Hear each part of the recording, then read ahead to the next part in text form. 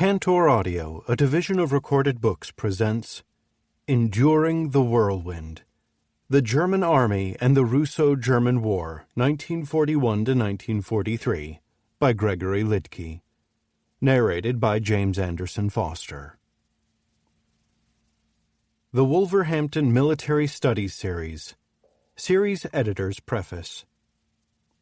As series editor, it is my great pleasure to introduce the Wolverhampton Military Studies series to you. Our intention is that in this series of books you will find military history that is new and innovative and academically rigorous with a strong basis in fact and in analytical research, but also is the kind of military history that is for all listeners, whatever their particular interests or their level of interest in the subject. To paraphrase an old aphorism, a military history book is not less important just because it is popular, and it is not more scholarly just because it is dull.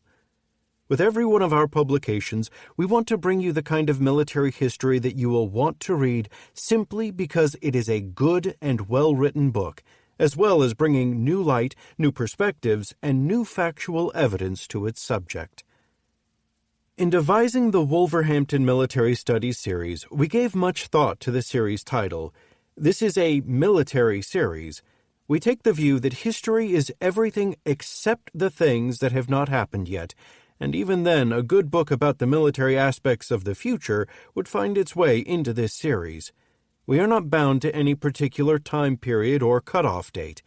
Writing military history often divides quite sharply into eras, from the modern through the early modern to the medieval and ancient, and into regions or continents, with a division between Western military history and the military history of other countries and cultures being particularly marked. Inevitably, we have had to start somewhere, and the first books of the series deal with British military topics and events of the 20th century and later 19th century. But this series is open to any book that challenges received and accepted ideas about any aspect of military history, and does so in a way that encourages its listeners to enjoy the discovery. In this same way, this series is not limited to being about wars or about grand strategy or wider defense matters or the sociology of armed forces as institutions or civilian society and culture at war. None of these are specifically excluded, and in some cases they play an important part in the books that comprise our series. But there are already many books in existence, some of them of the highest scholarly standards, which cater to these particular approaches. The main theme of the Wolverhampton Military Studies series is the military aspects of wars, the preparation for wars or their prevention, and their aftermath. This includes some books whose main theme is the technical details of how armed forces have worked, some books on wars and battles, and some books that re-examine the evidence about existing stories to show in a different light what everyone thought they already knew and understood. As series editor, together with my fellow editorial board members and our publisher Duncan Rogers of Helion, I have found that we have known immediately and almost by instinct the kind of books that fit within this series. They are very much the kind of well-written and challenging books that my students at the University of Wolverhampton would want to hear. They are books which enhance knowledge and offer new perspectives. Also, they are books for anyone with an interest in military history and events, from expert scholars to occasional listeners. One of the great benefits of the study of military history is that it includes a large and often committed section of the wider population who want to hear the best military history that they can find. Our aim for this series is to provide it. Stephen Badsey, University of Wolverhampton. Introduction. Myths, once buttressed by public credibility, assume a veneer of historical truth and are more easily enlarged upon than refuted. Charles W. Sydnor, Jr. Despite a mountain of literature and the availability of a wide range of archival material, many aspects of the Second World War remain poorly or, at best, partly understood. In particular, North American and Western European perceptions of the ferocious struggle between Germany and the Soviet Union between 1941 and 1945 continue to be clouded by a combination of their own distinct historiographical development, a near fetish amongst the general public for anything related to the military forces of the Third Reich, and a host of interminable fallacies that even decades of scholarship appear unable to overcome. Seemingly, the most impermeable of these perceptions relates to the notion that the military forces of Germany were not really defeated by the Soviet Red Army on the battlefield at all, at least not in terms of operational or tactical level proficiency. One of the crucial facets underpinning this argument is the belief that Germany was simply unable to provide adequate personnel and equipment replacements to maintain the German army as a viable military machine capable of defeating, or at least fending off, the massive armies fielded by its Soviet adversary. Instead, the German forces on the Eastern Front became progressively weaker as their ranks were thinned by years of relentless battle. Ultimately, the depleted formations of the once vaunted German army were merely overwhelmed by vastly superior Soviet hordes of men and machines, but only after an extremely bloody, hard-fought, and heroic struggle. As succinctly expressed by one British military historian, the German army in the East was simply inundated. From now on, the Russians were able to marshal huge forces at whatever point of the front they chose and smash through the German lines almost with impunity. Offensive followed offensive up and down the front, swamping the defenders and inexorably pushing them back, first out of the Soviet Union and then to the gates of Berlin itself. Similarly, in his immensely popular work, Panzer Battles, a study in the employment of armor in the Second World War, now in its 7th edition, former German Generalmajor Friedrich von Mellenthin observed, "The weak German forces were like rocks in the ocean, surrounded by endless waves of men and tanks, which surged around and finally submerged them." This argument of a German army possessing generally superior leadership and near-flawless operational and tactical skill, but starved of sufficient men and equipment that doomed it to defeat, became one of the main pillars upon which Western perceptions of the Russo-German War were constructed. However, despite the preponderance of this numerical weakness argument within the historiography and its centrality as an explanation for Germany's defeat by the Soviet Union, no systematic examination has yet been undertaken to reveal just how well Germany was able to make good the losses of men and equipment it sustained on the Eastern Front, and how this was reflected in the strength and capabilities of its field divisions deployed there. The primary goal of this study is to address the perception of numerical weakness in terms of Germany's ability to replace its losses and regenerate its military strength, and assess just how accurate this argument was during the first half of the Russo-German War, June 1941 to June 1943. Specifically, it asks the questions: to what extent was Germany able to provide the reinforcements and replacements needed to maintain the strength of the Ostheer? And to what extent was this reflected in the fighting capabilities of the German field divisions committed to the Eastern Front during 1941 to 1943? In contrast to the notions found within both academic and popular studies of the conflict, this study finds that numerical weakness is the primary factor in the defeat of the Ostheer at the hands of the Red Army, specifically as it related to the strength and condition of the German units involved, has been overemphasized and frequently exaggerated. In fact, Germany was actually able to regenerate its forces to a remarkable degree with a steady flow of fresh men and equipment, and German field divisions on the Eastern Front were usually far stronger than the accepted narratives of the war would have one believe. While historians have increasingly questioned the veracity of much of what was considered to be true about the Russo-German War in recent decades, the historiographical development of the literature makes any attempt at revision an extremely difficult process. Until the end of the 1950s, very few English-language monographs directly addressed the Eastern Front. The earliest accounts tended to either be narrow in their time frame, or they were otherwise confined to specific events, thereby providing Western audiences with some details, but little real sense of the true immensity of the conflict. The first general history, The War in Eastern Europe, was published by the United States Army, followed a few years later by Vladislav Anders' Hitler's Defeat in Russia. Shortly thereafter, the British War Office published Germany's Defeat in the East, The Soviet Armies at War, 1941 to 1945, and The German-Russian War, 1941 to 1945. These general accounts, now almost forgotten, established the broad methodologies and thematic patterns that continue to dominate Eastern Front historiography to the present day.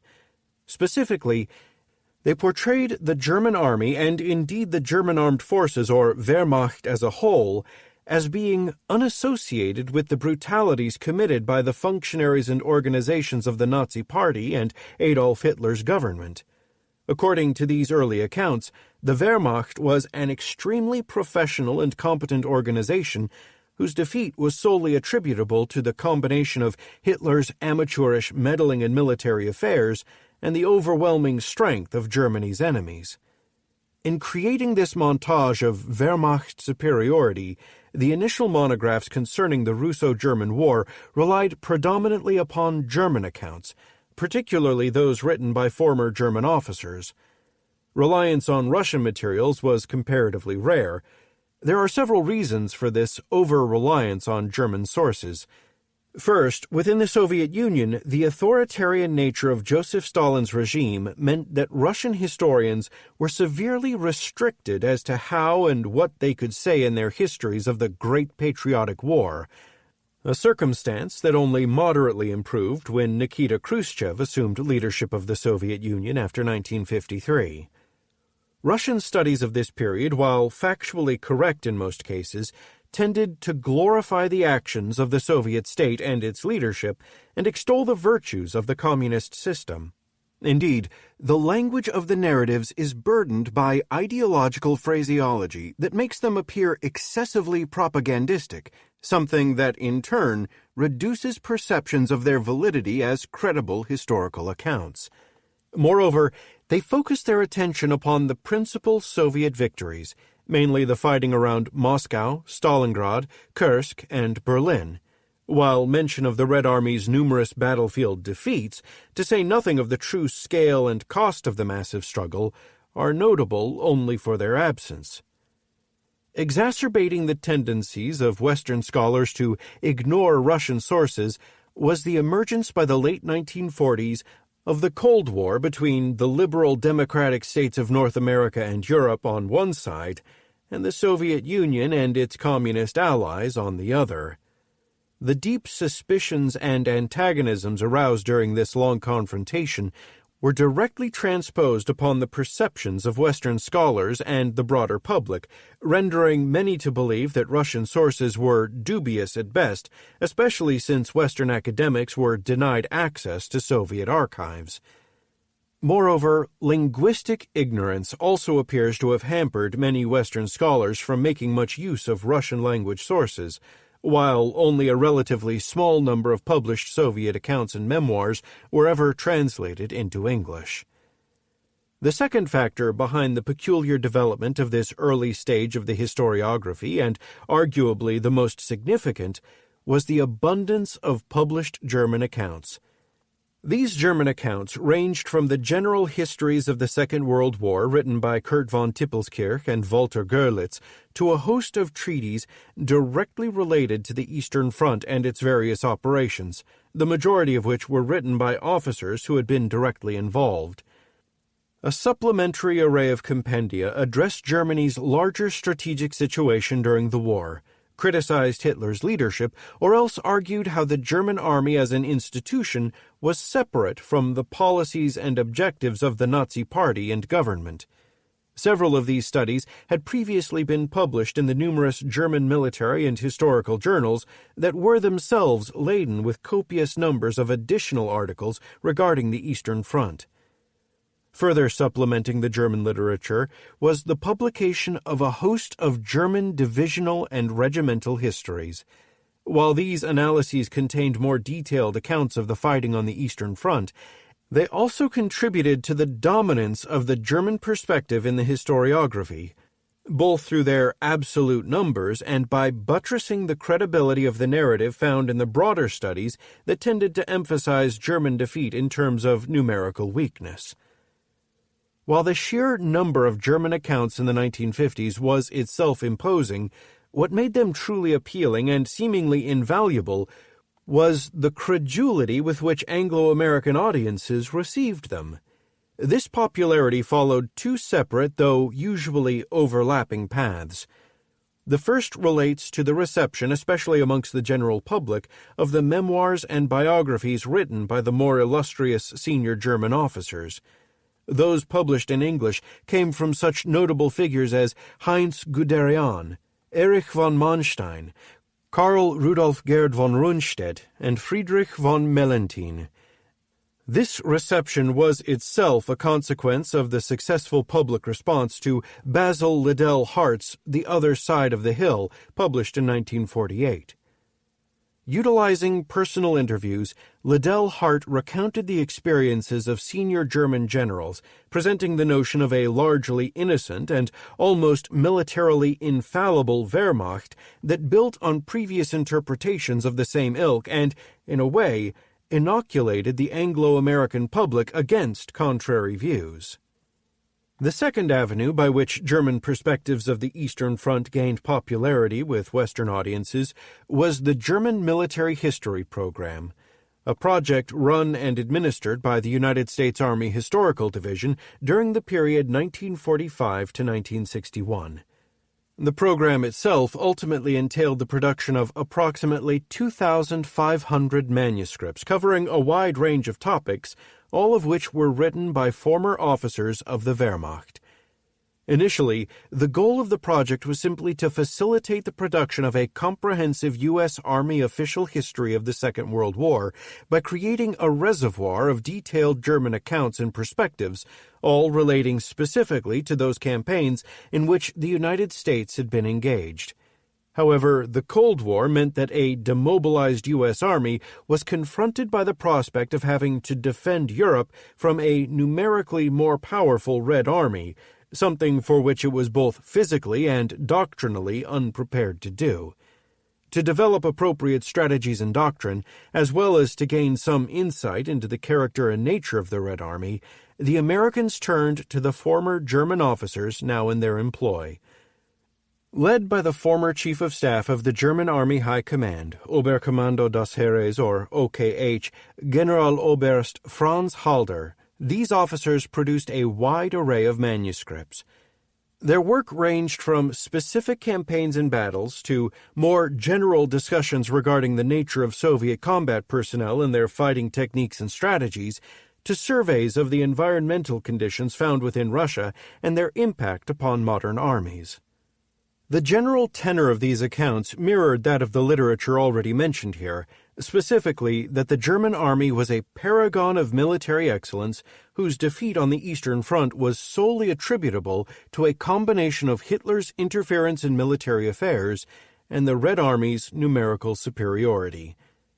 While these studies were not immediately available to the general public, they did receive a warm reception within American military circles eager for any advice or information regarding the new Soviet adversary. In doing so, the U.S. Army as an institution seems to have wholeheartedly embraced the German account of the Russo-German War. Indeed, in November 1961, the United States awarded Halder the Meritorious Civilian Service Award, the highest award a foreigner in American employ could obtain, for his role in directing the German military history program. When made available for public consumption during the 1960s, the Manuscripts Association as the product of an official program of the U.S. Army reinforced the legitimacy of their image of the war on the Eastern Front. In turn, this apparent legitimacy was implied upon the broader German literature by both academics and the general public, further cementing the notion that the German account of the Russo-German War was both accurate and unbiased. As a consequence of these developments, by 1960 the German description of what had transpired during the savage contest between Germany and the Soviet Union had become firmly ensconced within Western consciousness. Certainly, the German memoir material played a central role in the formation of this narrative, as James Wood later noted. By committing their views to paper, the German officer corps had the last word on the Wehrmacht's performance in World War II and used it to the best of their abilities. The resulting body of work, therefore, came to be characterized by the absence of war crimes, with the exception of those committed by the Red Army, an unquestioning admiration of the professional skill of the German soldier, and an explanation of the loss of the war that is almost invariably linked to Allied material strength and or the interference of a certain Austrian corporal. However, the frequency of this view in the German accounts needed the assistance of a number of unique circumstances to ensconce itself fully in the Western consciousness.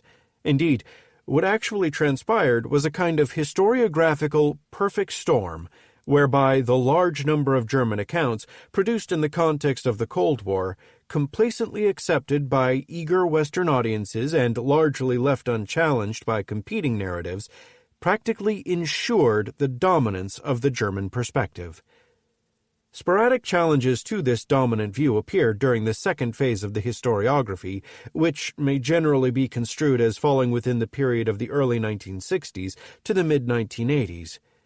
Facilitated by the return of captured German archival documents to West Germany, these new studies were written by German academics who questioned the notion that the Wehrmacht was almost isolated from the policies and crimes of Hitler and the Nazi Party.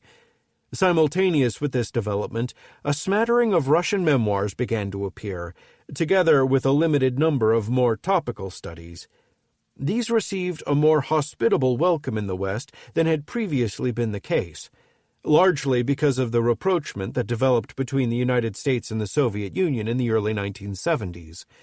Moreover, some of the broader English-language histories of the Eastern Front that are hallmarks of this period also contributed to these challenges through more balanced representations of the conflict. The first was Alexander Worth's Russia at War, 1941 to 1945, which employed an impressive array of Soviet sources and thereby produced the first alternative Soviet view of the war to reach Western audiences on a large scale. One of the first accounts to recognize that not all was right within the historiography was Barbarossa, the Russo-German Conflict, 1941 to 1945, written by Alan Clark, who noted in his preface, "The Germans have evolved a variety of excuses that centered upon notions of numerical inferiority and Hitler's mishandling of military strategy." Providing a more human appraisal of the Red Army was William Craig's Enemy at the Gates, The Battle for Stalingrad, that illuminated the bravery and skill of the common Soviet soldier as an individual rather than a simple cog in a massive military machine. Then came John Ericsson's monumental The Road to Stalingrad, and later The Road to Berlin, which, by describing military actions at the operational level of war, postulated that the ultimate Soviet victory could not be attributed to numbers alone. But the myth of German military superiority still persisted. While Worth, Ericsson, Clark, and others challenged the German-centric view of the conflict and provided Western audiences with far more information on the Red Army than had previously been available, their impact upon overall Western perceptions of the Russo-German War was limited. The revisionist arguments of German academics such as Andreas Hillgruber and Manfred Messerschmitt remained virtually unknown outside of Germany to all but a handful of specialized scholars, and the few Russian memoirs and studies that appeared in English were drowned by fresh waves of German monographs.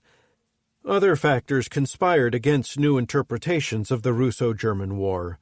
The U.S. Army, eager to reinvent itself following the debacle in Vietnam and still having to deal with a potential clash with Warsaw Pact forces in Europe, again turned to German military history.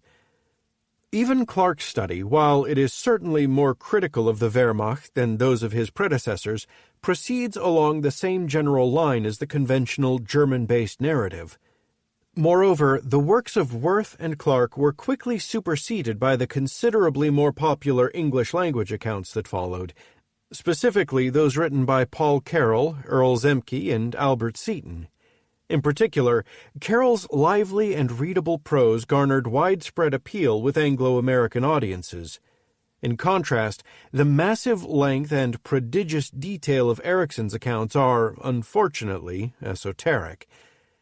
This is reflected in their not having been republished until recently, and it explains why they never appealed to more than a narrow academic community. Overall, while works such as Erickson's certainly created some ripples within the historiography and thereby raised the first doubts as to the veracity of many long-held assumptions, the unrelenting dominance and popularity of the German narrative prevented any significant reinterpretations to the broader understanding of the conflict, especially amongst the general public.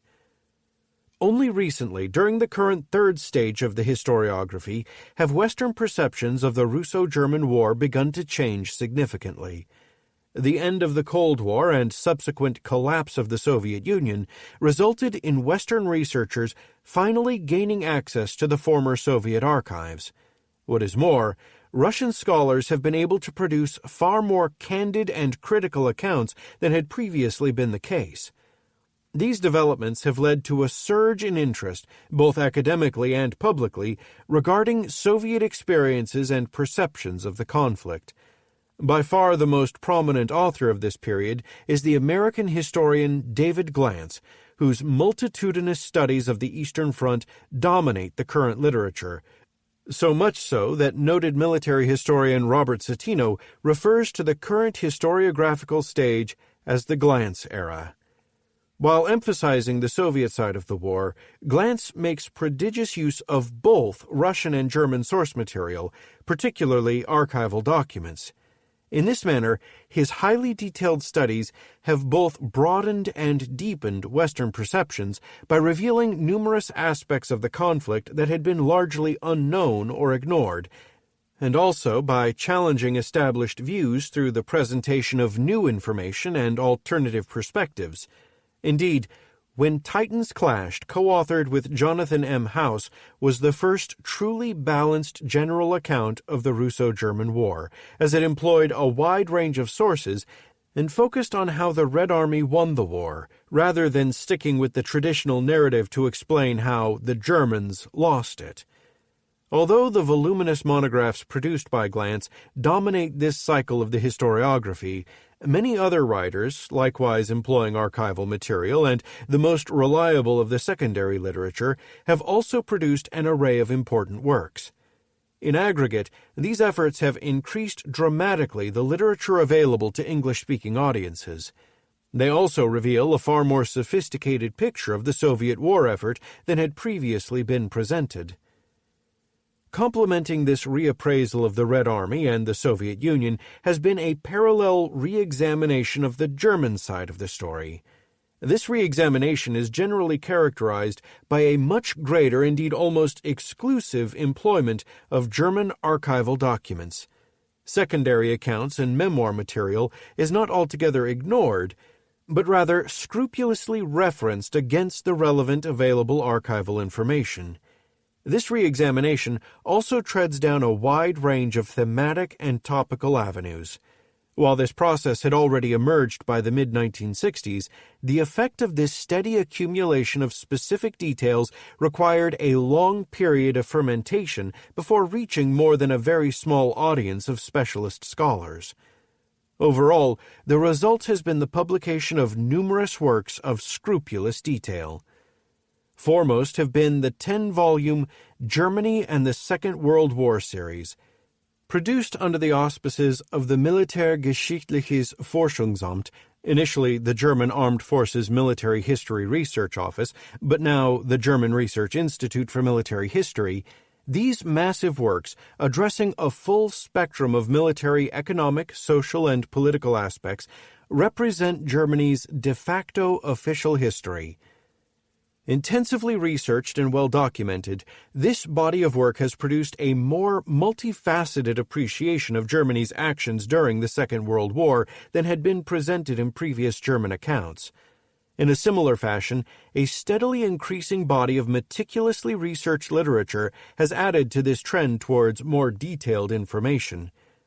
As such, this elaborate attention to detail has contributed to the creation of more refined considerations of the pertinent German efforts in the Russo-German War and, in some cases, has directly challenged many of the longest-held tenets.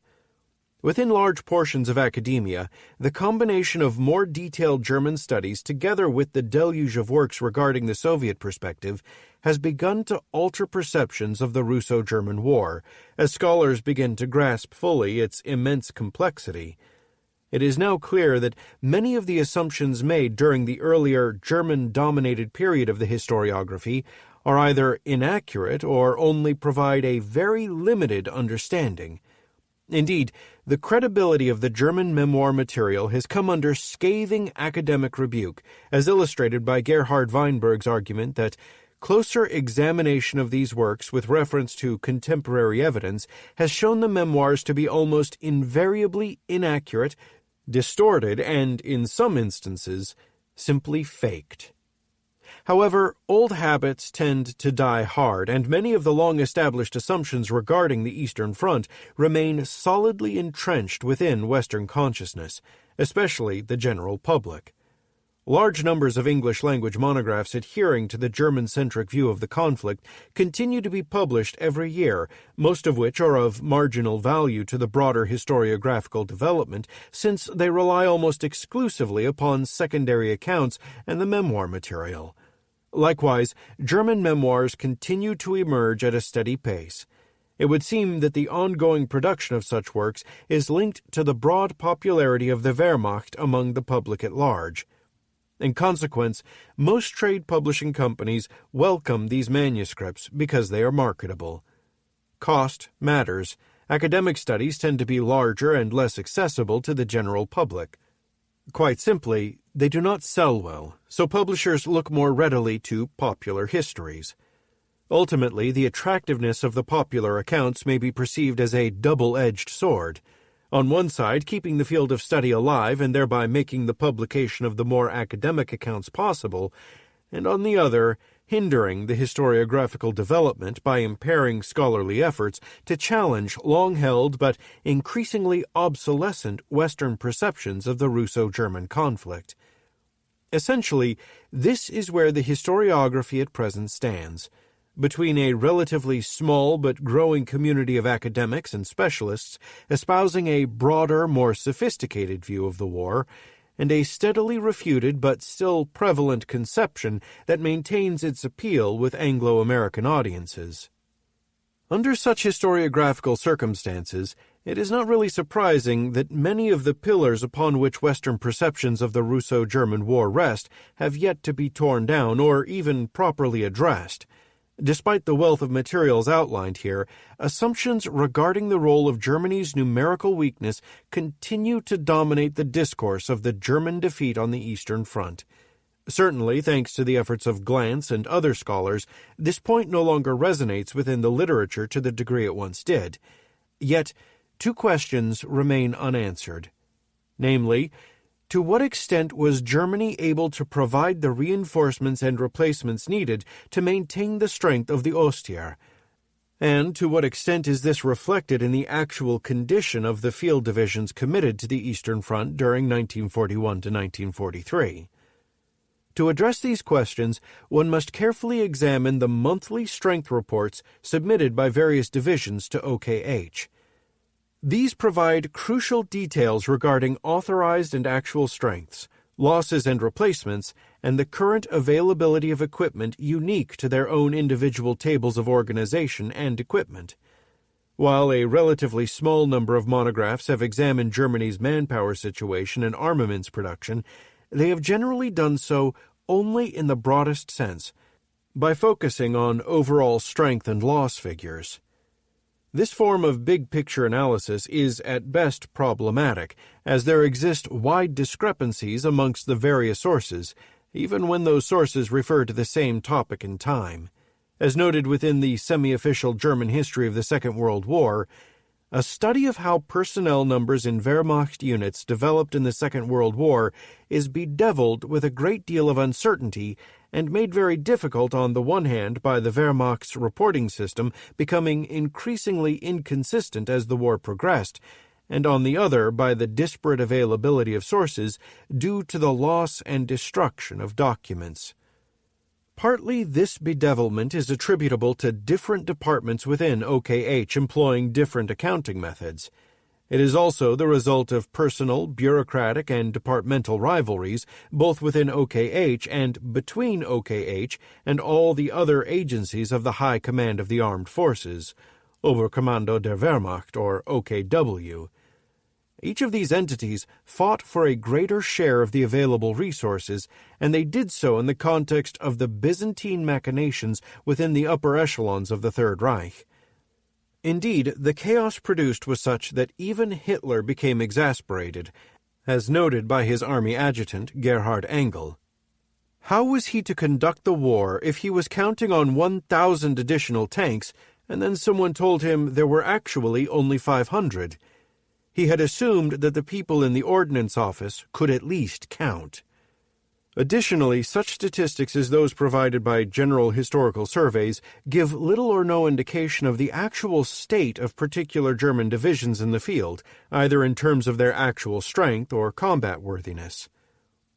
Exacerbating this situation is the fact that the methodology adopted by the Organization Department of the Army General Staff for determining the replacement requirements of the field divisions was inaccurate, which in turn contributes to the confusion regarding the actual strength of the German army at any given time. The head of the Organization Department from April to October 1942, Burkhard Müller-Hillebrand, admits as much in a study of German replacement and statistical systems that he produced for the U.S. Army after the war. Rather than assessing needs by comparing the authorized Zollstarke and actual Iststarke strengths of the divisions in the field, he admits that replacement's requirements were based upon the 10-day casualty reports forwarded by the field armies. These reports only indicated losses due to enemy action and did not include casualties sustained through other means, such as sickness, suicide, or personnel transfers to other formations and branches of the Army. Likewise, such an assessment does not take into account the many different types of divisions that existed within the German Army, that these were raised in mobilization waves, Welle, each with their own specific structures, or that during the course of the war some 3,000 changes were made to the various wartime tables of organization, Kriegsstarkenachweisungen, or KSTN. As a result, no two German divisions had precisely identical organizational structures or establishment strengths, even if they were of the same type. While broader assessments of manpower and equipment strengths of the German army have their uses and can certainly be of some benefit to any scholarly study, for the reasons noted here, they must be handled with care. This state of affairs dictates that the focus upon specifics, such as the previously mentioned monthly divisional reports, is not only wise but also essential in determining the actual strength of German forces committed to the Eastern Front. In detailing the condition of German field formations, there exists a prodigious and seemingly pedantic German military terminology, especially that related to definitions of unit strength.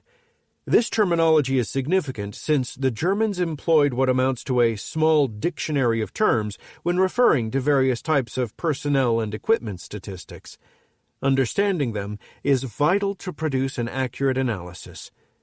Indeed, a lack of precision in this regard, resulting in the inflation or deflation of German strength depending upon the specific example, has littered the historiography of the Second World War as a whole with a series of errors and misrepresentations. In turn, these faults have had serious repercussions for the accuracy of broader scholarly treatments of various battles, campaigns, strategies, and policies, and of subsequent assessments of the exact impact or significance these issues may have had. As explained by historians Nicolaas Zetterling and Anders Frankson, numbers constitute a very important part of military history and analyses, but if they are not close to reality, they can be very misleading. Many of these terms do not render easily to English translation, which makes the use of the German phraseology advisable. For example, the terms Gefechtsstärke, Kampfstärke, and Einsatzstärke could all too easily be mistranslated into English as combat strength, yet all three have unique definitions, the significance of which is not embraced by the English term. Similarly, when examining reports of equipment losses, one needs to note the difference between Ausfälle, loss, and Totalausfälle, total loss. The former indicates equipment that has been damaged or somehow has become non-operational, but which can be salvaged, repaired, and returned to serviceability, whereas the latter refers to equipment that, for a variety of reasons, has been destroyed or permanently lost. The following lists the primary terminology employed within German accounts to designate personnel strengths. Sollstärke. This term is used to designate the number of personnel a unit is authorized to possess according to its current tables of organization, or KSTN. Verpflegungsstärke refers to the total ration strength of a given unit on a specific date and includes everyone, including sick and wounded personnel, prisoners of war, non-military manpower, and personnel attached from other military organizations and services who drew rations from that particular unit. Similarly, the term Kopfstärke literally means head count and relates to the same definition as Verpflegungsstärke. Iststärke, the actual or available strength on a specific day. This includes all the personnel belonging to a given unit and includes those who were on leave or otherwise temporarily absent. Also included were any sick or wounded personnel who were expected to return within 8 weeks.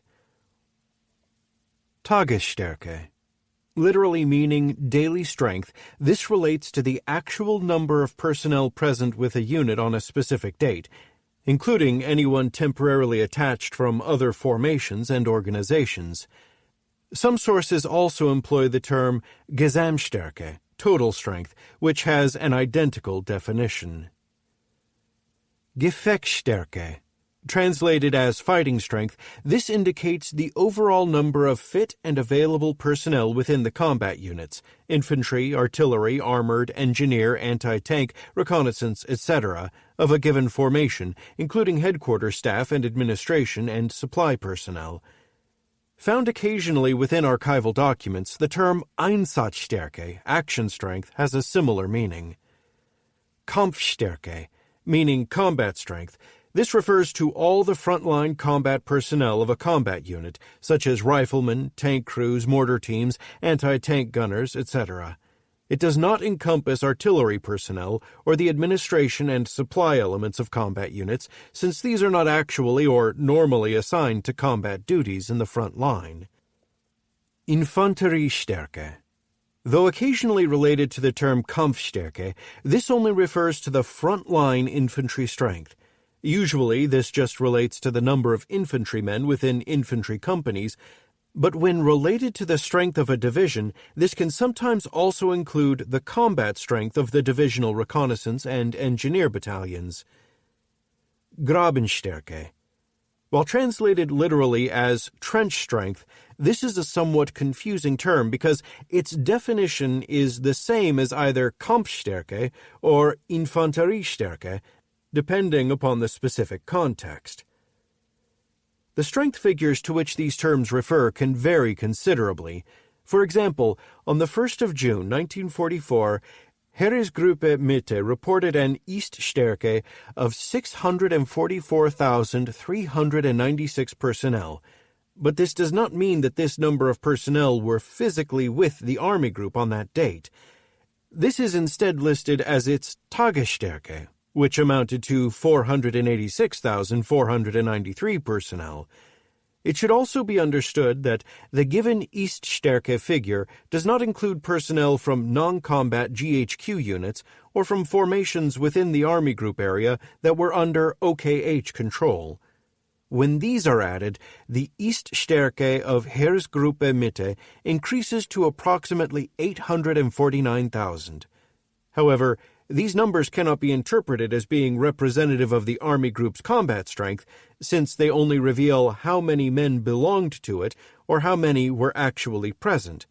Rather, wherever possible, it is important to discern the figures for Gefechtsstärke and Kampfstärke, which are listed respectively as 316,200 and 236,772. As this illustrates, given the wide range of figures they represent, understanding and distinguishing these terms is crucial. For reasons of space and because it encapsulates the time frame during which the Third Reich reached the zenith of its power and thereby its potential to win the Second World War, this study will be limited to the first half of the Russo-German War, June 1941 to July 1943, and the years preceding it. Specifically, Chapter 1 outlines the background development of the German Army from 1919 until the fall of France in 1940. This includes a review of the various measures undertaken to circumvent the limitations imposed by the Treaty of Versailles, as well as the period following Hitler's ascension to power in 1933 that witnessed fierce inter-service rivalries over resource allocations as Germany's military capabilities were rebuilt. It also provides precise details concerning the evolution of the German army during the first 10 months of the Second World War, particularly to see how well the Army's material needs were met. Finally, this chapter also includes a cursory review of the military operations between September 1939 and June 1940 to illustrate the costly nature of modern warfare and how well Germany was able to deal with these costs at this early stage in the war. The second chapter focuses upon Germany's decision to attack the Soviet Union and how the German army went about preparing for this task between July 1940 and June 1941. This encompasses the various hurdles the army experienced as it sought to significantly expand its force structure and an assessment of how successfully the manpower and equipment requirements of this expansion were attained. The chapter concludes by laying out the size of the forces Germany assembled for the operation. The third chapter details the course of the Russo-German War from the time of the invasion in June 1941 until German offensive operations came to a halt that December. Along with illustrating the size of the opposing Red Army, this chapter charts the flow of German personnel and material strengths. It also provides details concerning how well these strengths were maintained and assesses the condition of German forces at key moments in the campaign. The fourth chapter begins with the Soviet winter counteroffensive that heralded the failure of the German invasion. Together with specifics concerning the extent of the losses sustained by the German army till that point, this chapter also discusses the various crises that suddenly confronted Germany during the winter of 1941 to 1942. It then details efforts to rehabilitate the size and strength of the German army in time for the resumption of its offensive operations in June 1942. The fifth chapter outlines the development of German offensive operations in Russia between June and November 1942 and illustrates the Germans' renewed ability to inflict staggering losses upon the Red Army. It also draws attention to the faulty conduct of the summer campaign as the principal reason for its eventual failure, and shows how German strength was gradually depleted as the campaign progressed because of both the intensity of operations and the Germans' own misuse of their available resources. This chapter concludes with a summary of the condition of German formations by late 1942. The sixth chapter covers the period of November 1942 until July 1943.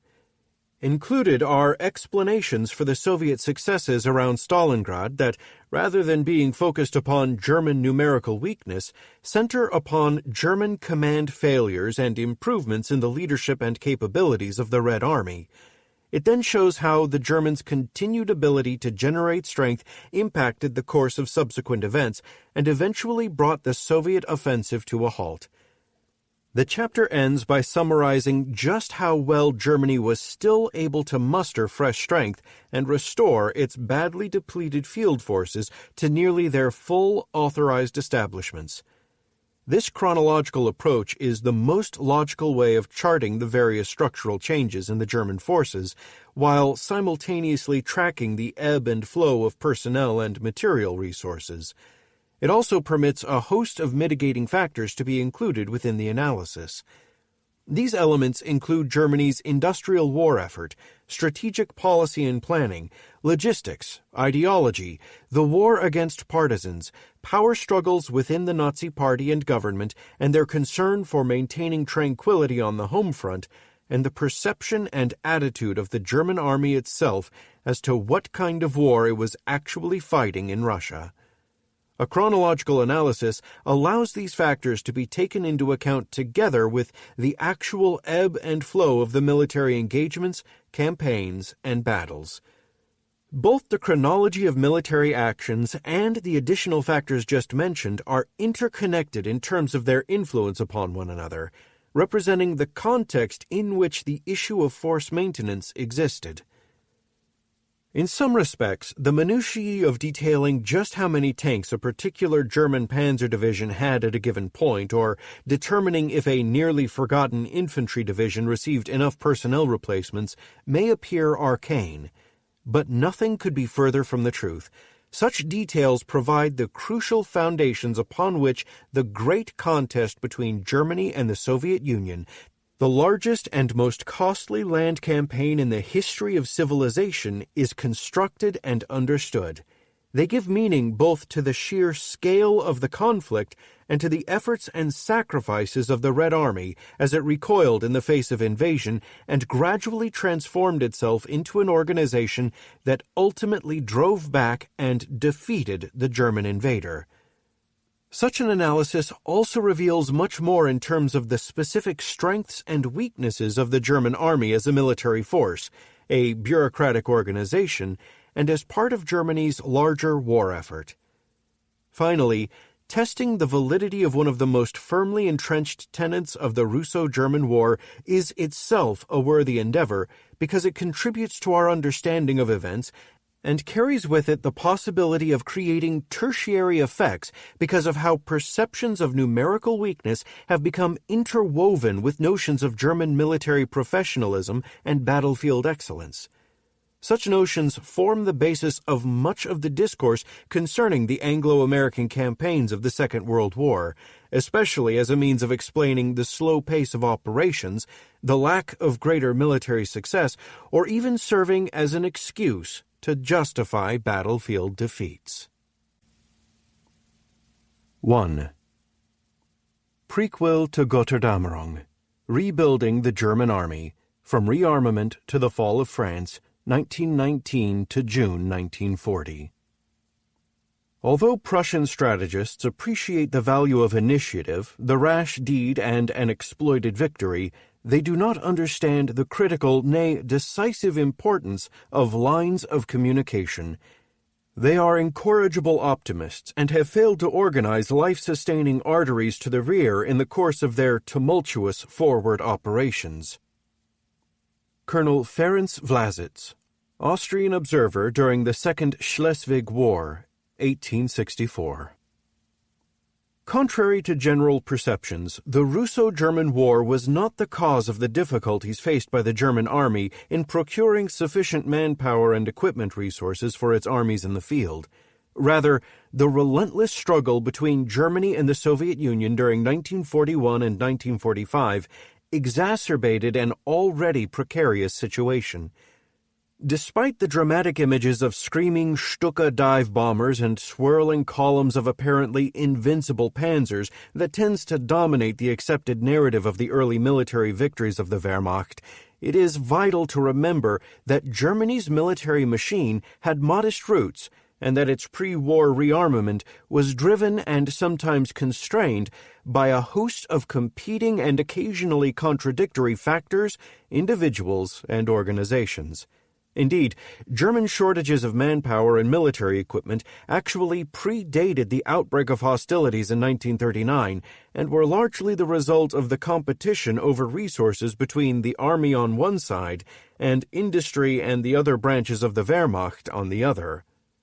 These competitions would endure throughout the entire course of the war, but were considerably muted during its earliest stages because the speed of the German victories of 1939 to 1940 kept losses within manageable limits.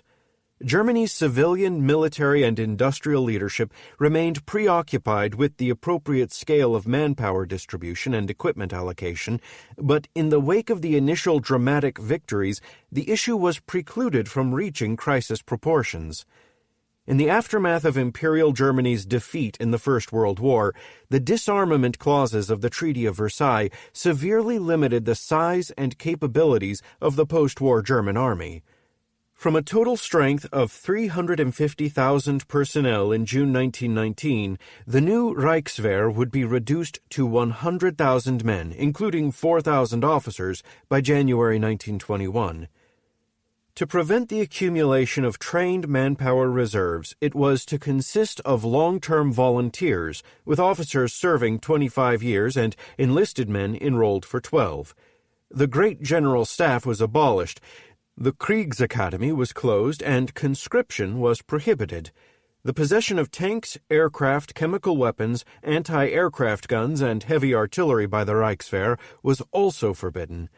An inter-Allied control commission was to ensure that the 7 infantry and 3 cavalry divisions of the Reichswehr were equipped with no more than 102,000 rifles and carbines, 1,926 machine guns, 204 7.7 centimeter and 84 10.5 centimeter artillery pieces, and 252 mortars. To maintain internal security and stability, the Reichswehr was eventually allowed to retain 105 armored cars, while the state police forces were permitted to have 150 such vehicles. To ensure that these equipment levels could not be rapidly increased during any future crisis and to forestall the development of modern weapons, the industries of the great German armaments manufacturers, such as Krupp and Rheinmetall, were to be severely scaled down and their output closely monitored, especially in terms of the development and production of aircraft. From the outset, the leading personalities of the German government, industry, and the Reichswehr attempted to circumvent these restrictions as best they could. Between 1926 and 1932, the German Transport Ministry provided subsidies worth 321 million Reichsmark to various German aircraft manufacturers for research and development to provide some basic foundation for future aerial rearmament. More covertly, starting in 1925, the Reichswehr annually spent 10 million Reichsmark on training aircrew and developing aircraft. With the signing of the Treaty of Rapallo between Germany and the Soviet Union in April 1922, the Reichswehr was able secretly to establish a number of testing facilities in Russia, allowing Germany to retain a modest level of expertise in the use and development of modern weapons systems, such as tanks and aircraft. These and other programs were fully supported by Germany's political leaders, who provided funding via camouflaged appropriations in the Reichstag. Officially, the German defense budget grew from 409 million Reichsmark in 1924 to a peak of 827 million Reichsmark by 1928 to 1929. The significance of this funding is difficult to quantify, given that a considerable but unknown amount of additional financing was covert or done via private individuals and commercial enterprises. However, in February 1927, Generaloberst Wilhelm High, commander of the Reichswehr, was able to report in a cabinet meeting that secret reserve weapon stocks amounted to 350,000 rifles, 12,000 light and heavy machine guns, 400 trench mortars, and 600 light and 75 heavy field artillery pieces.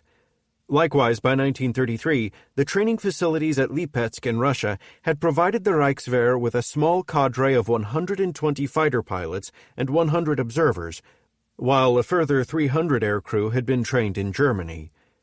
One estimate of the German air rearmament effort places expenditures for training and aircraft development between 1925 and 1933 at 100 million Reichsmark, $24 million US, with another 70 million Reichsmark, $16.5 million US, spent on developing the industrial infrastructure. By comparison, during this time the French spent approximately 12,000 million French francs, $49 million US, on military, civilian, and colonial aviation. Certainly these figures show that Germany in no way possessed a real air force, or that the Reichswehr was in any way prepared for a major war. Nonetheless, with the foundation of the future Luftwaffe having been laid, and with the German army possessing a considerable stockpile of equipment, it is clear that the German rearmament efforts of the 1930s were certainly not starting from scratch. Of far great significance to Germany's future military endeavors was the failure to create a sizable pool to trained reservists.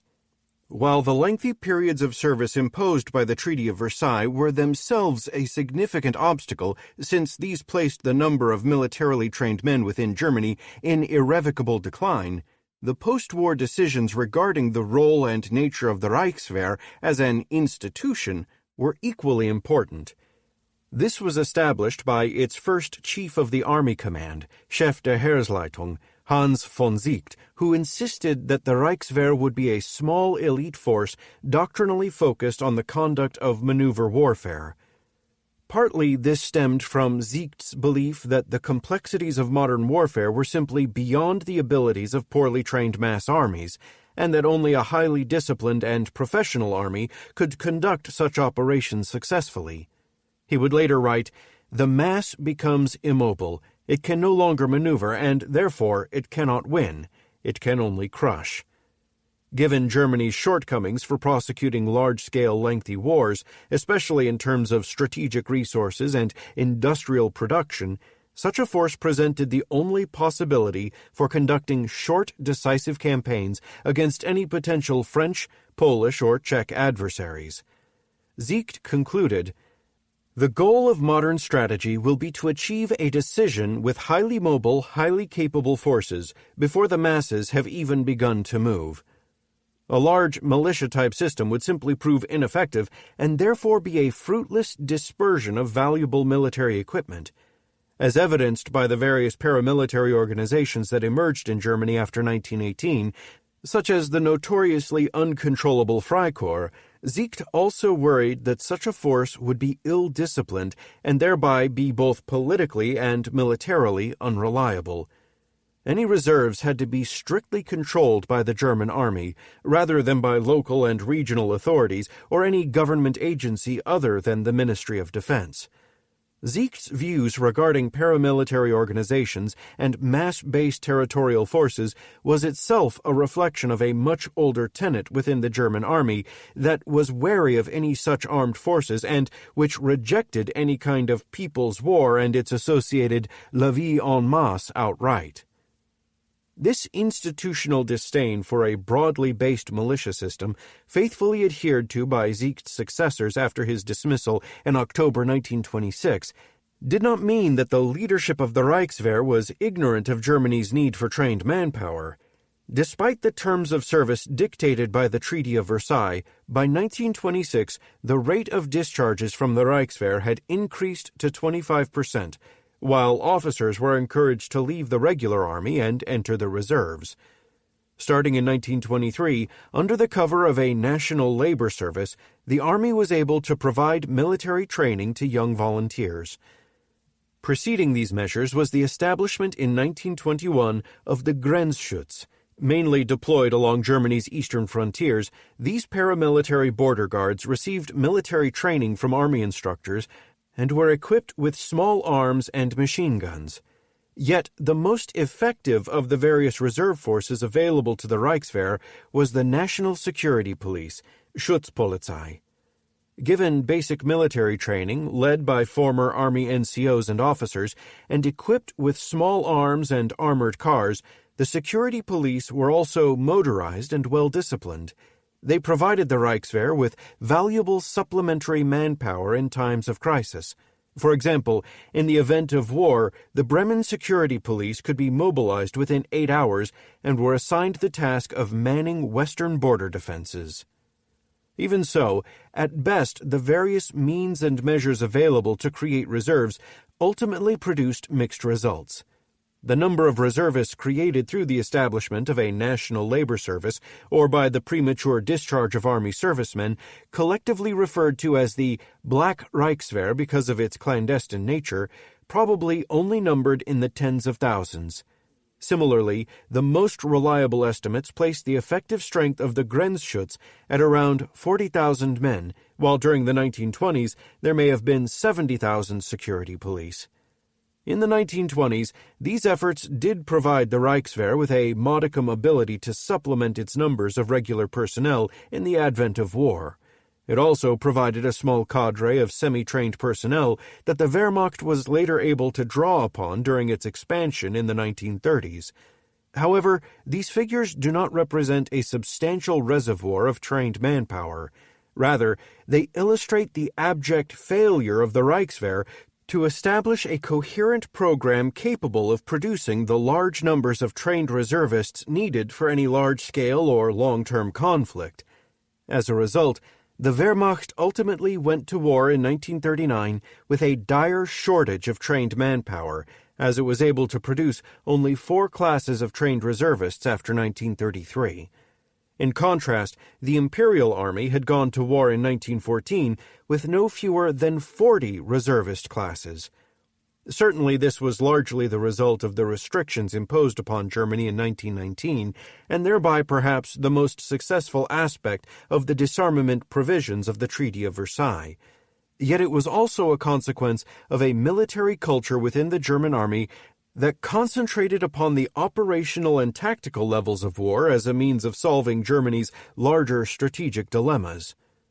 Ziecht's focus upon mobile operations conducted by small armies is a case in point. Ultimately, long-range planning tended to be neglected, while uncomfortable strategic and logistical circumstances were marginalized or ignored, frequently within an atmosphere of wishful thinking. In a cabinet meeting of the 9th of February 1933, mere days after his appointment as Chancellor, Adolf Hitler signaled that the era of modest German rearmament was at an end. Outlining his priorities, Hitler declared, "The future of Germany depends exclusively and only on the reconstruction of the Wehrmacht. All other tasks must cede precedence to the task of rearmament." The scale of this new emphasis was made clear on the 8th of June, when the president of the Reichsbank, Hjalmar Schacht, unveiled to the cabinet an ambitious plan to spend 35 billion Reichsmark on rearmament over the next 8 years. Averaging almost 4.5 billion Reichsmark per year, this represented approximately 5 to 10% of Germany's gross domestic product. But German rearmament faced significant obstacles. The greatest of these was the shortage of foreign capital brought on by a combination of the Great Depression, the already worsening of Germany's international reputation that drove off foreign buyers, and the conundrum of having to allocate resources and production for domestic consumption instead of selling them to boost foreign currency reserves. Given that considerable quantities of strategic resources had to be purchased on the global market, the shortage of foreign currency reserves proved to be a significant factor in determining the pace and scale of German rearmament. Many of the industries needed for rearmament would have to be built or significantly expanded, and that would require massive investments and infrastructure development. To achieve autarky and relieve Germany's reliance upon foreign imports, immense resources would have to be committed to establishing synthetic fuel and Buna rubber production facilities. Aside from the economic difficulties, rearmament also threw the German Army, Navy, and newly created Luftwaffe into competition with each other over everything from manpower and equipment to the allocation of raw materials and manufacturing capacities. This competition would only be exacerbated by the relentless pace at which Germany marched towards war, and by the lack, other than Hitler himself, of any central authority capable of distributing resources based upon strategic priorities. Finally, given the size of Germany's military forces in 1933, for the moment rearmament also had to remain secret in order not to alarm the other powers of Europe, particularly Great Britain and France. Abrogation of the Treaty of Versailles and the public announcement of the existence of the Luftwaffe would have to wait until March 1935. From the flimsy foundations established during the Weimar Republic, the political and military leadership of Germany committed themselves to the task of rapid rearmament without delay. The German army finalized its initial plan by December 1933 and foresaw expansion proceeding in two four-year phases. The first was to last until 1937 and was largely defensive in nature, entailing the breaking up of the 10 divisions of the Reichswehr into cadres around which 21 infantry and 3 cavalry divisions would be built. In the event of war, this number was to be increased to 63 divisions through the addition of volunteers and reservists. The second stage envisioned the establishment of an army capable of conducting an offensive war by 1941.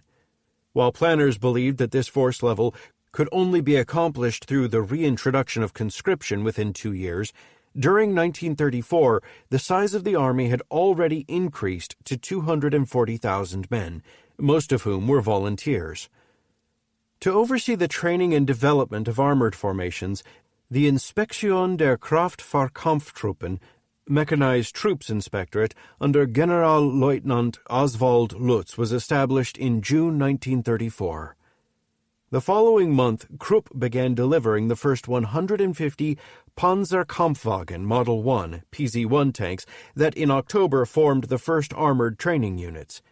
A further 650 of these training vehicles were scheduled for production during the following year, together with the first of the next 3 models, PZ-2 through 4, intended for actual combat.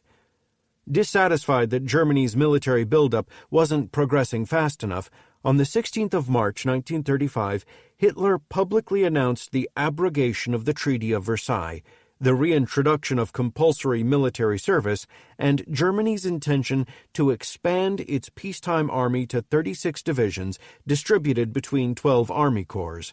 Shortly thereafter, he enacted the Wehrgesetz, defense law of the 21st of May, whereby the Ministry of Defense was renamed the Reichskriegsministerium, Reich War Ministry. The office of the Chef der Heeresleitung became the Oberkommando des Heeres, OKH, and the Army General Staff was formally re-established. On the 1st of June, the Reichswehr was officially renamed the Wehrmacht. Coming as it did within 2 years of the initial expansion of the army, this latest push for an even larger force compounded already critical shortages of trained officers. From the initial pool of 4,000 officers who had belonged to the Reichswehr, 450 were veterinary or medical personnel, while 500 others were transferred to the Luftwaffe in 1933. Aside from personnel required for staff and administrative appointments and all the various independent corps and army-level units, the new target of 36 divisions alone would need 19,224 officers. As the Kriegsakademie was only reopened on the 15th of October 1935, a variety of expedients were employed to attain the required numbers. These included the immediate granting of commissions to 1,500 non-commissioned officers, the drafting of 300 legal officials from the Ministry of Justice, and the transfer of 2,500 police officers from the Landespolizei. Supplementing these were officers who had been discharged since 1918, but who were now brought back into service. Allowances were also made for those no longer fit for frontline service, but who could still be useful in training and administrative establishments. Following the Anschluss with Austria in 1938, a further 1,800 Austrian officers were also taken on strength. While these emergency measures mitigated the worst shortages, they could do little to alleviate the lack of trained general staff officers or the concern amongst several senior commanders that the rapid expansion had diluted the high standards of the officer corps. Despite such concerns, the German army continued its relentless growth. By August 1935, its ranks had swelled to approximately 350,000 men, now equipped with 353 panzers, while the training maneuvers of the preceding month had involved the participation of an improvised panzer division. The success of these maneuvers resulted in the creation of the Kommando der Panzertruppen, Armored Troops Command, on the 27th of September, which established the Panzer Arm as its own distinct part of the German army. The formation of the first 3 panzer divisions followed on the 15th of October. That December, the chief of the Army General Staff, General der Artillerie Ludwig Beck, added 3 Leichte, light mechanized divisions, and a further 44 panzer battalions to the projected expansion to hasten the development of the Army's offensive capabilities. Completed in June 1936, the finalized plan for this latest phase of expansion set the targeted strength of the peacetime army at 43 active divisions, including 3 panzer and 4 motorized divisions, supported by 21 Landwehr territorial divisions. The development of infrastructure and the accumulation of equipment were to be accelerated in order to be able to mobilize 102 divisions and 3.6 million men by October 1940. By that point, Army planners anticipated that the panzer divisions would be able to field, in addition to light models, some 1,812 PZ-3 and PZ-4. While struggling to fulfill its own ambitious expansion programs, the German army was in constant competition with the other branches of the armed services over the allocation of industrial and raw material resources. In March 1934, the conventionally minded Commander-in-Chief of the German Navy, Admiral Erich Raeder, submitted an ambitious plan to Hitler for the establishment of a large ocean-going surface fleet that included the construction of 8 battleships, 3 aircraft carriers, 8 cruisers, 48 destroyers, and 72 U-boats by 1949. Hitler approved the plan, and construction of the first of the 32,000-ton Scharnhorst-class battlecruisers started in March 1935, together with the first of 4 Admiral Hipper-class heavy cruisers and some 13 destroyers. The commissioning of Germany's first U-boat followed on the 28th of June, and a further 11 would enter service during the remainder of the year. In 1936, construction started on the 42,000-ton battleships Bismarck and Tirpitz, along with the first of the aircraft carriers. Between 1936 and 1939, a further 13 destroyers and 15 torpedo boats would also be laid down. Raeder followed this extensive initial effort with an even grander program in December 1938.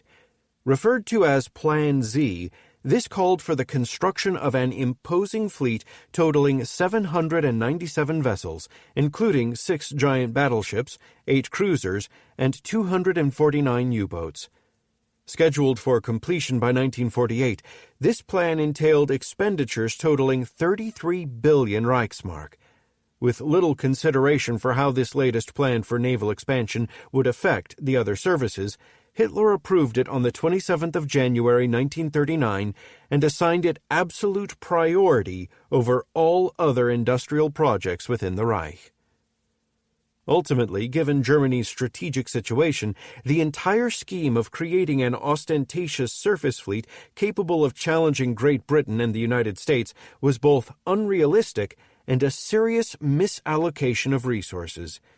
To conduct effective operations, the fleet forecast in Plan Z would have required the annual allocation of 6 million tons of oil and 2 million tons of diesel fuel by 1948, an entirely illusionary figure given that the most optimistic assessments estimated that German domestic production would reach only 2 million tons of oil and 1.34 million tons of diesel by that time. Moreover, throughout the course of the Second World War, the impact of those German capital ships actually completed was marginal. Overall, German surface warships and auxiliary cruisers sank 897,971 tons of merchant shipping between September 1939 and March 1941. During the same period, aircraft accounted for 864,239 tons, mines claimed 827,256 tons, and U-boats sank 3,453,394 tons.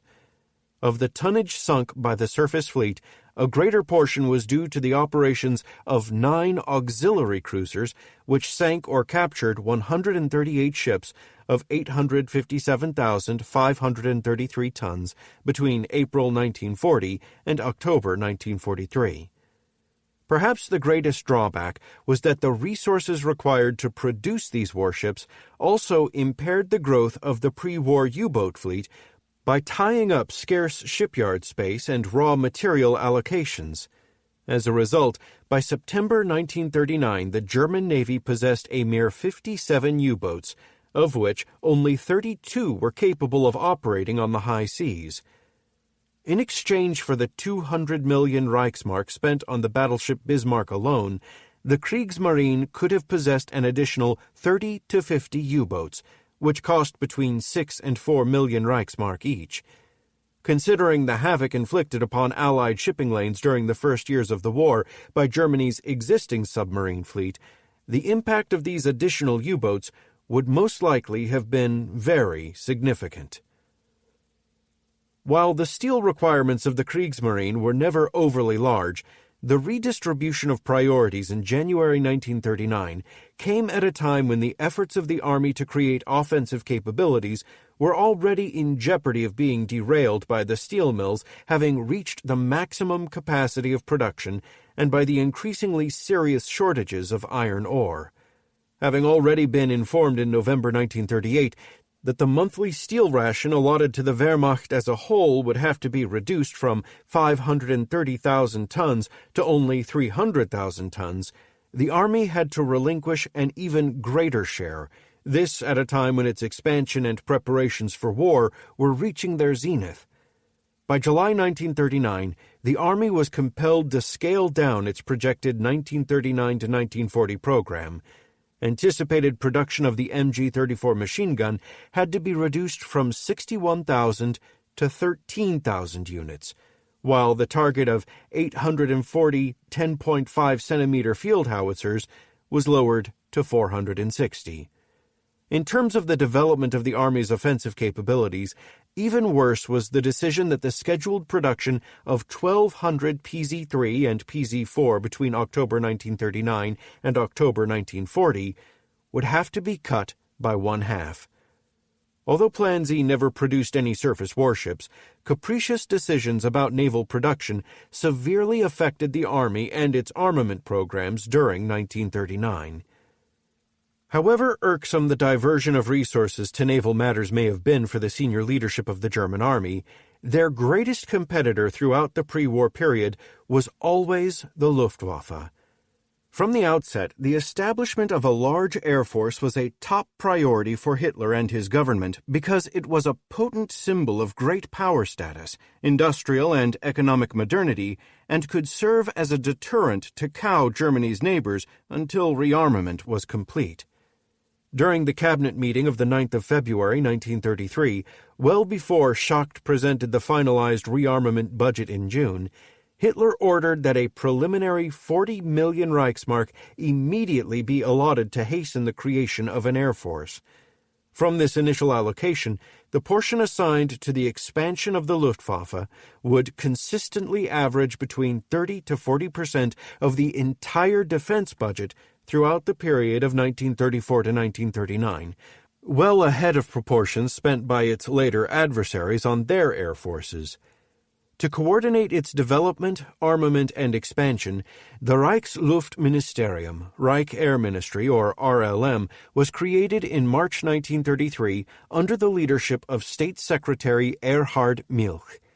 While Hermann Göring, a former fighter pilot during the First World War and longtime member of the Nazi Party, was given oversight of all aerial development within Germany and ultimately made commander-in-chief of the Luftwaffe, Milch was the driving force behind the development and expansion of the Air Force during its formative years.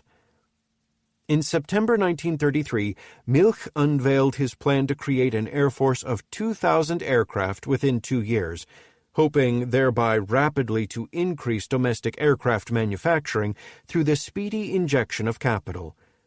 Within a month, the first combat air units had been formed, and by May 1934, the Luftwaffe possessed 2 bomber and 1 fighter Geschwader wing, with a total of 34 air squadrons. When the existence of the Luftwaffe was publicly revealed on the 1st of March 1935, it already had some 800 aircraft on strength. Although these were entirely first-generation aircraft of dubious quality, this first phase had accomplished 2 important objectives. The first had been to create an air force and, more importantly, develop the necessary infrastructure and training establishments required for future growth. The second objective was to inject sufficient capital into Germany's aircraft industries to develop their research and development facilities and expand production capabilities.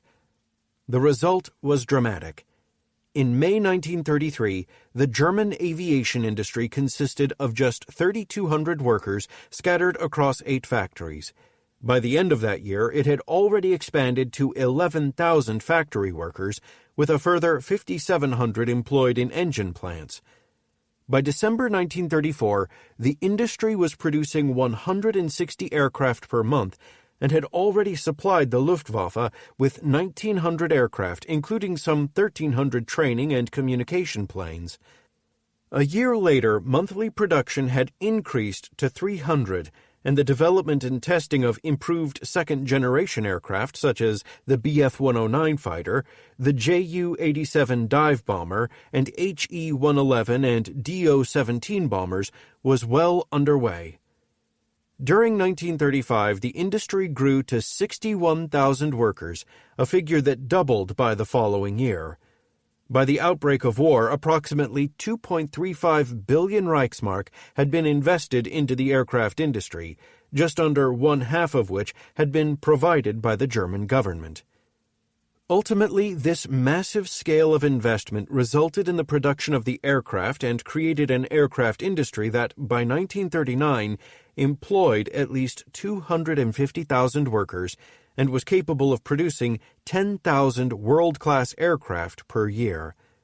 At this point, aircraft production averaged almost 700 per month, of which almost 400 were combat aircraft.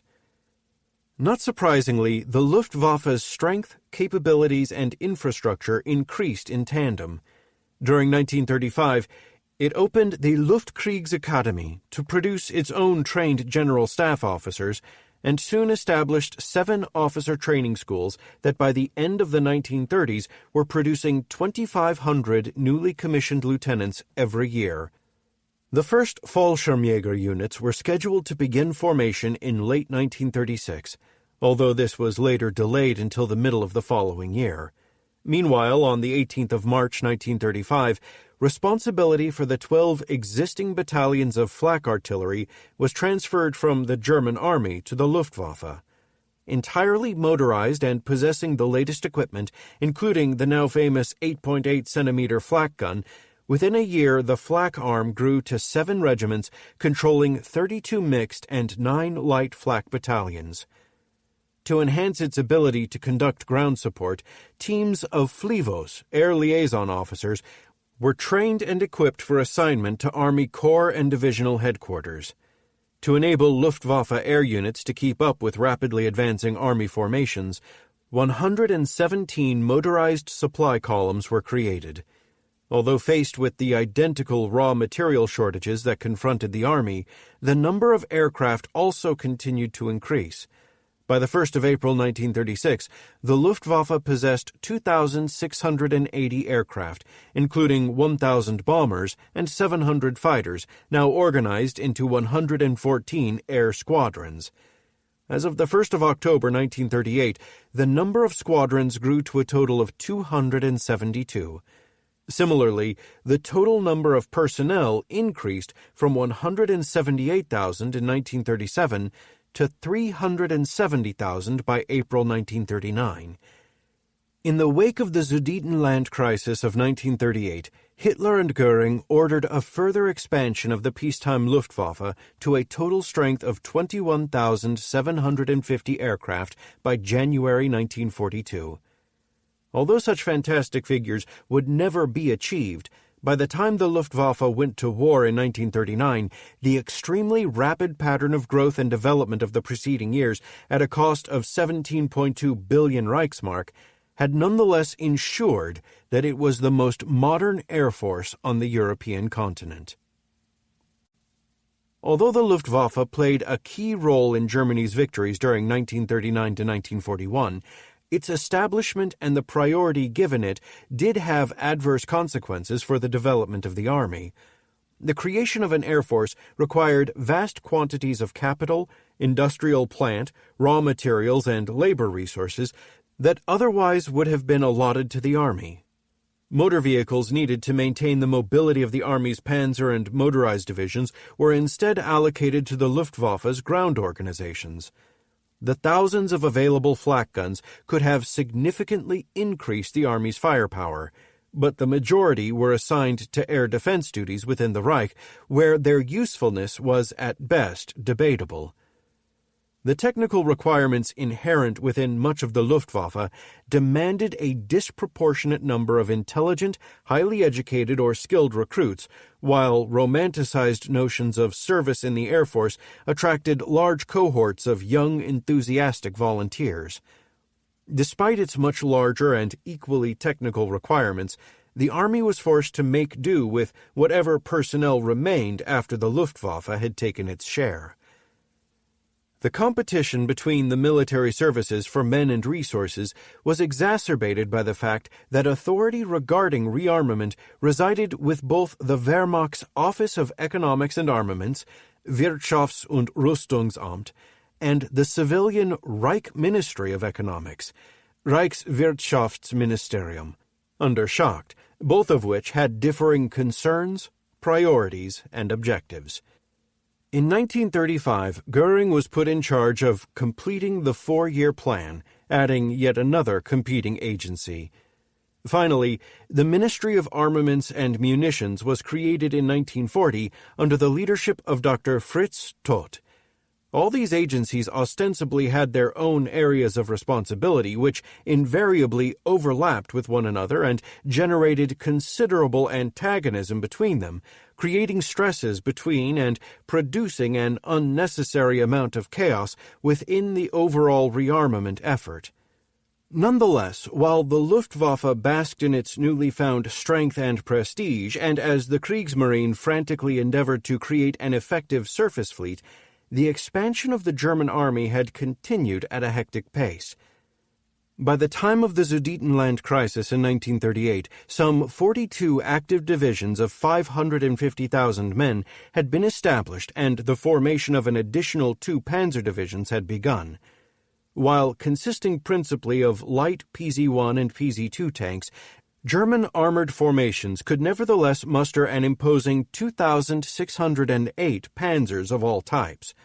Although the crisis highlighted glaring deficiencies that illustrated just how unprepared for a major conflict the Wehrmacht in fact was, it also had the effect of stimulating war preparations to an even greater degree. On the 14th of October, Goering announced plans for an even greater expansion of the Wehrmacht, which included the massive increase of Luftwaffe strength mentioned here. For its part, the Army was to accelerate its own production programs, especially that concerning tanks and heavy artillery, and began stockpiling reserves of strategic raw materials. Although shortages of steel and other materials during 1939 precluded the possibility of production ever attaining the goals outlined by Goering, the annexation of Austria in 1938 and the occupation of the rump of Czechoslovakia in 1939 resulted in the acquisition of those countries' gold and foreign currency reserves. Together with other expedients, this injection of new finance allowed German armament production to continue, at least in the short term. In consequence, despite daunting economic problems and gloomy forecasts of the future, by June 1939 the Army had grown to 51 active divisions with 730,000 personnel. Emphasis upon the scale of growth experienced by the German Army during the 1930s does not imply that no extremely serious deficiencies existed when it went to war in 1939. Of the 3,195 panzers on strength with the existing 33 panzer battalions on the 1st of September, there were only 98 PZ-3 and 211 PZ-4. The remainder were vulnerable light tanks of limited utility, which meant that the Panzer Arm was forced to play a game of perpetual catch-up throughout the war as it struggled to equip its panzer divisions with modern vehicles. While production shortfalls certainly had a role in this development, uncertainty within the Army regarding armor-heavy forces, quite natural given their unproven nature, was also partially to blame. Of the 35.6 billion Reichsmark budgeted for the Army's 1937 to 1941 expansion program, only 4.7% was for the production of tanks and motor vehicles, while guns, artillery, and ammunition was allotted 32%. Fortification construction alone received 8.7%. Despite the fact that the panzers became the iconic symbol of the German Army among the general public in the post-war period, during the 1930s, most of its senior officers remained unconvinced regarding the significance of armor, what its proper role on the battlefield was, and the amount of investment Germany should commit to its development. There was also confusion regarding what type of war Germany would ultimately fight, offensive or defensive, limited or total. What role should armor-centric panzer divisions play? Finally, it is important to note that in 1939, 46 out of the 51 active formations were not panzer divisions, and that these required huge amounts of equipment other than tanks. An even more serious problem for Germany was manpower. By September 1939, the German Army had available 500,000 fully trained and 600,000 partially trained reservists, most of whom were recalled to the colors that same month. With the reserves mobilized, the future expansion of the Wehrmacht and the replacement of its personnel casualties would depend upon the number of suitable males that could be obtained from among the civilian population. However, the immense rearmament programs of the 1930s ultimately meant that the German economy was already on a fully mobilized war footing by the end of the decade. While virtually eliminating unemployment, severe shortages of labor already existed by 1938 when the Labor Ministry reported that there were only 293,327 unemployed, barely 1% of the entire available workforce. Of these, no more than 28,000 were fully fit for work. On the 31st of May 1939, the entire German workforce amounted to 24.5 million German men, 14.6 million German women, and 300,000 people labeled as foreigners or Jews. In consequence, any further withdrawal of males from the civilian sector would result in corresponding shortages of labor within the German economy. In turn, this would have a detrimental effect upon the manufacture of armaments, especially as 50.2% of the German workforce was employed on Wehrmacht contracts by 1940. As well, the induction of rural conscripts would exacerbate already noticeable shortages of agricultural workers, thereby threatening to resurrect the same food shortages that plagued Germany during the First World War. Making matters worse, many of the males of the optimal recruiting classes, specifically those aged 20 to 25, were skilled industrial workers, which exempted them from military service. To gain the personnel it needed during the war, the Army would have to conscript large numbers of 35 to 45-year-old veterans of 1914 to 1918, whose age and previous experiences hardly made them fit the image of youthful, aggressive stormtroopers of post-war public memory. Few options were available to alleviate the shortages of labor. Despite the widespread belief that the Nazi regime was reluctant or incapable of mobilizing women for work because of societal or ideological concerns, by 1939 a third of all married women and more than one-half of all women between the ages of 15 and 60 were economically active. This represented more than one-third of the entire workforce, whereas the corresponding figure in Great Britain was only 1/4. With German women already heavily employed, the only real solution was to employ foreign workers and prisoners of war. Even before the invasion of France and the Low Countries in May 1940, 350,000 prisoners of war and 800,000 foreign workers were already employed across Germany. As the manpower squeeze worsened during the war, these figures expanded accordingly. Regardless of the limitations imposed because of manpower shortages, on the 1st of September 1939, the mobilized German army totaled 3,706,104 men, including 105,394 officers, an immense achievement considering the size of the Reichswehr less than 6 years earlier. This would indicate that almost 3 million German males were withdrawn from the economic workforce for service in the army. Simultaneously, the Luftwaffe and Kriegsmarine expanded to 677,000 and 122,000 men, respectively. Continued expansion of the armed forces meant that the number of inducted German males totaled approximately 4.4 million by May 1940. As their husbands were drafted and generous state-run family support mechanisms were initiated, the number of employed women also dropped by nearly 300,000 by December 1939. Despite some anxious moments, this huge withdrawal of labor from the civilian economy did not result in a collapse of production. Most armament figures actually increased in the months following the outbreak of the war. By closing non-essential industries and services and transferring the available labor to those areas where it was most needed, and by increasing working hours and efficiency, the number of workers lost to the economy was reduced to 2.4 million. This was further alleviated by the increased use of foreign workers and prisoners of war. Although these measures meant that the most easily accessible labor sources had now been tapped and that henceforth manpower would increasingly become difficult to find, they nonetheless permitted Germany to manage the problem for the first period of the war. Confronted by constraints of both personnel and equipment, the German army was forced to raise its formations in separate Welle, mobilization waves, rather than en masse. Upon mobilization, the army was functionally divided into two groups. The Feldherr, field army, consisting of that part of the army engaged in operations, and the Ersatzheer, replacement army, which was responsible for training replacement personnel and raising new formations. A total of 103 divisions were initially mobilized, including 6 Panzer, 4 Leichte, 4 motorized infantry, 3 Gebirgs, and 86 infantry divisions. Of the infantry divisions, these were raised in 4 distinct Welle.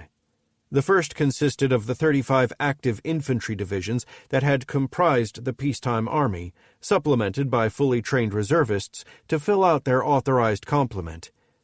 The 16 divisions belonging to the second wave were activated upon mobilization and consisted of fully trained reservists with a cadre of personnel from the existing active divisions.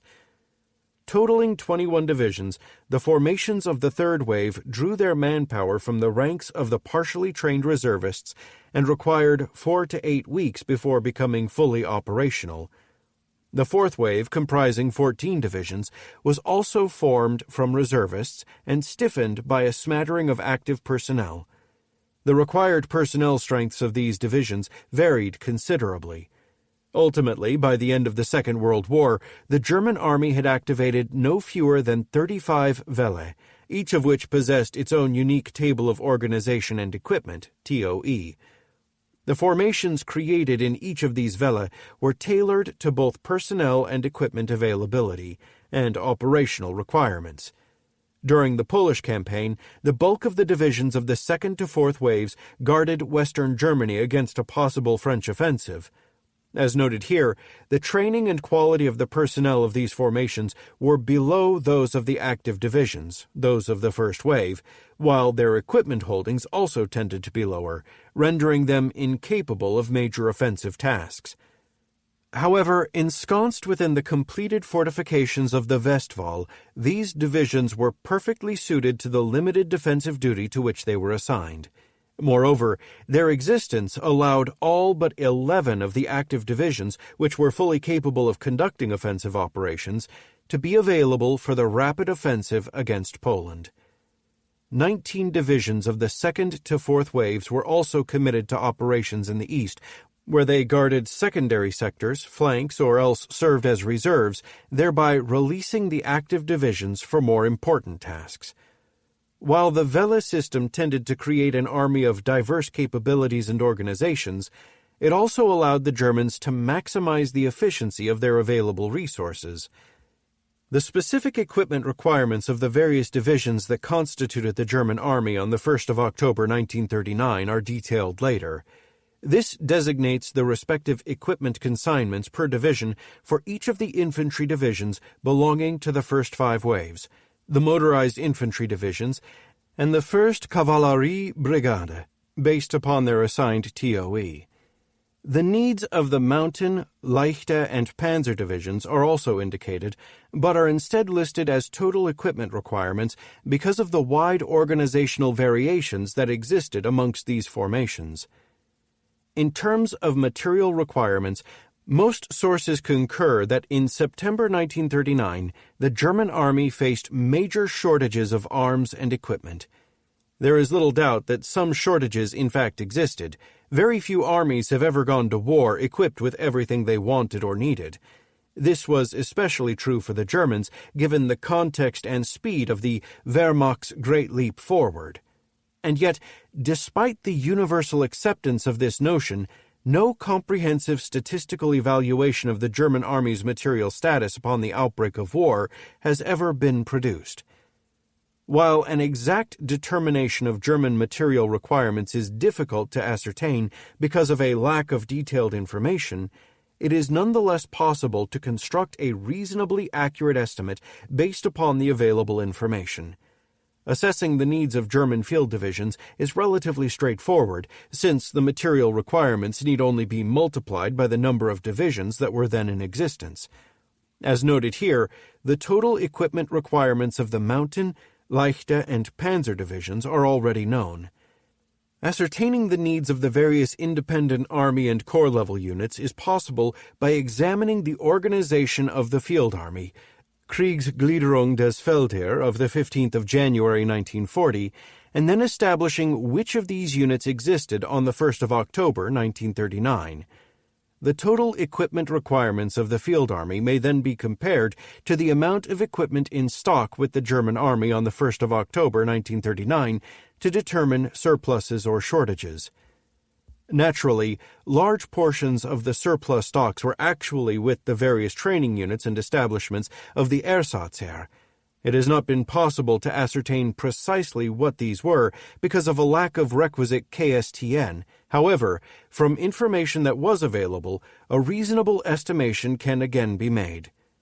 On the 1st of October 1939, at least 293 infantry type, including Infanterie, Schützen, and Maschinengewehr, replacement battalions were in existence.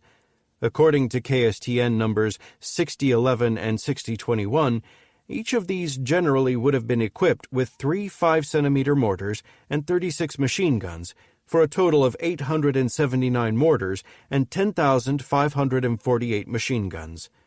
In terms of units performing reconnaissance duties, KSTN number 6131 indicates that each bicycle replacement squadron, Radfahrersatzschwadron, be equipped with 11 machine guns and 3 5-centimeter mortars.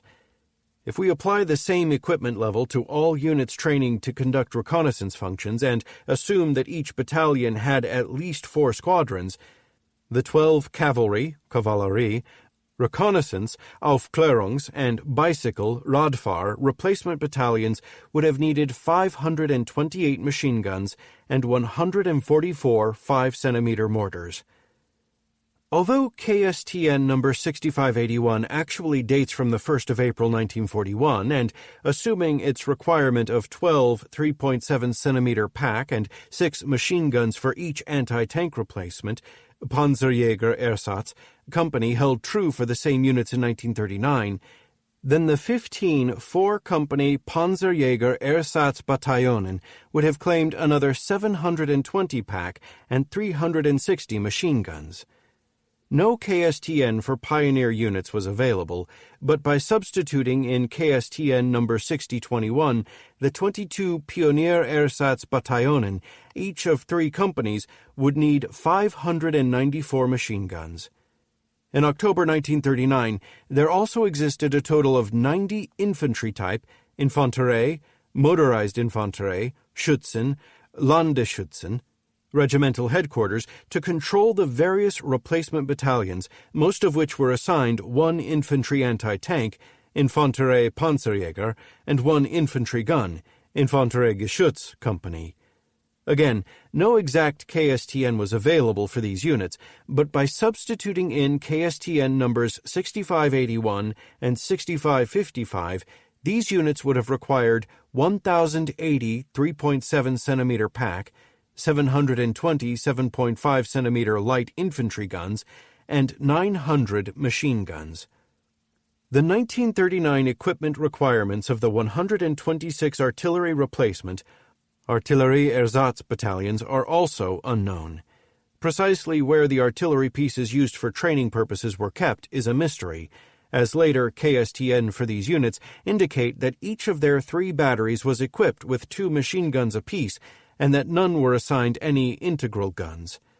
With training units being constantly reshuffled around Germany, it is possible that these were kept by the various artillery training schools or at firing ranges to preclude having to move them, thereby saving vital trucks, fuel, and tires. While the number of guns needed for training purposes is therefore unknown, it would seem that the artillery training battalions would likely have needed at least 756 machine guns.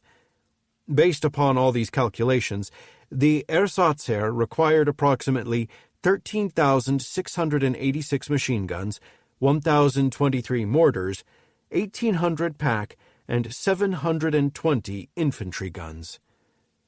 Comparing the estimated requirements of the Ersatzer with the surpluses, the German army in October 1939 would have been faced with shortages of roughly 300 pack and 80 infantry guns.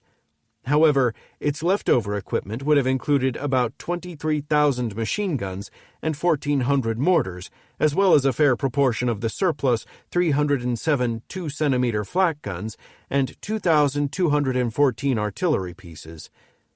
Germany's circumstances, at least in terms of military equipment, were not entirely as dire as is usually presumed.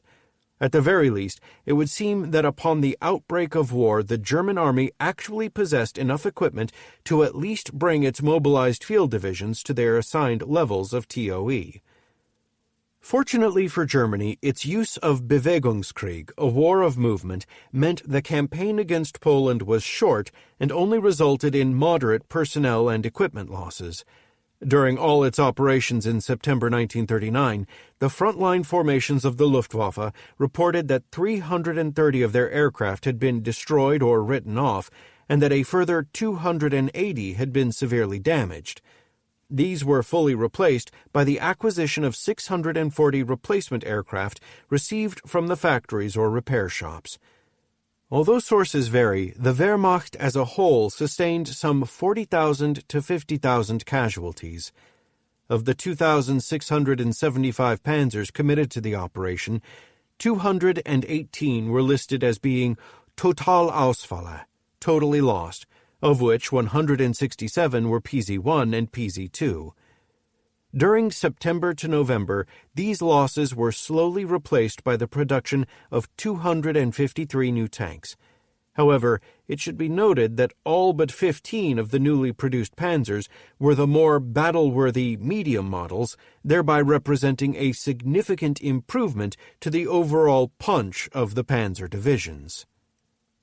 While most German divisions committed to the invasion of Poland endured only moderate casualties, Some, principally those engaged in the most intense fighting, had actually sustained heavy losses in a relatively short period of time. Of the 164 panzers on strength with the 7th Panzer Regiment, some 72 were destroyed or disabled during the fighting around Mława on the very first day of the campaign. The attempt by the 4th Panzer Division to storm Warsaw on the 8th of September resulted in 57 to 63 of the 120 panzers of its 36th Panzer Regiment being knocked out by the Polish defenders within 3 hours. Consisting of the 1st and 4th Panzer Divisions, the 16th Motorisierte Army Corps, which led the advance of Heeresgruppe Süd through Poland to the gates of Warsaw, reported the Totalausfälle of 166 of its panzers during the campaign, representing 76% of the total number of tanks lost by the German army during the conquest of Poland. Early on the 9th of September, 12 Polish infantry divisions and 3 cavalry brigades attacked eastwards toward the Bzura River to escape the pocket forming in the Kutno region and reach Warsaw. The 3 infantry divisions and 2 cavalry brigades leading the advance slammed into the defending 24th and 30th Infanterie Divisions of the 10th Army Corps, and in savage fighting quickly managed to overwhelm parts of the latter. The Germans responded rapidly by moving in additional divisions, including the 10th, 17th, and 18th Infanterie Divisions, containing the assault and ultimately destroying the Polish forces trapped around Kutno. The result was the capture of some 150 to 180,000 Polish prisoners. However, the desperation of the Poles to escape encirclement produced intense combat that lasted until the 19th of September, and in the process inflicted severe casualties on the participating German divisions, specifically the 5 infantry divisions noted here. For the German army, this episode of fierce combat in the Kutno-Bzura area, resulting as it did in the rapid accumulation of casualties within a short period of time, was a potent harbinger of worse to come. With the subjugation of Poland complete, the German army turned to its next task, the conquest of Western Europe. Between September 1939 and April 1940, training was intensified to address some of the problems that had come to light during the operations in Poland.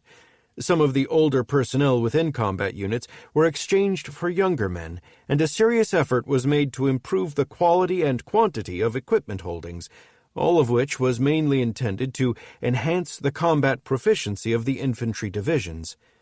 Concurrently, 5 more Welle totaling 45 infantry divisions were called up.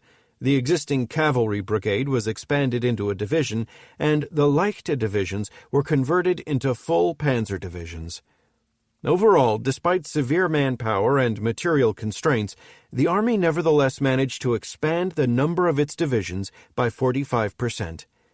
Simultaneously, the Luftwaffe also raised an additional 30 Kampfstaffeln and 16 Jagdstaffeln, resulting in a 20% growth of its frontline aircraft strength between September 1939 and March 1940. In turn, such increases were only possible because of the continued, albeit sometimes irregular, increases in armaments production. Although partially mitigated by trade agreements with the Soviet Union, the increase in armaments production is even more remarkable given that German imports had still fallen approximately 80% from their pre-war levels. Considering that armaments production continued to expand at a significant pace, this would seem to validate the assertion made by Adam Tooze that, contrary to the notion that its war effort was purposely constrained because of domestic considerations, by 1939 to 1940 the German economy was actually going for broke. The result was that the Army's stock of equipment rose dramatically.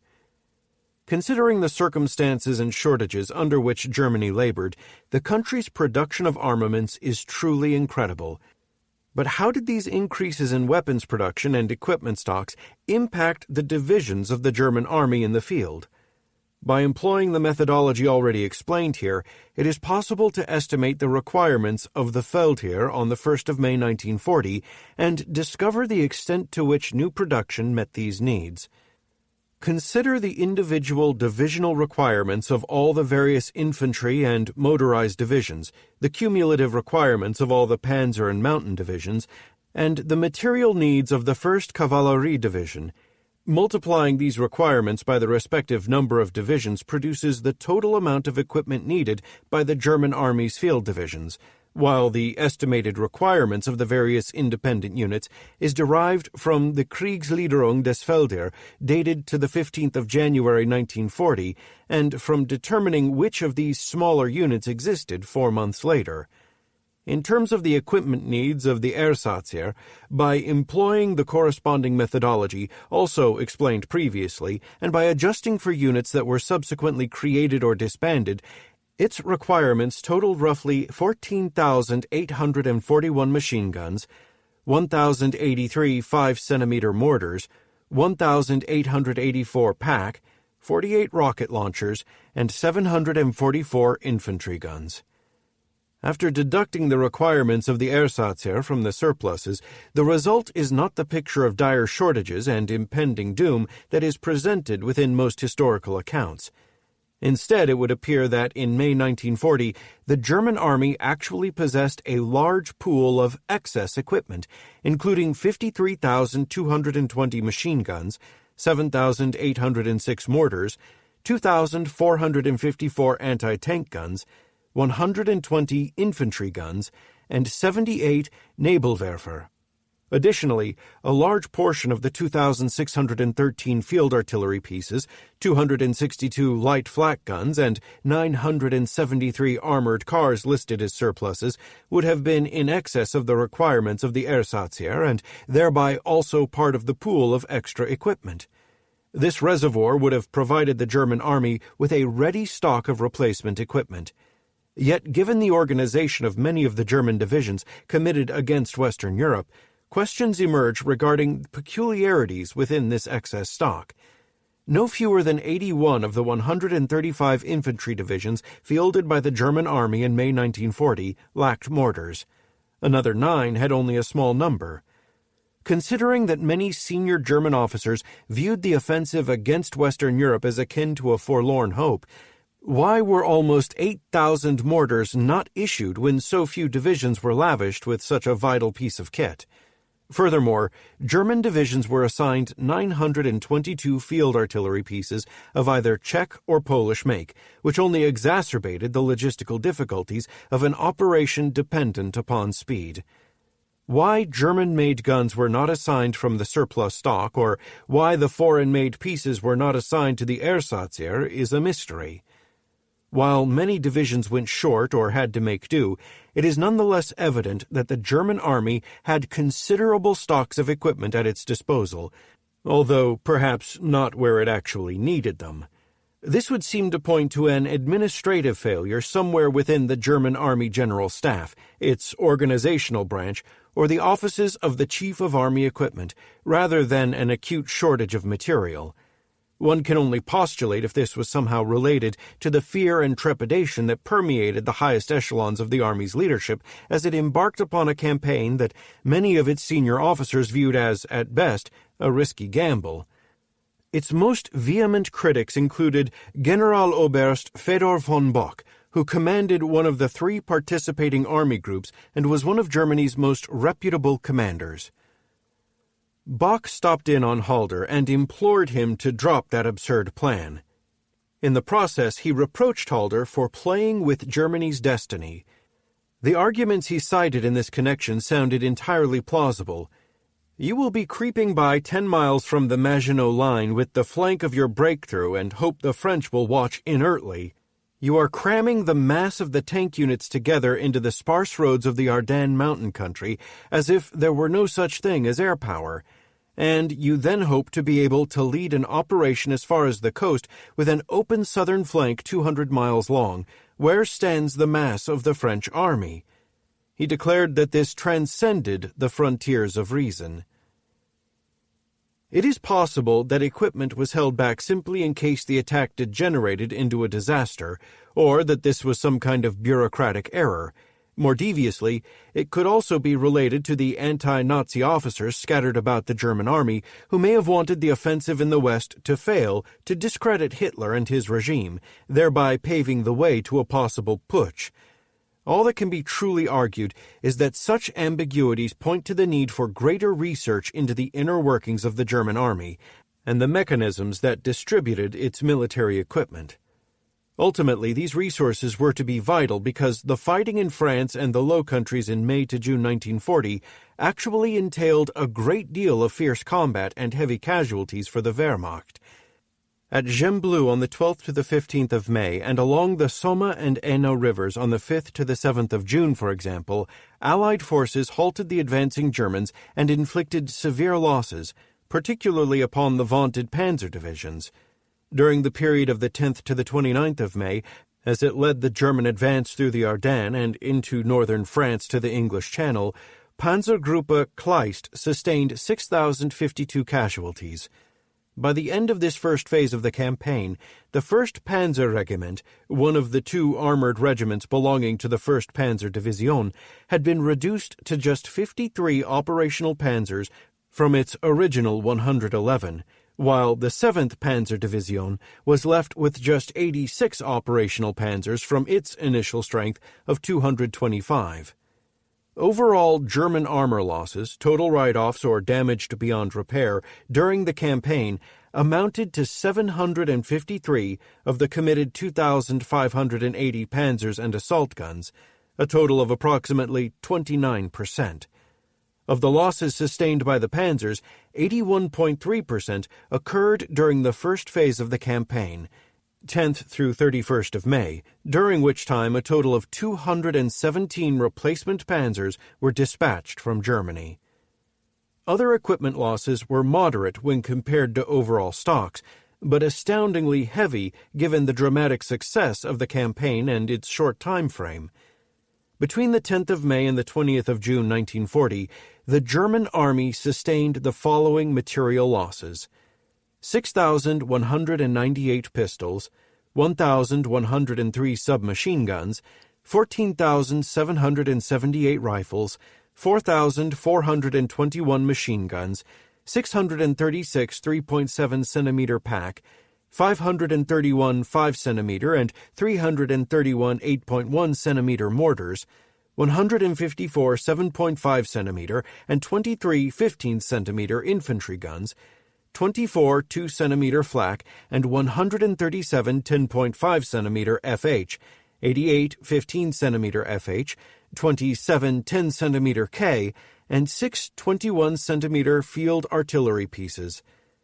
German industries largely compensated for such losses through the manufacture in May and June of 33,740 pistols, 9,510 submachine guns, 224,051 rifles, 9,610 machine guns, 520 3.7 centimeter pack, 2,000 mortars, 201 infantry guns, 1,115 2-centimeter flak, and 300 10.5 centimeter FH, 95 15 centimeter FH, and 87 heavier field artillery pieces. While vividly illustrating the cost entailed by modern combat, such figures also show that the Germans were certainly capable of making good such material losses, as long as the fighting was kept to a short time frame and the rate of loss did not climb to catastrophic proportions. The same could be said for Army personnel losses, which amounted to 154,754 casualties, including 4,906 officers, between the 10th of May and the 20th of June, an average of 3,774 per day. With the strength of the Army totaling 4.12 million on the 15th of April 1940, this represented a casualty rate of 3.8%. However, the Feldheer amounted to only 3.18 million men, and hundreds of thousands of these were deployed to Norway or on occupation duty in Poland. Moreover, only 93 of the 135 divisions committed to the campaign actually saw combat, and many of these were only lightly engaged. As a result, many of the divisions spearheading the German advance endured severe casualties. However, sufficient replacements were available to cover the losses sustained during the first stage of the campaign, which one source claims amounted to 61,238 between the 10th of May and the 1st of June. Although the actual number dispatched to the front is unknown, prior to the outset of operations, the Ersatz held 88 Marsch battalions, with 80,000 replacement personnel in readiness to cover any losses. These would have been more than sufficient to allow the Germans to make good their casualties and successfully conduct the second stage of the campaign. Conversely, had casualties been any greater, or if the fighting had gone on for longer than it did, given Germany's manpower constraints and the limited pool of replacements available at the start of the campaign, the German army would doubtlessly have experienced a situation similar to the one it would eventually find itself in when it went to war against the Soviet Union. Fortunately for the Wehrmacht, the campaign in Western Europe successfully concluded before material or personnel losses became a major problem. Indeed, the first phase of the war from September 1939 to June 1940 succeeded beyond the wildest hopes of Germany's military planners and civilian leadership. For the moment, they could relish their achievements with some satisfaction. Despite the odds, Germany had defeated its immediate enemies or else had driven them from the continent. Starting from a very small foundation in 1933 and in spite of inter-service competition for material resources and manpower, the Wehrmacht had been developed to formidable proportions. In the face of daunting limitations for labor and raw materials, the production of weapons and equipment had sufficed and continued to increase in quantity. Thanks to the rapidity with which the campaigns of 1939 to 1940 were successfully concluded, losses of personnel and equipment had stayed within manageable levels. However, as illustrated during the particular episodes of the Polish and French campaigns, the very essence of the German way of war, with its focus on operational maneuver and speed to rapidly defeat an adversary, also imposed a level of intensity upon operations that quickly incurred a heavy toll of men and equipment.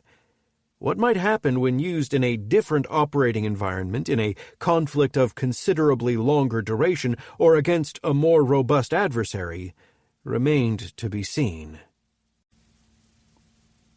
2. Prepping for Barbarossa, June 1940 to June 1941. You are certainly right to be anxious based on your calculations, but it takes a little luck, too, to conduct a war. Franz Halder, Chief of Staff of the German Army, November 1941. As the German army basked in the glow of its triumph following the capitulation of France, concerns regarding the availability of manpower and the production of war materials were temporarily forgotten. Of Germany's enemies, only Great Britain and its dominions remained, and its situation was deemed so hopeless that many Germans considered peace to be imminent. On the 23rd of June 1940, Hitler went so far as to order the disbandment of 35 of the Army's 155 divisions. Older personnel, primarily veterans of the First World War, were to be discharged and sent home. This euphoria was both premature and short-lived. Despite his hopes to the contrary, by the beginning of July it was obvious to Hitler that Britain had no intention of agreeing to a negotiated peace with Germany. Efforts to intimidate and bluff the British into an early peace through an aerial campaign, the famous Battle of Britain, and blatantly obvious invasion preparations, codenamed Operation Sea Lion, would continue until the autumn, but neither measure was really attractive or practicable, and both operations faced considerable institutional resistance from the Luftwaffe and the Kriegsmarine. It was clear that Germany had to reevaluate its long-term strategy versus Britain and prepare for a prolonged struggle of economic attrition. The fundamental problem for Germany was that this was exactly the type of conflict it was the least capable of fighting.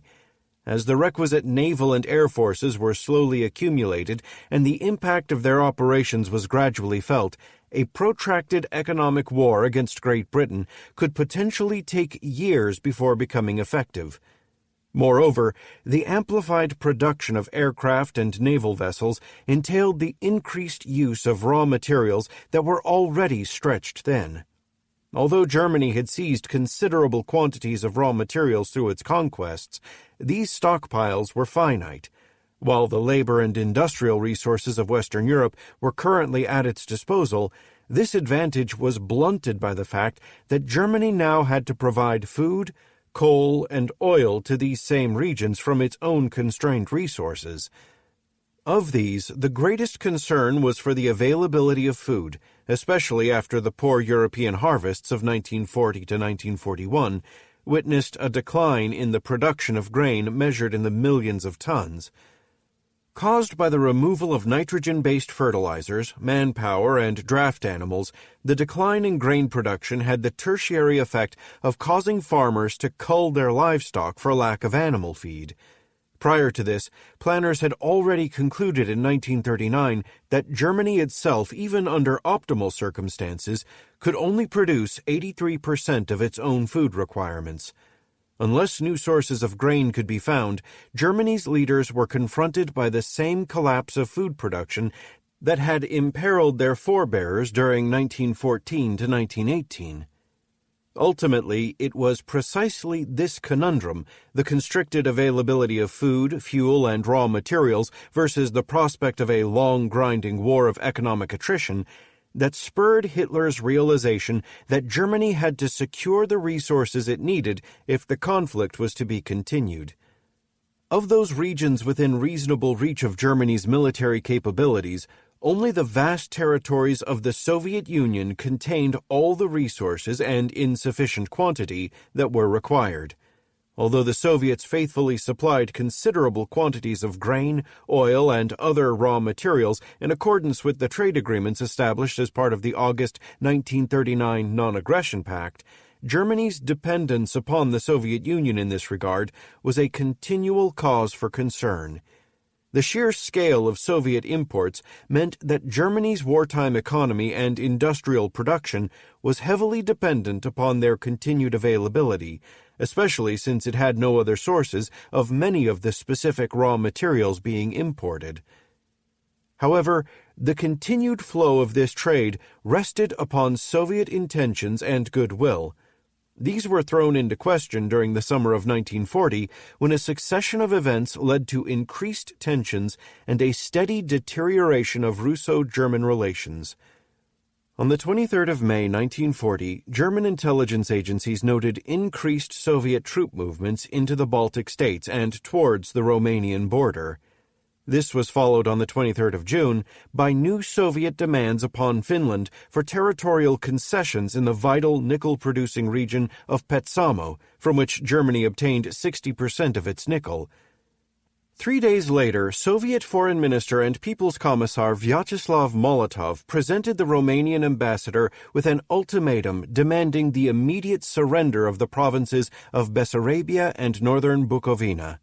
Although the Romanians were inclined to fight, German diplomats pressured them to accede to Russian demands. Hostilities would threaten Romania's oil production, upon which Germany was utterly dependent, as this was its primary source of crude oil. Moreover, conflict in Romania could potentially spread throughout the Balkans, which Germany was anxious to avoid, given the key role the region played in sustaining its wartime economy. Militarily, Germany was in no position to intervene as the preponderance of its ground forces were still stationed in Western Europe, while only a handful of low-grade formations guarded Poland. In contrast, between September 1939 and December 1940, the size of the Red Army deployed in the western districts of the Soviet Union had expanded from 2 to 4 million men. Without German assistance, Romania was forced to accept the Soviet demands, and on the 28th of June the Red Army occupied the two provinces. This was followed by the incorporation of the Baltic states into the Soviet Union on the 21st of July. Although assigned to the Soviet sphere of influence under the protocols of the Non-Aggression Pact, the complete absorption of the Baltic states into the Soviet Union entailed significant economic repercussions for Germany, since it had been the recipient of approximately 70% of all Baltic exports, including copious amounts of food and oil. When combined, Soviet actions against Finland, Romania, and the Baltic states during the summer of 1940 appeared to represent a coherent effort to make Germany even more dependent upon Soviet exports through the control of vital resource areas.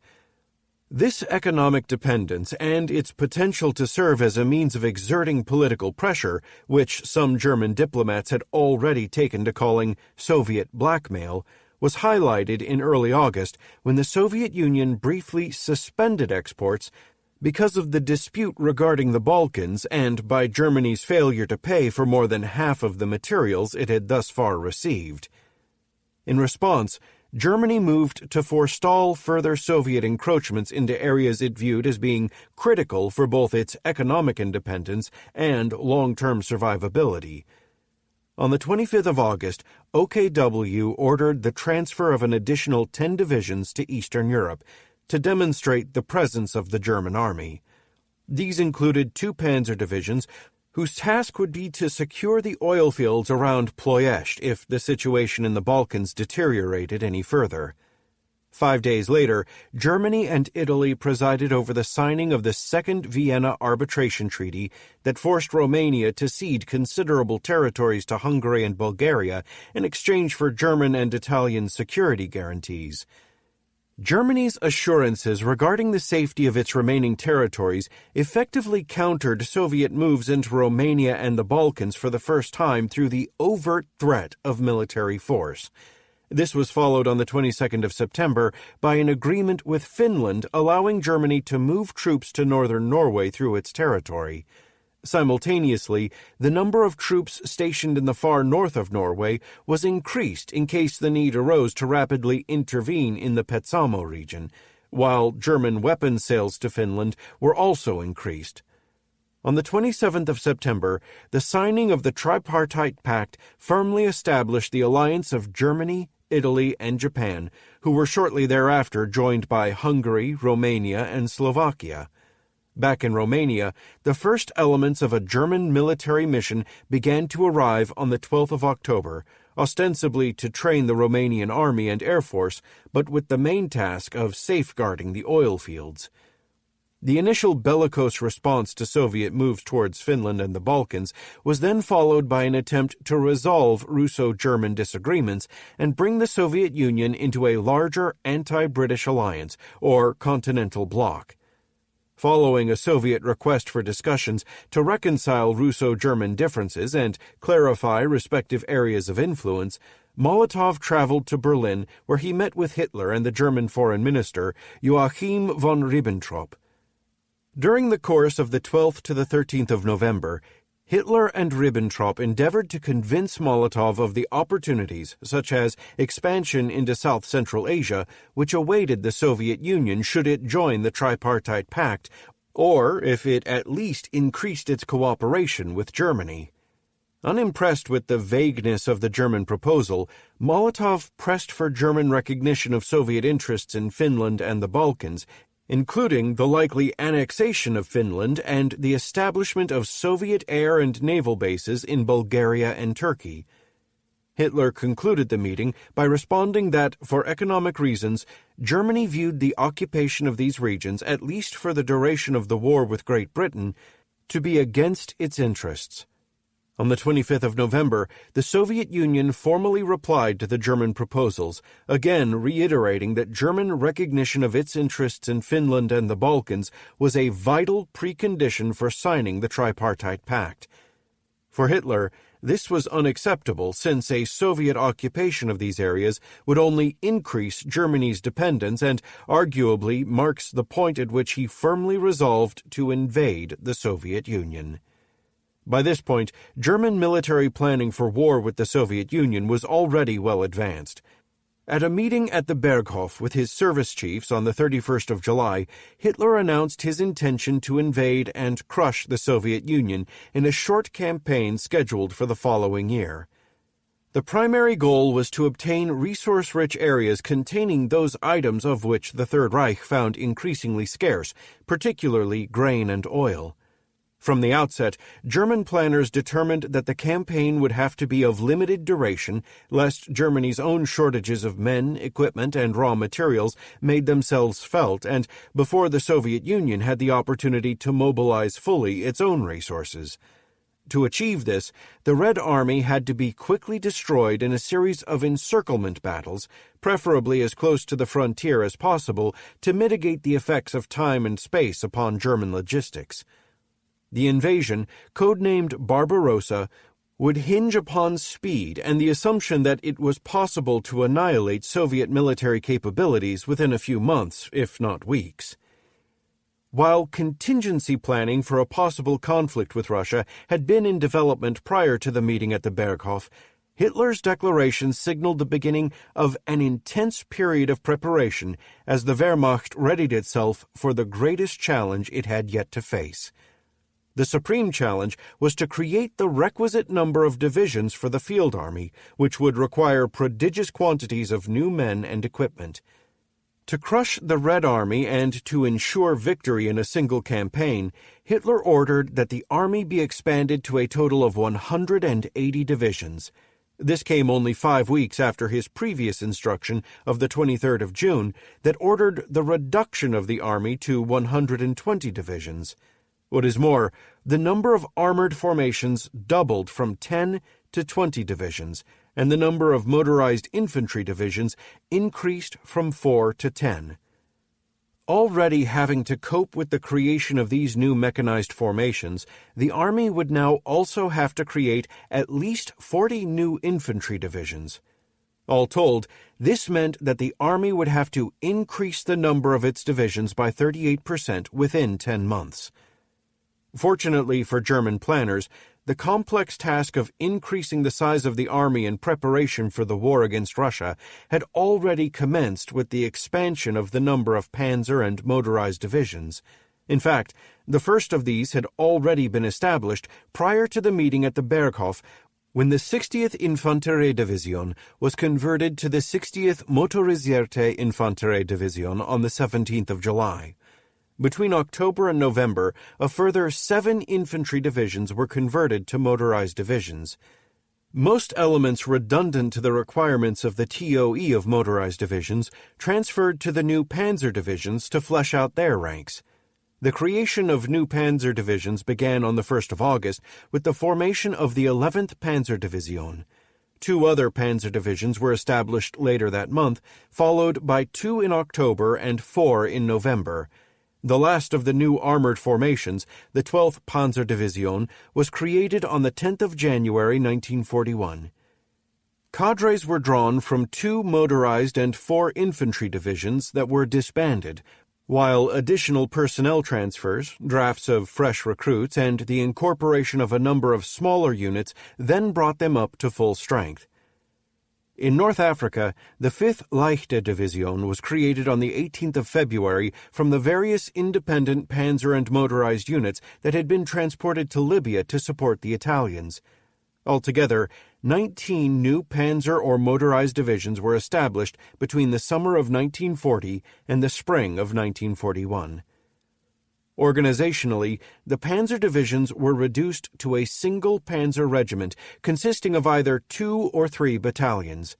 While some historians have argued that this reduction represented a critical weakening of the armored striking power of these divisions, the significance of this development has usually been exaggerated. Admittedly, the tank strength of panzer divisions decreased from an average of 258 tanks per division during the French campaign to 206 at the outset of the invasion of Russia. However, the addition of a second motorized infantry regiment increased the staying power of these divisions in combat. This augmentation was critical since, as Dennis Showalter has noted, there never seemed to be enough infantry to cope with the near-simultaneous demands of breaking through defense lines, mopping up bypassed positions, securing exposed flanks, and consolidating captured ground in the face of counterattacks. Moreover, increased numbers of armored half-tracks, Schützenpanzerwagen or SPW, transported these infantrymen into battle. Although most infantry would still ride in trucks, the armor and ability of the SPW to move over rough terrain permitted at least some of the infantry to keep up with the advancing panzers off-road, and therefore resulted in improved tank-infantry cooperation. In addition, whereas the artillery regiments of most panzer divisions had previously possessed only 2 light artillery battalions, each was now assigned an additional heavy artillery battalion equipped with 8 15-centimeter howitzers and 4 10-centimeter cannons as an organic element of its establishment. The panzer divisions were also provided with independent light anti-aircraft battalions and self-propelled infantry gun companies to supplement their firepower. Similarly, the quality of the armor within the panzer divisions improved significantly. Of all the armor initially committed against France in May 1940, approximately 57% had been the lightly armored and armored PZ-1 and PZ-2. The more combat-worthy models, PZ-35T, 38T, 3, 4, and assault guns, had comprised only 38% of the tank force, with the balance being made up of command tanks. In contrast, at the outset of the invasion of Russia, only 31% of the committed German tank fleet consisted of light PZ-1 and 2, while the number of more combat-capable models of panzers and assault guns now comprised 63%. Further increasing the quality of German armor was the introduction of a new series of PZ-3 models, specifically Series G to J, in which 30 millimeters of frontal armor was added and the more powerful 5-centimeter L-42 gun replaced the previous 3.7-centimeter main armament. As well, the stock of assault guns, Sturmgeschütz or STUG, equipped with a 7.5-centimeter L-24 main gun, had increased substantially, and 11 independent battalions, each with 21 STUG, were available at the outset of operations in the East. Further improvements in armor penetration came in April 1941, when orders were issued to equip the J series of the PZ-3 and any other of the type undergoing overhaul in Germany with the long-barreled 5-centimeter L-60 main gun, which had twice the muzzle velocity of the short L-42. By June 1941, 76%, 1,090 of the total stock of 1,440 PZ-3 consisted of improved versions with better guns and armor. Many of these improved versions had found their way into the panzer divisions by the time Barbarossa began. Overall, the organizational transformation of the panzer divisions at this stage of the war was part of a longer, continuous evolution that sought to attain the optimal mix of infantry, artillery, and armor, as well as mobility and firepower. The incorporation of improved armored vehicles and increased firepower meant that the panzer divisions invading Russia were qualitatively stronger than their predecessors. Another factor to consider was the sheer geographic space that had to be covered in European Russia. Operations against France had encompassed 80,500 square kilometers, while against Russia, the total would be over 1.6 million square kilometers.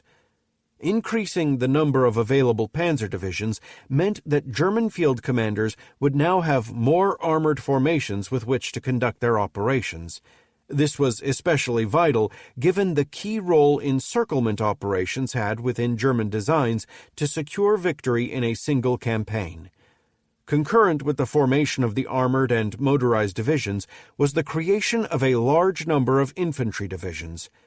Drawing upon cadres from existing divisions and supplemented by drafts of fresh recruits, this began in October 1940 with the establishment of 10 infantry divisions belonging to the 11th Wave and was followed by the creation of an additional 23 infantry and 4 light infantry divisions of the 12th to 14th Waves throughout November and December. In addition, 3 Gebirgs divisions and 1 infantry division were created outside the Welle system during this same period. These were followed by the formation of 9 security divisions in March 1941 and the establishment of a further 15 infantry divisions of the 15th Wave in April and May. Overall, a total of 65 new infantry, light infantry, mountain, and security divisions were formed between October 1940 and May 1941. Complicating the process of expansion outlined here was the simultaneous disbandment of some divisions and the temporary reduction of yet more to cadres. Between late June and early September 1940, some 26 infantry divisions were permanently disbanded. Of limited combat value, these were mainly from the 9th and 10th Waves that had only begun forming in March, and which consisted primarily of older personnel, fortress troops, border guards, and police reservists equipped with obsolete or captured equipment. Some of these men were discharged from military service, while the remainder were transferred to rear area security units or assigned to various administrative positions where they relieved younger men for frontline service. Between mid-July and August, an additional 18 infantry divisions were reduced to cadres, while the bulk of their personnel were sent on extended leave to work in armaments factories. This armaments holiday was to facilitate the production of equipment in preparation for the attack upon Russia. Of these formations, 15 were later reconstituted as infantry divisions when their personnel were recalled in February 1941, while the men from the remainder were used to form the cadre of the 9 security divisions established in March 1941. It should also be noted that many existing divisions from which cadres had been removed had to incorporate substantial numbers of new recruits and, therefore, practically rebuild themselves. When this complex period of expansion and development was over, the German army had disbanded 43 of the 162 divisions that had existed on the 10th of May 1940. It then proceeded to create no fewer than 84 entirely new divisions, thereby increasing the total number of Army divisions to 203 by the 22nd of June, 1941.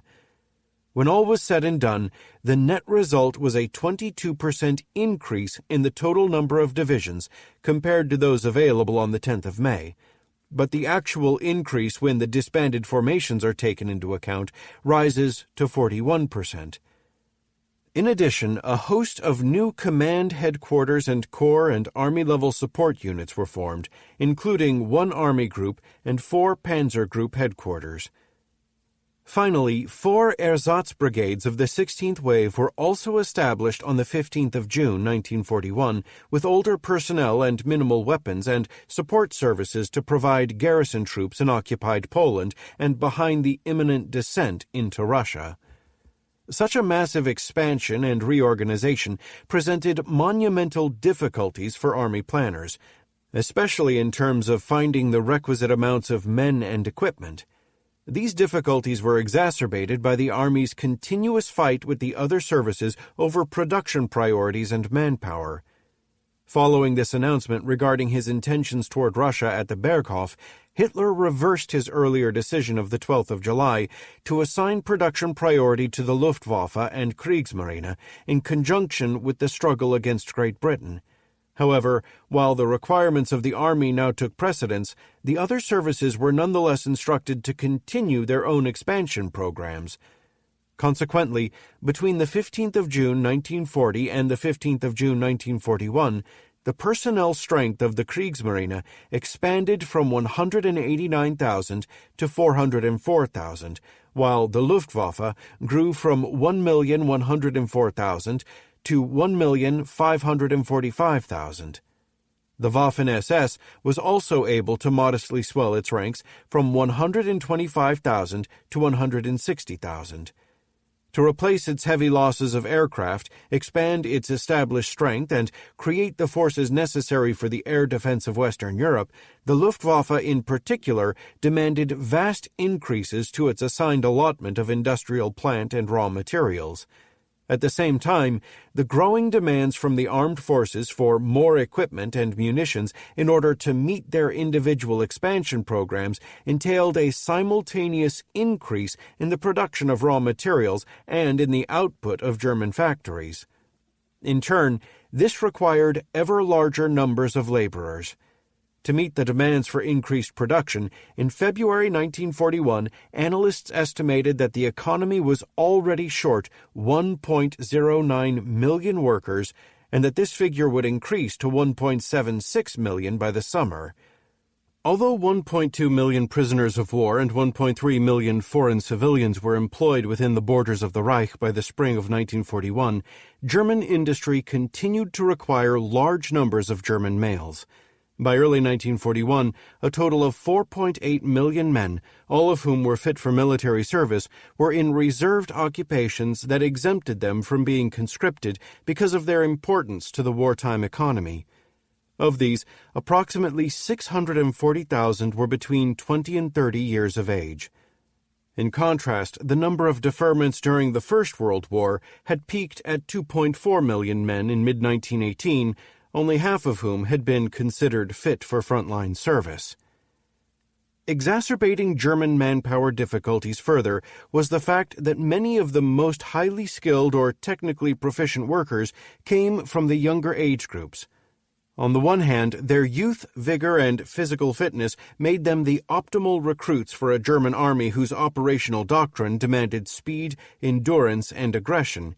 Moreover, their proficiency with and enthusiasm for modern technologies meant they were an invaluable resource of vehicle drivers, mechanical repair technicians, and radar and radio operators, niches that the German army would always be hard-pressed to fill.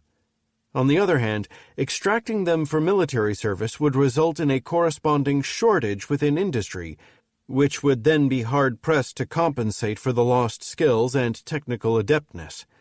The result was the very real danger that industrial output and hence the production of military equipment and weaponry might not only fall short of new manufacture goals, there was a real possibility that current production levels could falter and decline. Despite such conundrums, the German army was still able to tap into large reservoirs of manpower. Most of this appears to have been drawn from the civilian economy. One source puts the total number of workers called up between May 1940 and May 1941 at 1.4 million, although just how many of these men were released and then recalled under the armaments holiday program or were from the younger age groups detailed later is unknown. To mitigate the effects upon the armaments industries, a sizable portion were men of the older age class, 40 years and older, engaged in non-essential sectors of the economy. Many were employed within Germany as part of the Ersatzheer or within the rear area support services of the Feldheer, thereby releasing younger, more combat-fit men for frontline service. Others made up most of the personnel of the security divisions and the formations belonging to the 15th Welle. While the former safeguarded German lines of communication during the invasion of Russia, the latter were specifically created to defend Western Europe and later newly conquered Yugoslavia, and thereby release more combat-worthy formations for service against Russia. Other sources of manpower included the sizable cohorts of the younger age groups. The 20-year-olds of the 1920 class amounted to 748,204, and the first of these were inducted into the Wehrmacht on the 1st of October 1940. The first of the 735,206 males comprising the 1921 class followed on the 1st of February 1941, but just how many were assigned to frontline combat formations or were held as replacements in the Ersatzheer at the time of the invasion of Russia is unknown. Not all of these young men would have been mentally or physically acceptable to the Wehrmacht, but estimates based upon later age groups indicates that anywhere from 81 to 86% would have been fully fit for combat, with a further 3 to 4% partially fit and therefore capable of some kind of less strenuous military activity. Most would have been allotted to the Army, whose quota of the yearly intake of new recruits was set at 72.5% in January 1941. The last portion of the 1919 class, which seems to have amounted to approximately 68,000 men, were also called up during the autumn of 1940. A final source of manpower consisted of 17-year-olds who, though not eligible to be drafted, were permitted to volunteer. In 1940 and 1941, these volunteers totaled 348,000, of whom 102,000 entered the Army. Despite all the difficulties it encountered, and by drawing upon these varied sources of personnel, the German Army increased in strength from 4,347,000 on the 15th of June 1940 to 5,200,000 on the 15th of June 1941. During this same period, the strength of the Wehrmacht as a whole expanded from 5,765,000 to 7,309,000 personnel. Aside from some small shortages of specialized technical personnel, this enlargement meant the Army was able to man all of its frontline formations in time for Barbarossa. Of equal importance, the availability of manpower was such that the Ersatz-Heer was able to accumulate a considerable pool of 471,600 replacement personnel with at least 3 months' training, and thereby stood ready to replace casualties in the field forces as necessary. In addition, 114 of the 151 divisions committed to Barbarossa possessed a field replacement Feldersatz battalion as part of their internal structure that was intended to provide them with an immediate reservoir of replacement manpower in the field. These contained approximately 790 men apiece, for a total of 90,000 replacements that marched into Russia with the Ostheer. Together with those of the Ersatz-Heer, this meant that the German Army had the capability of sustaining 561,600 casualties. This was 3.6 times greater than the losses that had been endured during the French campaign, which the Army's senior leadership had viewed with far greater trepidation than the forthcoming contest against the Russians. While the marshalling of this manpower represented what seemed to be a final maximum effort, 85% of all German males between the ages of 20 and 30 were already in the Wehrmacht by the summer of 1941, most senior military officers anticipated that this was sufficient given the time frame in which Barbarossa was to take place. After all, it was expected that the campaign against Russia would be a sandtable exercise in comparison with the French campaign. Alongside the need for personnel, preparing the German Army for the coming campaign against Russia required tremendous amounts of new arms and equipment. As noted here, the primary impediment to increasing armaments production for the Army remained the availability of the requisite labor force, a situation only aggravated by the simultaneous competing demands of the other services. By January 1941, tank production alone was short 6,000 skilled workers. Other bottlenecks included the availability of raw materials and plant capacity, causing Generaloberst Friedrich Fromm, the chief of Army Armaments and commander of the Ersatz-Heer, to observe in April that 7 million of the available 25 million shells for the Army's light field howitzer existed only as empty cartridges because of the lack of gunpowder and explosives. Such problems were made worse by the transportation difficulties experienced by the Reichsbahn, which had consistently been neglected during the pre-war rearmament. While the capacity of Germany's rail system had managed to cope during the years of peace, when faced by massive increases in the dual requirements of both industry and the Wehrmacht, both the system and its capacity came under increasing strain. As will be seen, this strain upon the Reichsbahn eventually resulted in a near-catastrophic collapse that affected Germany's armies in the field and its industrial production at home during the winter of 1941 to 1942.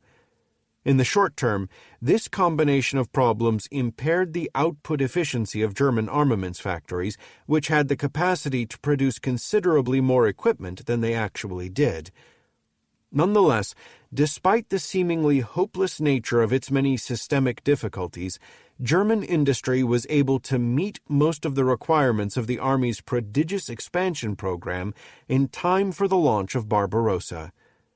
During the period of June 1940 to May 1941, weapons factories produced approximately 1.4 million rifles, 77,048 machine guns, 12,471 mortars, 3,649 anti-tank and 1,475 infantry guns, 6,754 anti-aircraft guns, 1,083 rocket launchers, and 781 light and 361 heavy field howitzers.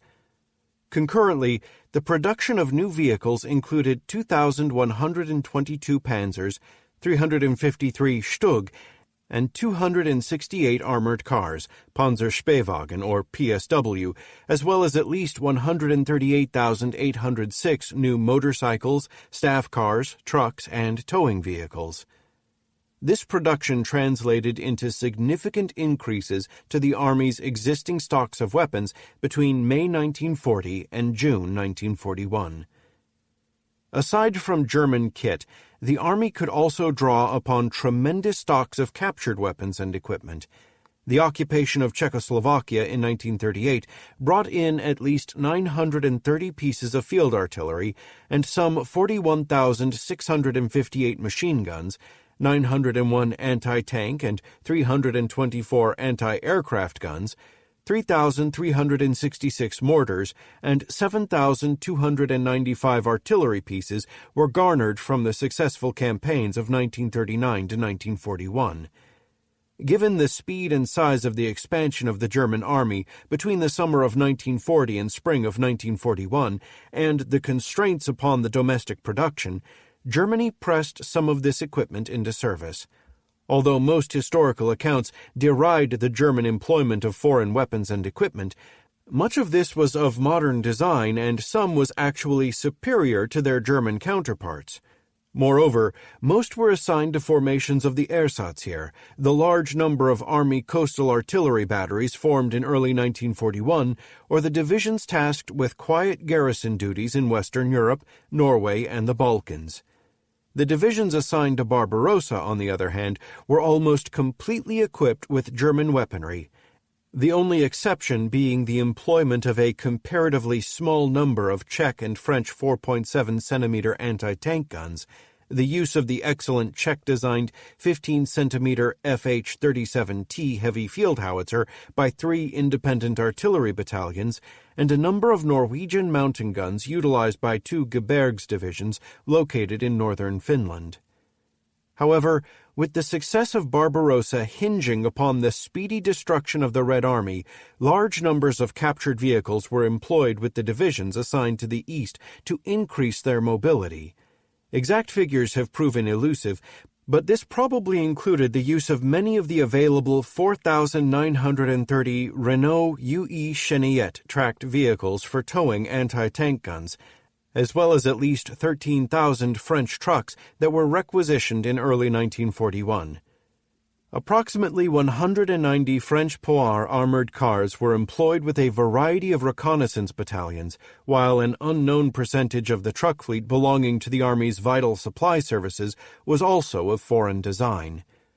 A total of 40 of the 151 divisions assigned to Barbarossa were equipped with captured vehicles, although 9 of these were security divisions intended only for rear area policing. Ultimately, the use of these vehicles would prove to be a mixed blessing. Their use filled out authorized vehicles establishments and significantly increased overall mobility, but also added complications to maintenance and supply efforts. By the summer of 1941, the German Army employed about 2,000 different types of vehicles. For a single army group, this required stockpiling no less than 1 million different spare parts of all kinds.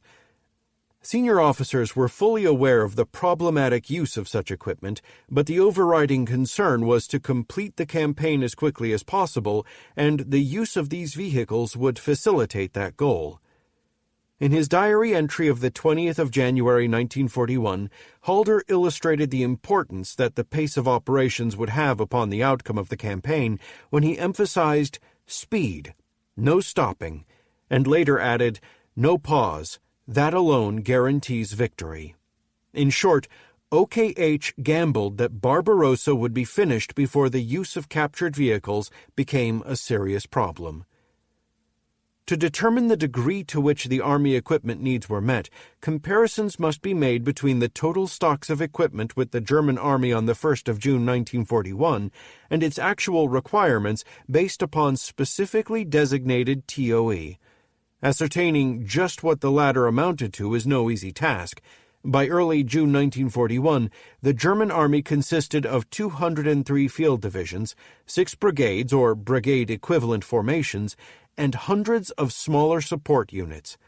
As noted previously, considerable organizational differences existed between the field divisions. Based upon their specific type and to which particular vela they belonged, some 20 different divisional schematics existed by the summer of 1941. Moreover, a great deal of individual variation existed within these specific organizational structures. For example, some panzer divisions had 2 panzer battalions, while others had 3. Some had heavy infantry gun companies, and others did not. Some infantry divisions had a full, partially motorized Aufklärungs battalion, while others had only a single company mounted on bicycles or horses. Nonetheless, by employing the methodology already outlined in the previous chapter, it is again possible to make some generalizations regarding equipment requirements. Consider the individual divisional TOE of the formations belonging to the 1st to 15th waves, the motorized, light infantry, and security divisions, and the unique 1st Kavallerie and 5th Lichte Divisions. The equipment requirements of all the existing 20 Panzer and 6 Mountain divisions are also included, but these are listed as total as opposed to individual overall requirements because of the wide organizational discrepancies between the formations constituting their type. When the individual divisional requirements are multiplied by their respective number of formations, 10 motorized infantry, 4 light infantry, 9 security, and 152 various infantry divisions, and added together with the total numbers listed for the Panzer and Mountain divisions and the 1st Kavallerie and 5th Lichte Divisions, the overall amount of equipment required by the existing German divisions can then be approximated. A similar methodology has been used to determine the total equipment requirements of the various independent Army and Corps level units by utilizing the Kriegsgliederung des Feldiers dated the 10th of February 1941 and 15th of May 1941. Determining the extent of the material requirements of the Ersatzheer at the outset of Barbarossa remains problematic given the lack of information, but a supposition is possible. For certain, on the 1st of June 1941, the Ersatzheer was comprised of 334 various infantry type, Infanterie Ersatz, Infanterie Lehr, Schützenersatz, etc., replacement battalions, 91 infantry-type regimental headquarters, and 37 pioneer, 16 anti-tank, 128 artillery or artillery demonstration, and 5 rocket launcher replacement battalions. These numbers are then multiplied using the assigned organizations and strengths detailed for such units in the preceding chapter. The only significant addition is the 200th Sturmgeschütz Ersatzarbeitlung, created on the 1st of March 1941 to provide replacements to the burgeoning number of assault guns units. According to their corresponding KSTN, each of its 3 batteries was to be equipped with 7 Stug and 9 machine guns, while the headquarters battery was to have 2 machine guns. Based upon this accounting, the equipment requirements of the Ersatzheer can loosely be estimated as approximating 15,144 machine guns, 1,002 mortars, 1,860 anti-tank guns, 128 Nebelwerfer, 728 infantry guns, and 21 Stug. Based upon these calculations, just prior to the outset of Barbarossa, the German army possessed approximately 81,460 machine guns, 5,968 mortars, 4,132 anti-tank guns, 386 infantry guns, and 678 rocket launchers that were surplus to all of its organizational requirements. Likewise, many of the 2,066 artillery pieces and 742 2-centimeter flak guns indicated as surplus would also have been in excess of its immediate material needs. Given the dire impressions of the Army's material condition portrayed within the historiography, these figures are astounding. To be sure, some of this stockpile would have been held as replacements to cover losses sustained during Barbarossa, or to outfit new armored and motorized formations scheduled for creation upon its conclusion. However, following the end of operations in the East, the Army was to be reduced in size by about 50 divisions. Equipment from the disbanded formations would be transferred to those that remained, thus making surpluses of these proportions seemingly unnecessary. In any case, these figures point to the conclusion that the German Army possessed all the equipment it needed according to its designated TOE. Surpluses also appear within the Army's armored vehicle stocks. Admittedly, many of the vehicles indicated as surplus were deployed with the Afrika Korps in Libya, amounting to 314 tanks by early May, while the 14 Panzer replacement battalions, each of 3 companies, and single assault gun replacement battalion would have required a further 861 vehicles for training purposes. However, this still leaves a total surplus of 974 Panzers and assault guns. Of these, 490 were of the more battle-worthy variety, PZ-35 and 38T, PZ-3, PZ-4, and Stug. During the course of June, a further 312 newly manufactured armored vehicles were delivered to the Army, of which only 30 were dispatched to the Afrika Korps. In consequence, the German Army began Barbarossa with approximately 1,256 armored vehicles, including 756 of the combat-worthy types, as surplus to its requirements and thereby available as replacements. While the Army marshaled its forces and prepared for the forthcoming campaign, the Luftwaffe endeavored to do likewise. However, unlike the Army, the Luftwaffe found itself continuously engaged throughout late 1940 and early 1941. In particular, operations in the Balkans during the spring of 1941 proved both distracting and resulted in considerable aircraft losses. This produced a great deal of anxiety amongst German military planners because of the key role the Luftwaffe was to perform in ensuring that the strategic goal of Barbarossa, namely the destruction of Soviet military strength within 3 to 4 months, was met. Nonetheless, although some units arrived in their assembly areas only hours before the commencement of operations, the Luftwaffe as a whole was well prepared. Hundreds of new airfields had been constructed across Poland and East Prussia, and to shield the Army from attacks by the Red Army Air Force and thereby facilitate its advance, the Luftwaffe provided 239 heavy and 125 medium and light flak batteries for air defense duties behind the Ostheer. These batteries alone would have been equipped with 956 8.8-centimeter flak guns and between 1,125 and 1,500 3.7-centimeter and 2-centimeter flak guns.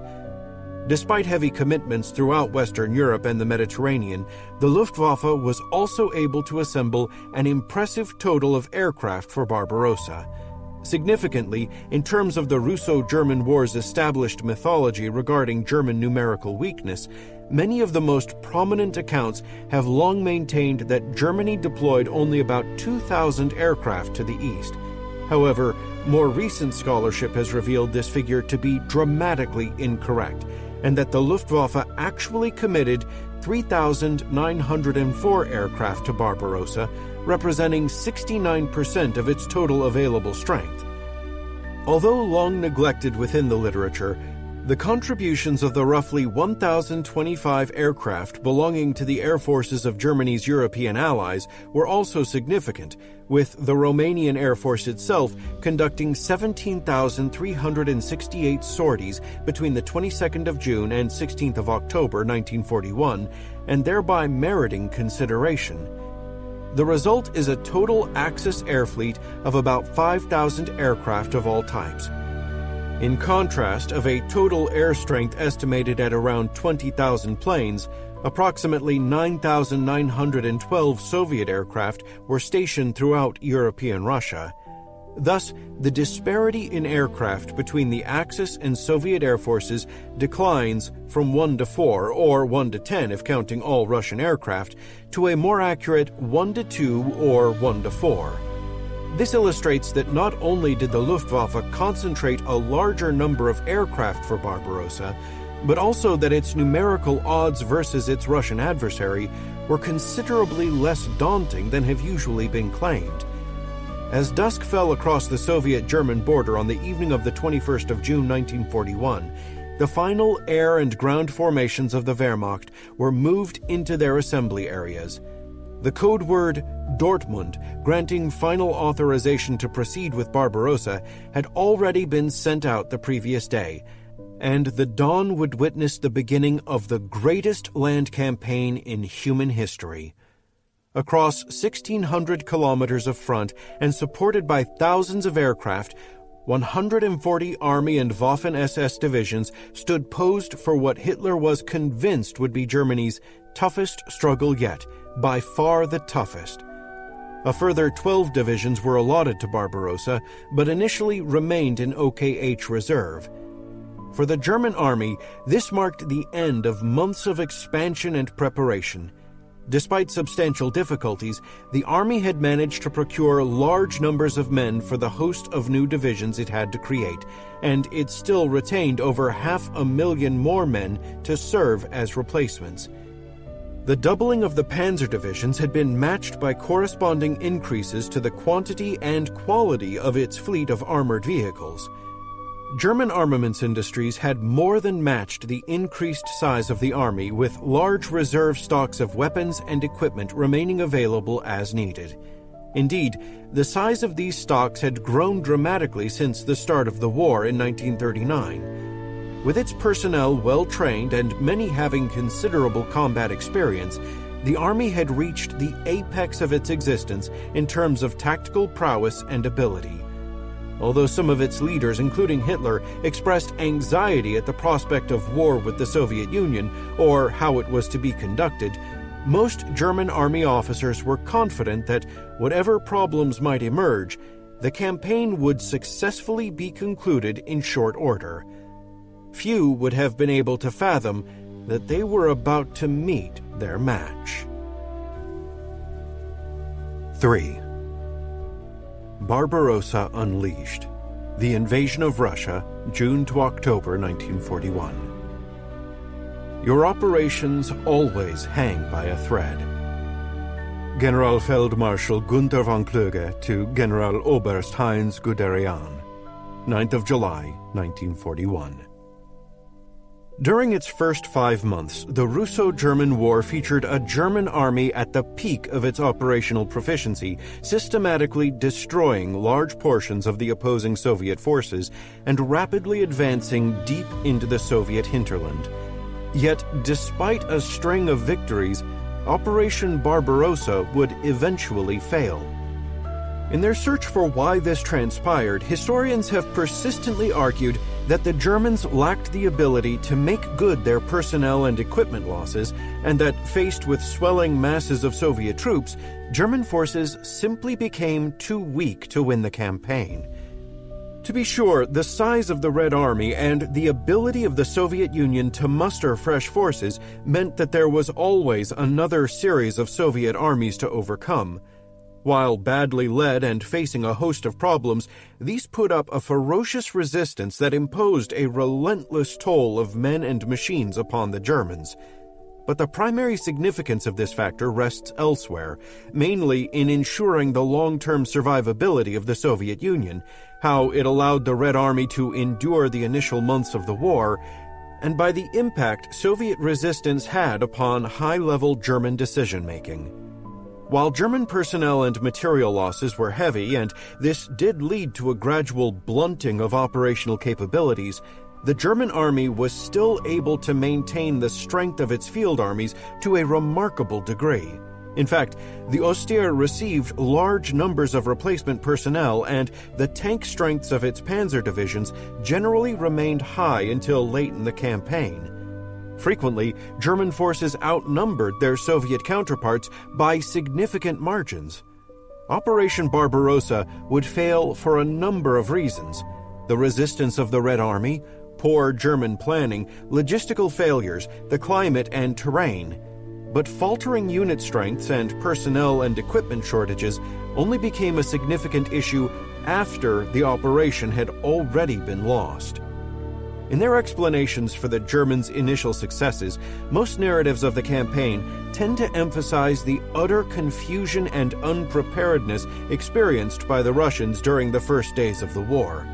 Stalin's abject refusal to face the reality of an impending German invasion unquestionably meant that many Soviet Army and Air Force units were caught by surprise and suffered accordingly.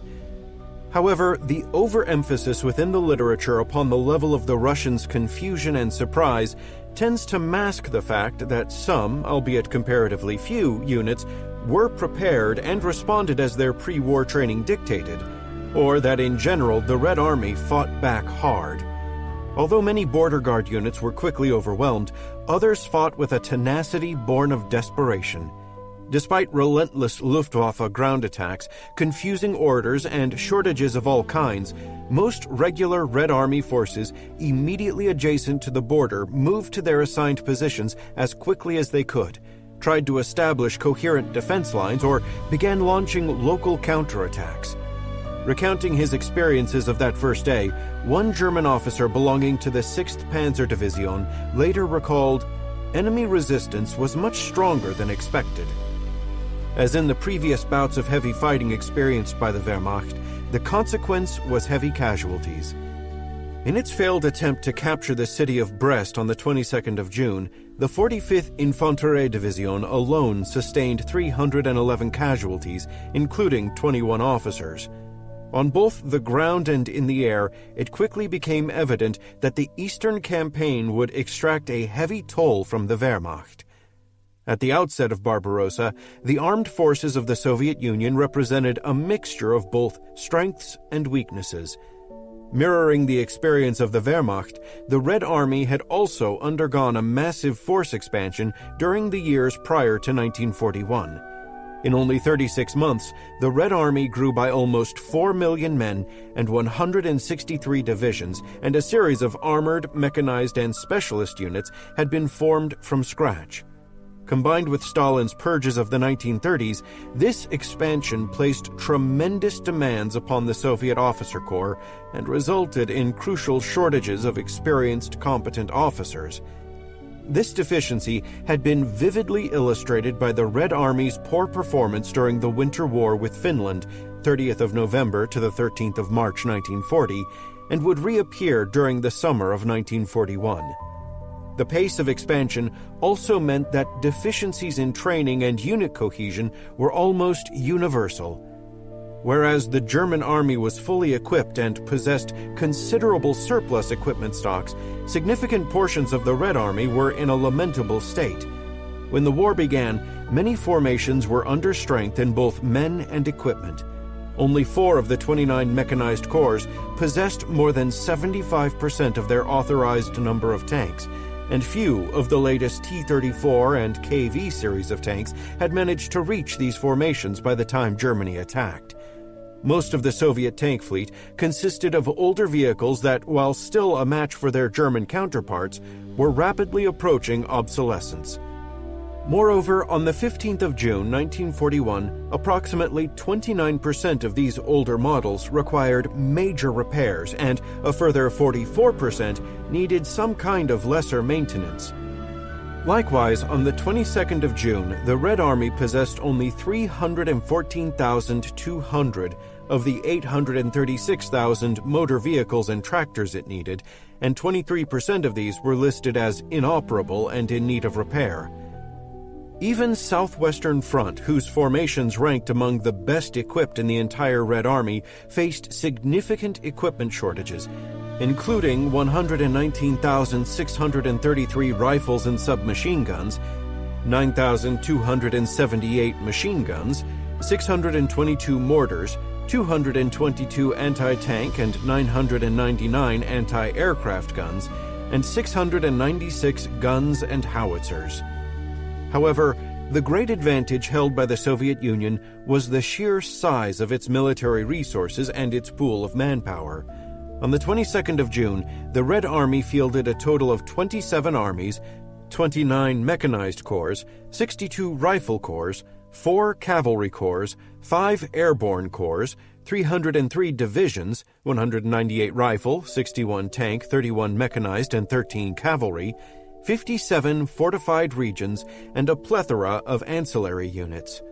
Further support came from the 165,000 men of the Border Guards forces and 171,000 internal security personnel belonging to the People's Commissariat for Internal Affairs, NKVD.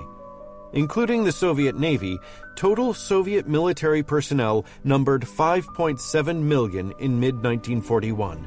Replacement personnel and fresh drafts could be drawn from the 15 to 30 million men and women who had received paramilitary training through the Osovyachim during the 1930s. In material terms, the Red Army's stock of equipment by June 1941 included 248,900 machine guns, 14,900 anti-tank and 8,600 anti-aircraft guns, 22,600 tanks, 33,200 artillery pieces, and 56,100 mortars. Soviet military forces along Russia's western frontier were stationed in the Leningrad, Baltic, Western, and Kiev special military districts, which were redesignated the Northern, Northwestern, Western, and Southwestern fronts at the onset of hostilities. Including the Soviet Ninth Army in the Odessa military district, these contained 15 armies, 20 mechanized corps, 32 rifle corps, 3 cavalry and 3 airborne corps, and 163 divisions, 97 rifle, 40 tank, 20 mechanized, and 6 cavalry, with 2.9 million men. Reinforcements could be drawn from formations stationed in the Soviet Far East and within the internal military districts, which possessed an additional 6 armies, 16 rifle corps, 4 mechanized corps, 83 divisions, 59 rifle, 7 cavalry, 11 tank, and 6 mechanized, and 65 independent artillery regiments. The quality of Soviet armored forces was also improving with the introduction of advanced designs, and of the 1,684 tanks produced between January and June 1941, 1,503 were KV or T-34 tanks. To alleviate the manpower shortages faced by understrength Soviet formations, in April, the People's Commissariat of Defense, NKO, ordered the activation of 900,000 reservists, of which 793,000 were called up in late May and early June. In consequence, most Soviet rifle divisions within the Western military districts were increased in strength from their peacetime establishments of 6,000 men to 8,000 to 11,000 men, out of an authorized wartime strength of 14,500. In support of the ground forces, the various air contingents of the Soviet Union, including the VVS, training establishments, air defense forces, and naval air services, controlled a total of 20,978 aircraft, of which 13,211 were ready for combat. The bulk of the aircraft equipping the air regiments of the VVS, such as the I-16 fighter and SB bomber, though usually derided as old or obsolete, were in actuality generally comparable to their contemporary British counterparts. More significantly, improved designs comparable with the latest aircraft available to the Luftwaffe, such as MiG-3, Yak-1, and Lag-5 fighters, P-2 light bombers, and Il-2 ground attack aircraft were reaching Soviet air units in increasing numbers. By late June, 1,448, 20% out of the 7,133 aircraft stationed in the Western military districts, were of modern design. Notable shortages of pilots existed, particularly for the newer models of aircraft, but this was slowly being rectified by the expansion of the number of pilot training schools. Even more detrimental to the prospects of Barbarossa's successful outcome was the Soviet pre-war accumulation of operational and strategic reserves. On the 26th of April 1941, 1 mechanized corps, 2 rifle corps, and 2 airborne brigades stationed in the Soviet Far East were ordered to redeploy to the Western military districts. Within 2 weeks, 4 more rifle divisions were dispatched to the west from the Ural and Siberian military districts. In consequence, the frontier districts were able to accumulate an operational reserve consisting of 17 corps, including 6 mechanized, and 7 divisions. On the 13th of May, an NKO decree ordered the activation of a 7-army strategic reserve from amongst the forces stationed in the internal military districts, totaling 14 rifle corps, 5 mechanized corps, 57 divisions, 42 rifle, 10 tank, and 5 mechanized, and 17 independent artillery regiments. This reserve was to deploy along the line of the Dwina and Dnieper rivers, serving as a vital second echelon in support of the forces deployed along the western border. Admittedly, only 9 divisions had completed their deployment by the 22nd of June, with a further 19 divisions underway. Nonetheless, by the time the Wehrmacht had overwhelmed the Soviet frontier armies, most of these formations had moved into place and were ready to contest the next stage of the German advance. In consequence, the first weeks of Barbarossa witnessed a series of dramatic German victories, but these were accompanied by heavy losses and a string of Soviet counterattacks. Along the northern axis, the 56th Motorized Army Corps advanced 350 kilometers in only 4 days. At 0530 hours on the 26th of June, in cooperation with a team of Brandenburgers, the Corps seized the critical road and rail bridges over the Dwina River at Daugavpils, which forced the Northwestern Front to abandon any notions it entertained of maintaining itself in Lithuania and retreat to the Dwina River line.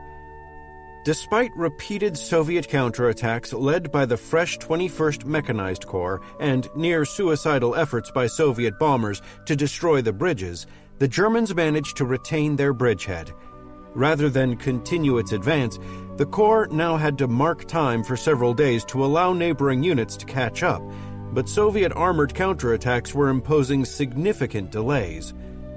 On the 23rd of June, the Soviet 11th Mechanized Corps attacked the infantry divisions of the 1st Army Corps and, in 3 days, lost 704 of its original 749 tanks. Further east, the 2nd Tank Division attacked the 6th Panzer Division on the 24th of June and overran 2 of its bridgeheads over the Dubisa River around the town of Rasaine. Faced by 300 Soviet tanks, including 50 heavy KV-1, the 6th Panzer Division only just managed to hang on until the remaining divisions of the 41st Motorized Army Corps arrived. 3 days of heavy fighting ensued until the Russian division was encircled and destroyed. This event constituted a significant psychological shock to many of the participating Germans, who watched as their best tanks and anti-tank guns were literally run over by seemingly impenetrable Soviet heavy tanks. Our path to the east offered a dreadful picture of smashed vehicles of Motorized Rifle Regiment 114 rolled over by tanks. We also found our riflemen who had been cut off 2 nights before. They had been killed and horribly mutilated. After reorganizing itself on the 30th of June, the 41st Motorized Army Corps managed to seize its own bridgeheads across the Dwina at Jakobpils and Livani. On the 2nd of July, both corps, as part of the 4th Panzergruppe, attacked out of their bridgeheads and began a concerted advance upon Leningrad via the cities of Ostrov and Pskov south of Lake Peipus. Notwithstanding fierce Soviet resistance, both cities had been captured by the 8th of July. However, Despite a dramatic advance of 450 kilometers, most of the Soviet Northwestern Front appears to have escaped, albeit without the bulk of its equipment. With Leningrad now only 250 kilometers away, the 4th Panzergruppe resumed its drive on the 10th of July. 3 days later, elements of the 41st Motorized Army Corps had advanced an additional 140 kilometers and seized bridgeheads over the Luga River.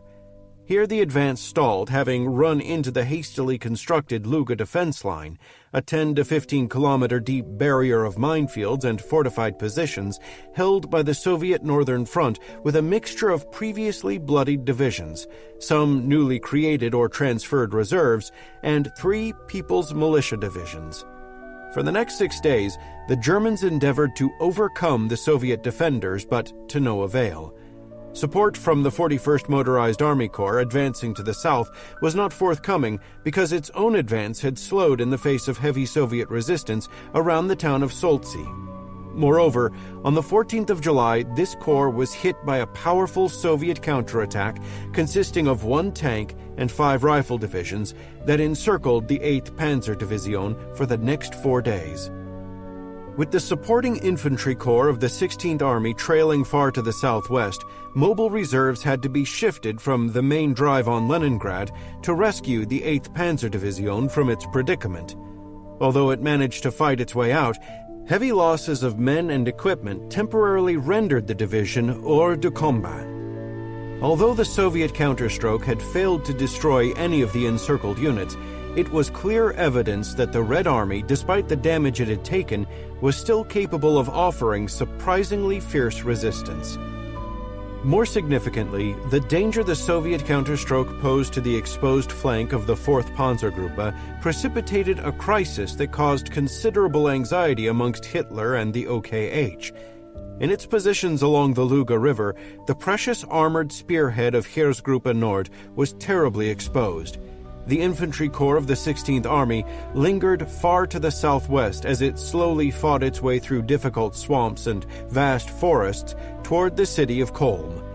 To the northwest, half of the 18th Army was preoccupied with the task of clearing Soviet forces from Estonia and the Baltic Islands. Furthermore, the terrain around Leningrad was covered in large swaths of swamp and forest that had been buttressed by belts of formidable Soviet field fortifications. Hardly an appropriate operating environment for panzer units unsupported by large amounts of infantry. Mounting logistical problems exacerbated German concerns, as only one double-tracked rail line ran from the Niemen River to Leningrad, thereby limiting the pace at which supplies could be brought forward and stockpiled. Vital rail bridges at Riga and Petseri had also been destroyed and were not repaired until the 17th and 24th of July, respectively.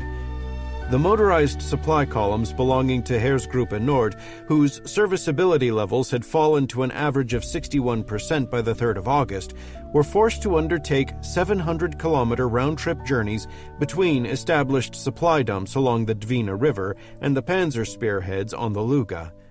In consequence, Hitler issued Directive No. 33, 19th of July, and supplement to Directive No. 33, 23rd of July, in which he ordered, "The advance on Leningrad will be resumed only when 18th Army has made contact with 4th Armored Group and the extensive flank in the east is adequately protected by 16th Army."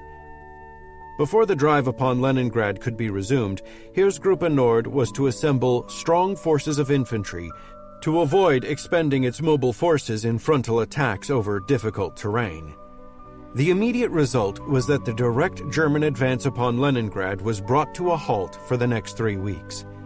At this stage, personnel losses did not factor into the decision to halt the drive upon Leningrad.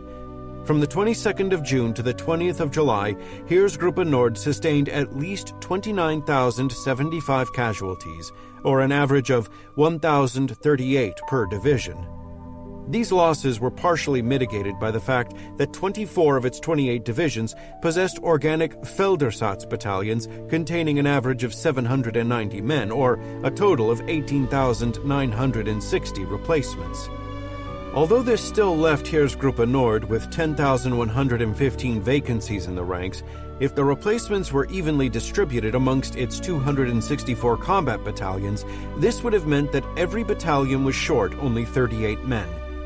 Given that, according to their assigned KSTN, the established personnel strength of German infantry and motorized infantry battalions amounted to 861 and 1,089 men respectively.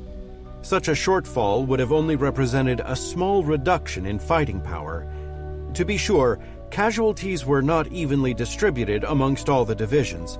By the 18th of July, the 8th Panzer Division had sustained 1,538 casualties, while during the 8th to the 20th of July, the 30th Infanterie Division took 1,033 casualties.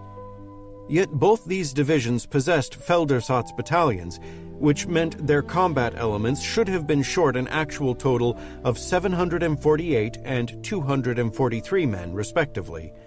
This translates into an average deficit of 125 men in each of the 6 combat battalions belonging to the 8th Panzer Division, and 24 men in each of the 10 battalions of the 30th Infanterie Division, which would have been far from crippling. Moreover, approximately 65,000 replacements were dispatched to the Ostheer during July, and presumably some of these were assigned to Heeresgruppe Nord. Thus, the shortages indicated here should have been even lower. This makes it evident that it was Soviet actions, as illustrated by the continued resistance on the flanks of the 4th Panzergruppe and the counterstroke at Solzhenitsyn, together with mounting logistical problems and not personnel shortages, that were the primary rationale behind the decision to temporarily halt the advance on Leningrad.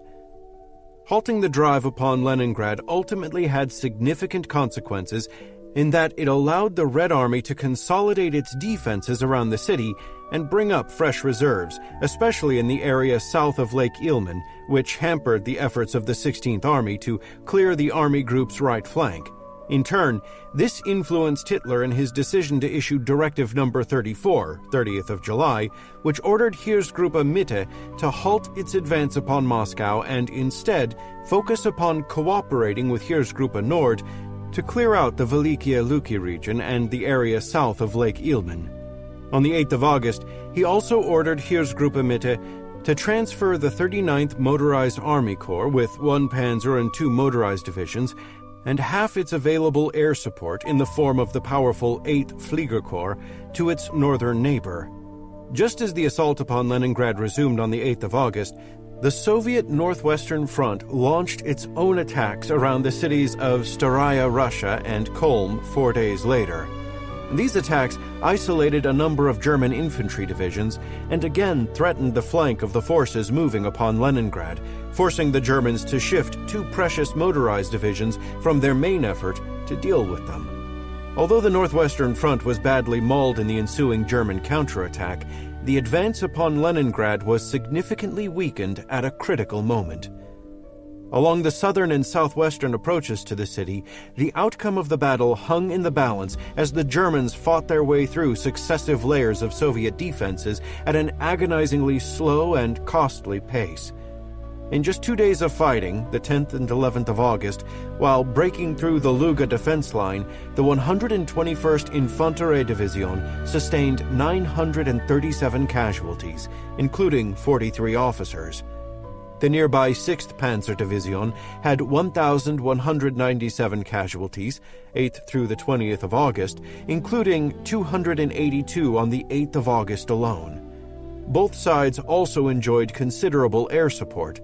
On the 10th of August, the VVS threw 908 sorties in the Leningrad region, while the Luftwaffe staged 1,126 sorties. Soviet resistance on the ground was tenacious, having been galvanized on the 9th of September by the arrival of the tough and ruthless General of the Army, Georgy Zhukov. Nonetheless, during August and September, Heeresgruppe Nord slowly managed to isolate Leningrad from the rest of the Soviet Union by capturing Schlisselburg along the southern shore of Lake Ladoga and having literally advanced to within sight of the city. However, both combatants fought themselves to exhaustion, and on the 30th of September, Generalfeldmarschall Ritter Wilhelm von Lieb, the commander of Heeresgruppe Nord, ordered a halt to further attacks. Casualties on both sides were staggering. Many Soviet formations were decimated in the fighting. On the 20th of August, the Soviet 48th Army reported its strength as only 6,235 men, 5,043 rifles, and 31 artillery pieces, while the 118th Rifle Division was reduced to 3,025 men, 17 artillery pieces, and 54 machine guns by the 9th of September. On the 25th of August, the Soviet 8th Army reported that it had lost 100% of its original regimental and battalion commanders. Initially numbering some 517,000 personnel, the Soviet forces in the Leningrad region were reinforced during the course of operations by 5 additional Army headquarters and 20 divisions, but between the 10th of July and 30th of September, total Soviet losses amounted to 344,926 casualties, including 214,078 killed or missing and 130,848 wounded or sick, and included the loss of 1,492 tanks and 9,885 guns and mortars. By the 30th of September, the VVS deployed in the Baltic region had also lost 2,692 aircraft since the start of the campaign. For Heeresgruppe Nord, the fighting in August and September cost at least 92,532 casualties. This translates into an average loss of 3,427 men in each of its 27 divisions, or 376 casualties for each of the 246 combat battalions that belonged to the Army Group.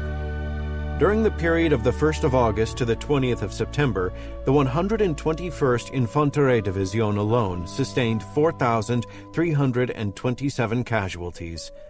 At first glance, losses on this scale would seem to have played the primary role in ultimately bringing the German assault on Leningrad to a standstill. However, according to Halder's war diary, 35,000 replacements had been dispatched to Heeresgruppe Nord since the start of the campaign, or were due to arrive before the end of August. A further 20,000 replacements were scheduled to arrive in September. Together with the men within the Feldersatz battalions, this meant that 73,960 replacements had been made available by the end of September to cover the 139,532 casualties the Army Group had sustained since June. This would still have left a shortage of 65,572 men, but the exact implications of this are far from clear because of the shuffling of divisions between army groups. Still, if the replacements that arrived by the end of September, 55,000, are counted against the losses sustained by Heeresgruppe Nord in August and September, 92,532, the result is a deficit of 37,532. When divided by the number of combat battalions with the Army Group during the final advance upon Leningrad, 246, the result is a shortage of 153 men per battalion. Adding the shortages that existed by the end of July, 38, this means that the available combat battalions should have been short an average of 194 men by the end of September. Based upon their authorized strengths, infantry battalions of 861 men should still have retained an average of 667 men, 78%. For motorized battalions with 1,089 men, the figure would have been 895 men, 82%. Although these figures are speculative, this would seem to indicate that, compared to the debilitated state of many Soviet units, Heeresgruppe Nord should have been in comparatively good shape in terms of manpower when von Lieb ordered it to halt. While an assessment of the impact German personnel losses had upon the decision to stop operations around Leningrad is difficult to ascertain with any accuracy, it should be noted that von Lieb had labored under considerable time constraints. On the 6th of September, Hitler issued orders for the advance upon Moscow to be resumed by the end of the month. This entailed the transfer from von Lieb's command to Heeresgruppe Mitte of the headquarters of the 4th Panzergruppe, the headquarters of 3 motorized corps, and 4 panzer and motorized divisions starting on the 15th of September. The 8th Fliegerkorps was also to be transferred south, taking with it most of the Luftwaffe formations that had been supporting Heeresgruppe Nord. Although von Lieb still retained sizable resources, including 2 panzer and 2 motorized divisions, the departure of these formations appear to have convinced him that his army group now lacked the resources to take Leningrad by direct assault or invest its environs more closely. Interestingly, while the German failure to capture Leningrad might be explained by a combination of Soviet resistance, heavy losses, Hitler's shifting strategic priorities, and time constraints, it cannot be attributed to a lack of armor. By the 10th of September, the 3 original panzer divisions assigned to the 4th Panzergruppe had lost 131 tanks since the beginning of the campaign as Totalausfälle, and had received only 2 replacements. Nonetheless, together with the recently arrived 12th Panzerdivision, these divisions still retained a total of 637 panzers, or 73% of their initial strength, at the height of the push on Leningrad. The majority, 83% of these vehicles, were operational. As late as the 26th of September, the 8th Panzerdivision still had 93 panzers operational. In contrast, by the 1st of September, the Soviet defenders of Leningrad possessed significantly fewer tanks. The mainstay of Soviet armored support had been the 10th Mechanized Corps, which had 1,348 tanks on the 22nd of June. However, by September, this formation had been worn down by over 2 months of combat, and its 21st and 24th Tank and 198th Motorized Divisions were operating separately across the front, endeavoring to provide hard-pressed Soviet rifle formations with a modicum of armor support. By the 1st of August, the 24th Tank Division had already been reduced to 50 operational tanks. During September, this division was broken up into a separate tank brigade and an independent tank regiment, while the 198th Motorized Division was downgraded to a normal rifle division, which indicates that both formations had already lost most of their armor. The only other available Soviet armored assets were the remnants of the 1st Tank Division and 3 weak independent tank battalions. To the south, German efforts in the sector of Heeresgruppe Mitte resulted in even greater successes than those initially witnessed in the Baltic region. In short order, the 2nd and 3rd Panzergruppe smashed their way through Soviet border defenses, fended off various Soviet counterattacks, and by the 30th of June, linked up west of Minsk to create a massive pocket enclosing most of the Soviet 3rd, 10th, 4th, and 13th armies. On the 7th of July, German panzer spearheads had already crossed the Berezina and pressed on to the western Dwina and Dnieper rivers. Although the reduction of the pocket entailed ferocious and time-consuming fighting, and large numbers of Soviet soldiers eventually managed to exfiltrate back to their own lines, the result was a tremendous victory. At the outset of operations, the Soviet Western Front had totaled 671,165 personnel, 14,171 guns and mortars, and 2,900 tanks. On the 9th of July, Wehrmacht communiques claimed that 323,898 prisoners had been taken, and that 1,809 artillery pieces and 3,332 tanks had been destroyed or captured. Contemporary Russian sources quote Soviet losses in Belorussia during the 22nd of June to the 9th of July as including 341,012 killed or missing and 76,716 sick and wounded, for a total of 417,729 casualties. Soviet material losses included 4,799 tanks, 9,427 guns and mortars, and 1,177 aircraft. In only 18 days, Heeresgruppe Mitte had practically demolished the Soviet Western Front and advanced 460 kilometers into the Soviet Union. But this victory was not achieved without significant cost. The 10th Motorized Infanterie Division lost 123 killed and 128 wounded on the 6th of July alone. In the last days of June, the 5th Infanterie Division sustained 230 casualties. The 7th Infanterie Division lost 644 men. The 78th Infanterie Division had 238 killed or wounded, and the 137th Infanterie Division endured 705 casualties. The worst hit was the 45th Infanterie Division that lost 482 killed and 1,000 wounded between the 22nd and 30th of June as it struggled to destroy the 3,000 to 4,500 Soviet defenders trapped within the citadel of Brest.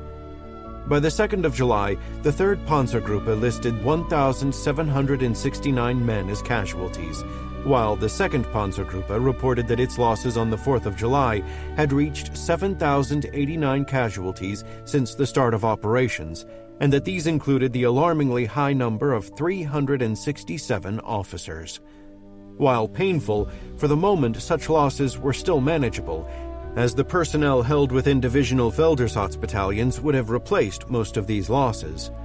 The 3 Panzer and 3 motorized divisions belonging to the 3rd Panzergruppe each had their own Feldersatz battalion, and the 4,730 replacements these collectively held more than sufficed to cover their current losses. Although the 6,320 replacements held by the Feldersatz battalions of 8 of the 2nd Panzergruppe's 9 divisions did not entirely cover the 6,857 casualties they sustained, in most instances this resulted in small deficits that only marginally impaired their combat performance and abilities. The only possible exception may have been the 18th Panzerdivision, whose losses meant an average shortage of 121 men in each of its 6 combat battalions. Still, with each Schützen or Krautschützen battalion authorized 1,089 men, even this should have only had a minimal impact.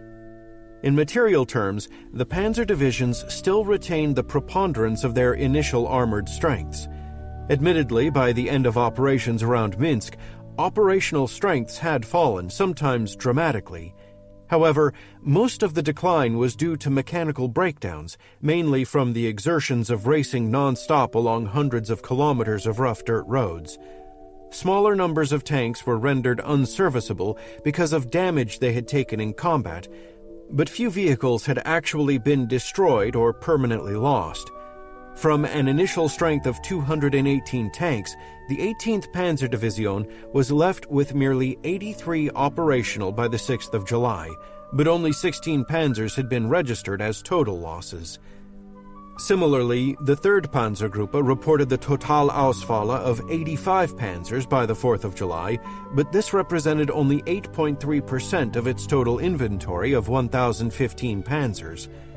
With roads choked by advancing infantry and logistical columns and harassed by Soviet stragglers, maintenance units encountered considerable difficulties procuring spare parts from increasingly distant supply depots. Most importantly, the urgent need to continue operations before the Red Army regained its balance left precious little time in which to conduct needed maintenance and repairs. Still, given the availability of spare parts and time, operational readiness could be restored in relatively short order. On the evening of the 28th of June, the 7th Panzer Division reported that half its PZ-2 and PZ-38T tanks, 111 out of an initial 222, and 75% of its PZ-4, 23 out of 30, were non-operational. Nonetheless, having remained stationary as part of the encirclement ring around Minsk, the division could already report by the 30th of June that 149 of its panzers were ready for combat. How many more were repaired by the time the division resumed its advance on the 3rd of July is unknown. Despite the dimensions of the German success along the Central Axis, the primary factor that would ultimately prove fatal to the outcome of Operation Barbarossa was already emerging. This was the sheer size of the Soviet response. By the 1st of July, the Soviet Union had mobilized 5.3 million reservists, of which 3,544,000 were deployed to the front by the end of the year. During the course of the month, the Red Army would form 13 new field armies, followed by another 14 field armies in August, 5 in September and October, 8 in November and December, and 10 more in the spring of 1942. Especially along the Moscow axis, these armies were formed into successive echelons, capable of establishing yet another line of defense for the Germans to overcome, or else acting as reserves for counterstrokes.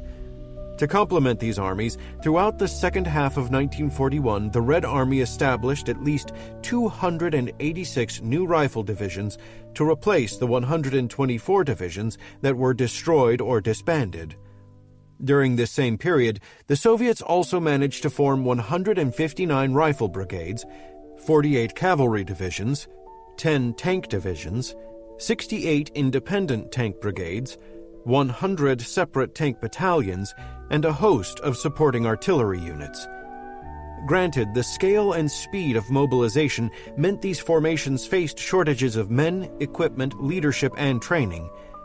Even so, despite the disruptions caused by the German invasion and the subsequent evacuation of 1,523 factories to safety behind the Ural Mountains, Soviet industry still managed to manufacture prodigious quantities of war material.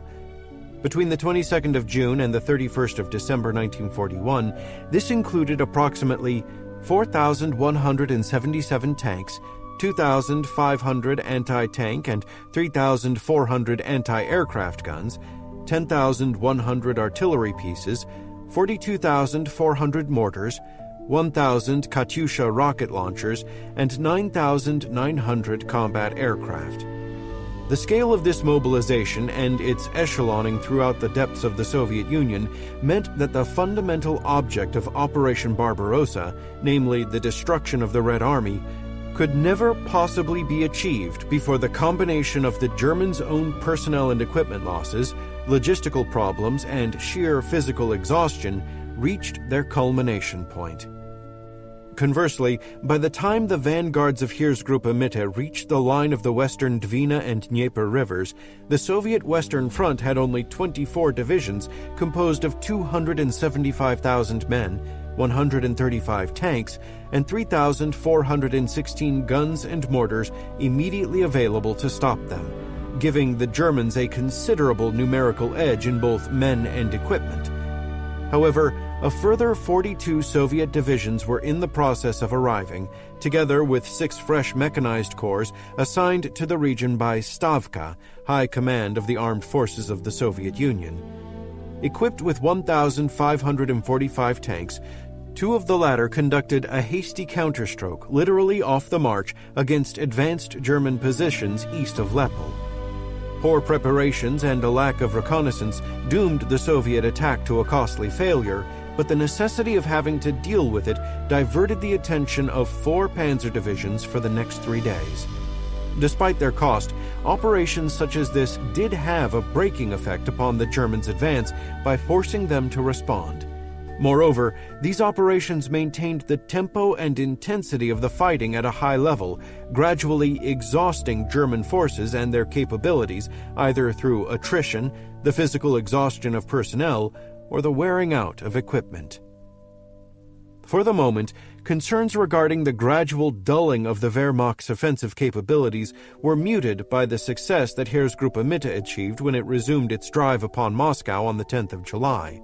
In short order, the armored spearheads of Generaloberst Heinz Guderian's 2nd Panzergruppe stormed across the Dnieper River, swept past centers of Soviet resistance at Orsha and Mogilev, and drove hard for the city of Smolensk.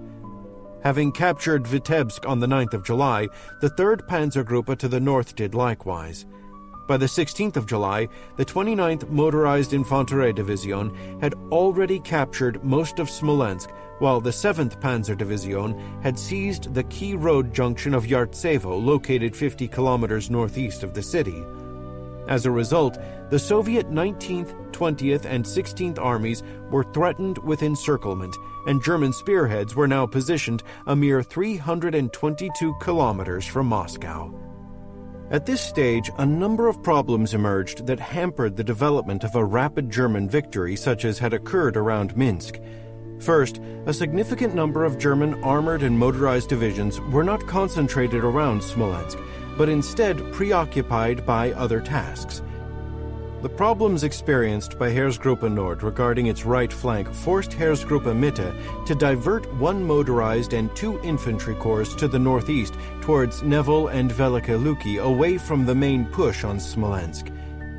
To the south, the entrapment of a sizable body of Soviet troops around Mogilev meant that one-third of Guderian's forces, namely the entire 24th Motorized Army Corps, was tied down for the rest of July, fending off the repeated relief efforts of three Soviet armies. German infantry formations meant to relieve the panzer spearheads were taking longer to reach the front than expected, being either preoccupied mopping up pockets of Soviet resistance, delayed because of congested roads, or committed to guard the army group's steadily increasing southern flank. Guderian exacerbated the dispersion of German armored forces on the 20th of July when, contrary to repeated orders to commit his forces to the northeast to seal the pocket around Smolensk, he dispatched most of the 46th Motorized Army Corps, the second of this three corps, the third already having been committed around Smolensk, eastwards to capture a bridgehead across the Desna River at Yelnya. Ultimately, this decision directly contributed to the Germans' inability to fully seal the ring around Smolensk, and the pocket only ceased to exist on the 6th of August when Stalin finally permitted the evacuation of its 50,000 remaining Soviet defenders. What made this troop dispersion problematic was the second factor inhibiting German operations around Smolensk, specifically the increasing scale and tenacity of Soviet resistance. Unlike the circumstances along the border in June, large amounts of Soviet reserves were now close at hand and able to conduct a series of fierce counterattacks.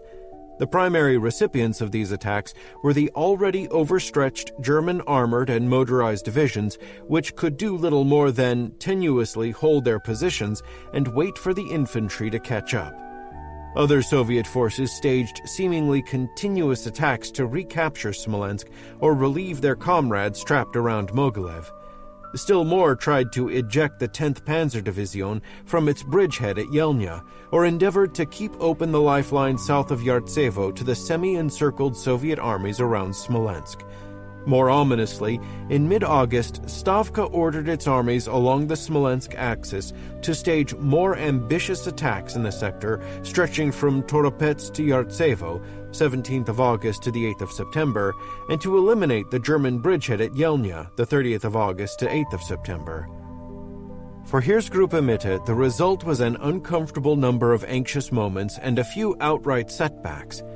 Although the 19th Panzer Division captured Velike Luki on the 19th of July, it was compelled to abandon the city shortly thereafter when Soviet attacks threatened to overwhelm the 14th Motorized Infanterie Division, guarding its lines of communication to the southwest. While the city was recaptured by the 26th of August, it required the commitment of 2 panzer and 7 infantry divisions. Around Yartsevo, Soviet attacks pierced the lines of the 161st Infanterie Division on the 19th of August, forcing the army group to commit the 7th Panzer Division, which had only recently been relieved from the front line for rest and refurbishment. Its counterattack on the 21st of August stabilized the situation, but failed to win back the lost ground and cost the division 30 panzers as Totalausfälle. 9 days later, Soviet troops achieved a 10-kilometer deep penetration of the front held by the 23rd Infanterie Division. A counterattack the following day restored the German lines, but required the commitment of the 10th Panzer Division and elements of another infantry division. Most significantly, unrelenting Soviet attacks around Yelnya inflicted an unsustainable casualty rate upon the German formations deployed there. In consequence, OKH ordered the abandonment of the bridgehead, and by the 8th of September, German forces had pulled back across the Desna River, granting the Red Army its first clear victory.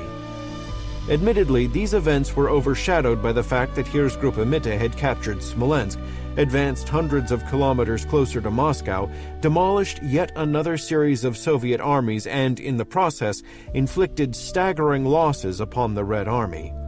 German claims of Soviet losses during this stage of the campaign, 10th of July to the 5th of August, amounted to 310,000 prisoners and the destruction or capture of 3,205 tanks and 3,120 artillery pieces.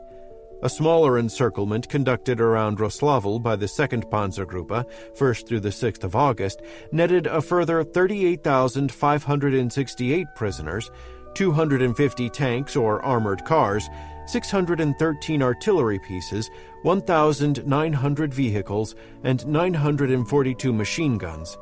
Another around Veliky, 22nd to the 26th of August, produced 29,500 more prisoners and 393 captured artillery pieces. Russian sources admit that between the 10th of July and 10th of September, the Soviet armies operating along the Smolensk axis sustained a total of 759,974 casualties, including 486,171 killed or missing, and that 1,348 tanks and 9,290 guns and mortars were lost. However dramatic the German victory seemed, the fighting did not end with the capture of Smolensk or the reduction of the pocket that bore its name. Instead, faced with persistent Soviet attacks across its front, Heeresgruppe Mitte was forced to endure 2 months of almost continuous operations that produced a debilitating number of casualties. Soviet pressure upon the army group was so great that on the 28th of August, its commander, Generalfeldmarschall Fedor von Bock, telephoned Halder, highly excited. Defenses of Army Group are near breaking point. Army Group cannot hold its eastern front if the Russians continue attacking. Although the crisis passed, by the end of July the Army Group had sustained a total of 82,031 casualties. A further 75,849 casualties were incurred during August, and 40,518 more in September, for a total of 198,398 casualties since the start of the campaign. Specifically, the effort to reduce the Smolensk pocket cost the 5th Infanterie Division some 1,565 casualties, 20th of July to 3rd of August, while the neighboring 129th Infanterie Division lost 1,011 men, 26th of July to 4th of August. For the 3rd Panzergruppe operating along the northeastern position of the Army Group front, average losses rose from 161 men, 22nd of June to the 2nd of July, to about 396 men, 3rd of July to 10th of August, per day. To the southeast, the fighting around Yelnya was especially bitter. Holding the bridgehead cost the 46th Motorized Army Corps a total of 4,252 men between the 22nd of July and 8th of August. Relieving infantry formations fared no better. The 137th Infanterie Division sustained 1,900 casualties, 15th of August to 5th of September, while the 78th Infanterie Division lost 1,155 men, 21st of August to 5th of September. Other divisions belonging to Heeresgruppe Mitte endured similar losses, with the invaluable armored and motorized divisions sustaining an average of 29% more casualties than their infantry counterparts. Worst hit had been the 18th Panzer Division. By the 21st of July, this division had been reduced to an Infanteriestärke of approximately 600 men, forcing it to disband 2 of its 4 motorized infantry battalions. 3 days later, it possessed a mere 12 operational panzers. Total casualties, including sick and non-combat losses, since the start of the campaign amounted to 3,352 men by the 28th of July, and the following day the division reported a shortage of 3,353 men, 2,292 vehicles, 178 machine guns, and 17 anti-tank guns. In contrast to its 21st of June Verpflegungsstärke of 17,174 men, On the 6th of August, the division possessed an Eaststärke of 11,345 personnel.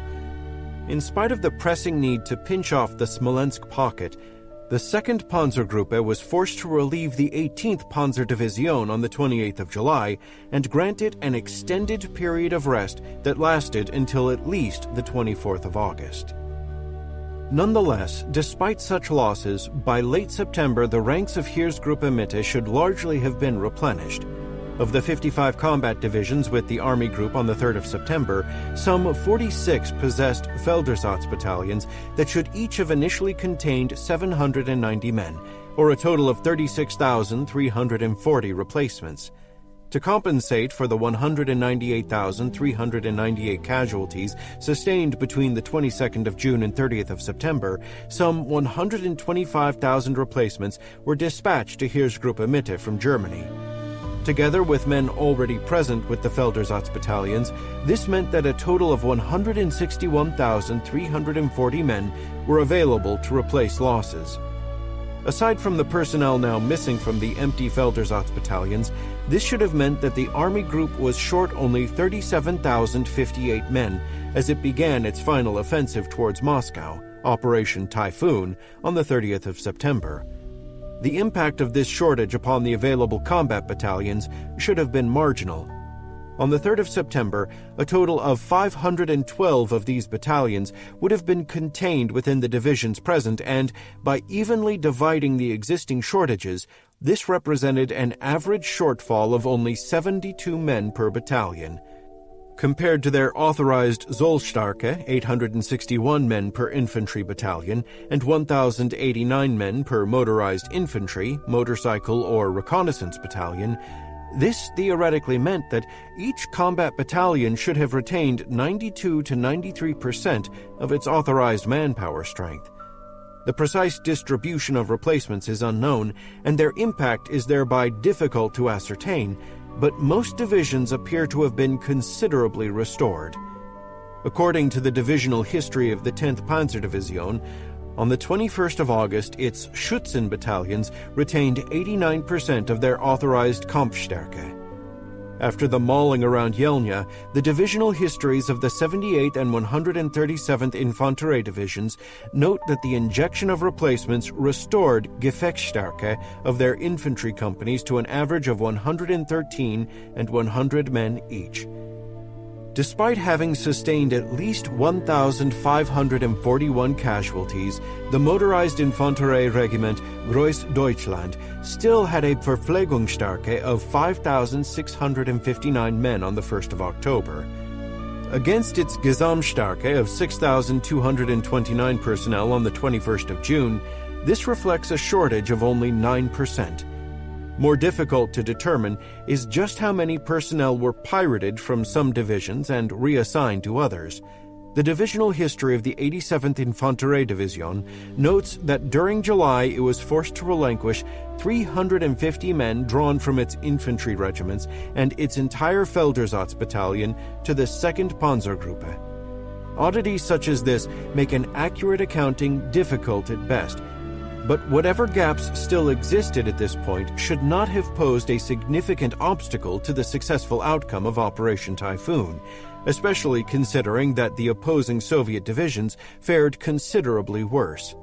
In fact, when the operation commenced, the Germans enjoyed a considerable numerical edge, while Heeresgruppe Mitte possessed a Gesamtstärke of 1,929,406 men on the 1st of October.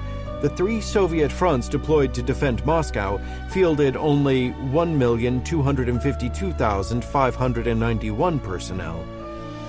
A similar regeneration occurred in terms of German armored strength. Throughout July, the hectic pace of operations, Soviet resistance, abysmal roads, and logistical constraints played havoc with the operational armored strength of the panzer divisions belonging to Heeresgruppe Mitte.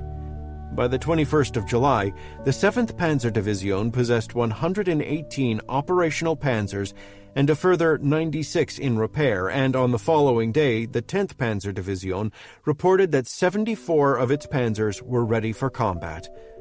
the 18th Panzerdivision was reduced to a lamentable 12 operational panzers by the 24th of July. 6 days later, the 4th Panzerdivision had 86 serviceable panzers and 50 more in workshops. On the 29th of July, the 2nd Panzergruppe reported that only 286 of its original 1,086 panzers remained operational. Yet by the 8th of August, most of the panzer divisions belonging to the Army Group had been replaced by infantry divisions and were withdrawn into reserve. To be certain, many were soon recommitted, staging counterattacks against Soviet breakthroughs as part of the operation to capture Veliki Luki, or else with the 2nd Panzergruppe in its drive south into Ukraine. Nonetheless, the operational armored strength of Heeresgruppe Mitte's panzer divisions had already increased by late August and early September. In contrast with their previous circumstances, on the 22nd and 24th of July respectively, the operational strength of the 10th Panzer Division more than doubled, while that of the 18th Panzer Division increased by 675%. Compared to its standing on the 29th of July, and despite its continued operations, the number of serviceable tanks with the 2nd Panzergruppe grew by 52%, from 286 operational panzers to 435. While the overall operational readiness within the Army Group stood at 41% of its initial complement, what is more significant is that the panzer divisions still retained over 71% of the tanks with which they started the campaign. Aside from the 2nd Panzergruppe that campaigned in Ukraine throughout September, minus the 10th Panzerdivision, the relative stability of the front during this period, August to September, meant that time was available to conduct needed repairs and servicing, consequently increasing the number of operational vehicles even further. This was facilitated by a moderate easing of German logistics that would have permitted the dispatch of increased amounts of vital spare parts. The precise implications of this period of rehabilitation are difficult to quantify with any certainty. Within the literature, the presentation of German armored strengths at the time of Typhoon are rather vague, lack credible sources, or else tend to focus upon German weaknesses rather than strengths. Such somnolent historical analysis may be a reflection of the befuddlement that developed within OKH during September and October 1941, when it appears to have utterly lost track of the Panzer Division's exact circumstances. In short, nobody in authority appears to have known just how many panzers remained in the field or how many had been lost. However, a more detailed accounting indicates that Heeresgruppe Mitte may have accumulated a considerably larger armored contingent than most sources indicate. Although the figures related to the four divisions, 7th, 10th, 19th, and 20th Panzer Divisions, that remained with the Army Group date from late August and early September, they are likely representative of the number of tanks available a month later, since these formations remained relatively static, did not participate in extensive operations during the intervening period, and because they correspond to figures known for later periods. The numbers given for the 1st and 6th Panzer Divisions are most likely also roughly accurate, as the former possessed 111 operational panzers on the 28th of September, versus the 99 on the 10th of September, while the latter still had an Eaststärke of 142 tanks as late as the 31st of October. The 11th Panzer Division was transferred from Heeresgruppe Süd, while the 2nd and 5th Panzer Divisions were fresh formations having only just arrived from Germany. Replacement tanks were dispatched starting in September, but a number of these did not arrive until early October. Exact figures for the number of assault guns is not known, but a total of 16 Sturmgeschütz battalions had been deployed to Russia by late September. At full strength, with 21 Stug per battalion, these would have totaled 336 guns. However, by the end of September, a total of 52 Stug had been written off and only 4 replacements had arrived.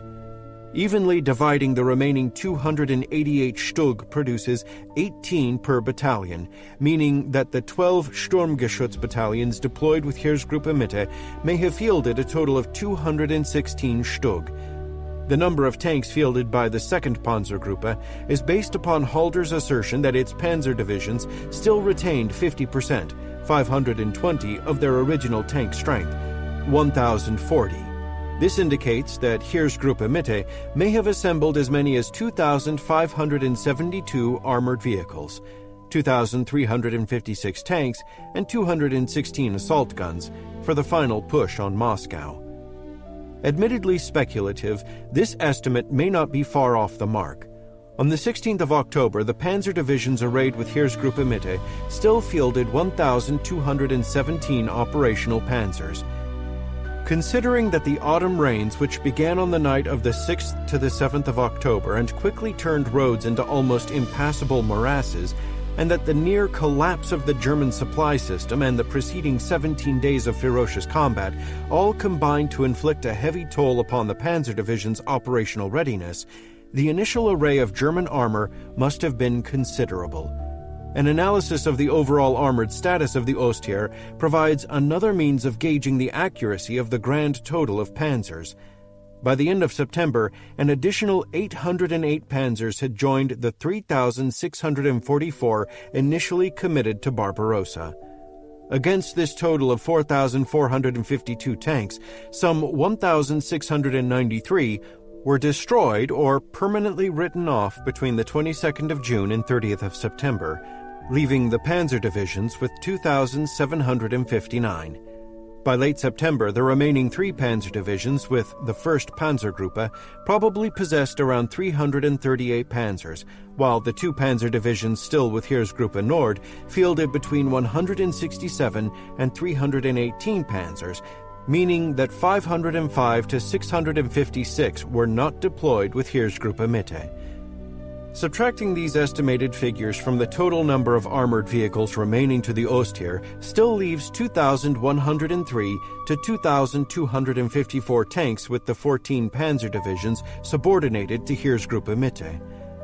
Adding the 216 assault guns of the Sturmgeschütz battalions with the army groups, the total reaches 2,139 to 2,470 armored vehicles.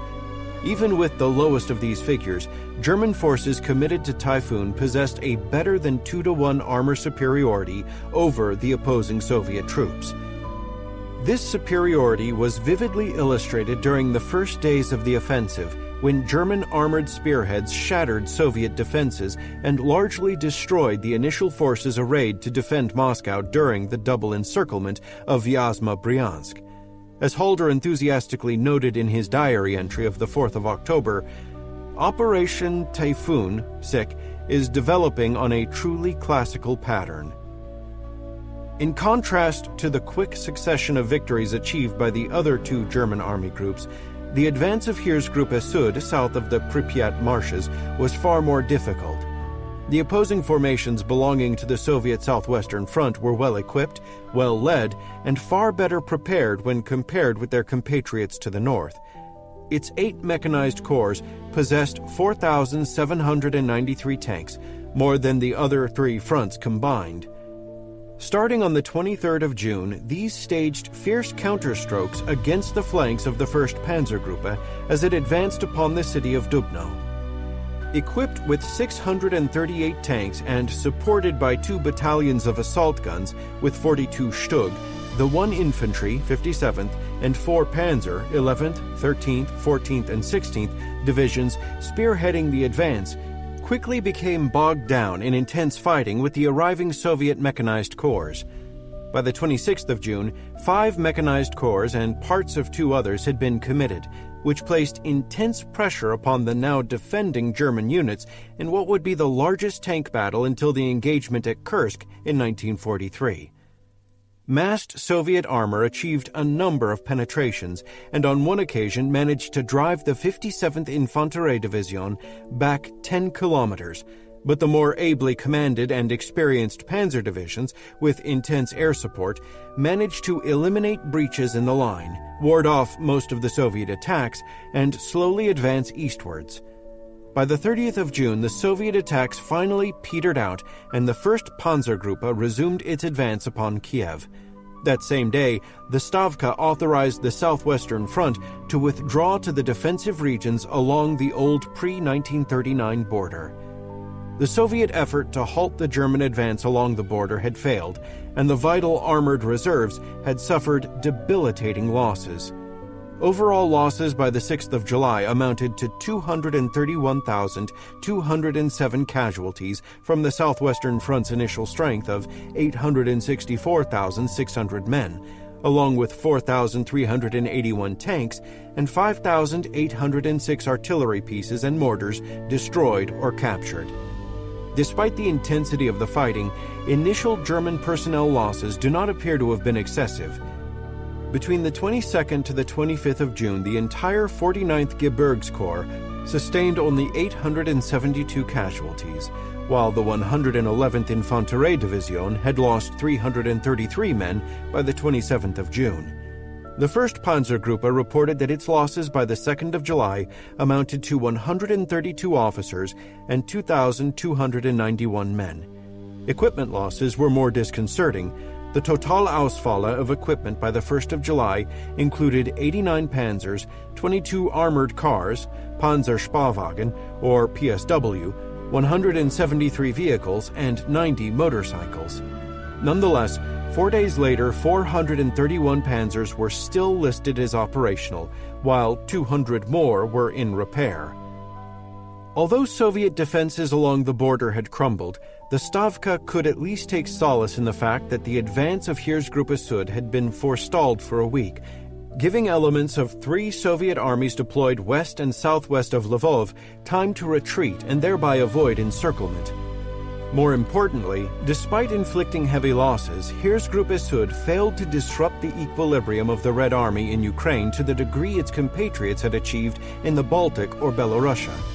Consequently, Soviet resistance was far more coherent, forcing the Germans to fight their way slowly across western Ukraine throughout July and August. Command disagreements as to how to proceed with operations resulted in the dispersal of German strength, slowing operations yet further. Despite the sluggish pace of the German advance, by the end of August, parts of 3 Soviet armies, 24 divisions, were encircled and destroyed around Uman, 2nd through the 8th of August. Another was besieged in Odessa, and the remaining Soviet forces had been driven from western Ukraine. The cost for this success was high. By the 31st of August, Heeresgruppe Süd had lost 27,710 killed, 103,608 wounded, 7,186 missing, for a total of 138,504 casualties. In terms of individual divisions, by the end of August, the 198th Infanterie Division had sustained 3,167 casualties, while the 44th Infanterie Division had lost 2,147 men. The 111th Infanterie Division alone endured a staggering 5,457 casualties by the 12th of September.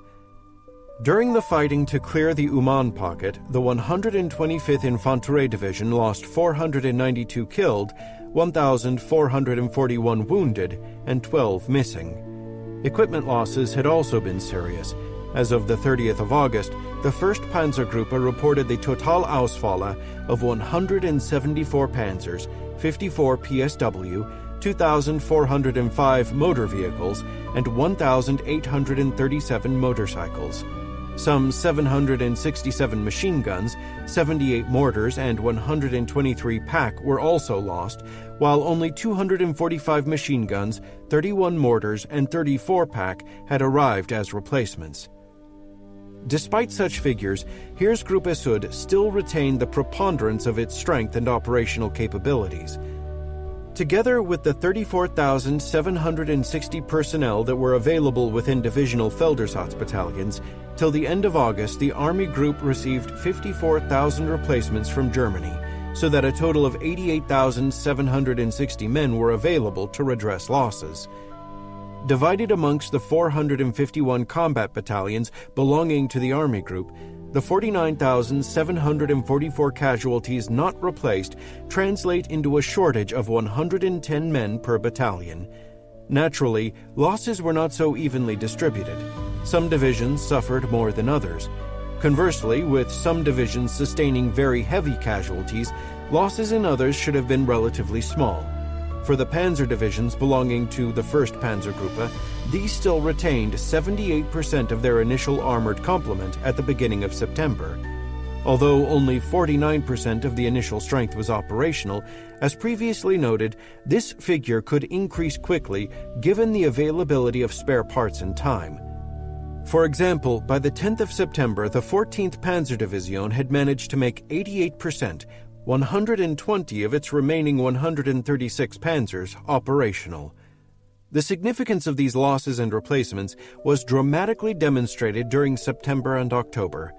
Having secured bridgeheads over the Dnieper River, the 1st Panzergruppe drove northwards and, on the 15th of September, linked up with the 2nd Panzergruppe that had been diverted south into Ukraine. In consequence, the preponderance of the southwestern front, 4 armies and parts of 2 others consisting of 43 divisions, was surrounded and had been destroyed by the 26th of September. German forces committed to this operation sustained approximately 45,654 casualties, but Soviet losses were far greater. Russian sources maintain that between the 7th of July and 26th of September, total Soviet losses in Ukraine amounted to 700,544 casualties, 616,304 killed or missing, and 84,240 wounded and sick, 411 tanks, and 28,419 guns and mortars. Parallel German accounts stress that they took 665,212 prisoners and destroyed or captured 884 tanks and 3,718 artillery pieces during the period of the 25th of August and 26th of September alone. Considering that Soviet sources admit that only 15,000 men remained with which to rebuild the southwestern front, the German claims are probably more accurate. While usually cited in retrospect to exemplify Hitler's interference with military operations and his role in the subsequent failure of Barbarossa, the Kiev encirclement served entirely rational economic and military ends. In terms of the former, it consolidated under German control the vast food-producing regions of Ukraine and obviated a mounting food crisis. It also secured the vital manganese ore deposits around Nikopol, without which subsequent increases in steel production and hence armaments production would have been impossible.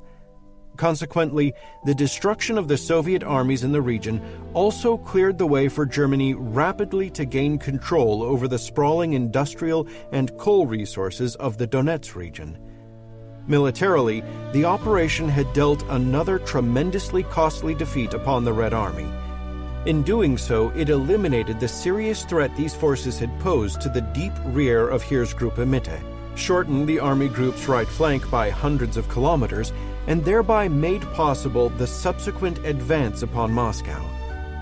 Most importantly, the elimination of the massive bulge protruding around Kiev shortened German lines and freed 3 entire armies and parts of 2 armored groups containing at least 45 German and 5 Axis divisions for employment elsewhere.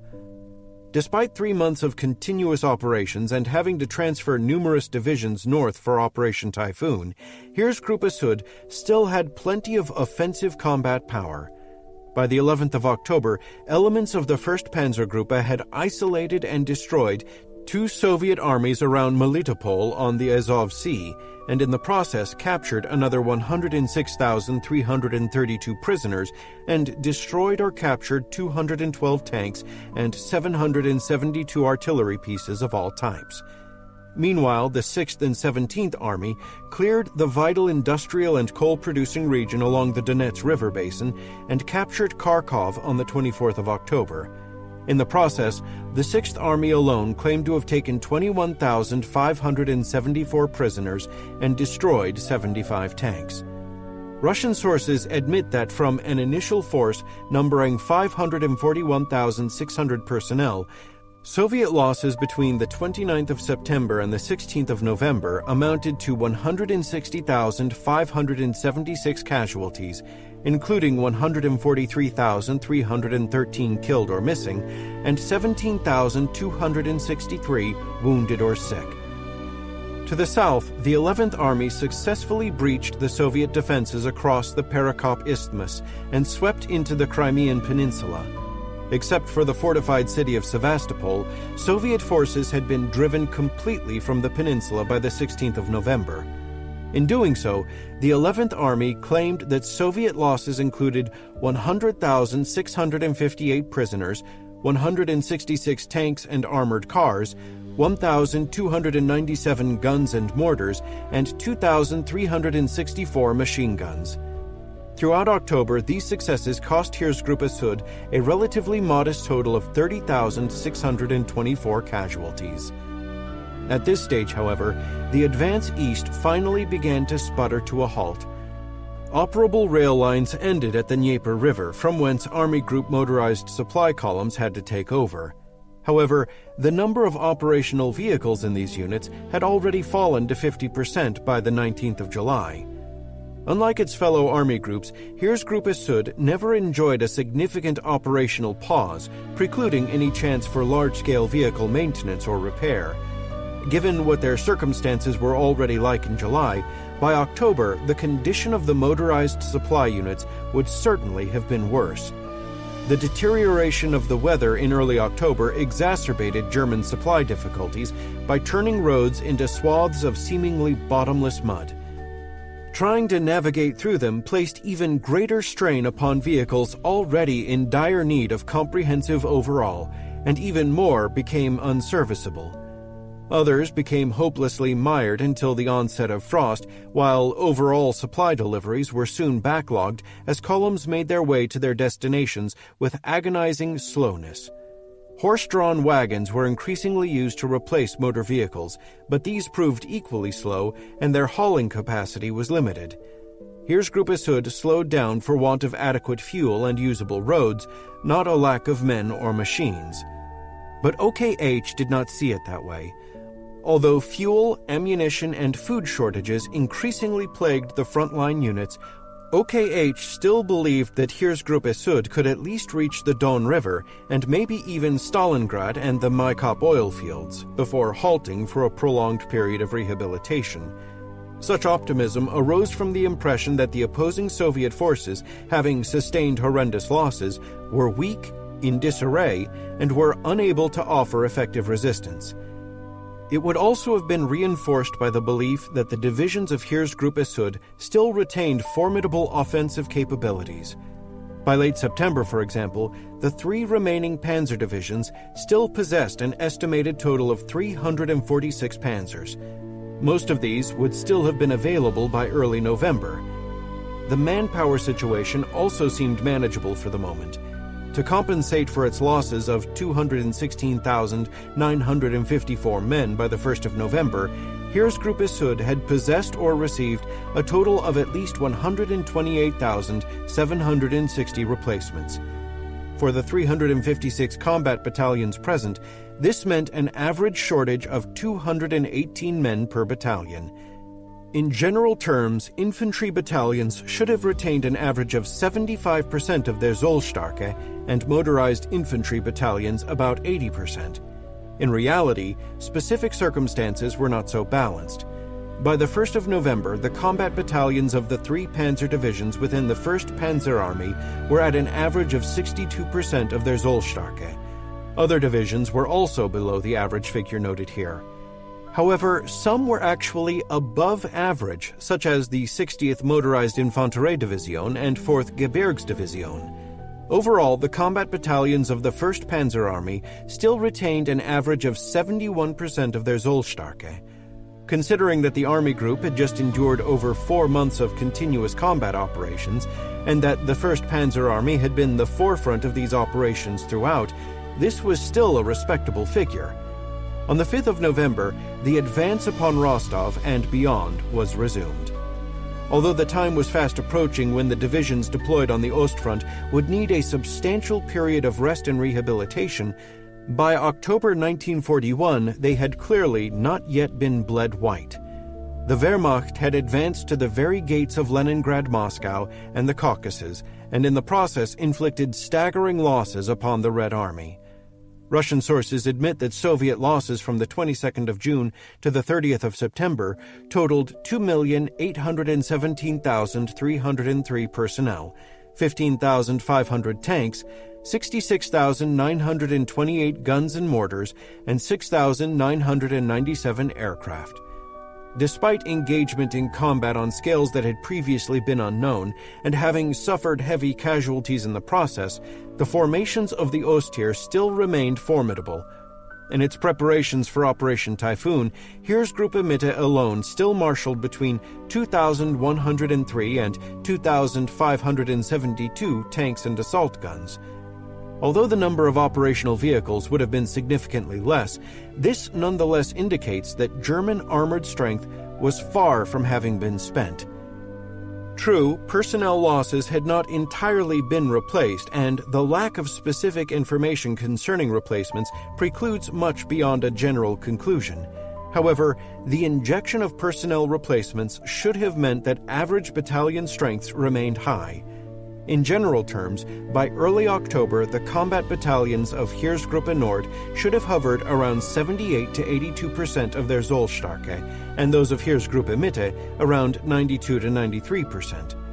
A month later, the respective figures for the battalions belonging to Heeresgruppe Süd should have been 75 to 80%. Admittedly speculative, this assumes that all casualties and replacements were concentrated within combat units and distributed equally, nor does it take into account casualties due to sickness.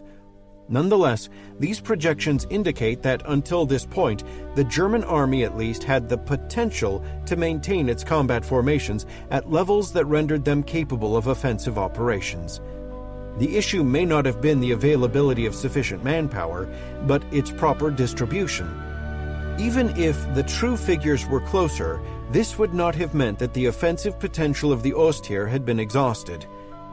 However, given the Soviet ability to field new armies, the Germans' own worsening supply situation, and the increasing exhaustion of their troops, as well as the steadily deteriorating weather conditions, what remained to be seen was if this offensive potential would be sufficient to knock out the Soviet Union and end the war before all these issues reached their culmination point. 4. Requiem for a Kriegsspiel. The failure of Barbarossa and the rebuilding of the Osttier, November 1941 to June 1942. In this situation, there is only one answer: plug the gaps and hold on. Adolf Hitler, 16th of December, 1941. In late 1941, the German army appeared to be on the verge of successfully concluding its difficult campaign against the Soviet Union. Although halted by a combination of inclement weather, logistical difficulties, and persistently fierce Soviet resistance, the early stages of Operation Typhoon had nonetheless swept Heeresgruppe Mitte to the outskirts of Moscow. Elsewhere, the capitulation of Leningrad appeared inevitable after Heeresgruppe Nord had captured Tikhvin on the 8th of November and stood poised to link up with Finnish forces along the Svir River. To the south, the 11th Army had cleared Soviet forces from the Crimea and laid siege to Sevastopol by the 16th of November.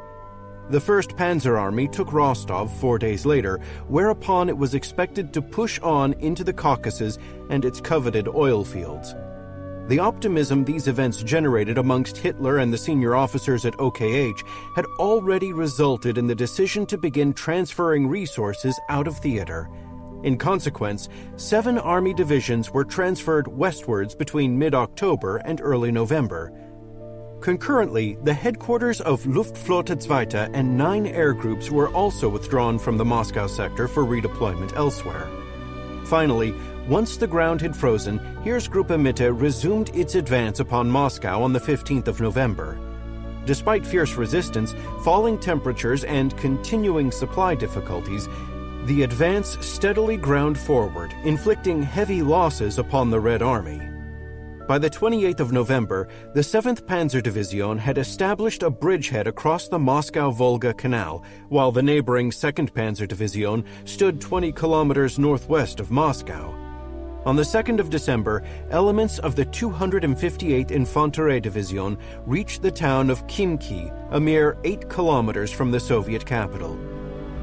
The following day, Generalfeldmarschall von Bock, still hopeful that his army group would prevail, wrote in his diary, "Despite the adverse circumstances, I have not given up hope. There remains the remote possibility of conquering the city of Moscow.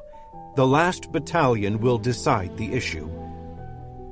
Whatever hopes Bock and other senior German leaders may still have entertained, by the 4th of December, German offensive operations along the Moscow axis had sputtered to a halt. Local Soviet counterattacks the next day forced the Germans to relinquish some of their hard-won gains, and in some sectors even achieved dangerous penetrations that threatened the panzer spearheads. On the 6th of December, these local Soviet attacks evolved into a general counteroffensive that rippled across the Moscow front, penetrating its weak points and threatening German forces with encirclement. For the first time in the war, large numbers of German troops faced the prospect of being surrounded and annihilated on the battlefield. They had little choice but to retreat. The German army's woes opposite Moscow were exacerbated by the worsening situations that had arisen with equal rapidity along other portions of the front. Across the northern sector, Heeresgruppe Nord's grip on Tikhvin was jeopardized by incessant Soviet counterattacks. By striking at its long flanks, these attacks threatened the 39th Motorized Army Corps holding the city with encirclement, and on the 8th of December, the Germans were forced to evacuate, beginning an agonizing withdrawal back to the Volkhov River. This was completed by the 30th of December, but not before the forces involved had sustained heavy losses of men and equipment. Similarly, the 1st Panzer Army had held Rostov for only 2 days before Soviet attacks crumpled its exposed left flank and threatened to encircle it. Bowing to the inevitable, the Germans were compelled to relinquish their tenuous hold of Rostov on the 28th of November and retreat to a more secure position along the Mius River.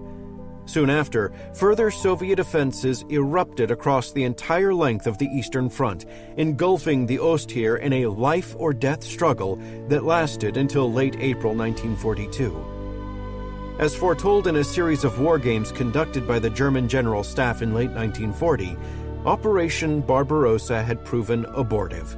Its momentous failure has been attributed to a litany of causes, including the size and resistance of the Red Army, terrain and climatic conditions, the inadequacies of the German logistics, a catastrophic disconnect between Germany's senior leadership and the realities of events at the front, and Hitler's own misguided strategy and obstinate interference in military operations.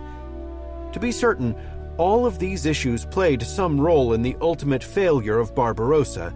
Yet, amongst the post-war writings of senior German officers, Hitler's leadership and the numerical weaknesses of the German army during this period tend to receive a particularly scathing emphasis. In consequence, these aspects have received prominence within the historiography to the marginalization of everything else. However, one must tread carefully when navigating such accounts, given the scope of Barbarossa's failure, the fact that it dramatically ended a 3-year winning streak for the Wehrmacht, and the damage it did to the German army's image of infallibility. Reputations had to be protected, both in terms of senior individuals and the German officer corps as a whole. At the time, and consequently, the authors of the memoir material tended to blame almost everything for the defeat around Moscow, except, of course, their own leadership. Interestingly, General der Infanterie Georg Thomas, the man responsible for organizing and coordinating the Wehrmacht's armament production, as head of OKW's Defense Economy and Armament Office, Wehrwirtschafts- und Rüstungsamt, noted in a conversation in early January 1942 that we must now present a completely clear picture since someday somebody will be held responsible. This is not to say that manpower and equipment shortages were not a significant problem. The formations of Heeresgruppe Mitte were doubtlessly nearing the end of their endurance by December 1941. Its logistics had reached a culmination point, and those supplies that did make it to the front lines were invariably inadequate. Battlefield casualties in the preceding 2 months had been heavy, totaling no fewer than 111,944 killed, wounded, and missing. Continuous operations and dire lack of spare parts had also blunted its offensive edge. By early December, 6 of its available panzer divisions mustered only 142 operational panzers between them. Lacking proper winter equipment and clothing, troops froze to death as the temperature suddenly plunged to 25 below Fahrenheit and then further to 40 below Fahrenheit. While such statistics seem to validate assertions within the historiography that the German units involved were simply too numerically depleted to take Moscow, it should be noted that some evidence suggests that this was not universally the case, or at least that the emphasis upon this factor may have been overblown ex post facto. For instance, the 6th Panzer Division reported that it possessed 142 panzers, of which 66 were operational on the 31st of October. Similarly, the 5th Panzer Division still retained 101 of its tanks on the 29th of November, and 2 days later the 7th Panzer Division reported that 52 of its tanks were still operational, with a further 142 in repair. Thus, it appears that serviceability was the foremost problem faced by the panzer divisions, instead of a general lack of tanks. In terms of personnel, overall German losses in the East by the end of November, including sick transported back to Germany for treatment, amounted to 926,100 men. During this same period, 410,000 replacements had arrived to join the 90,000 already present within divisional replacement battalions, meaning that the Ostheer would have been short 426,221 men by December. With the 130 field divisions and 2 brigades then present, containing a total of 1,201 combat battalions, evenly dividing the shortages produces an average of 355 per battalion. As noted in the previous chapter, the Zollstärke of German infantry and motorized infantry battalions at this stage of the war amounted to 861 and 1,089 men, respectively. One could thereby conclude that, even by early December, the average German infantry battalion should have retained 58.8% of its authorized manpower strength. For an average motorized infantry battalion, the figure would have been 67.4%. Although the methodology for this estimate is admittedly problematic, it is interesting to note that as late as the 31st of December, the 6th Schützen Regiment of the 7th Panzer Division reported a shortage of 551 men. When divided amongst its 2 battalions, this produces a figure, 275, that is close to the battalion average conjectured here. Similarly, the division's 37th Panzer Aufklärungsbattalion noted a shortfall of only 102 men. Lacking a more systematic manpower review, one certainly cannot conclude that German frontline battalions were in an optimal condition by early December. However, given their wide range of strengths and circumstances, it would likewise be premature to deduce that the failure of these battalions before Moscow was primarily due to their lacking sufficient manpower to achieve their objective. Alternatively, the physical and psychological exhaustion of all the personnel involved, and the effect this had upon strategic and operational decision-making, as well as the behavior of the troops in the field, was invariably a major factor, perhaps even the most important, in the German defeat outside Moscow. Faced by the shock of the sudden onset of brutal winter temperatures and large-scale attacks by an opponent who had seemed all but defeated just days before, the already depleted physical and mental state of many personnel may have been pushed over the edge. Though frequently unacknowledged by many historians, references to this are scattered throughout the literature. For example, Guderian provides insight into the behavior of one of his foremost officers. For the first time during this exacting campaign, Colonel Eberbach gave the impression of being exhausted, and the exhaustion that was now noticeable was less physical than spiritual. It was indeed startling to see how deeply our best officers had been affected by these latest battles. On the 6th of December, the commander of the 39th Motorized Army Corps noted, "They have already gone beyond the bounds of physical endurance. The troops are becoming listless and indifferent, danger of panic.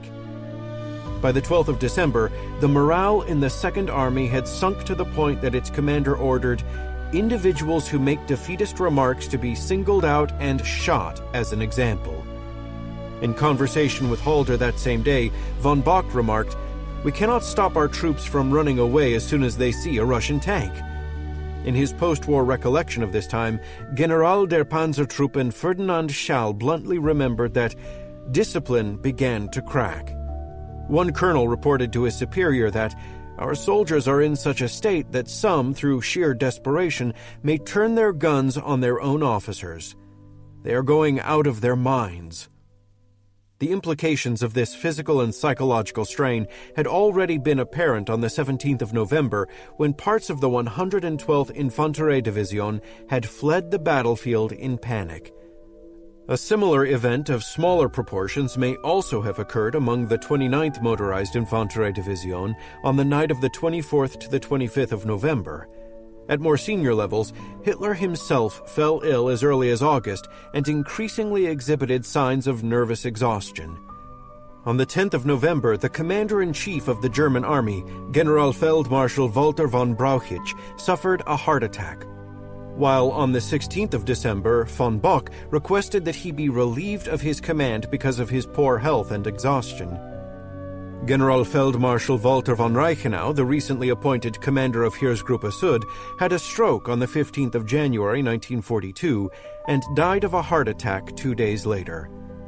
While more research is required in terms of its precise dimensions and impact, the physical and psychological exhaustion of the German troops would undeniably have undermined their combat performance and resolve on the battlefield. Even more fatefully, one can only speculate how this stress and exhaustion impacted leadership and command and control at all levels and just what the ramifications of this may have been. It certainly would also have exacerbated the abandonment of equipment during any retreat. As noted in one landmark study of German operations around Moscow, everywhere the troops pulled back, they left equipment standing.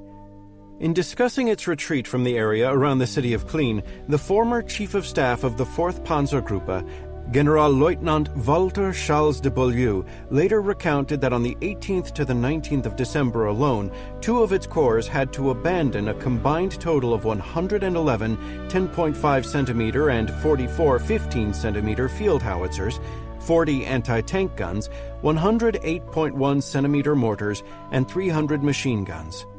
Although the loss of equipment is usually attributed to the combination of a lack of fuel, insufficient towing vehicles, or impassable roads, the growing apathy and demoralization amongst German soldiers caused by their physical and mental exhaustion likely played a key factor in such circumstances. That many frontline officers and men may have been less than inclined to fight it out in the face of the Soviets' unexpected counteroffensive could also be indicated by curious tendencies within their casualty rates. Considering that the collapse of a part of its front precipitated the need to abandon Klin and the copious quantities of equipment noted here, it is interesting to note that the casualties sustained by the 3rd Panzergruppe were rather modest, especially within the first 2 decades of the month. Since this period encompassed the final German attacks, the onset of the Soviet counteroffensive and the eventual abandonment of Klin, and is thereby assumed to have been a time of extremely desperate fighting, one would presume the consequence would have been very heavy casualties. However, that does not appear to be the case. Similarly, the combat losses sustained by most of the divisions belonging to the 4th Army are relatively small during December, during which they too had been staging their final assaults around Moscow, absorbing the initial attacks of the Soviet counteroffensive and conducting retreats to the west. Significantly, their losses increased dramatically during January, by then having reached the line demarcated by Hitler as the point of no retreat, which forced them to stand and fight. In either of these instances, the lack of greater casualties during December appears to suggest that the scale and intensity of the fighting was not nearly as substantial as one would presuppose, given that the period involved a Soviet counteroffensive that produced the first major German defeat and subsequent retreat of the war. While far from conclusive, When this lack of sizable numbers of casualties is conjoined with the abandonment of substantial quantities of equipment, all within the context of a major defeat, the resulting impression is that the formations involved, already weakened, exhausted, and facing a number of adverse circumstances, may very well have been inclined to retreat rather than stand their ground. Whether this was due to leaders at various levels losing their equilibrium in a moment of unexpected crisis, the troops panicking and giving way, or some combination of both, remains to be determined. In such an atmosphere, accurate reporting regarding the condition of individual formations and the German army writ large does appear to have become problematic. To be sure, the precise reporting of circumstances would have been extremely difficult for frontline German officers given the dire situation in which they found themselves during the winter of 1941 to 1942. With the front seemingly collapsing around them, little time or inclination would have remained to compile precise reports. And yet, as Rolf Dieter Müller has noted, it was not in the interests of a unit to provide details of surplus materials. On the other hand, there must often have been a temptation to manipulate the figures on losses, repairs, and combat readiness in order to secure as large a share of supplies as possible, or to justify the failure to carry out orders to hold on or attack. While probably not widespread, such tendencies were also probably not entirely rare, especially during that first calamitous winter in Russia. At least to some extent, they do appear to have partially motivated Hitler in the substance of his first basic order issued to the army on the 26th of December 1941. Having recently assumed direct command of the army himself, Hitler's first act as its new commander-in-chief was to demand and stress the importance of honest, accurate reports. Admittedly, the fact that the Ostheer did sustain heavy losses is incontrovertible. Total German army casualties in the East amounted to 1,094,251 men by the 31st of December, including 167,354 killed, 600,584 wounded, 34,514 missing, and at least 291,799 sick, who had to be repatriated to Germany. In addition, an estimated 2,735 tanks and 104 assault guns had been listed as Totalausfälle by this point, with a further 415 being permanently lost in January. Other equipment and vehicle losses were equally heavy, the largest proportion of which were lost during the retreats of December and January. By the end of January, some 179,132 horses had died, and a further 27,811 were listed as sick, a devastating number considering the Army's reliance upon horse transport. The situation in the air was equally grim. Luftwaffe losses in Russia amounted to 2,505 aircraft destroyed and 1,895 damaged to all causes by the end of 1941. Although as many as 1,700 aircraft were still deployed in Russia at the outset of 1942, these were plagued by serviceability rates as low as 43%, further hampering the Luftwaffe's ability to provide the Army with appropriate amounts of ground support and air cover. Moreover, bitter fighting continued to rage across the Eastern Front throughout the first half of 1942, producing another 501,029 killed, wounded, and missing, and a staggering 423,601 sick.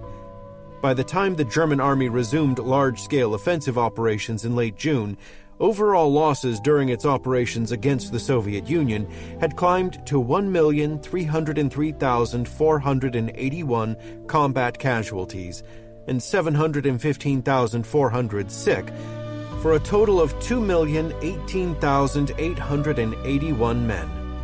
At first glance, losses on such a scale would appear to have incontrovertibly sealed Germany's fate by inflicting a mortal wound upon its military might, thereby rendering null its prospects of successfully concluding the war. The effect of these losses upon many of the divisions deployed on the Ostfront was indeed devastating. By late November, the motorized SS Division Reich had been forced to disband 5 of its 11 combat battalions to maintain the combat strengths of the remainder. Losses continued, and on the 13th of February 1942, the Gefechtsstärke of the SS Regiment der Führer had been reduced to a mere 8 officers and 104 men. The 10th Panzer Division faced similar circumstances. On the 22nd of June, the Zollstärke of its 2 Schützen regiments had amounted to 2,243 men each.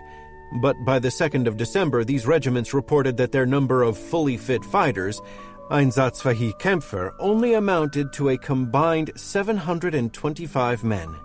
As exemplified in the condition report of the 2nd Panzer Army on the 15th of December, such woeful Gefechtsstärke levels appear to have been commonplace throughout the Ostheer during the winter of 1941 to 1942. In consequence, by the late spring of 1942, numerous infantry divisions deployed with Heeresgruppe Nord and Mitte had been forced to disband 3 of their 9 infantry battalions, reduce artillery batteries from 12 to 9 guns, and fold their Panzerjäger and Aufklärungsbattalions into single mixed Schnelle battalions.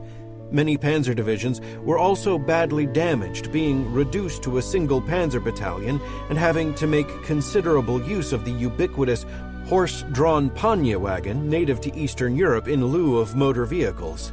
And yet, before any conclusions can be reached regarding the Wehrmacht's long-term prospects, one must take into consideration the fact, frequently overlooked within the historiography, that by the spring of 1942, the Soviet Union found itself struggling with the same dire circumstances that now confronted Germany. Despite the final outcome of Barbarossa, the Ostheer had inflicted massive damage and dislocation upon the armed forces of the Soviet Union and its supporting infrastructure. Even by the most conservative estimates, the losses inflicted upon the Red Army had been staggering. At the end of 1941, personnel losses totaled at least 802,191 dead, 1,336,147 wounded or sick, and 2,335,482 missing, a total of 4,473,820 casualties. Equipment losses included 5.5 million rifles, 190,800 machine guns, 4,100 anti-aircraft and 12,100 anti-tank guns, 24,400 field artillery pieces, 60,500 mortars, 20,500 tanks, and between 10,600 and 21,200 aircraft. Roughly 159,000 motor vehicles were also lost.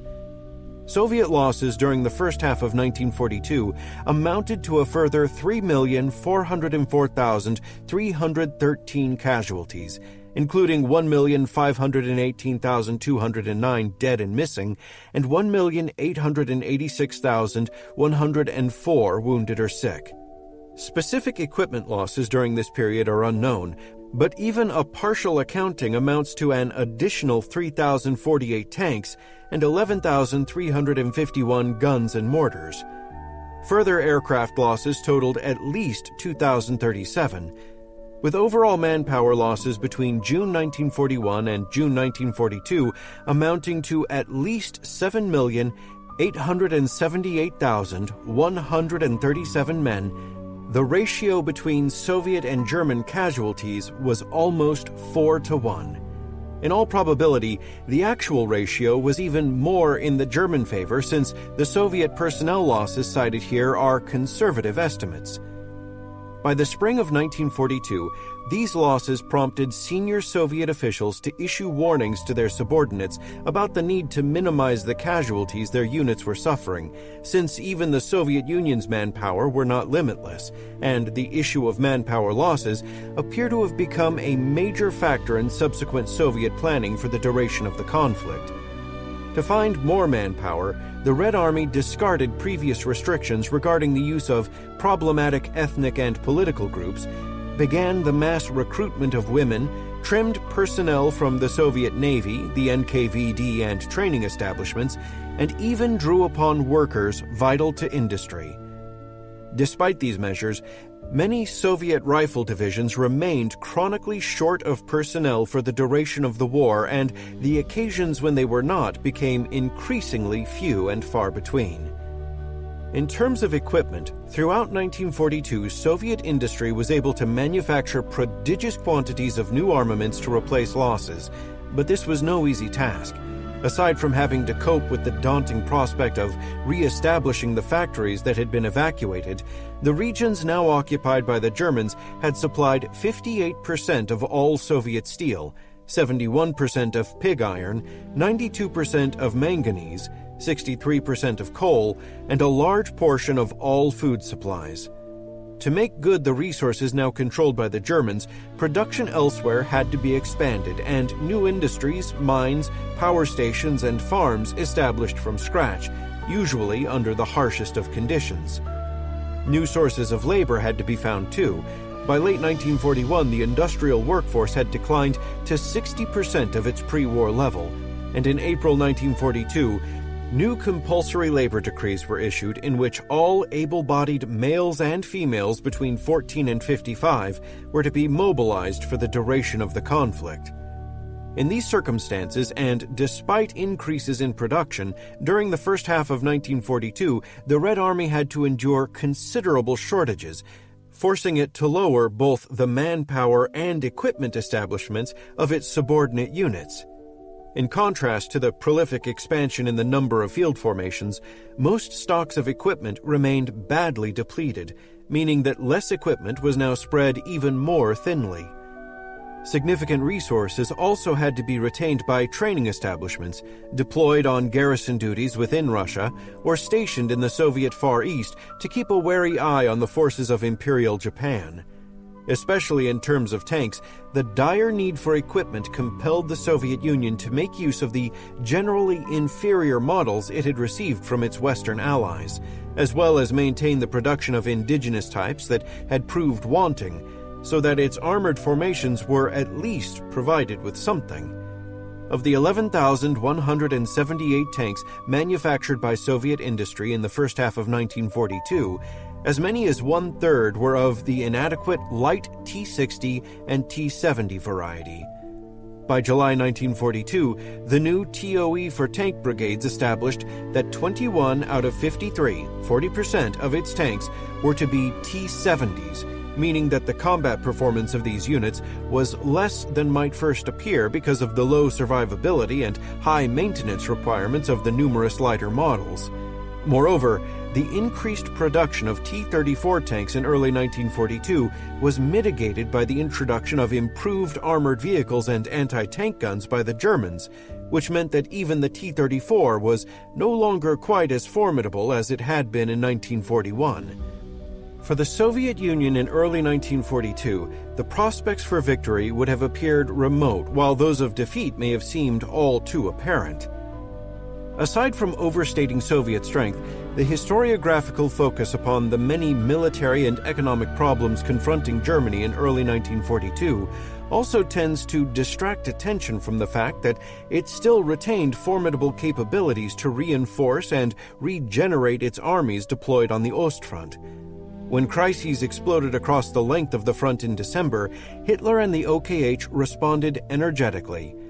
That month, using returned convalescents and by combining personnel out of its training and administrative establishments, the Ersatzheer rapidly formed 4 new infantry divisions that constituted the 17th Welle. These were followed by 2 further waves with another 9 infantry divisions during January and February. Together with 3 new panzer divisions and the Spanish-manned 250th Infanterie Division that had been formed during the preceding months, a total of 17 new divisions were created by the spring of 1942. All of these formations were dispatched to the Eastern Front as reinforcements. They were joined by many of the divisions that had remained behind in Western Europe on garrison duty and who received considerable injections of younger personnel and modern equipment to increase their combat worth. Between October 1941 and June 1942, a total of 44 divisions, including the 3 new panzer divisions, parts of 2 others, and a number of smaller ancillary units, had been shipped east. Germany also tapped its European allies, who dispatched an additional 10 Hungarian, 2 Slovak, 7 Italian, and 25 Romanian divisions. Of these formations, some 24, 12 Romanian, 2 Slovak, 3 Italian, and 7 Hungarian had arrived or were in the process of arriving by late June 1942. Romania also expanded its 2 mountain and 3 cavalry brigades already in Russia to full division status and provided additional security forces to garrison western Ukraine. Although frequently derided in most accounts because of their shortcomings in terms of leadership, motivation, morale, training, and equipment, these Allied Axis formations performed competently enough on most occasions, and sometimes with considerable distinction. It is significant to remember that much of their poor reputation originated from early post-war German accounts, which tend to reveal more about the bias and perceived stereotypes of their authors than they do about the actual fighting prowess of the Axis formations involved. There is also the matter of the Germans using their allies as convenient scapegoats whenever something went horribly wrong. This is not to say that Axis divisions did not have their problems, but one must guard against the unwarranted notion that these formations were practically useless and therefore a source of perpetual weakness. At the very least, in terms of manpower and equipment establishments as well as general combat capabilities, the Allied Axis divisions should be considered the equals of their Soviet counterparts. Furthermore, by occupying relatively quiet secondary sectors or being employed on security duties, these formations allowed the Germans to concentrate their resources at decisive points along the front. Their arrival on the Ostfront thereby constituted a very real and positive reinforcement. Overall, a total of 68 Axis divisions arrived in time for Germany's 1942 summer offensive, codenamed Operation Blue, and a further 20 Hungarian, Romanian, and Italian divisions would arrive shortly after its commencement. Moreover, despite the heavy losses sustained during Barbarossa, and by including those formations employed in Finland and on internal security duties, the total German forces deployed against Russia increased by 33 divisions. These reinforcements surpassed the 18 German divisions that by June 1942 were withdrawn from the Ostier for rebuilding or else had been disbanded. Although scholars have frequently pointed to the increased use of Allied formations during the 1942 offensive as proof of the German army's mounting weakness, such a conclusion appears largely gratuitous. First, the number of Allied Axis divisions only moderately increased, and as explained here, their arrival was generally a positive occurrence. Secondly, in terms of the overall number of Axis divisions committed against the Soviet Union, the preponderance remained German. At the outset of Barbarossa, German formations had constituted 82% of the Axis divisions employed. In late June 1942, they still amounted to 81%. Not including the Axis forces arrayed in Finland, the proportion of German divisions on the Ostfront in mid-1942 rises to 86%. For Hitler and his subordinates at OKH, the dispatch of reinforcements to Russia was the most expedient means of bolstering the strength of the Ostier during the first half of 1942. But the far more challenging task was to procure the massive quantities of replacement manpower and equipment needed to replenish its depleted ranks. This already formidable task was exacerbated by the strategic situation the Third Reich faced in early 1942. The entry of the United States into the war in December 1941 meant that an Anglo-American return to continental Europe was only a matter of time, thereby dictating that increased quantities of the German army's resources be assigned to the defense of Western Europe. Similarly, given what German intelligence knew of the prodigious size and capacity of the American aeronautical industry, the Luftwaffe warned that the inevitable intensification of the air war in the West required more air defense assets. This in turn demanded increased allocations of labor, raw materials, fuel, and manufacturing capacity, as well as the expansion of existing pilot training programs and aircraft production facilities. In addition, these demands hastened the need to defeat the Soviet Union so that resources could be shifted westwards. German intelligence anticipated that the Anglo-Americans could mount a landing in Europe by late 1942, and the bombing of German cities had already commenced in earnest that spring. At a bare minimum, the oil fields of the Caucasus had to be secured. On the one hand, their capture would deny them to the Soviets, greatly diminishing the Red Army's offensive capabilities and possibly precipitating the collapse of the Soviet economy, thereby forcing Russia into a negotiated peace. On the other hand, Germany's own precarious fuel situation had already resulted in dire shortages during the winter of 1941 to 1942. Without new sources of supply, the Wehrmacht's prospects of successfully defending Europe were grim. This imperative to create an economically viable and militarily and politically defendable power sphere was apparent to Halder, who in early 1942 noted, "The war will be decided in the East." Hitler was even more emphatic when, during a conference with his senior commanders in the spring of 1942, he declared, "If I do not get the oil of Maikop and Grozny, then I must end this war." Concurrent with Germany's two-front military crisis was the equally dire situation in regards to its industrial war effort. Throughout the second half of 1941, the productivity of most sectors of the economy had steadily declined because of mounting shortages of labor and raw materials. These two factors were closely linked. As noted in previous chapters, the availability of labor in Germany had been constricting even before the war began, and had only worsened with the call-up of millions of males into the Wehrmacht. During the first years of the war, rationalization of production, the closing of non-essential industries, and the increased use of women and foreign labor had made the situation manageable, but only just. During the preparatory phase of Barbarossa, a further 1.4 million workers were drafted for what was hoped would be a short, victorious campaign, after which most would be discharged back into the economy. The resulting gaps were to some extent filled by foreign workers, but the preponderance of shortfalls was not, and by the end of June 1941, Germany was already short 1 million workers, a figure that would rise by another 500,000 within 2 months.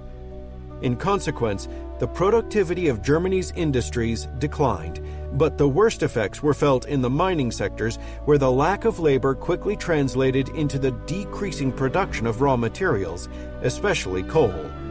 Since coal was vital for 84% of all electricity generation, various industrial processes, and the harvesting of other resources, the effects were soon rippling throughout the economy, and by July, iron and steel production had already fallen by 350,000 tons from the previous month. The catastrophic reverses suffered by the Wehrmacht in Russia during the winter of 1941 to 1942 only deepened the crisis by forcing the conscription of fresh cohorts of German workers, many of whom were drawn from the armaments industry. Concurrently, this disastrous situation was aggravated by another crisis brought on by the limitations of the Reich's long-neglected railway transport resources. With priority allotted to other sectors of the economy, during the interwar period, the Reichsbahn had struggled to receive meager resources with which to acquire increased quantities of rolling stock and to maintain and expand its rail network and service facilities. While the economy grew substantially, transport capacity did not, and though the system usually managed to keep the flow of goods and materials going by slender margins, it was highly susceptible to disruptions.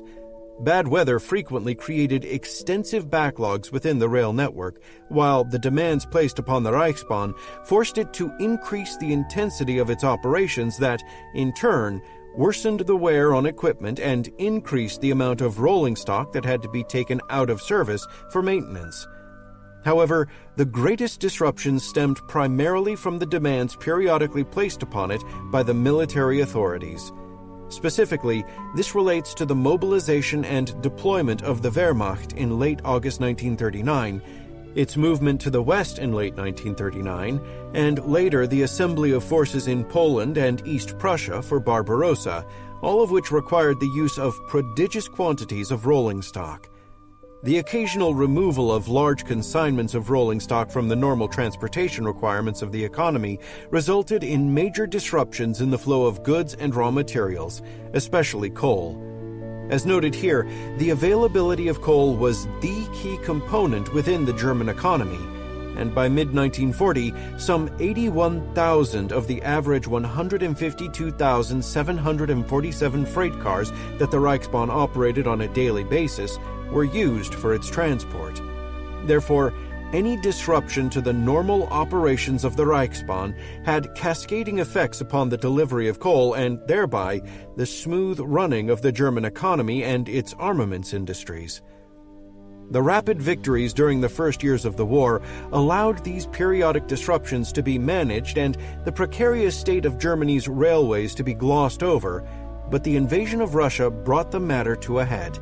The vastness of the Eastern Theater and the pressing need to keep the Ostheer supplied posed massive demands upon a transport system that was already creaking under the strain. Although much touted within the literature as being a fundamental problem in the smooth running of German logistics, the conversion of Russian rail lines was a relatively quick and easy affair. By December 1941, German engineers had converted some 15,000 kilometers of track, and their total rose to 21,000 kilometers by May 1942. The real problems were the repair of existing rail yards and maintenance facilities, the need to construct new ones from scratch, and bureaucratic rivalry and mismanagement on the part of both civilian and military railway authorities. Contrary to the hopes of planners at OKH, rail facilities in the newly captured territories had been extensively damaged, and since this development had been unexpected, the assignment of personnel, equipment, and vehicles to the Army's Eichbahntruppen, railway construction troops, had received a low priority. Additionally, only small quantities of Russian rolling stock were captured, requiring the employment of German models designed for use in the dense rail networks of Western and Central Europe. With their limited operating range, the use of German-designed trains meant the need to construct new service centers in the intervals between existing facilities. Subsequently, the simultaneous requirements to repair old facilities and construct new ones overwhelmed the limited quantities of men and material initially assigned to the task, which therefore could only be addressed at an agonizingly slow pace. At the same time, communication systems vital to the efficient management of the railways had to be repaired and expanded, and German administrative personnel brought in to replace their Russian counterparts who had fled. Even when lines were opened, the low-density rail network in European Russia, most of it single-track, had to meet the competing needs of the Army, the Luftwaffe, various civilian and military administrations, and the work crews of the Reichsbahn and Eisenbahntruppen. During operations in Western Europe, this had not been a problem since every individual German army had its own dedicated double-track high-capacity rail line. But in Russia, there existed only one such main rail line per army group. Overall, this meant that the number of supply trains arriving in the forward area proved inadequate to meet all the needs of the army groups, which were increasingly forced to conduct their operations on a hand-to-mouth supply basis. In response, German transport authorities endeavored to push through larger numbers of trains along a finite amount of track. Inevitably, accidents or acts of sabotage along the track rendered the entire line temporarily unserviceable.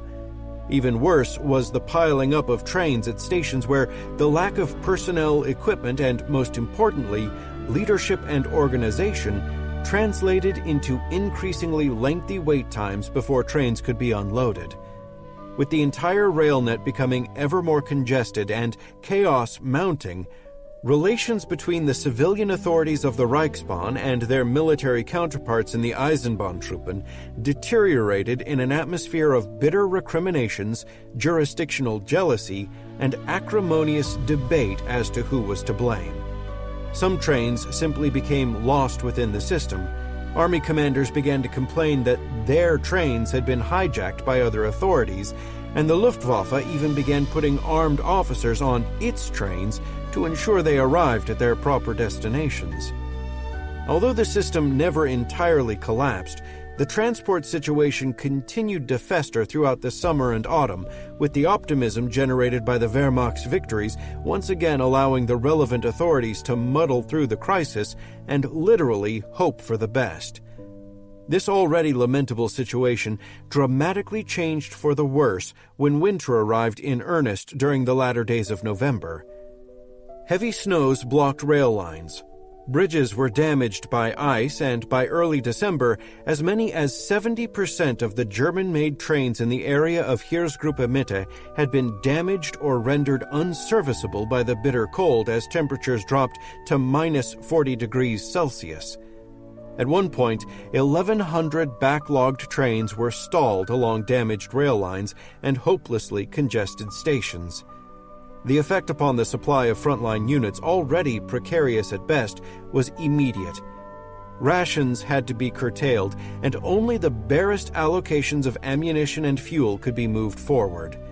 Men also began freezing to death because they lacked proper winter clothing, even though the Army quartermaster had planned to conduct a major transport operation to provide the front with such supplies in late October. Although 130 trains had been organized and loaded by that point, the congestion along the rail lines kept most of them in the area around Warsaw, waiting for a chance to slip in between ammunition and fuel trains that had priority. As a result, winter equipment and clothing arrived at the front slowly and sporadically. Initially, the burden placed upon the Reichsbahn by the Wehrmacht's new campaign in the east appears to have been mitigated by the Army's heavy use of motorized transport during the first stages of the campaign. The few fully operational rail lines that were available that restricted the use of and therefore demand upon rail transport, and the short distances the trains initially had to travel to reach the forward railheads. Although most rail traffic within the Reich continued to function satisfactorily during the summer, by August the Reichsbahn was already incapable of moving all the coal demanded by industry, and problems increased as the front pushed further east. Desperate to solve the Army's mounting supply problems, in late November the chief of Wehrmacht Transportchef, and head of the Army's transport branch, Chef des Feldtransportwesens, Generalleutnant Rudolf Gerke, insisted that the head of the Reichsbahn, Julius Dorpmüller, dispatch more resources to Russia regardless of other considerations. Dorpmüller responded by committing extra personnel and 1,000 additional locomotives to the support of the Ostfront. Consequently, the number of trains dispatched eastwards increased from 600 to 900 per day. The reassignment of these resources immediately disrupted rail movements within the Reich, where car traffic decreased 16.4% versus the number achieved in November 1940. As already noted, even this considerable reallocation of resources did little to alleviate the Army's supply crisis in the face of the brutal Russian winter. The Reichsbahn reacted by dispatching even more trains, and by mid-January 1942, some 4,280 locomotives had been deployed to the east. Although this measure temporarily added to the congestion, the supply situation of the Ostheer slowly began to improve with the arrival of more resources and improved management.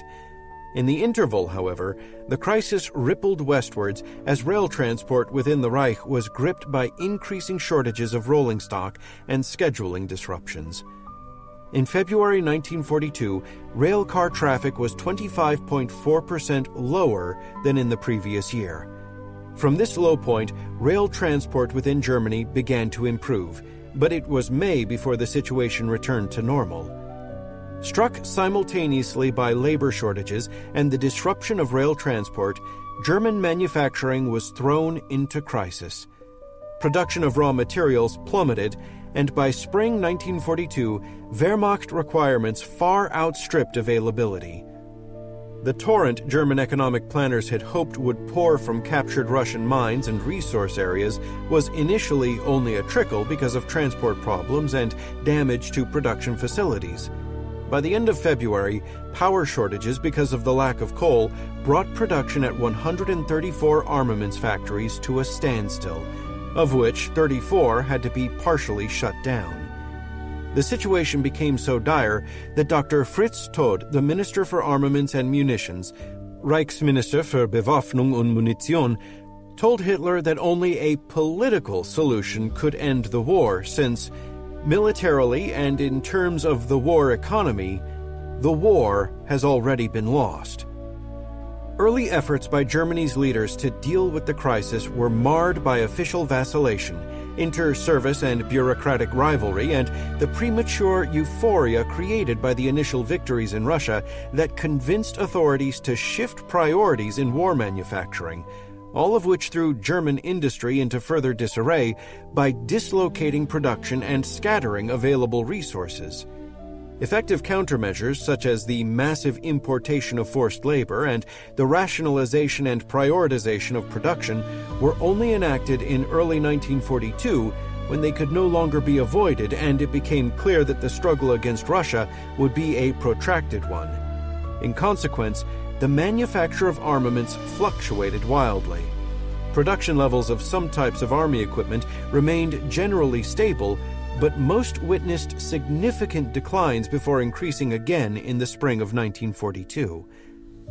Given the host of seemingly insurmountable challenges noted here, one might be excused for thinking that Germany's prospects by the summer of 1942 were hopeless. This is certainly the tenor of many of the post-war historical accounts. With their emphasis upon various shortages and deficiencies, most argue that Germany was simply incapable of replacing the equipment lost during Barbarossa, and that the subordinate formations of the Wehrmacht were thereby irretrievably weakened. In actuality, the material state of the German army appears to have been less dire than has usually been portrayed, at least in terms of the overall numbers.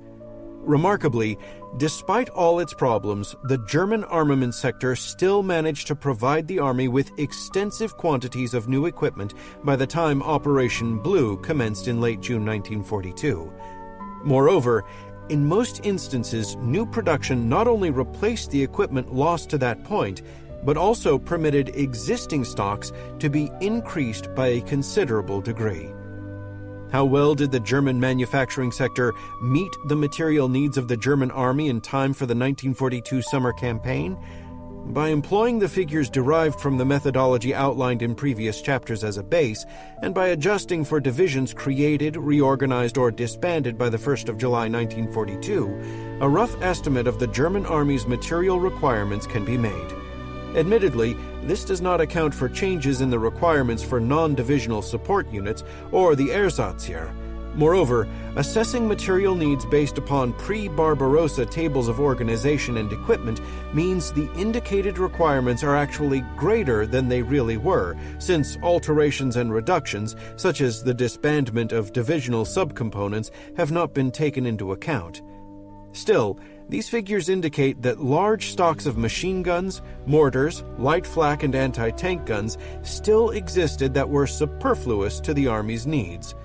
Surpluses are also indicated for heavy 15-centimeter field howitzers, but many of these would have been required by the training establishments of the Ersatzheer, the needs of which would also increase the shortages noted for 10.5-centimeter howitzers. Undoubtedly, serious shortfalls of anti-tank and infantry guns and light and heavy field artillery are also evident. However, even these gaps were not as perilous as they appear, nor were they unmanageable.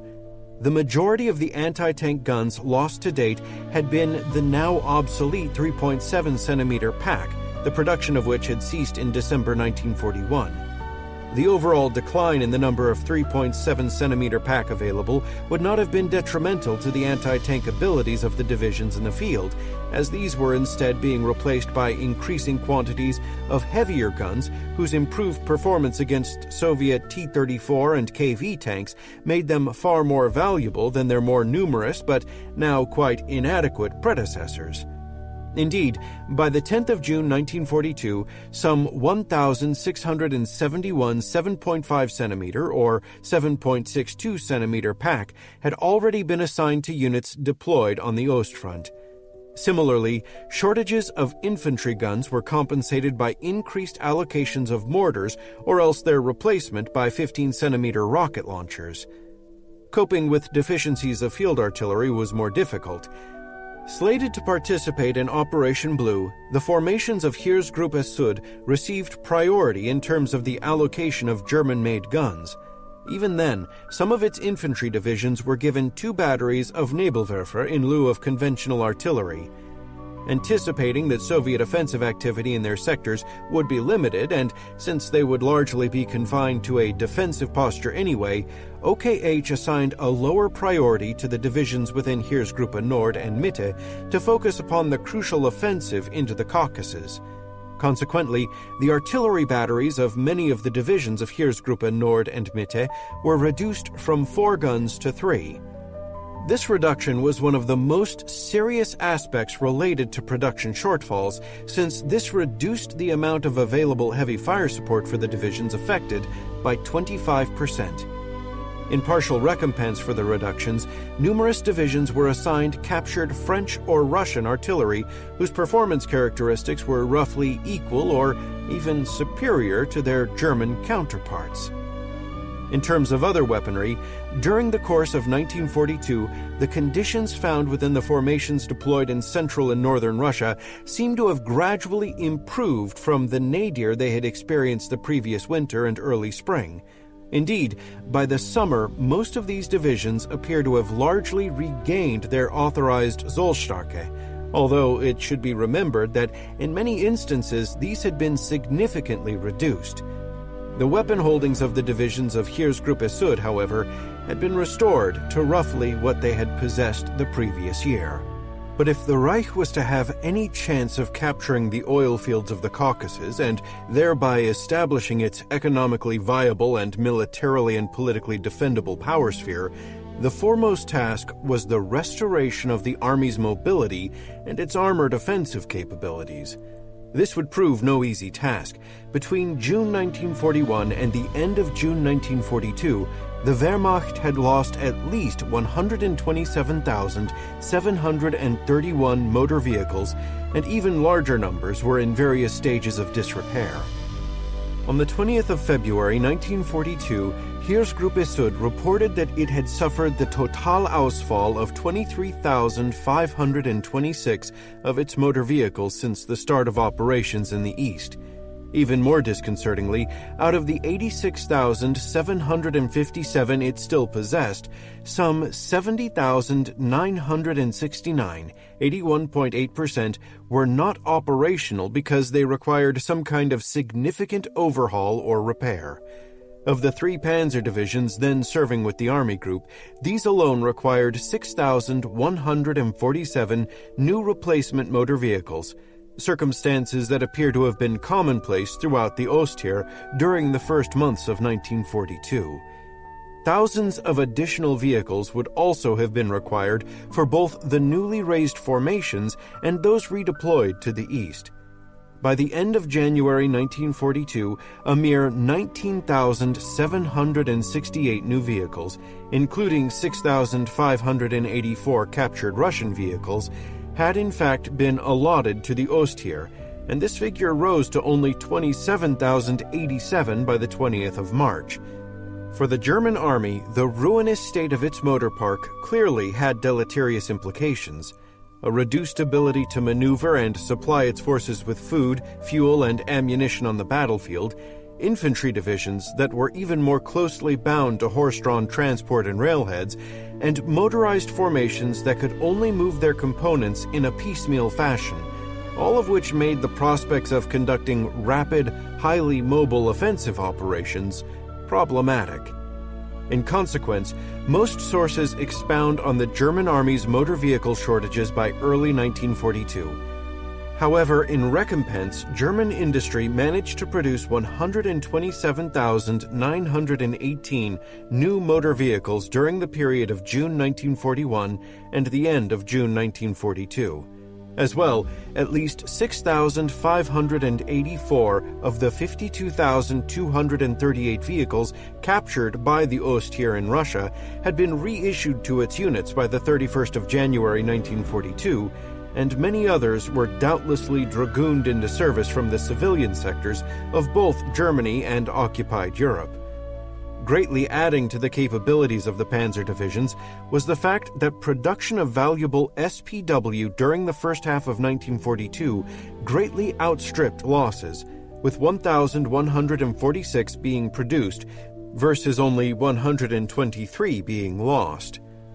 Despite the terrible losses it had sustained, the German Army's stock of motor vehicles actually grew from 664,522 in January 1942 to some 860,228 by July, an impressive increase of almost 30%.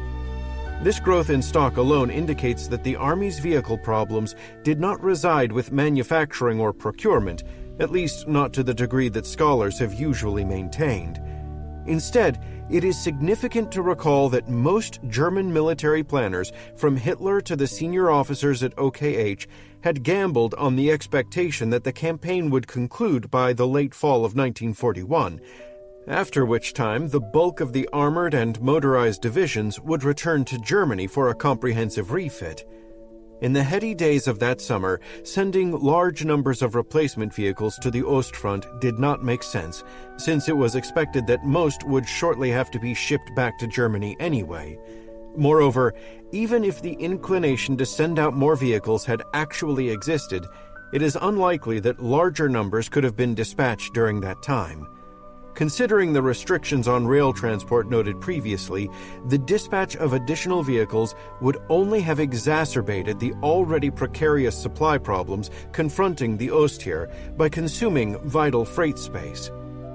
Given the pressing need to defeat the Soviet Union before it fully mobilized its resources, the dispatch of more fuel, ammunition, and food to keep the Panzer spearheads rolling simply took priority. Once the campaign had clearly failed by late December, the necessity of restoring the combat strength of the formations in the field became paramount in order to halt the incessant Soviet counterattacks and prevent an outright collapse of the army in the east. But the rail transport situation, which had meanwhile gone from bad to catastrophic, prevented the shipment of all but the most essential material and equipment. With men literally freezing to death in the thousands, the dispatch of large consignments of new vehicles would not have been a priority. New vehicles could therefore only arrive at a laboriously slow pace, and it was only when the transportation mess was finally rectified in March 1942 that matters gradually improved. Even then, priority had to be given to the divisions of Heeresgruppe Süd and the feverish preparations for Operation Blue. In essence, the availability of replacement vehicles for the Ostheer was not driven so much by their shortage, but instead by a complex web of shockingly poor strategic planning, the failure of transport and logistics, and by the pace of events in the field. Even though its circumstances still remained less than ideal, by the time Operation Blue commenced, the mobility of Heeresgruppe Süd had improved markedly. At the Army Group and Army level, transport assets with 11,000 tons of lift capability had been marshaled for supply duties. In a status report of the 2nd Army dated to the 1st of June, 5 of the 6 divisions specified were assuredly listed as being fully mobile and ready for any offensive tasks once their allotted consignments of vehicles and horses arrived by the middle of the month.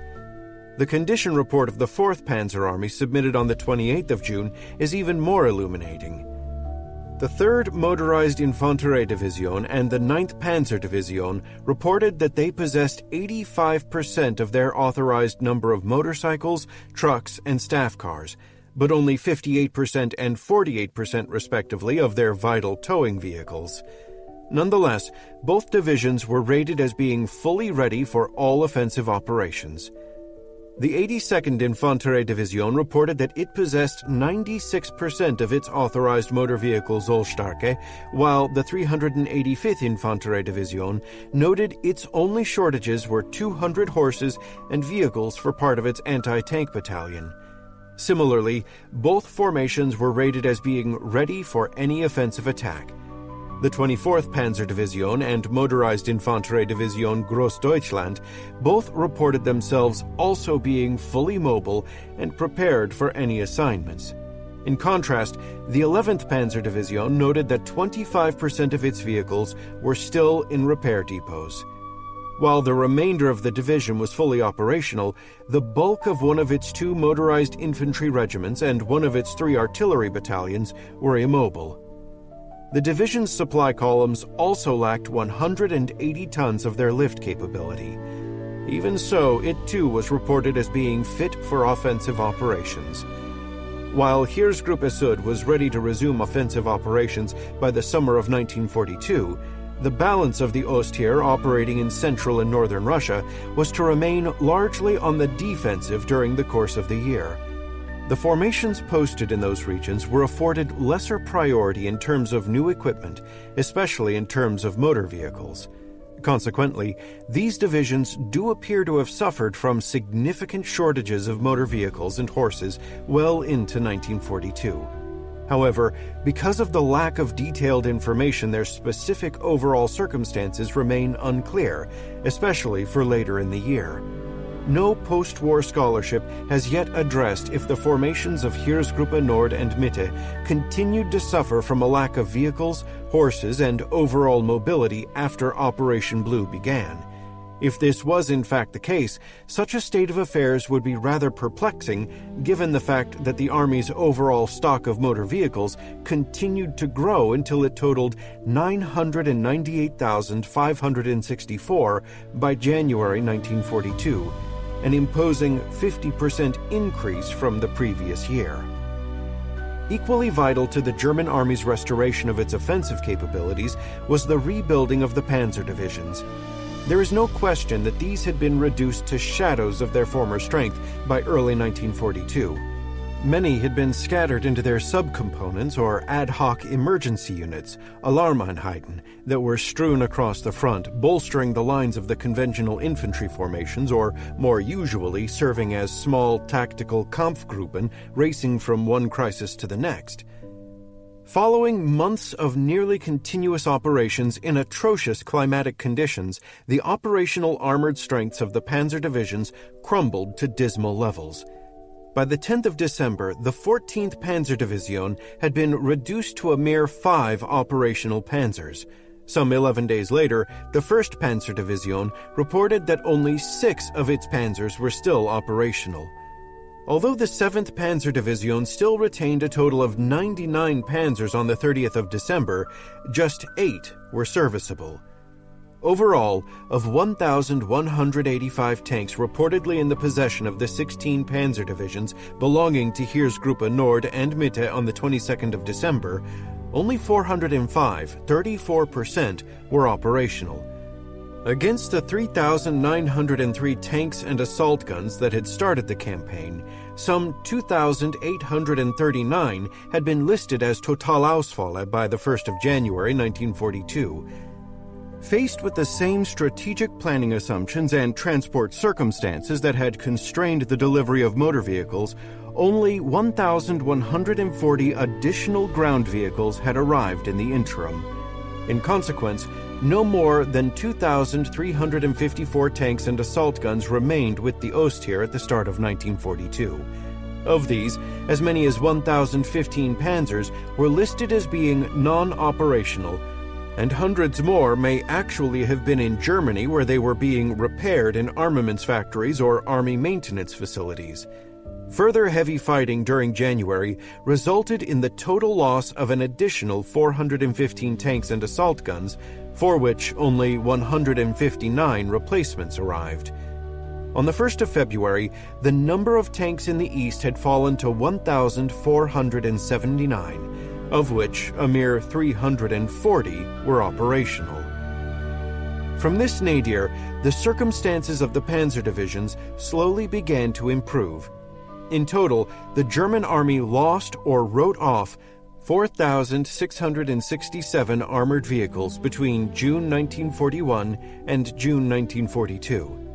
Remarkably, during this period, German industry, despite the difficulties it faced, still managed to produce 4,635 tanks and assault guns, as well as 293 self-propelled anti-tank guns, for a grand total of 4,928 new vehicles.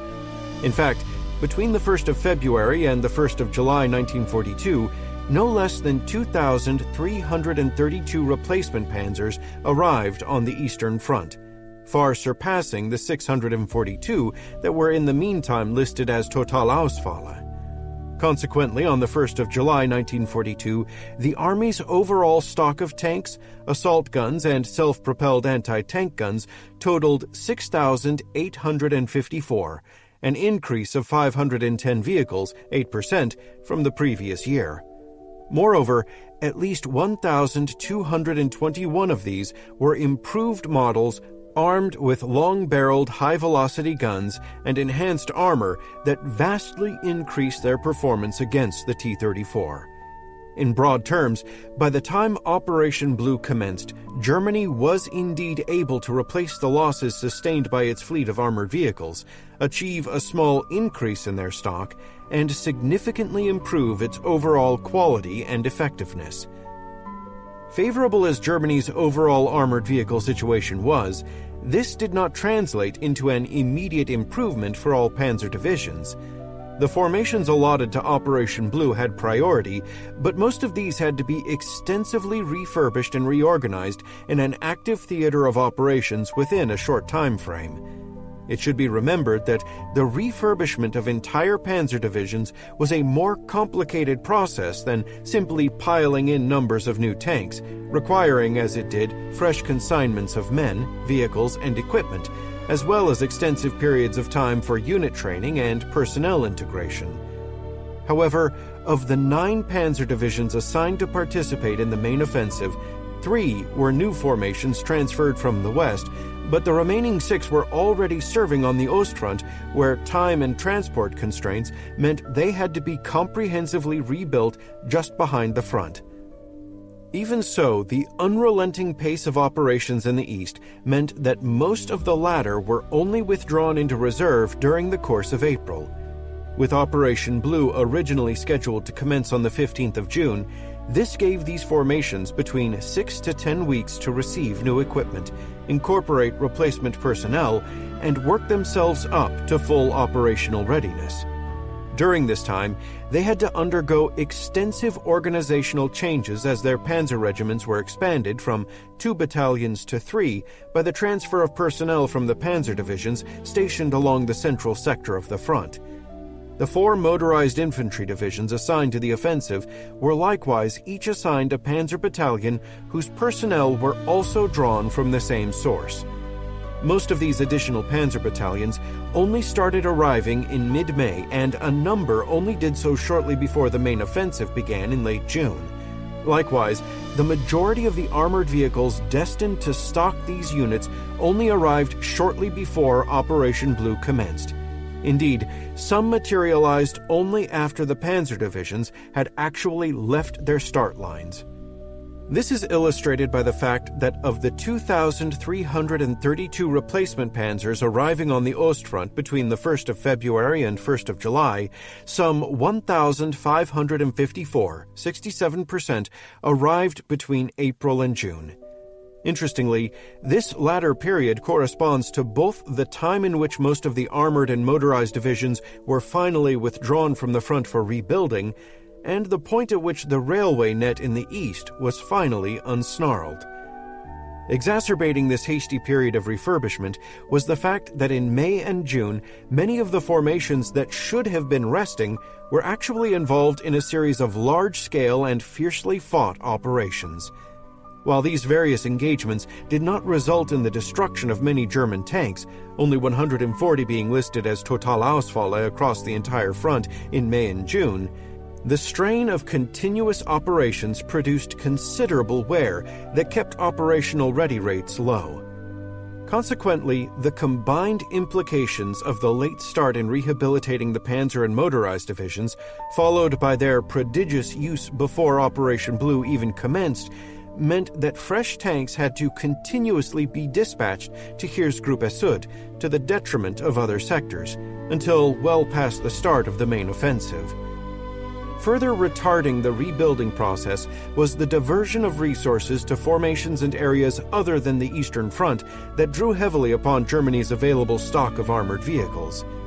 The rehabilitation of the 2nd and 5th Panzer Divisions in Germany during the summer of 1941 had required a considerable number of panzers, and the reconstitution of the 6th, 7th, and 10th Panzer Divisions in France, though only beginning in the late spring of 1942, required still more. Between the 1st of June 1941 and 1st of July 1942, at least 369 panzers were shipped to the Afrika Korps, while a further 184 were given to Germany's European allies. Yet the greatest drain arose from the creation of new formations. These included 4 new panzer divisions, 4 Army and 4 Waffen-SS panzer battalions, 7 assault gun battalions, and some smaller units. Additionally, the motorized Infanterie Regiment Großdeutschland was expanded into a motorized division with its own panzer and assault gun battalions, and the 203rd Panzer Regiment was upgraded by having its captured French tanks replaced by German models. Overall, these various diversions siphoned off at least 2,375 tanks and assault guns by late June 1942. With priority given to the belatedly refurbished armored formations of Heeresgruppe Süd, and with large consignments of armor being used to establish new units or else being dispatched elsewhere, in early 1942, OKH decreed that the 10 panzer divisions remaining along the central and northern stretches of the Eastern Front would largely have to make do with the resources already at their disposal, at least until later that summer. Since they also had to give up the personnel of some of their panzer battalions to buttress the formations deployed in the south, the armored contingent within 7 of these divisions was reduced to a single panzer battalion. Even though these panzer divisions would be crucial in fending off Soviet assaults against the circuitous fronts held by Heeresgruppe Nord and Mitte, and were also expected to play the leading role in a number of limited objective attacks OKH planned to stage in these sectors, their armored strengths, and hence their offensive punch, remained far below that of the previous year, or even of their compatriots campaigning in southern Russia. At the beginning of July 1942, the strongest of these divisions possessed 103 panzers, the weakest a mere 48, and the median average was 67. In contrast, the panzer divisions committed to Operation Blue possessed an average strength of 145 tanks. Even more disconcerting for these formations was the fact that the armor on hand consisted of older models of the PZ-3 and PZ-4, and that even these had to be bolstered by a large number of increasingly obsolescent PZ-38T. Only in August would consignments of improved models arrive in significant numbers. Despite the priority being given them, even the favored panzer divisions of Heeresgruppe Süd did not have all the tanks that they were authorized by the time Operation Blue commenced. The worst off possessed only 43% of its Zollstärke, and even the strongest only managed 79%. Overall, these divisions possessed only 64% of the armor they should have. However, these percentages need to be understood with a considerable degree of caution. First, they only refer to German tank models, and thereby exclude the 140 PZ-38T operating with the 22nd Panzer Division. When these are included, this produces a modest increase in actual holdings to 71% of Zollstärke. Secondly, of the 230 panzers that 8 of these divisions were authorized, a large proportion, 32%, were PZ-2, whose characteristics were of increasingly limited utility on the battlefields of the Eastern Front. Significantly, the strength requirements of the Zollstärke were the result of a new series of KSTN for panzer units that were published on the 1st of November 1941. Coming shortly before Germany's catastrophic military reverses and near economic collapse in the winter of 1941 to 1942, these KSTN were the product of the heady optimism that pervaded throughout the Wehrmacht at the time, and which anticipated huge increases in armored vehicle production and extended periods of refit for the panzer divisions in the near future. In reality, because of its mounting obsolescence on the battlefield and in order to switch manufacturing resources to the production of more capable vehicles, early in 1942 the decision was made to halt production of the standard version of the PZ-2, and the final examples rolled off assembly lines that July. With shortages of PZ-2 amounting to 441, 66% of the 671 tanks that the panzer divisions of Heeresgruppe Süd lacked, it needs to be recognized that this was largely the result of a bureaucratic decision made almost 8 months before Operation Blue that did not conform to the realities of manufacturing or battlefield transitions that had occurred in the meantime. Finally, it should also be noted that these panzer divisions did possess 83% of their authorized number of PZ-3 and PZ-4, a factor of some significance given that these models were the mainstay of the panzer divisions and their abilities on the battlefield. At first glance, the lamentable tank state of the panzer divisions, especially those with Heeresgruppe Nord and Mitte, appears to be representative of an overall shortage of armored vehicles within the German army. Certainly, this is the conclusion presented within the post-war literature, even though most provide scant details, if any. The problem with this assumption is that the whereabouts of a large number of the 6,558 Panzers and Stug in stock with the German army on the 1st of July 1942 are unknown. Of these, an estimated 2,836 can reasonably be accounted for as being present with the Ostheer, while a further 1,613 were preoccupied elsewhere. This leaves 2,109 tanks and assault guns unaccounted for. Evidently, more armored vehicles were either on the Eastern Front, or at least should have been, than the diminutive figures cited with the panzer divisions have led scholars to believe. Admittedly, because of severe shortages of spare parts, a number of these may actually have been in long-term repair. Consequently, they might have been located at maintenance facilities within Germany or at the major tank repair centers established within the occupied Eastern territories. However, they also may have been with formations in the field but went unreported by these units since they were not expected to become operational for an extended period of time. The temptation and benefits of exacerbating deficiencies and the German Army's shambolic reporting methods at this time may also have played a role. Given all these varied complexities and inconsistencies, historians could perhaps be forgiven for never having solidly ascertained what the circumstances of the Panzertruppen actually were by the summer of 1942.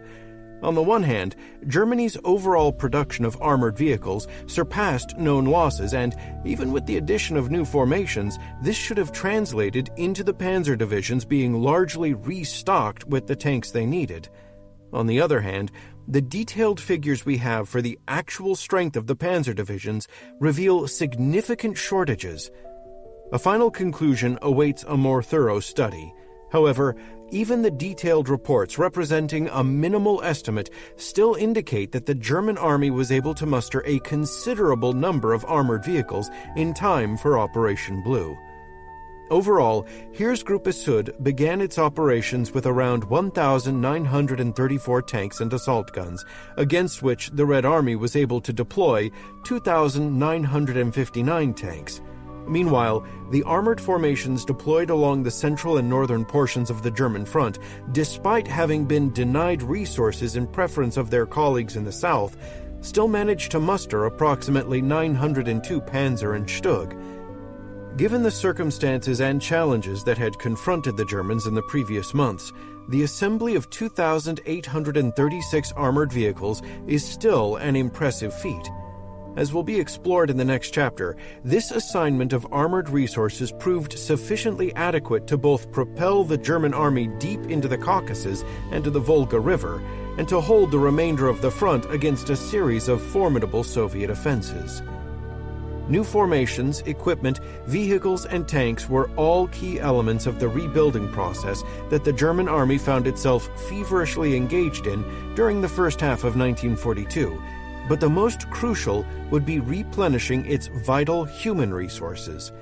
Based upon the expectation that the campaign in the East would have concluded by the winter of 1941, no substantive planning or preparations were made for the supply of personnel replacements beyond that point, the assumption being that a number of infantry divisions would simply be broken up, both to bring the remainder up to strength and to release personnel back to the German economy. Once the original consignments of men held within the Ersatzheer were expended, the immediate pool of replacements was then largely confined to returning convalescents. The 19-year-olds of the 19 to 22 age group were inducted into the Wehrmacht on the 15th of October, but their 4-month training period meant that these would only become available starting in February 1942. By November, these circumstances meant that only 55,000 replacements were dispatched to the east, even though losses that month totaled 157,143. This situation went from bad to calamitous when the already understrength formations of the Ostheer were confronted by the Soviet winter counteroffensive around Moscow, which proceeded to expand across the entire breadth of the front, and that continued until April 1942. As the front wavered upon the point of collapse, German units were almost continuously engaged in combat that produced hefty numbers of casualties at a relentless pace. The unrelenting pace of the fighting, conducted within the brutal operating environment of a Russian winter for which the Ostheer was virtually unprepared for, also created tremendous quantities of sick and frostbitten. A precise determination of the overall personnel shortages afflicting the Ostheer at this time remains frustratingly abstruse because of conflicting reports, a lack of specific details, and variable accounting practices. After the war, Burkhard Müller-Hillebrand, who was chief of the organization department of the Army General Staff from the 15th of April to the 22nd of October 1942, noted the deficiencies in the methodologies employed by his department, summarized as follows. In actual practice, the exact authorized strength of the wartime army could no longer be ascertained at short notice, for at any time it meant several weeks of calculation.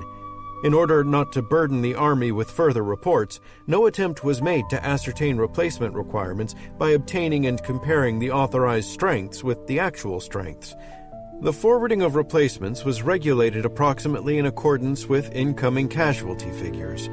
The casualty reports listed only those losses sustained through enemy action, and losses through sickness, transfer, etc. did not appear.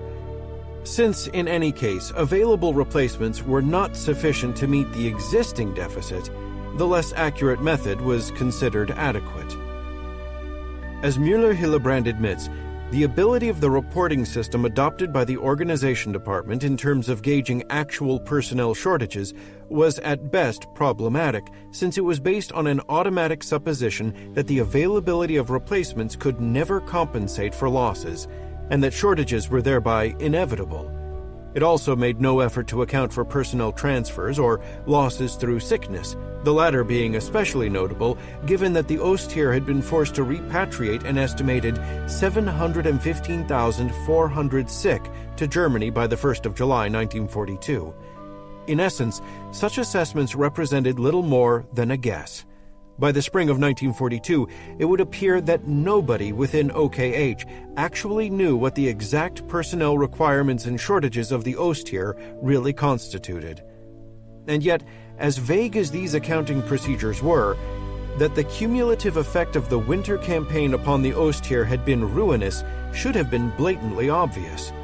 Losses consistently outpaced replacements whose arrival was retarded by the chaos afflicting the transportation system. Personnel strengths plummeted, especially amongst combat battalions. Desperate to maintain at least some of their units at an effective strength, many divisional commanders were forced to disband some of their infantry battalions, consolidating their remnants into those that remained. Men skimmed from the rear echelons and headquarters establishments, together with artillerymen and other troops who had lost their equipment, were amalgamated into the remaining combat battalions or else formed into emergency Alarmeinheiten with depressing frequency. A report from the 7th Army Corps dated to the 3rd of April, which notes that its 3 infantry divisions had disbanded a total of 11 out of 27 infantry battalions, 9 artillery batteries, and 2 anti-tank companies, appears fairly typical. By the time operations finally began to subside, copious gaps existed in the ranks of most divisions. A cursory look at the divisions present with Heeresgruppe Nord on the 1st of April reveals that each division was short an average of at least 3,648 men. For Heeresgruppe Mitte, information for the same period could only be found for 4 divisions, but these note an average shortfall of 4,551 men. In overall terms, the situation appeared bleak. Statistics for the other army groups could not be found, but one incomplete report from Heeresgruppe Nord indicated that it was short 120,462 men of its Zollstärke on the 1st of May. Although contentious given its methodology, a study compiled by the Organization Department concluded that as of the 1st of June 1942, some 740,000 personnel vacancies existed throughout the entire Ostheer. Although tardy in recognizing the full extent of the crisis, various army authorities had instituted a number of remedial measures at an early stage. Mostly, this involved finding replacements from within the army itself. Commencing in mid-August 1941, army establishments and training units within Germany were systematically scoured for younger combat-fit men who were then exchanged with older, less fit personnel manning the divisions garrisoning Western Europe, thereby raising the combat readiness of these formations should the need arise for their deployment to Russia. By late October, this had garnered 250,000 men, a number of whom appear to have been injected directly into the Ostheer as replacements. Other measures included reductions in the manning requirements of various rear echelon posts throughout Germany and Europe, which freed a further 25,000 men for frontline service. The removal of 1 infantry battalion each from 10 of the divisions stationed in the West also freed up more replacements.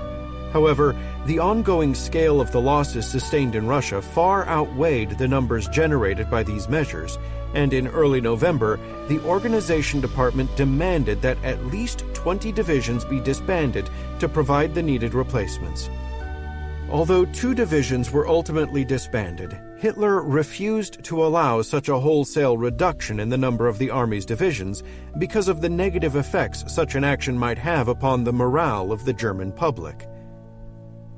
Despite official disapproval, field commanders in the East had quietly taken matters into their own hands by late summer 1941 and had begun recruiting volunteers from among the range of ethnic groups that resided within the Soviet Union.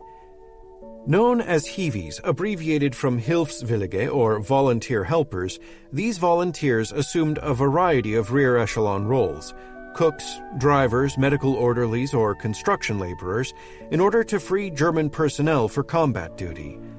Initially unarmed, these Hiwis were gradually incorporated into frontline units where many found themselves in combat against their countrymen.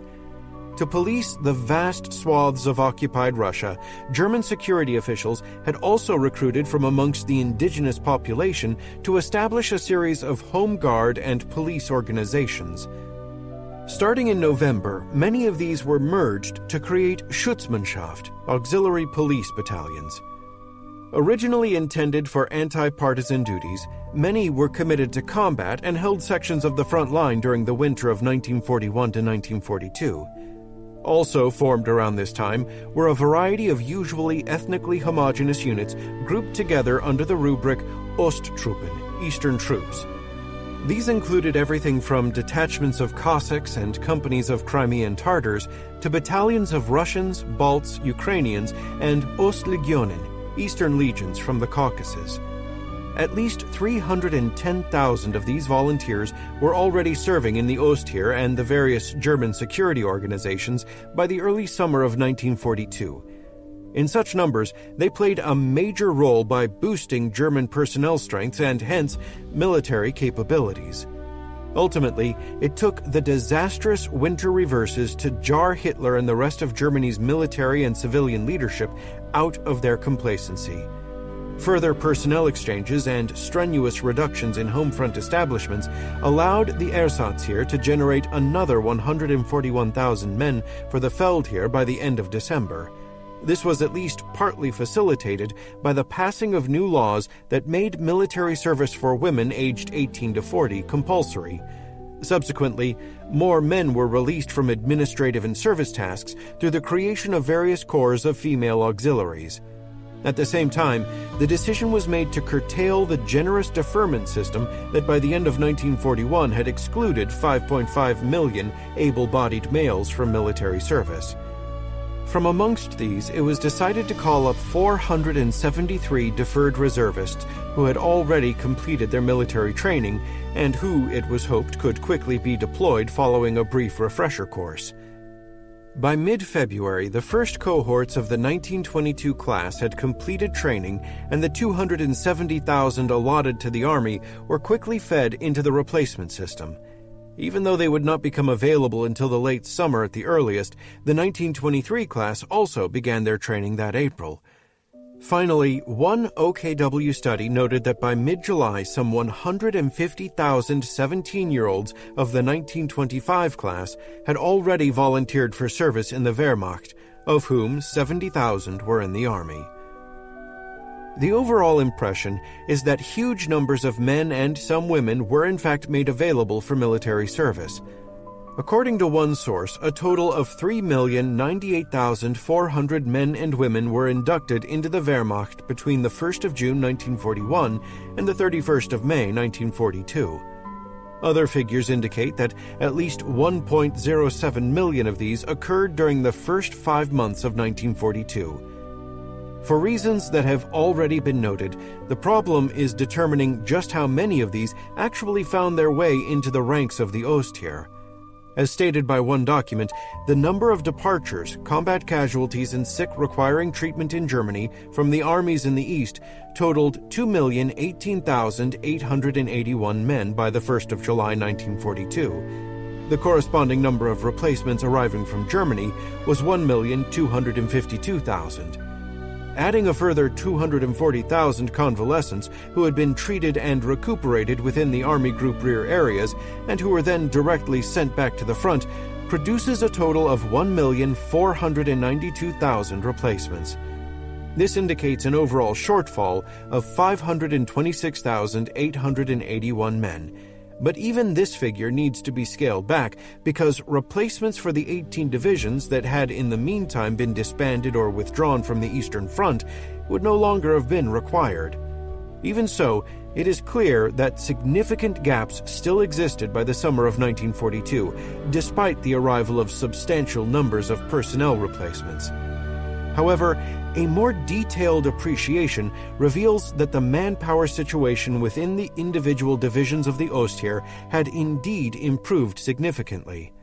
Within almost all of the divisions of Heeresgruppe Nord, shortages fell markedly between the 1st of April and the 1st of July.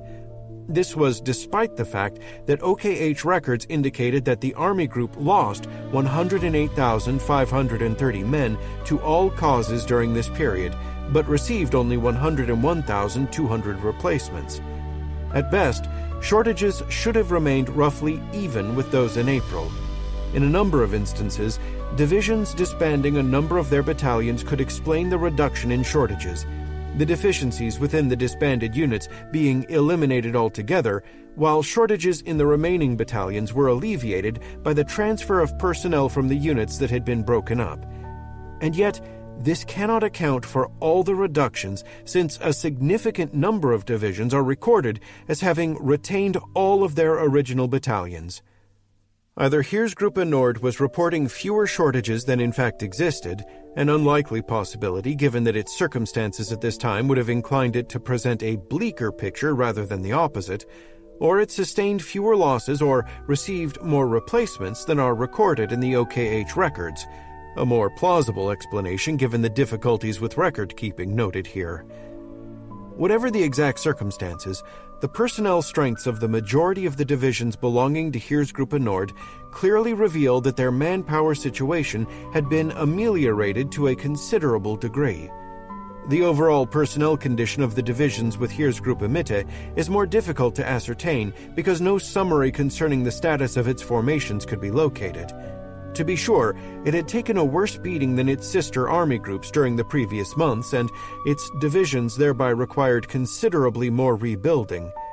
Between the 1st of December 1941 and 1st of July 1942, the Army Group endured the loss of 560,200 men, representing 51% of all the losses sustained by the Ostheer during this period. In compensation, it had received 344,300 replacements, 42% of the total number. As a result, most of its infantry divisions had been reduced to 6 infantry battalions, and in a few instances, 4. Yet even here, matters appear to have improved significantly by the summer. For instance, on the 11th of July, the 2nd Panzerdivision reported that it was short only 22 officers and 760 men. A detailed look at the evolution of the 260th Infanterie Division is even more revealing. During the winter fighting, the division had been badly mauled and was forced to disband 3 of its infantry battalions. By the 25th of April, the division noted a Verpflegungsstärke of only 6,817 men and a lamentable Kampfstärke of 1,386. On the 15th of May, even after the 3 disbanded infantry battalions had been removed from its personnel requirements, the division was still short 6,044 men. But during the course of the next 30 days, it received 1,497 replacements. Though still short 4,805 men, by the 15th of June, the Verpflegungsstärke had improved to 8,478 men and the Kampfstärke to 2,457. Yet the greatest improvement occurred during July, when a total of 4,355 replacements arrived. As a result, on the 1st of August, the division was able to report its Verpflegungsstärke as being 11,561 men and Kampfstärke as 5,110. Personnel shortages had fallen to 1,446 men, a 70% decline since the 15th of June. Although the lack of information precludes one from reaching the conclusion that the circumstances of all its divisions improved to this degree, perhaps the most illustrative testament to the improved strength of Heeresgruppe Mitte was its combat record during the summer of 1942. Despite being delegated a secondary front because of the priority given Operation Blue, it nonetheless managed to launch 3 offensive operations of its own: Operations Hanover, 21st of May to 21st of June, Seydlitz, 2nd to the 27th of July, and Whirlwind, 11th to the 24th of August, the former 2 being complete successes. It also effectively endured 4 major Soviet offenses: Zhizdra-Bolkov, 5th to the 14th of July, Rzhev-Sichevka, 30th of July to 23rd of August, Gjats-Vyazma, 14th to the 23rd of August, and Bolkov, 23rd to the 29th of August. A partial listing of German claims of the losses incurred by the Red Army includes 77,000 prisoners and 720 tanks, 975 artillery pieces, and 749 mortars destroyed or captured. Although Russian sources were available for only 3 of these engagements, they do admit to at least 395,837 casualties and the loss of 500 tanks. Clearly, the Army Group was strong enough to attack and defend on an operational scale. As one would expect, considering the priority given them by their participation in Operation Blue, the majority of the divisions with Heeresgruppe Süd appear to have been relatively well off in terms of manpower. According to reports submitted by the Second Army shortly before the offensive commenced, the 9th Panzer Division and 16th Motorized Infanterie Division possessed their full Zollstärke and even had 1,000 and 750 men respectively within their integral Feldersatz battalions to serve as ready replacements. Another from the 4th Panzer Army noted that the average battalion Gefechtsstärke of its divisions ranged from being described as full for the 24th Panzer Division and Motorized Infanterie Division Großdeutschland to a more specific 660 men for the 11th Panzer Division, which was also the weakest. In general, the divisions with the 2nd Army and 4th Panzer Army were probably in the best shape, while those of the 1st Panzer Army and the 17th Army had seen relatively little fighting after February, and the constant injection of replacements since then should have brought them close to full strength. Given that its formations had been heavily engaged in the fighting around Kharkov in May and then played the leading role in the preliminary operation staged in June, one could reasonably assume that some shortages did exist within the Sixth Army. Worst off were the divisions of the 11th Army. By late June, these were in the process of completing their reduction of the Soviet fortress of Sevastopol, during which they had sustained very heavy casualties. On balance, Heeresgruppe Süd appears to have received 219,400 replacements between the 1st of March and 1st of July. Excluding those sustained by the 11th Army during its fighting around Sevastopol in June, combat losses during this period totaled 93,641. It is clear that the manpower situation found within the Ostheer underwent a major improvement by the summer of 1942, an impressive achievement considering what it had endured the previous winter and the circumstances in which this improvement had occurred. What is perhaps more significant is that even this state of affairs fell far short of its potential. Typically, historians have pointed to the expansion of the Army by 22 divisions between June 1941 and June 1942 as representing a prime example of how manpower within the Third Reich was squandered or misallocated, since the personnel going into these formations should instead have been allocated towards the restoration of those that already existed. But the problem was that the Ostheer needed both.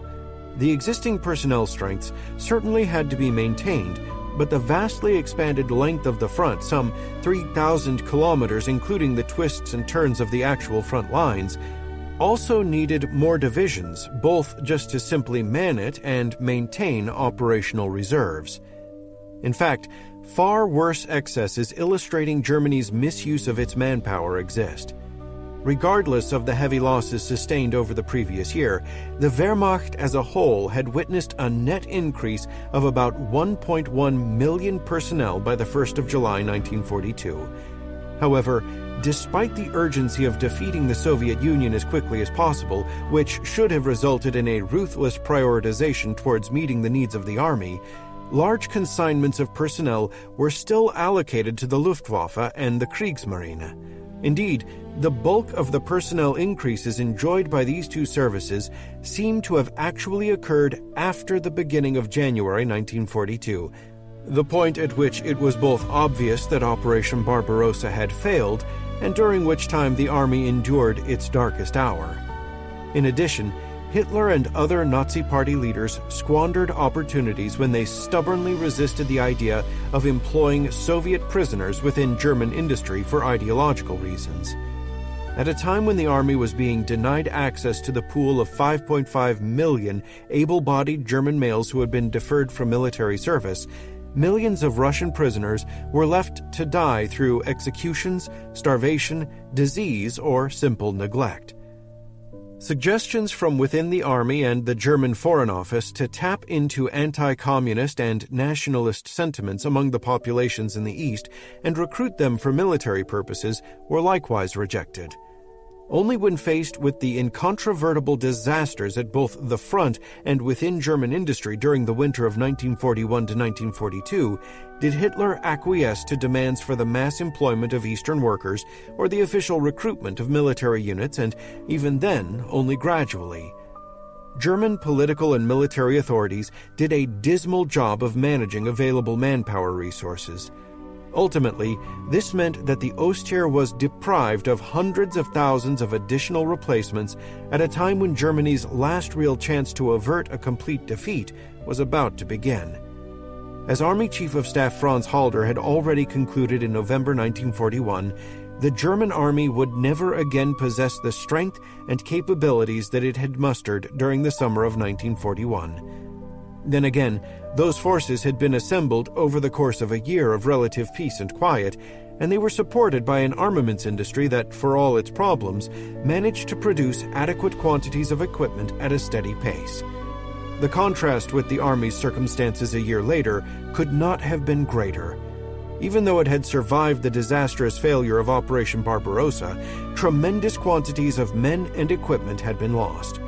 Efforts to rebuild the Ostheer were handicapped by the near collapse of both the war economy and the transportation system, vacillation amongst Germany's political and military leaders regarding the future conduct of the war, and by the relentless cost of continuous operations on the Eastern Front itself. Time was also short, with only a few months to prepare before large-scale offensive operations were set to resume. In these circumstances, shortages seem hardly surprising. Instead, what is truly astonishing was the ability of Germany to regenerate its forces in such circumstances and within such a short time frame. Prodigious quantities of men and equipment were shipped east, although only those forces committed with Heeresgruppe Süd had more or less been restored to their former strengths by the 1st of July 1942. Given the aims of the summer campaign, these were the ones that mattered the most. The formations deployed along the central and northern portions of the front were also rehabilitated to a considerable degree, at least far more than historians have usually alluded to. The Ostheer had come a long way from the nadir of the winter. What remained to be seen was whether it was enough to achieve its ambitious and desperate set of objectives. 5. Resurgence. The Ostheer between June and November 1942. For whenever the anger of divine spirits harms someone, it first does this. It steals away his mind and good sense, and turns his thoughts to foolishness, so that he should know nothing of his mistakes. Oration against Leocrates, Lycurgus of Athens, 330 BCE. When the first stage of Operation Blue commenced during the early morning of the 28th of June, an observer may easily have concluded that the German army had indeed regained the strength and capabilities it had employed to such devastating effect the previous summer. A total of 72 German and 30 Axis divisions, equipped with at least 1,934 tanks and assault guns, and supported by approximately 1,700 combat aircraft, were assembled. The German armies committed to the offensive boasted an impressive Eaststärke of at least 1,210,861 men, and were backed by 159,426 Romanian and tens of thousands of Hungarian, Italian, and Slovak troops. Spearheaded by its 48th Panzer Corps and lavishly supported by the Luftwaffe, the 4th Panzer Army smashed through Soviet defenses and advanced 48 kilometers on the first day. Though delayed by heavy rains, when the 6th Army began its attack on the 30th of June, it too brushed aside Soviet resistance and pushed 32 kilometers into the hinterland.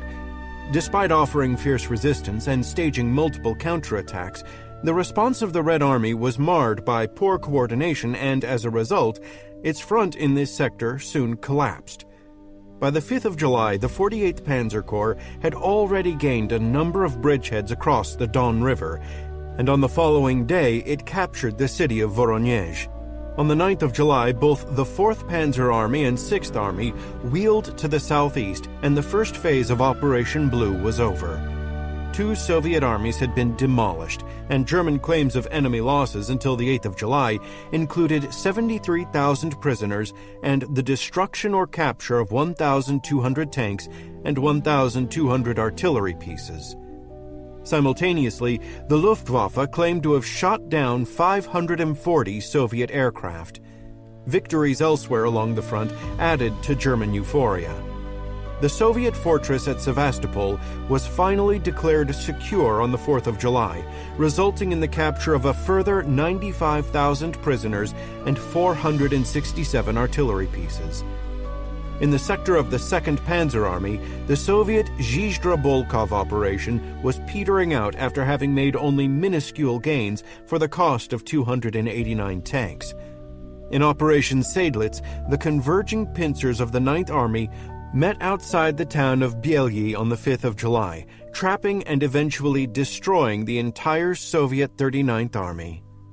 Near Leningrad, another 48,000 Soviet prisoners were taken by the 28th of June as the last embers of the Soviet Second Shock Army, completely cut off around Lyuban since the 31st of May, were gradually extinguished. In the series of victories it had achieved since the start of May, the Ostheer destroyed 8 Soviet armies, badly damaged a number of others, and claimed to have taken an estimated 660,500 prisoners.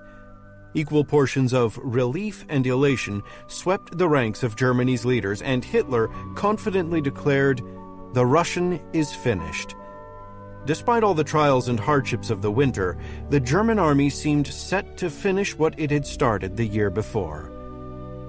Traditionally, historians have pointed to this stage of the campaign as being the key moment at which Operation Blue was destined to fail, because the bulk of the Red Army initially opposing it was allowed to escape.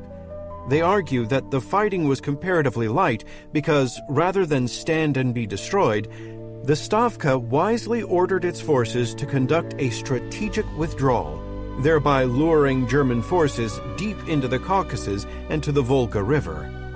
At Stalingrad, the Soviet forces that had escaped destruction in the Donets River basin engaged their German opposites in vicious street fighting that bled the latter white. Judiciously conserving their resources, the Stavka then launched its own offensive that ultimately resulted in the destruction of the Sixth Army and irrevocably turned the tide of the Eastern Front in the Soviets' favor. In reality, the first phases of Operation Blue did indeed sow the seeds for the eventual failure of German designs in 1942, but not for the reasons outlined here. According to the latest scholarship, there was no Stavka order regarding a strategic retreat, and this now appears to have been created ex post facto by post-war Soviet historians. Instead, the Soviet fought doggedly, if ineffectively, to hold back the German advance. The initial Soviet forces lined up to oppose Operation Blue, who had already received considerable reinforcements, consisted of 1,715,000 troops, equipped with 2,959 tanks and 16,500 guns and mortars. When the attack commenced, further huge quantities of reinforcements poured in. The entire 5th Tank Army, 5 separate tank corps, 23 rifle divisions, and 2 brigades by the 3rd of July. Another 20 rifle divisions on the 12th of July, and 9 additional rifle divisions on the 28th of July. During August, the Soviet forces deployed along the Stalingrad axis received another 3 tank corps, 37 rifle divisions, and 2 tank brigades. To defend the Caucasus region, officials there raised a further 27 rifle divisions and 13 various brigades. Additional aircraft were also dispatched by the Stavka, and the Luftwaffe found its operations in southern Russia ferociously challenged throughout the campaign. If this wasn't proof enough of the Soviet determination to resist, on the 29th of July, Stalin issued his now famous Order Number 227 that forbade any further retreats and committed the Red Army to fight for every foot of Soviet territory. For the first 2 phases of Operation Blue, the consequences of the Soviet response was extremely intense fighting and a steady toll of German losses. As soon as it began, Soviet tank corps persistently jabbed at the flanks of the advancing Panzer spearheads. The arrival of the Soviet 5th Tank Army and other reinforcements around Voronezh led to the massing of an estimated 1,600 tanks and heralded a series of attacks against German lines east and northwest of the city, subsequently referred to as the 1st, 4th through 15th of July, and 2nd, 15th through 26th of July, Voronezh counteroffensives. Although these attacks were defeated and extremely heavy losses inflicted upon the attacking Soviet units, by the 10th of July, casualties among many of the German formations had already reached dangerous proportions. The average battalion Gefechtsstärke within the 9th Panzerdivision declined from 905 men on the 28th of June to 553 men by the 6th of July. Those of the 82nd Infanterie Division went from 811 men to only 494 in the same period. The decline of armor strengths was even more alarming.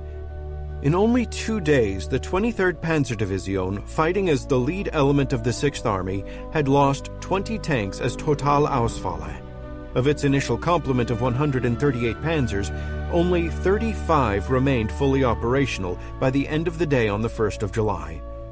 More favorable circumstances existed among the armored formations of the 4th Panzer Army, but even here, the number of operational tanks by the 5th of July constituted slightly less than 70% of the total it had available only a week before. Simultaneously struggling to control the skies of the Voronezh region while providing German ground forces with much-needed support, the air units of the 8th Fliegerkorps lost 110 aircraft between the 28th of June and 10th of July. Despite the scale of the losses already incurred, operations continued at a frenzied pace as German forces pushed south and southwest to commence the second stage of Operation Blue. Already heavily battered, Soviet armies persistently endeavored to establish new defense lines, but these successively collapsed under the weight and speed of the German attack. For the Germans, this stage of the campaign, 10th through the 24th of July, nonetheless proved deeply frustrating. Logistical problems kept mobile formations stalled for days on end, and disputes between Hitler, OKH, and the commanders in the field on how to proceed created a great deal of confusion in terms of command and control, further delaying the advance. Although most of the Donetsk basin was captured by the time this second stage ended, and German forces were now in a position to lunge towards Stalingrad and into the Caucasus, these delays hamstrung efforts to create large encirclements, and German officers at the time, and historians ever since, have concluded that most Soviet troops managed to make good their escape. In reality, the Red Army sustained a disaster of staggering proportions. According to German claims, between the 21st of June and 31st of July, the offensive had already garnered a total of 309,998 prisoners. Another 180,933 were reportedly taken during August. As David Glantz has concluded, 9 Soviet field armies were either virtually destroyed or survived as mere shadows of their former selves. And if the tally of prisoners had been less than expected, this did not mean that the Soviet forces in the region escaped unscathed, ready to fight another day. Of the 1,715,000 personnel initially deployed to oppose the German offensive, total losses between the 28th of June and 24th of July amounted to 568,347 men, 370,522 killed or missing, and 197,825 wounded or sick. Equipment losses included 2,436 tanks, 13,716 guns and mortars, and 783 aircraft. The effect of these losses upon individual Soviet units was devastating. The 13th Guards Rifle Division, later to become famous for its participation in the fighting within Stalingrad, was reduced to a mere 387 men by the 11th of July, and subsequently needed to be withdrawn for rebuilding. From its initial muster of 141 tanks on the 28th of June, the strength of the 24th Tank Corps dwindled to only 21 operational vehicles by the 20th of July. This was not some shrewd Soviet strategy designed to lure the Wehrmacht deep into the Russian hinterland. Rather, as Evan Maudsley has candidly observed, this was a simple collapse rather than a cunning ruse.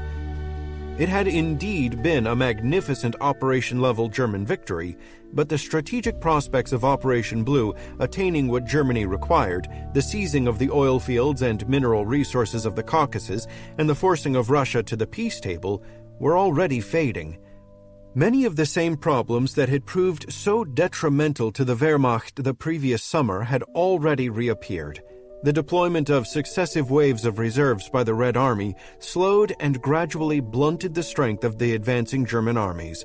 Incessant Soviet counterattacks around Voronezh produced a steady stream of casualties, and on the 12th of August, the defending Second Army reported that its formations were already short 55,032 men.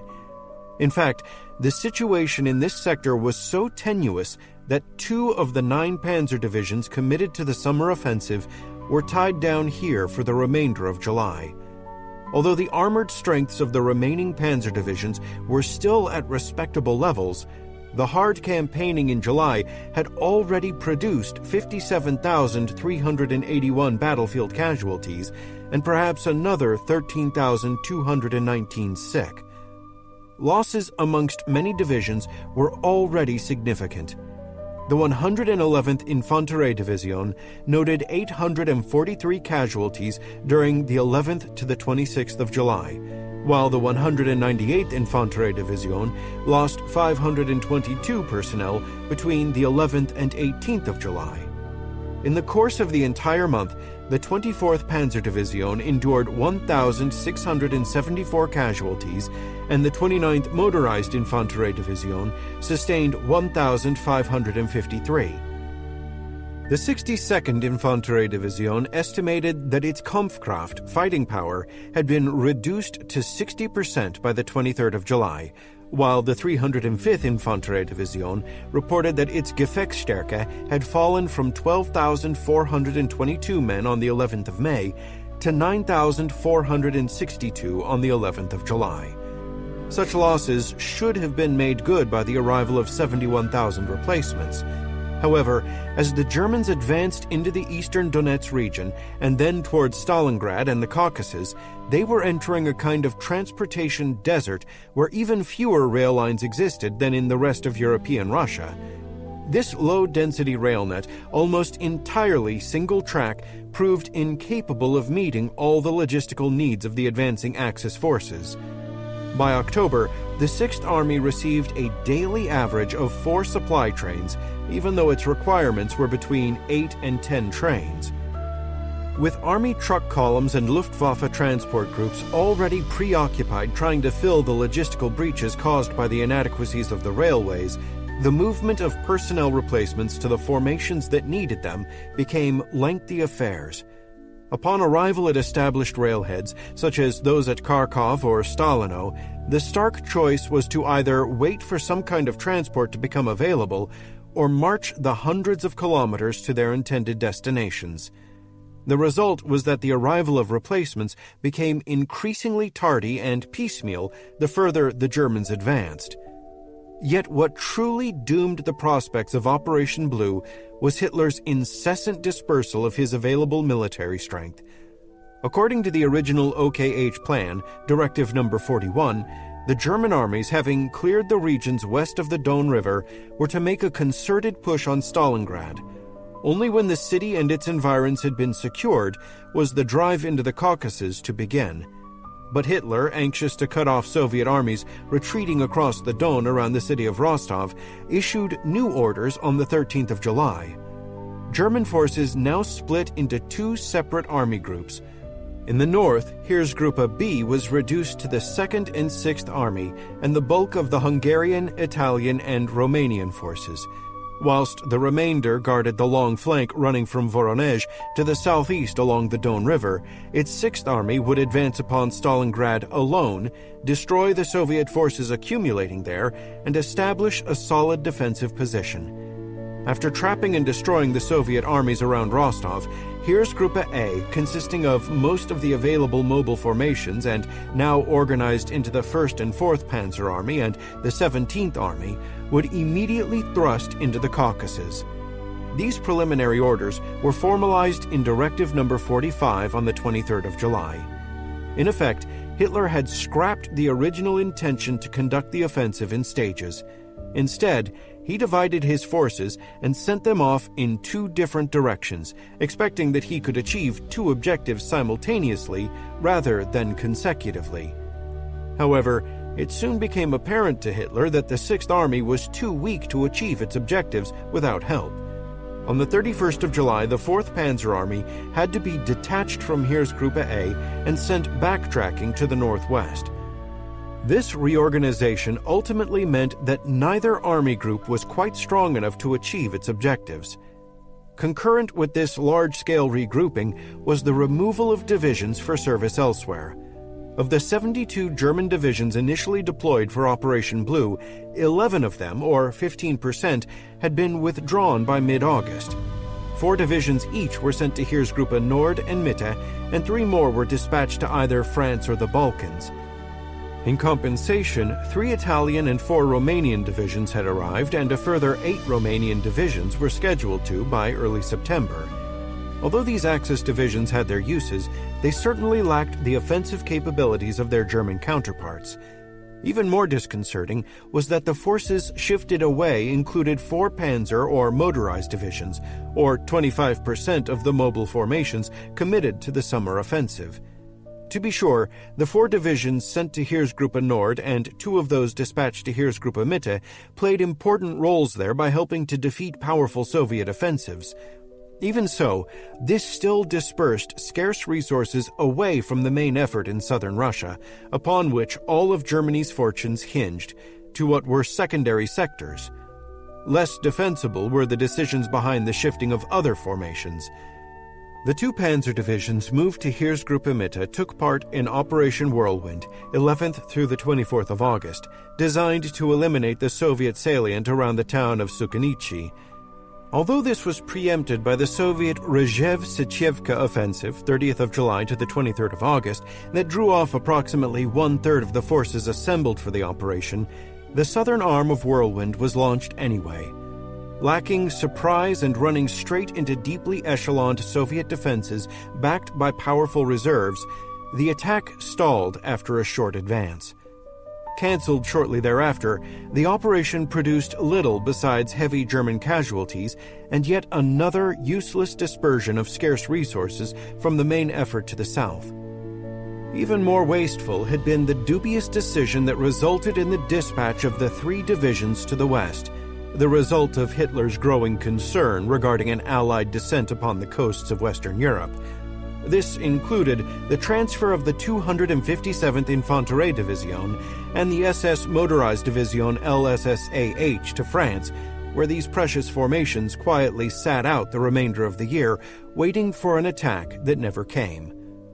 Stirred by a sudden premonition that the British were about to retake Crete, Hitler also moved the battle-hardened 22nd Infanterie Division to the Aegean island.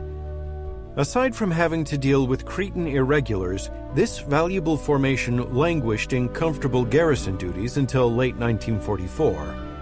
While the number of divisions withdrawn initially may appear trivial given the scale of the fighting on the Eastern Front, for the German armies operating in southern Russia they were significant, particularly given that the outcome of the fighting was eventually decided by margins that were far narrower than most historians have appreciated. The adverse repercussions of such dispersions of German strength became readily apparent as the Sixth Army pushed east into the Great Bend of the Don River in late July. Having given up a significant portion of its resources to the 4th Panzer Army pushing south with Heeresgruppe A, the advancing Germans ran headlong into 2 newly arrived Soviet armies consisting of 12 full-strength rifle divisions. Behind them, even more Soviet forces were assembling, including 2 new tank armies. Organized into the recently activated Stalingrad front, on the 22nd of July, these armies fielded 1,239 tanks, against which the Germans could muster just 251 armored vehicles. Soviet forces resisted with stubborn ferocity and mounted numerous counterattacks. Lacking the resources to stage simultaneous assaults, the commander of the Sixth Army, General der Panzertruppen Friedrich Paulus, was forced into a lengthy process of demolishing the opposing Soviet armies piecemeal, each time pausing to shift and regroup his own troops from one sector to the next. Even though Hitler ordered the 4th Panzer Army to turn around and advance on Stalingrad from the southwest, this was matched by the 37th Rifle Divisions, 3 tank corps, and 3 tank brigades the Stavka poured into the region as reinforcements during August. Instead of a lightning advance, progress was frustratingly slow. Not until the 3rd of September did the Germans finally reach the western suburbs of Stalingrad, from where they could begin the direct assault upon the city in earnest. Despite a number of anxious moments, the fighting along the approaches to Stalingrad between the 22nd of July and 3rd of September had produced yet another array of German victories. 1 Soviet army was destroyed and 3 more badly mauled. German claims of Soviet losses included 80,000 prisoners, 1,430 tanks, 930 artillery pieces, and 703 aircraft. Detailed Soviet casualties for this period have never been compiled, but many of the Red Army formations that participated were virtually destroyed. Forced back within the confines of Stalingrad by the 3rd of September, most of the formations with the Soviet 62nd and 64th Armies were reduced to similar circumstances. And yet, despite the series of tactical victories and the damage done to the Red Army, this period ultimately proved extremely detrimental to the outcome of the campaign. The shifting of the 4th Panzer Army to support the 6th Army meant that Heeresgruppe A had been denied the services of 5 German, including 3 mobile, and 4 Romanian divisions, which was the main reason why it failed to secure its objective in the Caucasus. Even so, the struggle to clear the distant approaches to Stalingrad consumed 6 precious weeks, during which the Stavka was able to pour reinforcements into the region and prepare fresh reserves. The effects of this were twofold. First, even as the 6th Army endeavored to attack Stalingrad proper, the build-up and continuous injection of forces into the region allowed the Soviets to stage a number of counterstrokes against the long, overextended German flank to the north. These included attacks at Serafimovich, 20th to the 28th of August, along the juncture between the 6th Army and the newly inserted Italian 8th Army, and at Kremenskaya, 22nd to the 29th of August. In both instances, Russian troops managed to establish dangerous bridgeheads across the Don River that would later be used to great effect during the Soviet counteroffensive in November. These attacks were followed by the First Kodaban offensive, 3rd through the 12th of September, which took place between the Don and Volga rivers, just north of Stalingrad, and involved 19 rifle divisions, 3 tank corps, and 5 tank brigades fielding 400 tanks. Although this attack failed to breach the German defenses and thereby make contact with the Soviet forces fighting in Stalingrad, it would prove to be the first of 4 offensives conducted in this area until late October. Like the attacks at Serafimovich and Kremenskaya, these distracted German attention and resources at a time when all available forces were needed to capture Stalingrad. The second effect this steady injection of Soviet reinforcements into the Stalingrad region had was that this resulted in extremely intense and almost continuous fighting that, in turn, produced large numbers of German casualties. Between the 21st of July and 31st of August, the 6th Army sustained 38,553 casualties, and during the first 10 days of September, it would incur 8,695 more. By the 9th of September, its divisions were short 52,899 men, including 1,944 officers. Since the majority of these losses occurred within their combat units, especially amongst the infantry, the effect of such figures upon the divisions involved was devastating. Of the 103 infantry battalions with the 6th Army on the 31st of August, some 71%, possessed a Grabenstärke of less than 300 men each. Of these, 26% were already categorized as being weak or burnt out. Even these low strengths were only possible by disbanding a number of battalions and consolidating their remnants with those that remained. Indeed, 5 of the divisions listed in the table appear to have already disbanded 24% of their original 42 infantry battalions. Worst hit had been the 100th Jaeger Division. Its 6 Jaeger battalions had dwindled to only 3, and the attached Croatians of the 3-battalion 369th Infanterie Regiment had to be consolidated into a single battalion. Circumstances were probably similar within the formations of the 4th Panzer Army, since it had sustained 11,186 casualties in the course during August. Specifically, its 14th Panzer and 29th Motorized Infanterie Divisions lost 1,533 and 1,911 men respectively, and between the 27th of July and 15th of September, the supporting 94th Infanterie Division endured 3,128 casualties. Losses such as these directly impacted the operational capabilities of the formations involved, limiting their ability to attack, defend, and how long they could sustain either. Having already endured heavy casualties and a consequential diminution of their operational abilities before that had even reached Stalingrad, and with persistent Soviet attacks requiring the dispersion of considerable resources to their increasingly vulnerable flanks, the Germans' only real hope of capturing the city by early September was if it could be done swiftly before the defenders organized themselves and received reinforcements. Yet when the attack upon the western suburbs commenced on the 3rd of September, the tenacity of the Soviet defenders quickly revealed that this would not be possible. The Stavka had no intention of giving up the city. Instead, the struggle for Stalingrad would be used to draw in the maximum number of German troops who would then be worn down in a pitiless battle of attrition. Once German reserves had been consumed, a massive counterstroke would be launched against the weakly held and overextended flanks of the German bulge protruding around Stalingrad.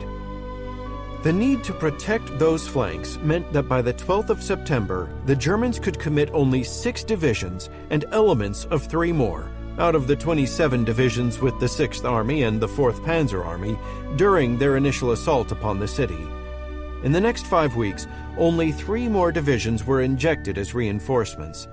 By contrast, the Red Army reinforced their defending 62nd Army with 9 more divisions, 5 tank or rifle brigades, and tens of thousands of personnel replacements. With their offensive capabilities already badly eroded by previous campaigning, the attacking German divisions lacked the strength to simply smash through and overwhelm the Soviet defenses in a single operation. Instead, their weakened condition and the Soviet determination to resist compelled the Germans to adopt a more methodical approach, which meant a grueling house-by-house battle of attrition. What exacerbated these circumstances for the German forces involved was their dire lack of personnel replacements. Given the far more crucial need to safeguard the rear of the forces pushing deep into the Caucasus, one could assume that Heeresgruppe B and especially its 6th Army should have received priority in terms of the allocation of new men. In fact, this was not the case. Although the Army Group sustained 30,827 casualties during July, it received only 19,400 replacements. The situation only worsened during the bitter fighting of August. As combat losses grew to 49,225 men, the number of replacements dwindled to a meager 13,000. Remarkably, although Heeresgruppe B endured roughly 1/3 of all the casualties incurred by the entire Ostheer during July and August, it received only 11% and 14% respectively of the arriving replacements. While allocation of replacements to the Army Group moderately improved during the next few months, its overall situation did not. Despite the fact that Heeresgruppe B endured the greatest proportion of the combat losses sustained by the entire Ostheer between July and November, it received the smallest number of replacements. The replacements that did arrive had to be spread throughout the entire Army Group and not simply concentrated within the 6th Army. For example, of the replacements that arrived during August, at least 7,589, 58%, were allotted to the 2nd Army fighting around Voronezh. The remaining 5,411 men had to be parceled out not only to the 6th Army, but to the 4th Panzer Army and the smaller German units supporting the Axis armies as well. Overall, at least 21,259, 31% of the 68,100 replacements received by Heeresgruppe B between September and November went to the 2nd Army and the German divisions assigned to the Italian 8th Army. The diminutive scale of the assigned personnel replacements, combined with the prolonged period of intense and costly combat in which they were engaged, steadily eroded the fighting strength of Heeresgruppe B, and especially its 6th Army, to catastrophic proportions. By early September, the divisions constituting the Army Group already registered the highest average personnel shortages within the entire Ostheer. Divisions assigned to Heeresgruppe Nord were on average short 2,029 men, and those within the 2nd Panzer Army of Heeresgruppe Mitte lacked 2,120. In contrast, the personnel shortages of the formations with Heeresgruppe B already averaged 3,521. Within the latter's 6th Army, the figure was even higher at 3,779 men per division. As heavy fighting in and around Stalingrad continued throughout the next 2 months, the situation only worsened. Deficiencies amongst the 22 divisions deployed there totaled an astounding 143,414 men by early November. Admittedly, the costly fighting during the summer and fall meant that large-scale personnel shortages had become endemic across the Osttier by this point.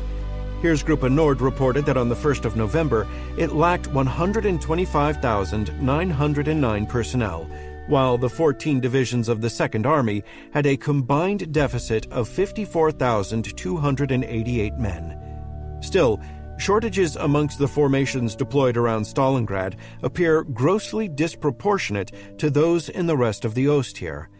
Whereas the average deficit amounted to 2,737 men within the divisions of Heeresgruppe Nord and 3,878 for those of the Second Army, the corresponding figures for the formations with the 6th Army and the 4th Panzer Army totaled 6,519. In short, divisional personnel deficits within the latter two armies were 51 to 82% greater than those found elsewhere on the Eastern Front. Since their authorized personnel strengths potentially ranged from 18,724 to 13,484 men per division, this implies that in early September, the formations arrayed along the Stalingrad sector lacked an average of 20 to 28% of their Zollstärke. By November, these figures had soared to between 35 and 48%, and in many individual cases, the situation was even worse. It has not been possible to determine why Heeresgruppe B was afforded such a disproportionately low priority despite its importance to the final outcome of the summer campaign. Admittedly, there was a need to refill the depleted ranks of Heeresgruppe Nord and Mitte, both of which had been neglected in the rush to prepare the forces assigned to Operation Blue. In their weakened condition, the replenishment of these army groups may reflect a concern by OKH that their sectors were on the verge of collapse, especially since these were subjected to a number of dangerous Soviet attacks throughout the summer and fall. It may also mirror Hitler's insistence that their formations be prepared to undertake a series of limited offensive operations, even though all of these had been canceled out or indefinitely postponed by September. Despite all the mounting difficulties, simple overconfidence may have also played a role. In their discussions with Hitler on the 11th to 12th of September, Paulus and the commander of Heeresgruppe B, Generaloberst Maximilian von Weichs, were confident that Stalingrad would be taken by the end of the month, despite the weakened condition of their forces. This, in turn, may have lessened the apparent urgency for their replenishment. Such sentiments would have been augmented by Hitler's belief that the strength of the Red Army had been exhausted. Finally, the schism that emerged between Hitler and Halder regarding the conduct of the war, which continued to mount until the dismissal of the latter on the 24th of September, likely increased the incredulity that Hitler expressed towards the pessimistic reports produced by OKH. Such skepticism was only reinforced by the outspoken criticism of the commander of the Luftwaffe forces supporting Heeresgruppe B, Generaloberst Wolfram von Richthofen, who felt that German difficulties around Stalingrad were the result of poor army leadership and a lack of fighting spirit. However, lacking specific details, all that can be said with certainty is that the effect of these issues upon the actual distribution of personnel replacements was tertiary. After all, the allocation of replacements remained the purview of the organizational department of OKH, and Hitler's direct involvement appears to have been limited to periodic general instructions. Nonetheless, the skewered distribution of replacement personnel does indicate shockingly poor staff work, fault for which resides squarely upon the German General Staff and the various departments of OKH. In the end, problematical distribution was a symptom of an even greater crisis, namely the overall lack of replacements that plagued the German army during the second half of 1942. Total combat losses on the Ostfront between July and November numbered 498,786 men, but this was compensated by the arrival of 509,700 replacements. However, the records of the Organization Department of OKH indicate that the total number of departures from the Ostheer during this period amounted to 856,700 men, implying that 357,914 sick had to be repatriated to Germany. Although the veracity of the number of sick suggested by the OKH records might be suspect because this is contradicted by other information, which also places the indicated total number of departures in doubt, it is clear from the divisional shortages noted previously that the quantity of arriving replacements were still insufficient. Given the scale and intensity of the fighting in the East, some degree of personnel deficiencies within the German army was inevitable, but the magnitude of the problem rested upon the efficient utilization of manpower resources rather than their actual availability. In this regard, Germany's military and political leaders are to blame because of their abysmal management of the situation. In response to the crisis that erupted during the winter of 1941 to 1942, the generous deferral qualifications that had exempted 5.5 million German males from military service were tightened, and during the next 3 months, the number of deferments declined by roughly 360,000.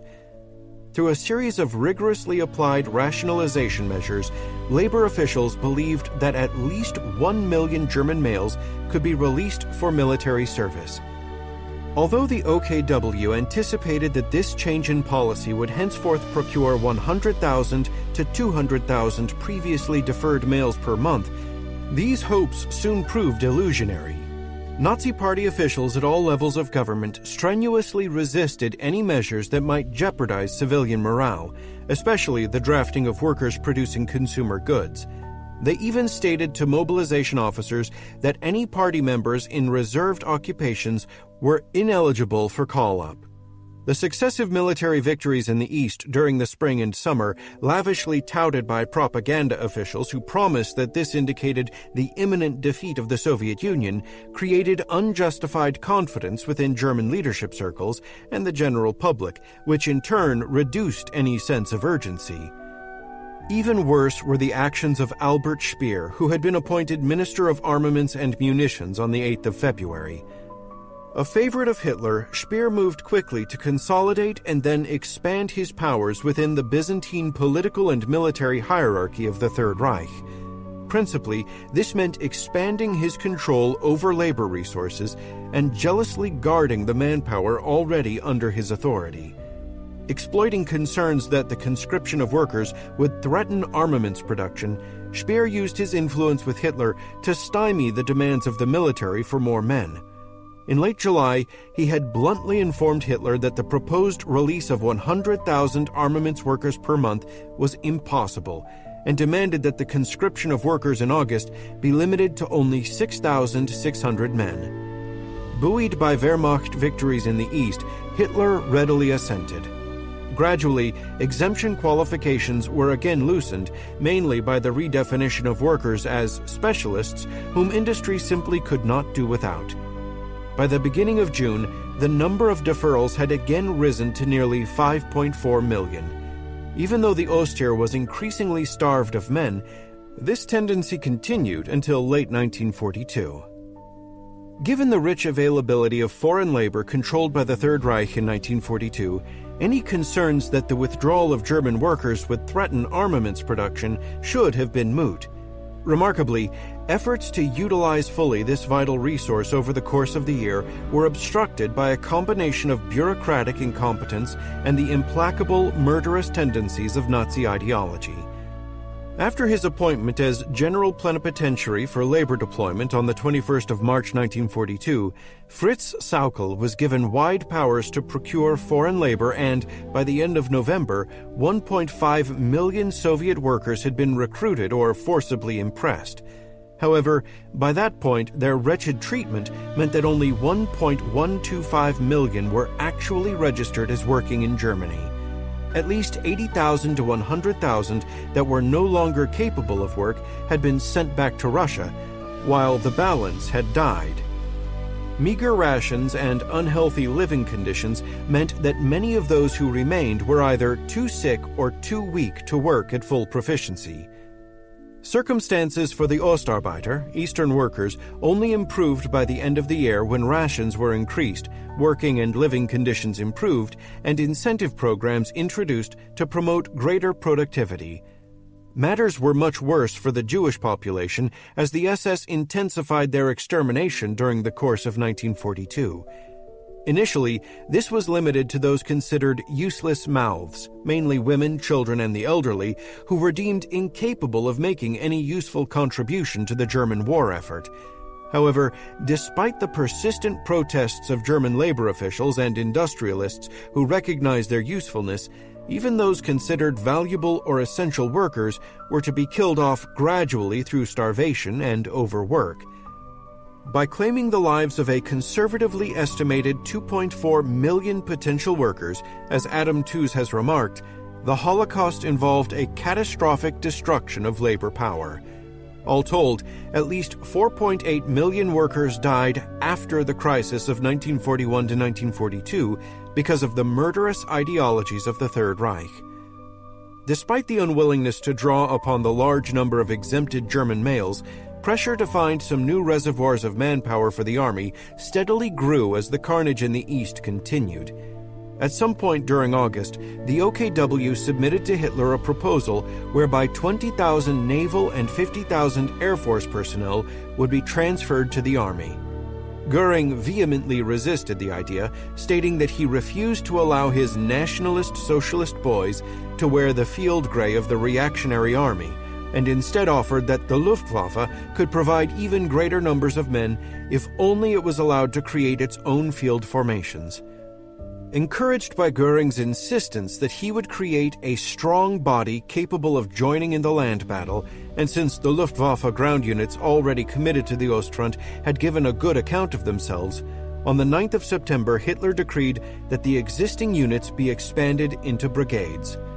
Shortly thereafter, this was revised to 22 divisions comprising 2,000 men. The first 5 divisions were established that month, followed by 7 in October, 5 in November, and 3 in December, but their actual worth on the battlefield was marginal.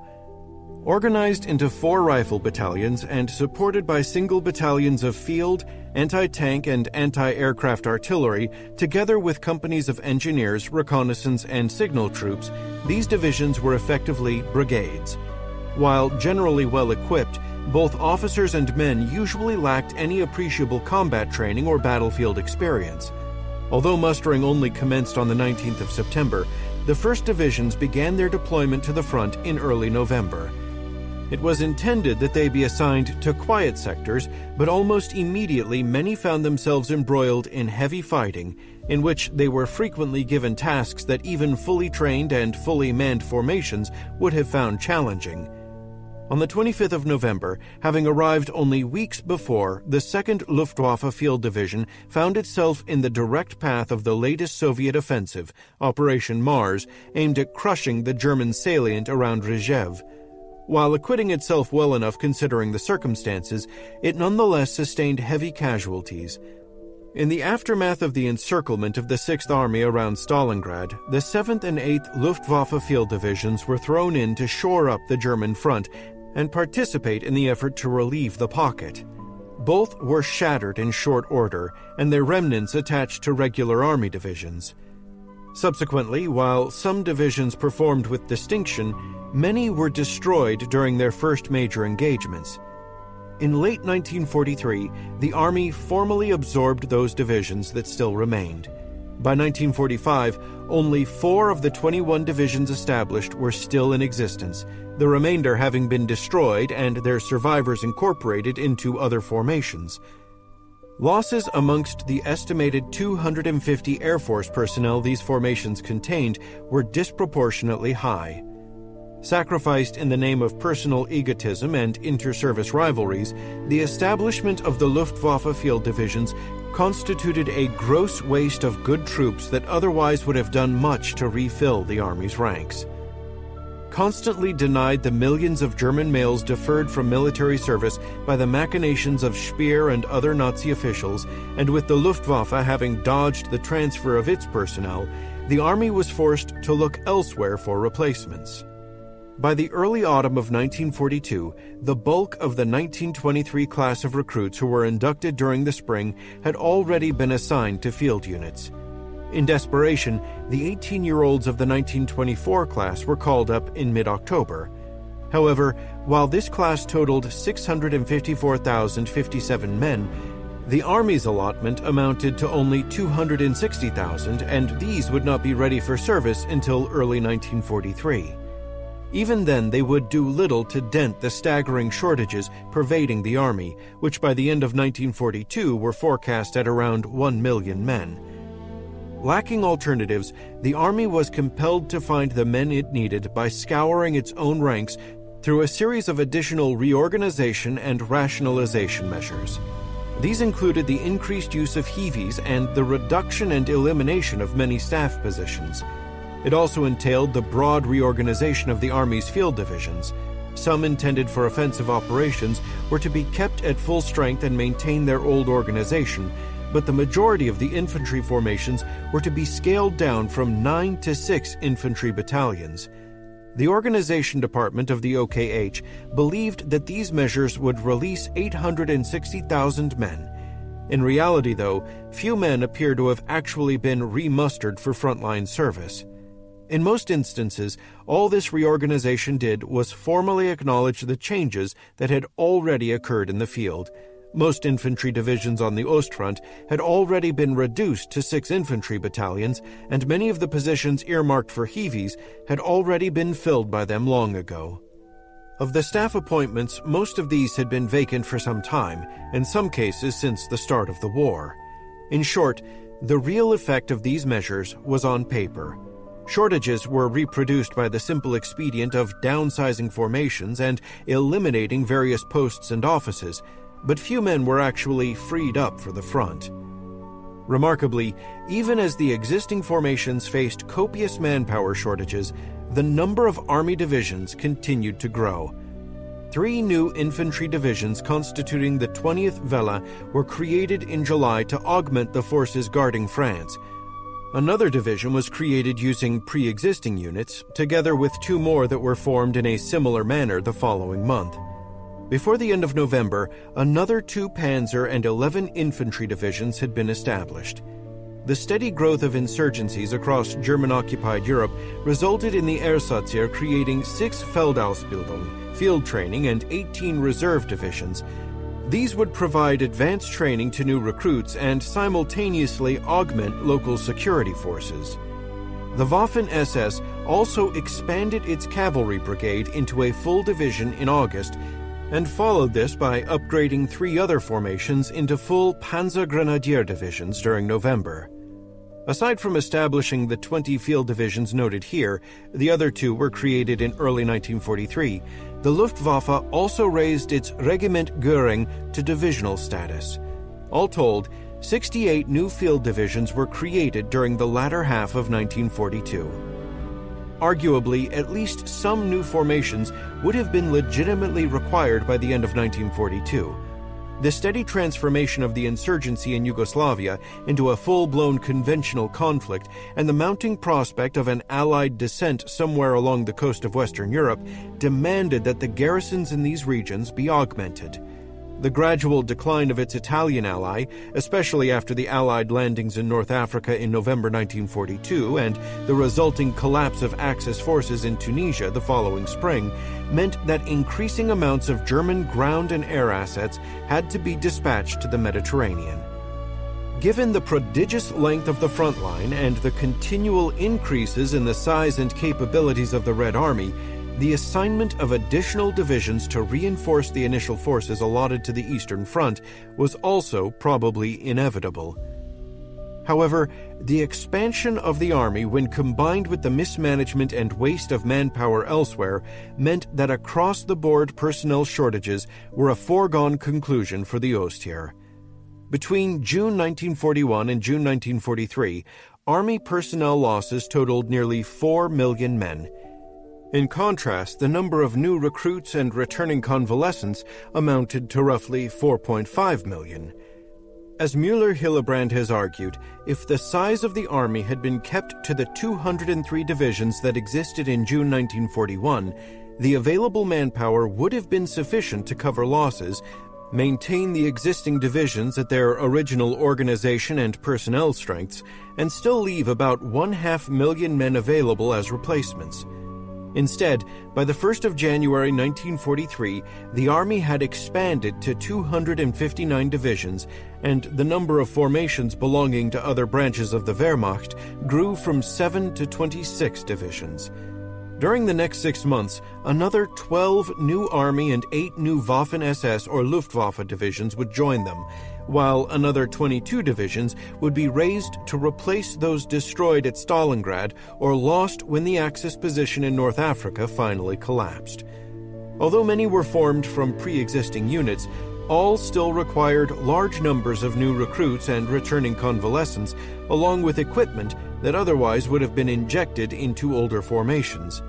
Of the roughly 4.5 million men made available to the Army between June 1941 and June 1943, the new formations created during this period consumed 1.1 million men.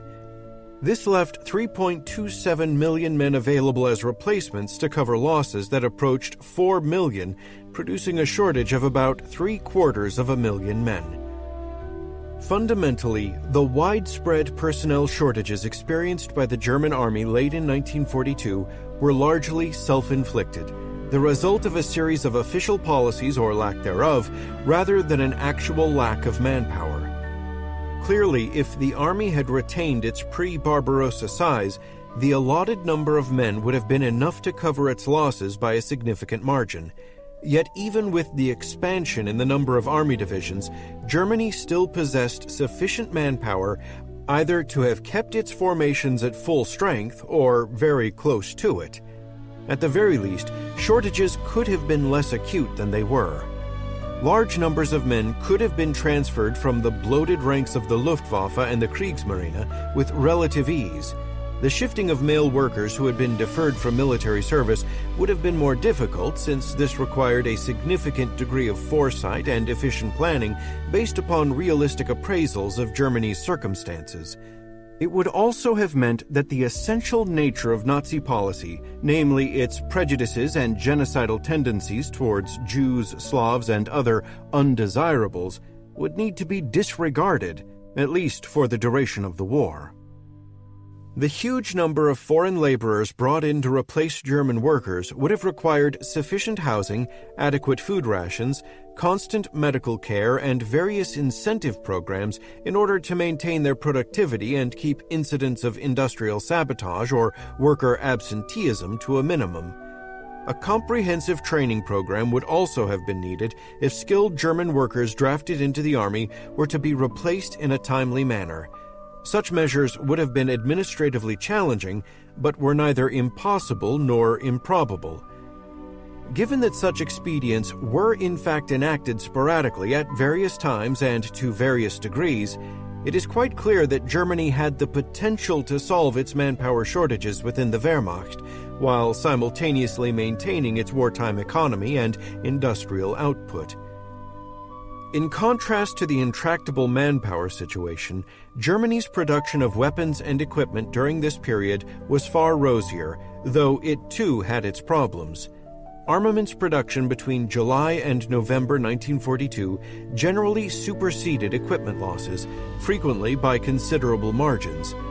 As was the case earlier in the year, shortfalls continued in terms of heavy field artillery and most categories of motor vehicles. Compensation for the former was found by the increased use of captured foreign guns. By December, for example, a total of 2,447 Russian-made 12.2 centimeter and 15.2 centimeter field guns, amongst others, were in service, mostly with Army coastal artillery batteries. Deficiencies of motor vehicles were far more serious, since they jeopardized the mobility of the Army. However, that the actual number of motor vehicles with the Army increased by over 100,000 during this period, presumably through the requisition of civilian vehicles, the capture of foreign models, and possibly through the return of vehicles written off, but then rebuilt by German factories. Except for the number of German-made artillery pieces, the table also reveals that most equipment stocks significantly increased.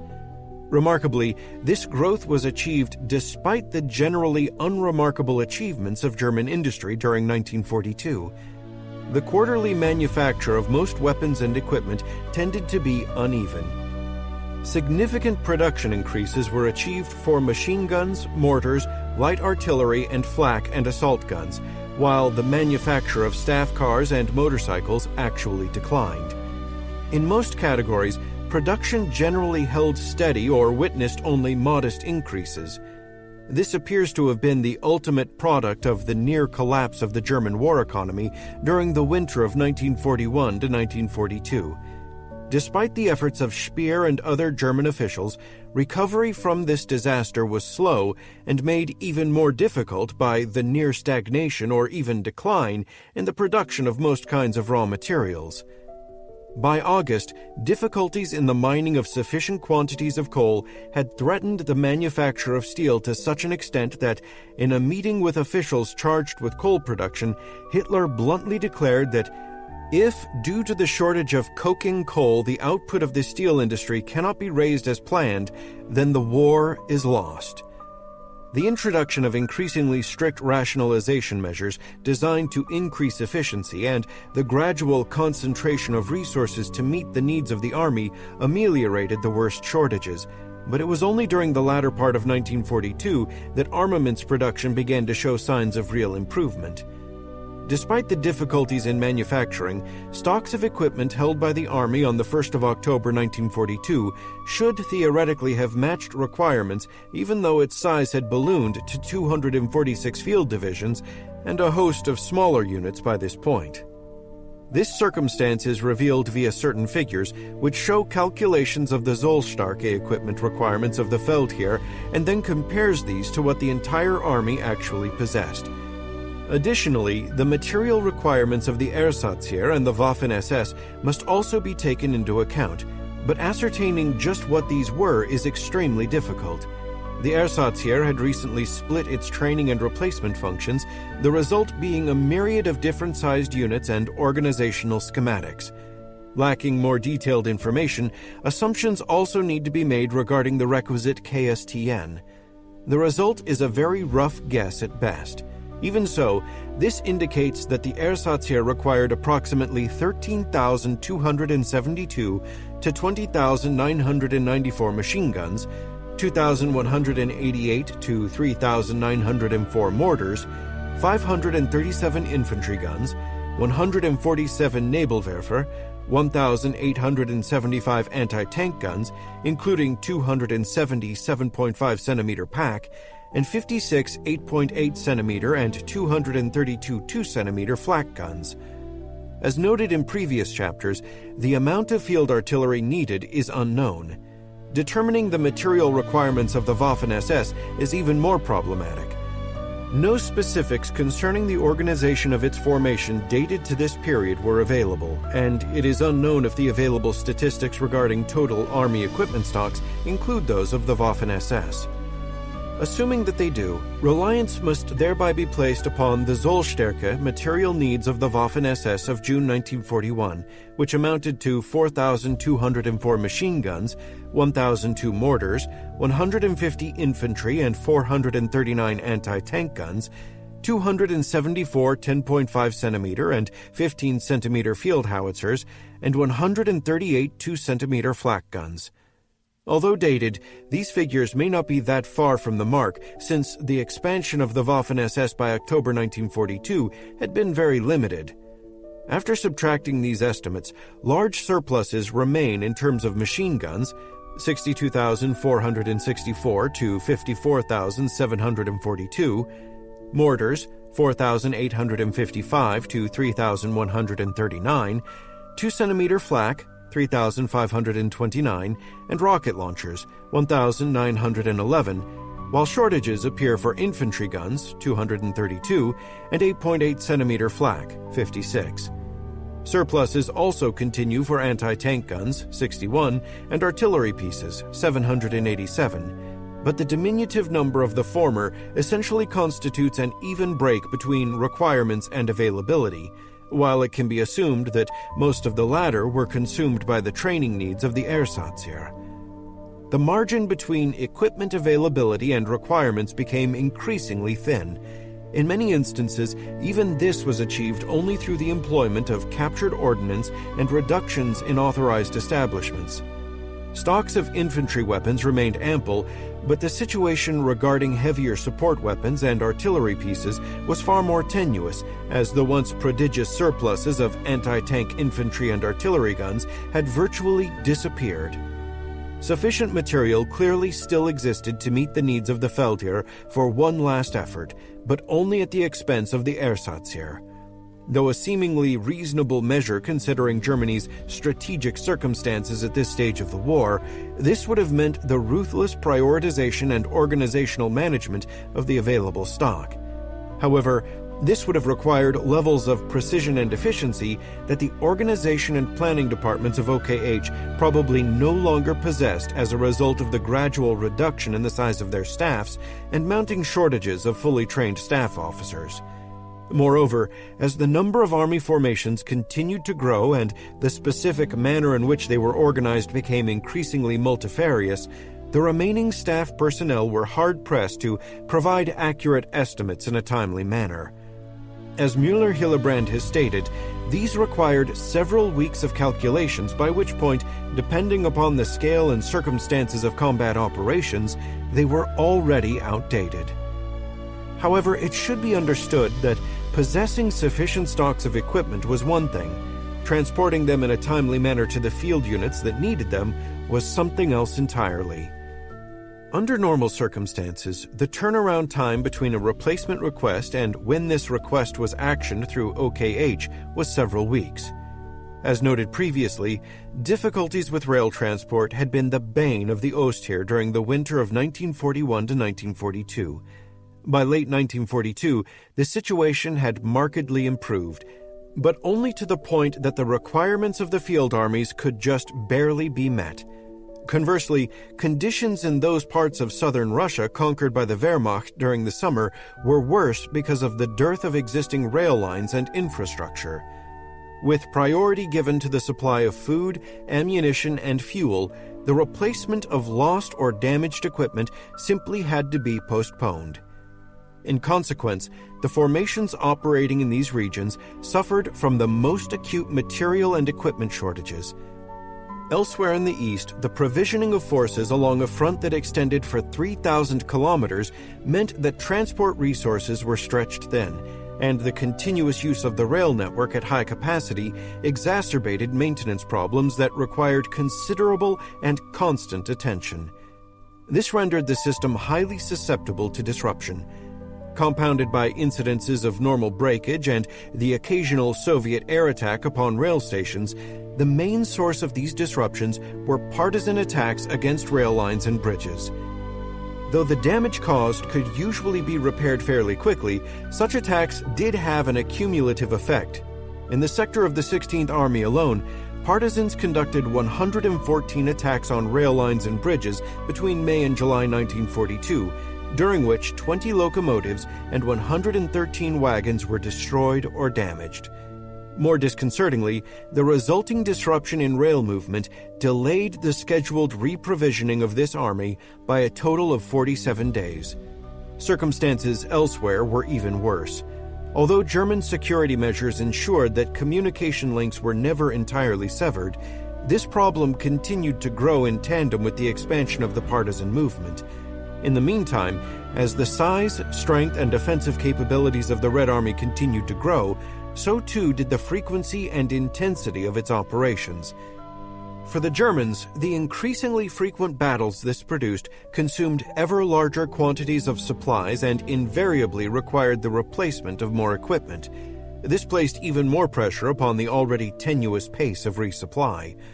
When combined, disruptions in rail movement and the growing magnitude of the fighting meant that deliveries increasingly struggled to catch up to the needs of the frontline troops. Adequate stocks of equipment may indeed have existed in depots within Germany, but transporting them to divisions in the field in a timely manner steadily became a relentless and perhaps insurmountable challenge. Under these conditions, constant material shortages became almost unavoidable. Much the same can be said of the condition by late 1942 of Germany's armored forces, which also presented a mixed picture. On the one hand, while the monthly production of tanks remained constant, that of assault guns and self-propelled anti-tank guns had increased considerably. In compensation for the 1,708 armored vehicles written off between the 1st of July and 1st of December 1942, German industry had managed to produce 2,730 replacements. As a result, the total number of armored vehicles had swollen from 6,749 to 7,798. Moreover, production now consisted almost entirely of the improved versions of the PZ-3, PZ-4, and Stug 3, which meant that more obsolescent versions were gradually being phased out. Production of the new PZ-4, or Tiger tank, equipped with a high-velocity 8.8 centimeter gun and 100 millimeters of frontal armor, was already well underway, and the first units equipped with these vehicles had already seen combat around Leningrad during September. Trials of the equally formidable PZ-5, or Panther tank, had also commenced, with a monthly production of 600 vehicles set to begin in January 1943. The development of a further array of improved assault gun, tank destroyer, and self-propelled artillery designs was also well advanced, as were plans for the phasing out of production of the PZ-3 in favor of even greater numbers of PZ-4. Once these designs reached field units in considerable numbers, the superiority the Soviet T-34 had held over its German opposites in terms of armor protection and armament since the start of Operation Barbarossa would be gone, and German tankers would hold the advantage. The stage thus appeared set for an imminent, massive improvement of the Panzerwaffe in terms of overall numbers and quality. But the circumstances for the panzer divisions operating deep within Russia were far less agreeable. As promising as the new designs were, it would still be several months before their presence was felt on the battlefield in any appreciable numbers. In the meantime, the Panzertruppen would have to soldier on with whatever was available.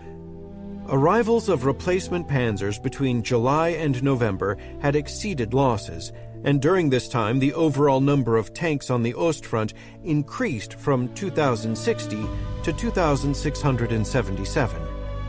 Moreover, the tanks lost had included many inferior models, and these had been replaced by substantially enhanced versions, resulting in a steady improvement in quality.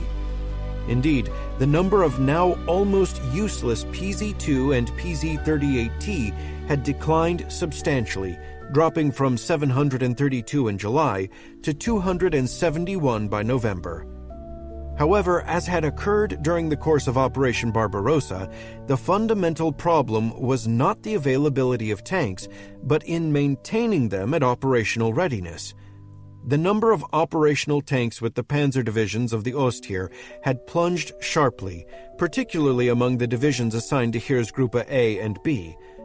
This is not surprising given the high operational tempo and the intensity of the combat in which they had been engaged since the onset of Operation Blue. Depending upon the specific circumstances, strengths could drop dramatically. For example, the 13th Panzer Division mustered 130 operational tanks on the 20th of October, but after a month of heavy fighting, this number had fallen to 27 by the 20th of November.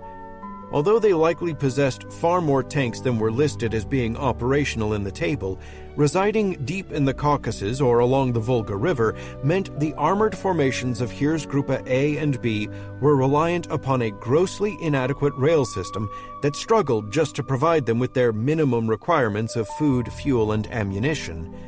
The arrival of spare parts was at best erratic, forcing maintenance crews to cannibalize vehicles with only minor damage in order to keep the rest operational. The arrival of new tanks would have done little to arrest this trend. Without a comprehensive improvement in the logistical tether, the ultimate result was simply a gradual increase in the number of machines accumulating in workshops. The crucial significance regarding this connection between adequate logistics and operational panzer strengths is further evidenced by the circumstances of the formations assigned the two other army groups. These too had been heavily engaged throughout the year, but the scope of their operations had been limited, meaning the degree of wear upon their vehicles was also less. Moreover, the panzer formations located in central and northern Russia could also rely upon a railway network that, whatever its problems, was considerably more proficient at meeting their needs than the one supplying their compatriots to the south. In consequence, the level of operational readiness had remained far more stable, the number of operational tanks declining in some divisions but rising in others. Clearly, the overall increase in the number of tanks in the east did not translate into any appreciable improvement or impede a general decline. This illustrates that the effect of even substantial deliveries of new vehicles could be mooted, and that German armored strengths in Russia were mainly dependent upon the availability of spare parts, the amount of time maintenance personnel had to conduct repairs, and the pace and intensity of combat operations. Back at the front, the accumulated impact of these various problems, for the most part the product of poor German decision-making and appalling management, together with the actions of the Red Army, meant that by mid-November the most important facets of Operation Blue had failed. To be sure, German armies had conducted a spectacular advance into southern Russia. Except for a handful of narrow bridgeheads still held by the Red Army, the city of Stalingrad was in German hands. A continuous front shielding the rear of Heeresgruppe A had also been established, permitting the latter to push deep into the Caucasus and occupy huge portions of the region. In the process, staggering losses had been inflicted upon the Soviets. According to post-war Russian estimates, these totaled at least 1,586,100 personnel, 4,852 tanks, 30,902 guns and mortars, and 3,490 aircraft. In contrast, combat casualties amongst the German armies participating in Operation Blue totaled 223,996 men between the 1st of July and 1st of November. However, regardless of its terrible losses, the Soviet Union was far from having been brought to the peace table. Along the Don front, ominous signs of an impending Soviet counteroffensive had been mounting since September. Most of Stalingrad had been captured, but the strength and capabilities of the German formations in the region had been left horribly debilitated in the process. With huge stretches of the front manned by Allied Axis divisions, much would depend on how well these same German forces reacted to any Soviet attack. In the Caucasus, despite impressive territorial gains, Heeresgruppe A had failed to capture any of the more sizable oil fields. Even worse, the last of its offensive capability had finally been spent when its latest endeavor, 25th of October to the 11th of November, to punch through the mountains at Ordzhonikidze had failed. At the end of a grossly inadequate supply chain and with its badly depleted formations strung out across hundreds of kilometers of front, Heeresgruppe A was forced onto the defensive.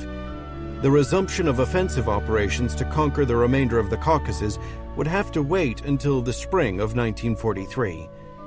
If this was to have any chance of success, the meandering front stretching from Voronezh to south of Stalingrad had to hold.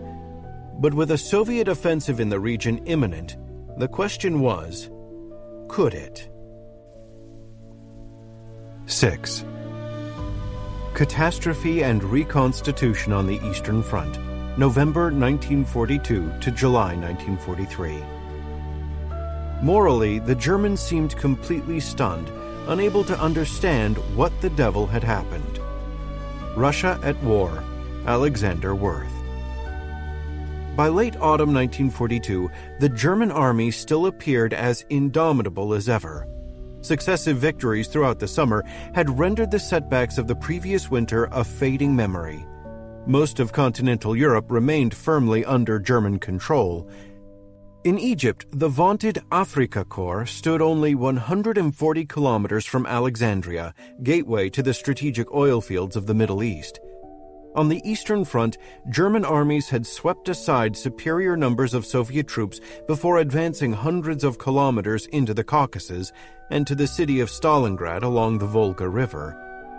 Admittedly, the struggle for Stalingrad had taken longer than the Germans had expected, and the scope of their advance into the Caucasus necessitated a pause to consolidate over extended lines of communication.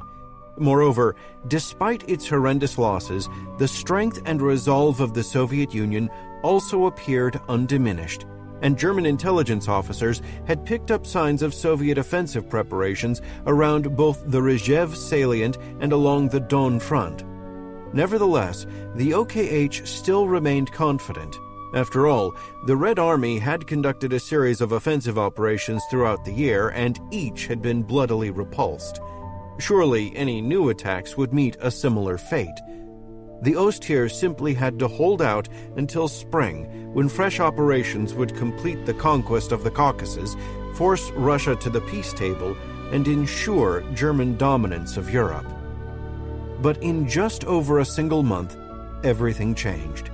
The near destruction of the Afrika Korps during the Second Battle of El Alamein, 23rd of October to the 11th of November, and the Anglo-American landings in French North Africa, 8th of November, not only suddenly threatened to eliminate the Axis presence in North Africa, they also placed the larger Axis strategic position in the Mediterranean in grave peril. Even worse, the Eastern Front abruptly appeared to be on the verge of a complete collapse. On the 19th of November, the Red Army launched Operation Uranus around Stalingrad and within 4 days encircled the 6th Army and most of the 4th Panzer Army. Holding the Rzhev salient, the 9th Army faced a similar threat when Soviet forces commenced Operation Mars on the 25th of November. Additional Soviet attacks around Veliki Luki, the 25th of November, and Demyansk salient, 28th of November, added to German tribulations. The combined weight of these Soviet offenses not only threatened the specific German armies involved, but also jeopardized the fate of entire army groups and, therefore, the entire German position in the East. With astounding rapidity, Germany had regressively transitioned from dictating the course of events to haphazardly coping with one crisis after the other. During the next 7 months, the Ostheer experienced a series of devastating defeats, even more calamitous than those experienced during the winter of 1941 to 1942. The desperate gamble to neutralize the Soviet Union and secure the resource areas upon which Germany's fortunes rested failed. All the hard-fought gains of the summer were irretrievably lost. In the process, entire armies were erased and personnel and material losses reached staggering new levels. Henceforth, the Ostheer was confined to conducting a strategic defense, in retrospect, a grueling rearguard action that lasted until the surrender of the Third Reich in 1945. Conversely, these same 7 months also witnessed a major regeneration of the Ostheer. Retaining its prowess for tactical and operational level action, and still capable of mustering formidable quantities of troops and equipment, the Ostheer managed to achieve a surprising number of battlefield victories. In fact, the majority of the Soviet attacks staged during this period were defeated outright or otherwise limited to modest gains. Even the grand Soviet winter offensive that stampeded Axis forces back across southern Russia was eventually brought to a halt and the front reconstituted. Large numbers of fresh German divisions flooded into the east, along with copious quantities of replacement personnel and new equipment. By early July 1943, the strength of the Ostheer was restored to a level that it hadn't enjoyed since the Russian campaign began. Even if the Soviet Union could no longer be defeated outright, this astounding resurgence allowed Germany's leaders to hope that the Red Army could be bled white, that vital resource areas already captured in the East could be retained, and even that some kind of compromise peace might be negotiated. What spurred the crisis in the East in the first place were the massive German miscalculations of the size, capabilities, and offensive intentions of the Red Army in late 1942. Traditionally, historians have overwhelmingly placed the blame for this upon Hitler alone. Senior German army officers such as Halder or his replacement, General der Infanterie Kurt Zeitzler, however, have been presented as having persistently warned Hitler that a massive Soviet offensive along the Don River threatened German forces around Stalingrad with encirclement.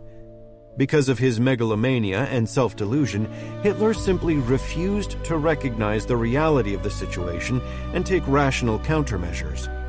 Rather than trust his military advisors, so the argument goes, Hitler instead relied upon his intuition. The problem with this narrative is that it too relied upon post-war accounts written by former German officers. As we have heard, these men may have been more interested in preserving their own reputations and that of the wider German officer corps than in producing a factual account. Thanks to the work of more scrupulous scholars, we now know that this description of events is largely false. The problem was not Hitler's refusal to heed the counsel of his military experts, but rather that in this particular case, he did. Specifically, this relates to the information Hitler received from the Army's Eastern Intelligence Gathering Organ, Fremde Heer Ost, Foreign Armies East, or FHO, led by Oberstleutnant Reinhard Gehlen. On the 19th of August 1942, the FHO reported that the Red Army was still capable of mounting attacks with operational objectives, and that these would likely be directed against Heeresgruppe Mitte and the deep flanks of Heeresgruppe B. Yet during a lecture at the Kriegsakademie on the 7th of September, Gehlen seemed to backtrack somewhat, arguing the Russian reserve of manpower was not inexhaustible, and that the Soviets lacked reserves comparable to those they possessed the previous year. By early October, the FHO was increasingly convinced that Soviet offensive activities would be focused along the central portion of the front. During the middle of the month, it acknowledged that the Russians would eventually conduct some kind of offensive against the lines of Heeresgruppe B, but qualified this by insisting that its scale would be limited, since anything greater would force the Russians to take troops away from their main push against Heeresgruppe Mitte. On the 31st of October, the FHO again reiterated that the main Soviet attack would fall along the central sector. Along the Don front, only local Soviet attacks seemed likely, as preparations for major attacks were not yet perceptible in any location. This belief persisted throughout the first half of November, despite mounting evidence to the contrary. Only on the 18th of November, the day before Operation Uranus commenced, did the FHO acknowledge that something more serious was brewing. For the first time, the FHO noted that the danger of a double encirclement seemed a possibility after Soviet attack preparations were observed south of Stalingrad. Even so, Gehlen continued to equivocate, admitting only, "One may therefore reckon that the expected attacks, even if only with limited goals, may possibly exceed local proportions." Distracted by the imminent Soviet offensive against Heeresgruppe Mitte, German intelligence still had no clear idea of the magnitude or timing of what was about to occur around Stalingrad.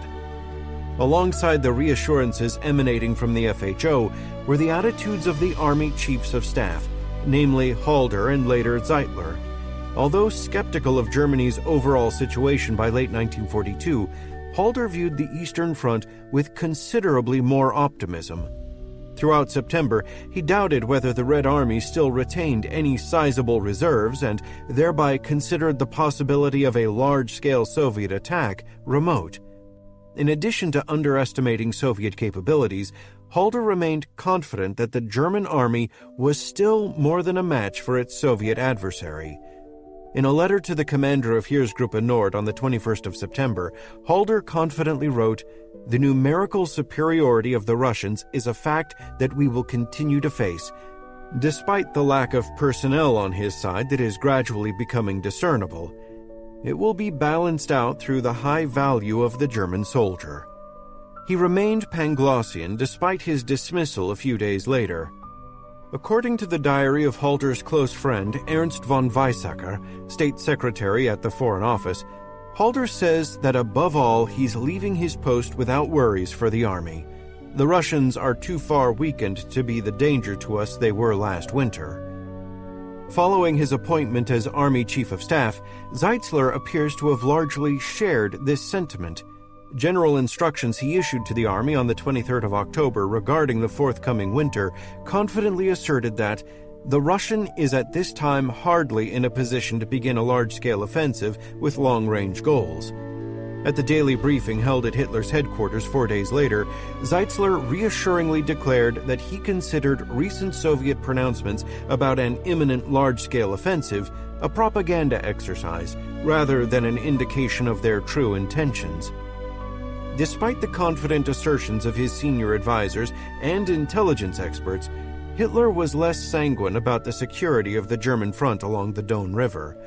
As early as mid-August, Hitler expressed concern that the Soviets might try to breach the Don front and advance on Rostov, thereby cutting off German forces to the east and south. This anxiety only mounted, and on the 26th of October, he gave instructions that some of the newly formed Luftwaffe field divisions be dispatched to the Don front to stiffen the lines of the Axis armies deployed there. By the start of November, prisoner interrogations, radio intercepts, and the increased pace of Soviet bridge building across the Don produced a more comprehensive picture of enemy activities and a sense of the growing Soviet readiness to attack. Alarmed, Hitler reacted quickly. On the 2nd of November, he directed the Luftwaffe to bomb the bridges and Soviet assembly areas, and the following day ordered 1 panzer and 2 infantry divisions be moved from France to serve as reserves behind the Italian 8th and Romanian 3rd armies. In the interim, blocking detachments and emergency units were to be formed throughout the rear areas of Heeresgruppe B. To the ultimate detriment of the German position around Stalingrad, the concordant views of FHO and the Army Chief of Staff swayed Hitler's decision-making for too long. Weighed against his own concerns was the fact that Hitler himself had always been incredulous towards assessments of Soviet strength and capabilities, believing them to be wildly exaggerated.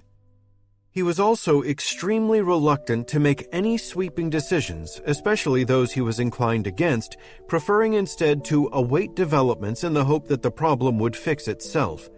With Army intelligence and his chief lieutenants repeatedly downplaying the Soviet threat along the Don and essentially telling him what he wanted to hear, it is obvious why Hitler, despite all anxieties, could see no cogent reason for truly drastic measures, such as the suspension of the attack in Stalingrad and the withdrawal of the front to a Don-Chier position.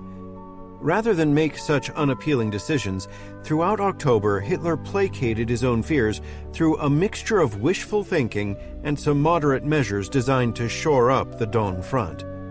As we have heard, it was only during the first days of November that he ordered fresh reinforcements from France to the region.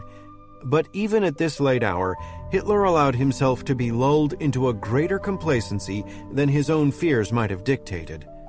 Reassured by his military chiefs and still having no idea when the Soviet attack would actually occur, on the 7th of November, Hitler departed his headquarters for an extended rest at the secluded Berghof. At the moment the Third Reich was about to reach the apex of its existence, Hitler went on vacation. Ultimately, the dispatch of reinforcements came too late. The first trains carrying the 6th Panzer Division reached Heeresgruppe B on the 26th of November, 3 days after the 6th Army had been encircled at Stalingrad.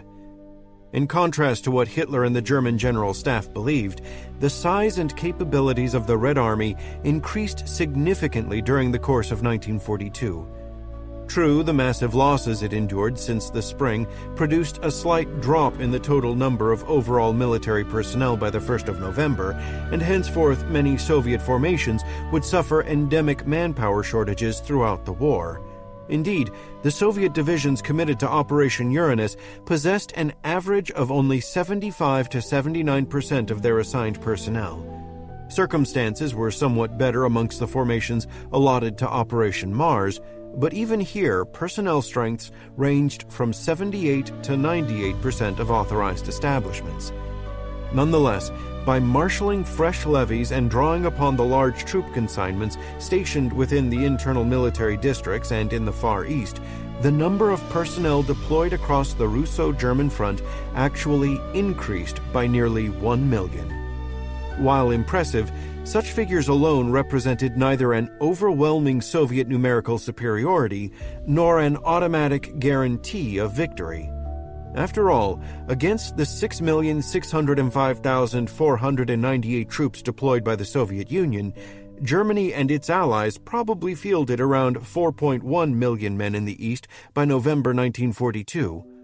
Even excluding Allied Axis troops from the totals, the Red Army only outnumbered the Ostheer by little more than 2 to 1, odds against which the Germans had managed to prevail in the past. Instead, it is crucial to recognize that the Red Army underwent a significant improvement in terms of its leadership, experience, and capabilities. The relentless gristmill of the Eastern Front, combined with Stalin's own ruthless expectations, meant that poor commanders did not live long.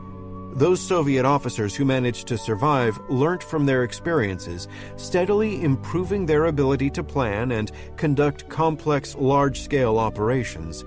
Similarly, enough of the rank and file survived to develop crucial battlefield skills and to pass these on to the fresh drafts of recruits. In short, the Red Army became an increasingly battle-hardened and well-led force. Soviet commanders also became increasingly adept at conducting operational-level deception operations, maskirovka, together with the refinement of internal security measures and counterintelligence operations. This rendered German efforts to divine Soviet intentions increasingly difficult. This meant that the Stavka could marshal superior forces along those sectors it chose to attack, while the Germans were forced to dissipate their resources across the entire breadth of the front. Between mid-1942 and early 1943, the Red Army also developed a considerably more complex and powerful force structure. This addressed 4 fundamental problems that had continuously plagued Soviet operations since the start of the Russo-German War: command and control, sufficient firepower, enough mobile reserves, and the regeneration of Soviet air power. Deficiencies in these areas were the combined product of the rapid expansion of the pre-war Red Army and the horrendous personnel and equipment losses the Soviets sustained during the first months of the German invasion. These in turn led to widespread shortages of both trained staff personnel and military equipment of all kinds. Since these were key components to successfully breaching German lines and exploiting the breakthrough, their resolution was vital to the ultimate victory of the Soviet Union. To alleviate the issue of command and control, the Stavka expanded the number of Rifle Corps headquarters and increased the availability of communication units. To fill the burgeoning number of command and staff positions, Soviet military academies and training establishments created 564,000 officers during 1942. Given the relentless pace at which vast amounts of material was lost, increasing the number of fire support units and mobile reserves were more challenging prospects. Nonetheless, thanks to the efforts of Soviet industry, prodigious quantities of new equipment entered service. This permitted the uninterrupted formation of new Army support units, and by the start of 1943, roughly 990 regiments and 245 separate battalions of field, anti-tank, and anti-aircraft artillery, mortars, and rocket launchers stood at the disposal of the Stavka. These would soon be joined by another 30 new regiments of self-propelled artillery. To manage this host, the Soviets organized some units into 18 artillery and 27 aircraft divisions, and began the process of establishing anti-tank, mortar, and rocket launcher brigades. This development signified a fundamental shift in the nature of Soviet operations, whereby the reliance upon sheer manpower, an increasingly scarce commodity as the war dragged on, was steadily replaced with one characterized by tremendous quantities of firepower and material. the personnel strength of the Soviet armed forces would peak in mid-1943, but the accumulation of material continued at a relentless pace until the end of the war. Together with its more effective management, this steady accumulation of firepower and material played a key role in the Red Army's victory, since it could now literally blast its way through German defenses. After near annihilation during Operation Barbarossa, Soviet armored forces staged a similar recovery. Thanks to the increased availability of armor, the number of tank corps, each with 146 to 180 tanks, grew from 14 on the 1st of May 1942 to 20 by the 1st of January 1943. This period also witnessed the formation of 8 mechanized corps containing 175 to 224 tanks apiece. Equally crucial was the creation of dedicated infantry support tank units, which, by early 1943, totaled 181 brigades and regiments, along with numerous independent battalions. Previously, the dearth of armored formations available for offensive operations meant that the same tank units had to support the infantry breaking into and through German defenses, and then conduct the advance across the German rear areas. Achieving the former usually left these units too weak or disorganized to sustain the latter. Without the ability to press the advance deep into the German rear areas, few opportunities arose to encircle large bodies of German troops or, at least, disrupt significant portions of their defensive front to such an extent that it would compel the Germans to undertake a substantive withdrawal. Instead, most Soviet offensives during the first 18 months of the war rapidly degenerated into costly battles of attrition, during which little territory was gained, and Soviet losses tended to be disproportionately greater than those sustained by the Germans. But the increased availability of armor by late 1942 fundamentally altered this trend. Separate infantry support tank units now handled the penetration of German defenses, leaving the tank and mechanized corps increasingly organized into independent tank armies consisting of roughly 450 to 500 tanks and 46,000 men, fresh to exploit the breakthrough. With powerful Soviet armored forces now capable of conducting operations deep in their rear areas, German forces, who steadily became less mobile as the war progressed, became increasingly vulnerable to encirclement. Paralleling the development of the ground forces, the Red Army Air Force, VVS, also experienced a massive transformation during 1942. In the aftermath of the horrendous losses sustained during Operation Barbarossa, the Stavka endeavored to regenerate the strength and capabilities of the VVS so that it would be capable of both shielding Soviet ground forces from Luftwaffe air attacks and of supporting them during offensive operations. As with the remainder of the Red Army, this development was impaired early in the war by the relentless pace of operations that produced heavy losses throughout 1942. At least 14,700 aircraft were lost, and, according to German claims, 9,644 of these were destroyed during the last 6 months of the year. Nonetheless, through its prodigious efforts, Soviet industry manufactured 25,436 new aircraft, and Lend-Lease deliveries provided thousands more. Despite its heavy losses, the number of combat aircraft with the VVS increased from 14,967 on the 1st of May to 19,797 by the 1st of November, by which time 8,805 of these aircraft were actively engaged along the Russo-German front. In contrast, Luftwaffe air strength on the Ostfront decreased from 2,635 aircraft on the 20th of June to 1,668 aircraft by the 20th of December. By late 1942, each Soviet front was supported by at least one air army of 400 to 500 aircraft, and when reinforced by Stavka reserve formations, this number could surge to 1,000 or more aircraft.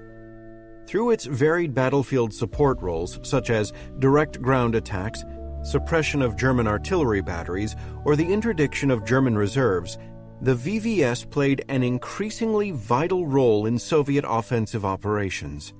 To facilitate coordination, the number of air-ground radio liaison stations was expanded from 180 in 1942 to 420 by 1943, ensuring near-continuous radio contact between every Soviet field army and many of the mobile corps and their supporting air contingents. Although the Luftwaffe was never entirely defeated, henceforth its effect upon ground operations steadily diminished. Conversely, the impact of the VVS mounted as the skies over the Eastern Front filled with increasing numbers of Soviet aircraft. It was this new model army that commenced Operation Uranus, the Soviet counteroffensive around Stalingrad, on the 19th of November 1942. Although the Romanian troops guarding the flanks of the Sixth Army gave a far better account of themselves than they have usually been given credit for, they were nonetheless quickly overwhelmed, and Soviet mobile units were soon racing deep into Axis rear areas. A shortage of sizable German reserves in the region, combined with the confusion produced by breakdowns in communication and a series of poor command decisions on the part of senior German officers, handicapped Axis efforts to stem the Soviet onslaught. With Axis rear echelons fleeing before them in panic-stricken rout, the converging Soviet spearheads made contact on the 23rd of November, and the encirclement of the Sixth Army, together with most of the 4th Panzer Army, was complete. Ordered by Hitler to stand their ground rather than escape westwards, the roughly 250,000 to 300,000 Axis troops of the Sixth Army were now trapped in what for most would ultimately become their tomb. Yet, as grave as the situation was around Stalingrad, it was not the only crisis that suddenly confronted the Ostheer, a fact routinely overlooked within the historiography. The long-awaited Soviet offensive against the Rzhev salient commenced on the 25th of November and immediately breached German lines in a number of locations. To the west, Soviet troops also attacked German positions around Veliki Luki and quickly surrounded its garrison. 3 days later, yet another Soviet offensive was launched against the narrow corridor connecting the Demyansk salient with the main German front. In just a few short days, dozens of German divisions were suddenly threatened with encirclement and destruction around Rzhev and Demyansk, presenting Hitler and the OKH with the prospect of having to contend with not just one, but 3 major encirclements of German forces at once. Equally worrisome was the Soviet attack around Veliki Luki, which aimed at the weak boundary between Heeresgruppe Nord and Mitte. If the Soviets could exploit their success there, they could potentially plunge deep into the virtually undefended rear areas of either army group and possibly cause the entire German front to collapse. Fortunately for the Ostheer, these nightmare scenarios were avoided. In anticipation of the Soviet attack around Rzhev, Heeresgruppe Mitte assembled 9 mobile divisions possessing roughly 500 operational tanks in and around the salient. These reserves reacted quickly, first to seal off and then eliminate the Soviet penetrations. The participating Soviet units sustained horrendous losses, and despite their persistent efforts, Operation Mars eventually petered out. Around Demyansk, Soviet assaults made even less progress, and here too their offensive gradually faded away. Only around Veliki Luki did the Soviets register any success when they eventually recaptured the city and eliminated its garrison. However, the 4 German divisions moved into the region effectively barred the Red Army from exploiting even this modest triumph. These various Soviet operations achieved only minuscule gains at the cost of around 500,000 personnel casualties and as many as 2,000 destroyed tanks. Nonetheless, while 2 of these 3 battles were clear German victories, the third amounting to only a minor defeat, their cumulative effect was still detrimental to the German army's ability to cope with the overall crisis that gripped the Ostfront during the winter of 1942 to 1943. First, the German formations involved in these engagements suffered heavy casualties, ranging somewhere between 60,000 to 90,000 men. As additional Soviet offensives rippled across the front in the months to come, the German army would be hard-pressed to make up these losses in a timely manner. Secondly, these operations diverted crucial German ground and air assets at a time when all available forces were needed to shore up the Don sector and liberate the Sixth Army trapped in Stalingrad. By the end of December, only 5 divisions could be shifted from Heeresgruppe Mitte to the crumbling southern front. Despite the host of crises elsewhere, Hitler and the OKH moved quickly to re-establish a continuous front along the Chir River and out into the featureless steppe east of the Don. In little more than a fortnight, 9 divisions, including 4 panzer divisions, were moved into the region, and another was in the process of arriving. Now organized into Heeresgruppe Don and commanded by Generalfeldmarschall Erich von Manstein, this force was also given the task of staging Operation Winter Storm, the rescue of the Sixth Army trapped within Stalingrad. Illustrating the continuing ability of the Ostheer to assemble forces of formidable strength despite the challenges it faced, the troops under Manstein's command possessed an impressive total of roughly 471 tanks and self-propelled anti-tank guns by the 12th of December.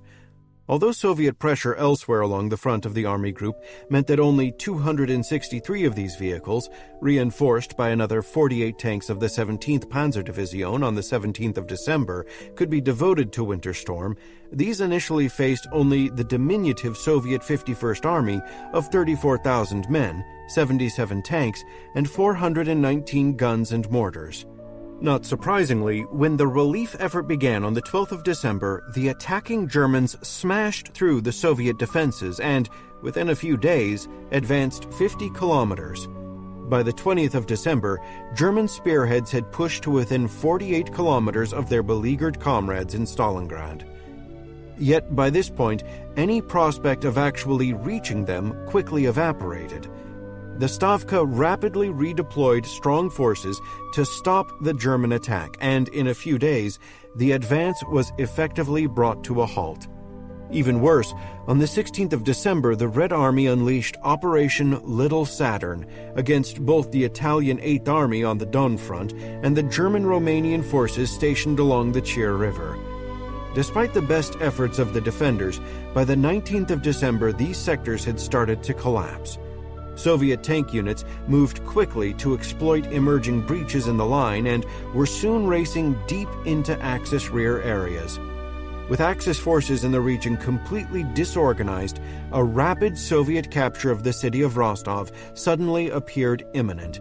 Such an eventuality could effectively isolate any Axis forces deployed east and south of the city within the Caucasus.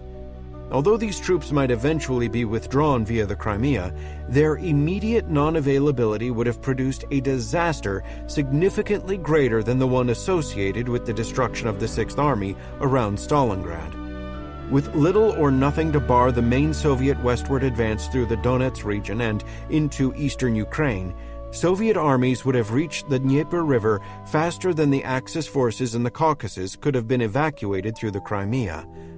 At best, huge amounts of Axis troops and equipment would have been trapped in the Crimea from where they could do little to influence subsequent events along the main front. At worst, these forces could potentially have been annihilated. Upon reaching the Dnieper, the Red Army would also have been in a position to wheel north into the deep rear of the German armies stationed in central Russia. Since the alternative was complete destruction, this would have forced the entire Ostheer into a hasty strategic retreat spanning hundreds of kilometers. Faced with ramifications of such magnitude, Hitler and the OKH had little choice but to allow Manstein to shift resources to deal with Little Saturn and abandon the Sixth Army to its fate. Despite the failure of Operation Winter Storm, the forces assembled by mid-December with Heeresgruppe Don nonetheless played a major role in the subsequent course of events on the Eastern Front. Initially, the Stavka had intended to follow up Operation Uranus with Operation Saturn, the more ambitious forerunner of Little Saturn. Scheduled to begin on the 10th of December, the goal of Saturn was to smash the Italian Eighth Army along the Don, press the advance south to capture Rostov and thereby isolate Heeresgruppe A within the Caucasus. Along the lines already noted here, both Stalin and the Stavka expected that Operation Saturn would produce a Soviet victory of strategic proportions. Anxious to free resources in order to fully exploit the opportunities he expected Saturn to produce, Stalin demanded that the 7 Soviet armies besieging the Sixth Army eliminate the trapped Germans immediately. Notwithstanding 5 days of heavy fighting, the 2nd through the 7th of December, all Soviet assaults were repulsed.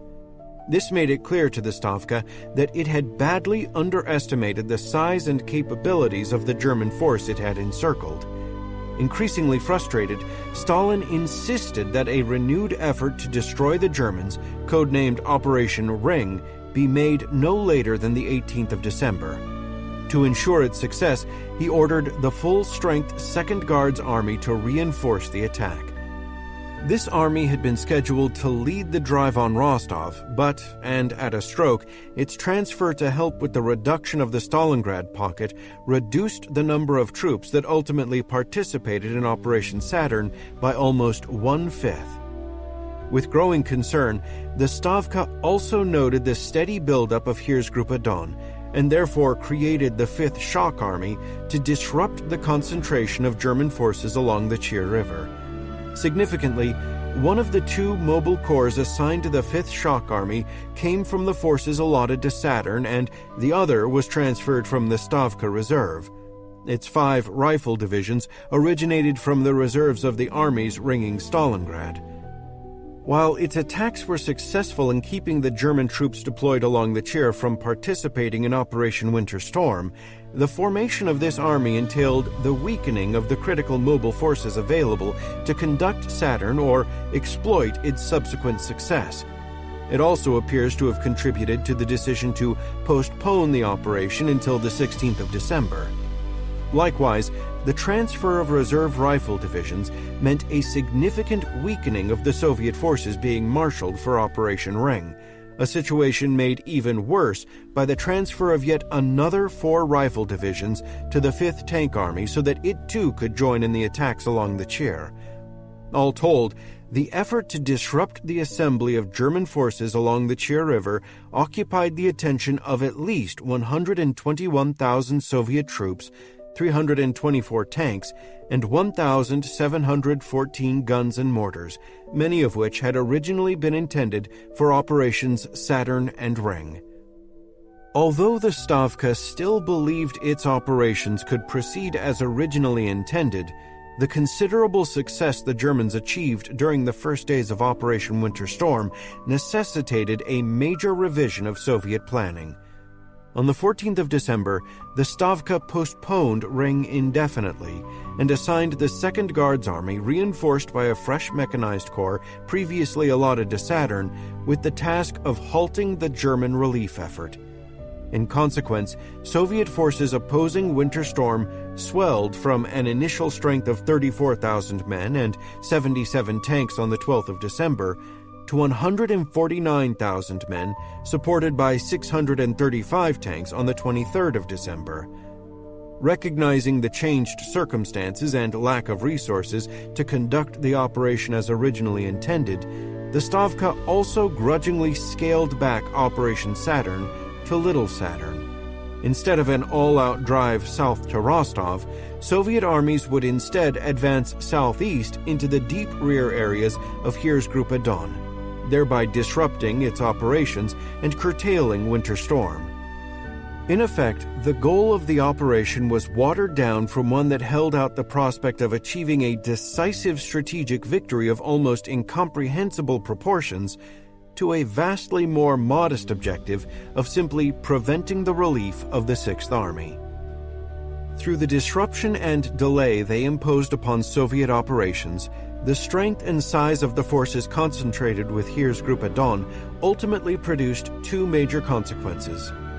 The first was that the postponement of Operation Ring until the 10th of January 1943 meant that large numbers of Soviet troops were tied down around Stalingrad until the last remnants of the Sixth Army finally capitulated on the 2nd of February.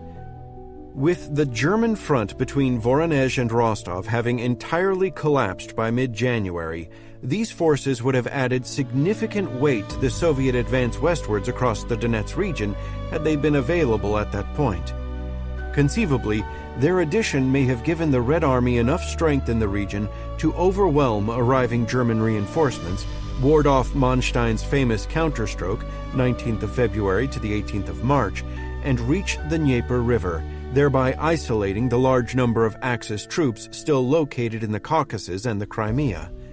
Even after the elimination of the Stalingrad pocket, the Stavka had still hoped to use these troops, first as part of the Sevsk-Trushevsk offensive, 25th of February to the 6th of March, and later in the expanded Smolensk offensive, 7th to the 21st of March, to exploit the now wide-open southern flank of Heeresgruppe Mitte and encircle the entire army group. However, the fierce fighting around Stalingrad had left many of the Soviet units there in dire need of rest and replenishment, meaning they were not immediately re-employable.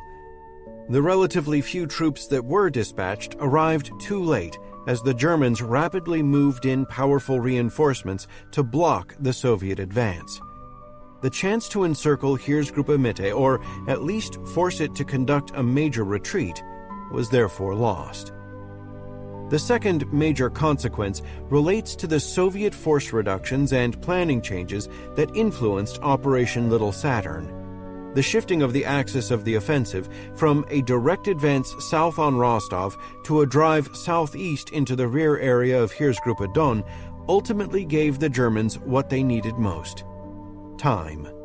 With Soviet intentions riveted upon Heeresgruppe Don, just enough German forces were assembled to hold the northern approaches to Rostov.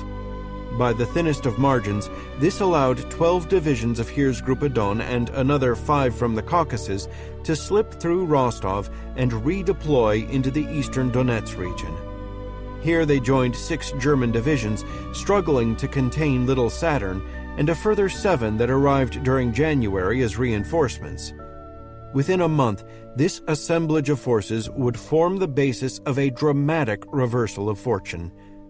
While the Red Army was still able to smash what was left of Heeresgruppe B during the Ostrogosk-Rozhozh, 13th through the 27th of January, and Voronezh-Kastornoye, 24th of January to 17th of February offensives, the reallocation of resources to cope with the initial assembly of Heeresgruppe Don meant that the Soviets lacked sufficient quantities of fresh troops to fully exploit their successes.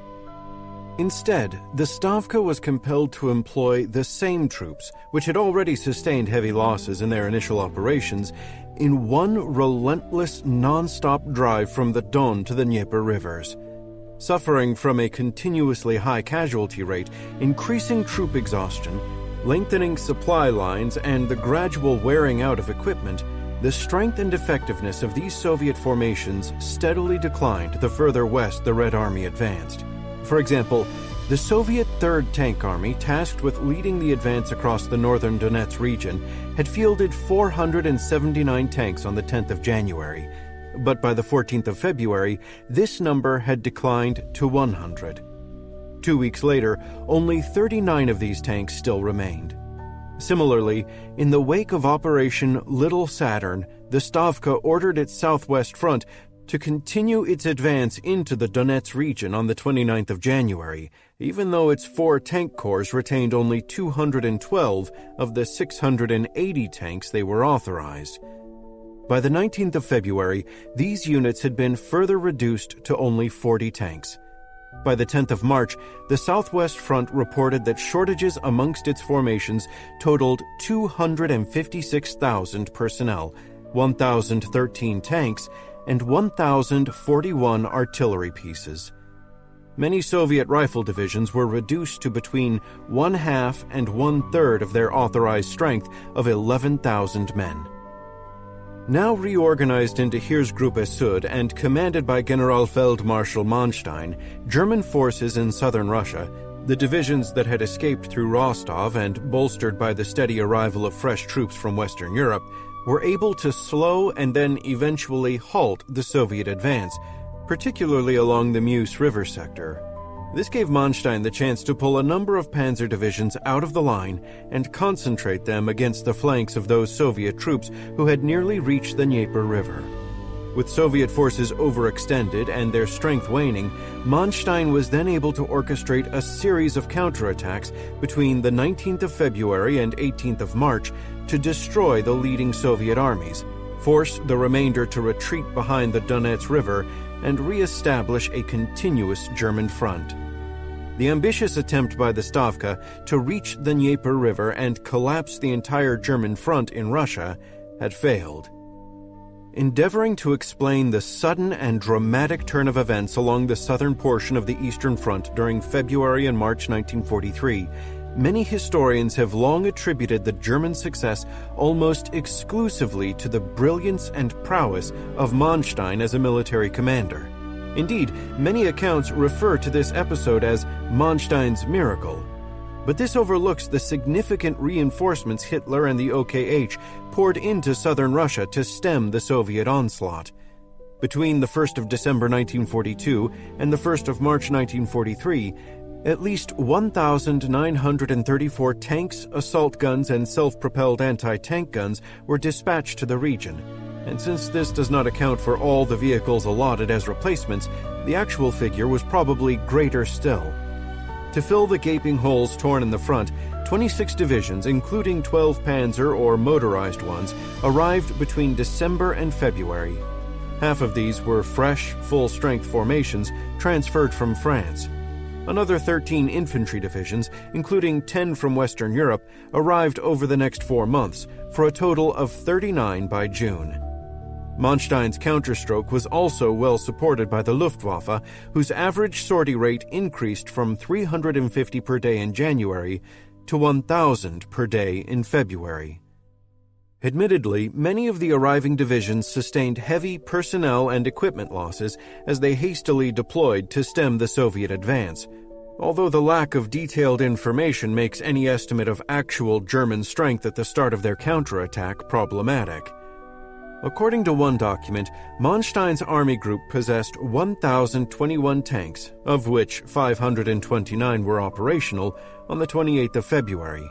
But the number of available assault guns and self-propelled anti-tank guns is unknown. However, it is interesting to note that this, though an incomplete summary, shows that well into the counterattack, 6th to the 10th of March, at least 461 operational panzers and assault guns were still available. It also illustrates that the strength of most of the formations listed was actually increasing. This suggests that either significant numbers of replacement tanks had arrived, that maintenance teams had performed prodigious feats in repairing damaged vehicles, or that initial German armored strengths had in fact been greater than reported. Without more specific information, one can only conclude that, depending upon the specific formation, all three may have been prevalent. Similarly, German personnel losses in southern Russia, excluding the 6th Army destroyed at Stalingrad, between the 1st of December 1942 and 1st of March 1943, included 83,233 combat casualties and perhaps as many as 120,153 sick or frostbitten who were repatriated to Germany. In contrast, 74,300 men arrived as replacements. At first glance, this would seem to be a clear illustration of Germany's inability to maintain the strength of the Feldheer and replace its losses. Yet here, too, the actual circumstances may have been less egregious than a cursory review of such figures would suggest.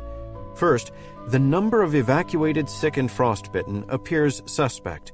According to the figures maintained by OKW, the total number of sick soldiers recuperating in Germany with the Ersatzheer increased by only 61,951 men between the 30th of November 1942 and 28th of February 1943. This included all sick men from throughout the entire German army stationed outside of Germany, and not just those coming from southern Russia. It is also offset by the decrease in the number of sick registered with the Feldheer, so that the real increase in the overall number of sick was only 40,273. Secondly, the number of arriving replacements only refers to those dispatched directly by the Ersatzier and thereby excludes the large number of men injected into German formations by less official channels. As noted previously, significant numbers of sick and wounded recuperated in Army Group rear areas, and thousands of these were returned to their units every month. Also available were tens of thousands of men belonging to the Sixth Army who had either evaded encirclement during Operation Uranus or who were returning from a period of convalescence and leave. With the German front buckling under Soviet pressure, these were formed into a series of ad hoc emergency units attached to a particular division or higher headquarters and pitched into combat. As the campaign progressed, some of these men were eventually pulled out of the front and sent to rejoin their old units, which were being rebuilt in France, but many others were incorporated directly into the ranks of the divisions to which they had been attached. The remnants of the 7 divisions destroyed outside of Stalingrad in the wake of Operation Little Saturn constituted another source of manpower. Having suffered very heavy losses and, in some cases, having performed poorly in combat, OKH seems to have judged that these formations were not worth rebuilding and ordered them disbanded. Whatever men and equipment they still possessed was redistributed to other units. The disbandment of these divisions not only meant a reduction in the replacement requirements of the specific formations to which their remnants were assigned, it also meant that fewer overall replacements were needed since the casualties sustained by the disbanded divisions no longer needed to be replaced. Just how well the injection of personnel replacements through both normal and extraordinary means managed to maintain the strength of German units is difficult to gauge, but some indication may be gleaned from the reports of 2 of the German armies deployed in southern Russia, the 1st Panzer Army and Army Abteilung Holut. These show that at the start of Manstein's counterstroke, some 45.4% of their combined total of 132 infantry battalions were still rated as strong or medium strong, meaning they possessed a Grabenstärke of more than 300 men. More specifically, given its vital role in the success of Manstein's operation, 33 of the 59 combat battalions of the 1st Panzer Army belonged to these 2 categories. Given the debilitated state of many of the formations leading the Soviet advance, this would suggest that many German units might in fact have been numerically stronger than their Soviet adversaries at the start of the German counterstroke. Though their condition was still far from ideal, these German forces were nonetheless strong enough to inflict a major setback upon the Red Army and the ambitions of the Stavka. The Ostheer survived the tumultuous winter of 1942 to 1943, but only by the slimmest of margins, and even the belated success of Manstein's counterstroke could not obscure the fact that Germany had sustained a near-catastrophic strategic setback. Virtually all the hard-fought gains of the previous summer had been lost, as had any realistic chance of seizing the oil fields of the Caucasus. In the process, 27 German and 38 Allied Axis divisions had been destroyed and many others had been badly mauled. Approximations of German losses on the Ostfront between the 1st of December 1942 and 1st of July 1943 tend to vary wildly, but certainly included 664,632 combat casualties. Estimating the number of sick and frostbitten is problematic for reasons noted previously, but these may have amounted to 365,551 men. Total losses may therefore have amounted to just over 1 million men.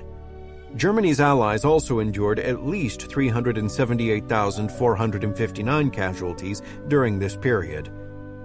The material losses of the German army during these 7 months were equally staggering.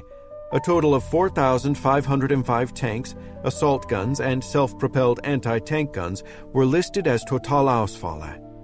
Other equipment losses included 3,883 artillery pieces, 3,307 anti-tank and 6,017 anti-aircraft guns, 9,012 mortars, and 258,703 motor vehicles. Although a proportion of these figures can be associated with the collapse of the Axis forces in North Africa, the vast majority were lost on the Eastern Front. Alarmed at the dramatic turn in Germany's fortunes, Hitler promulgated a series of decrees designed to increase armaments production and restore the tattered strength of the German army. These included his order of the 13th of January 1943 that called for the complete conversion of German society and the economy to meet the needs of the armed forces. Industries and businesses not directly engaged in war work would be ruthlessly screened, and any deemed superfluous would be closed for the duration of the war.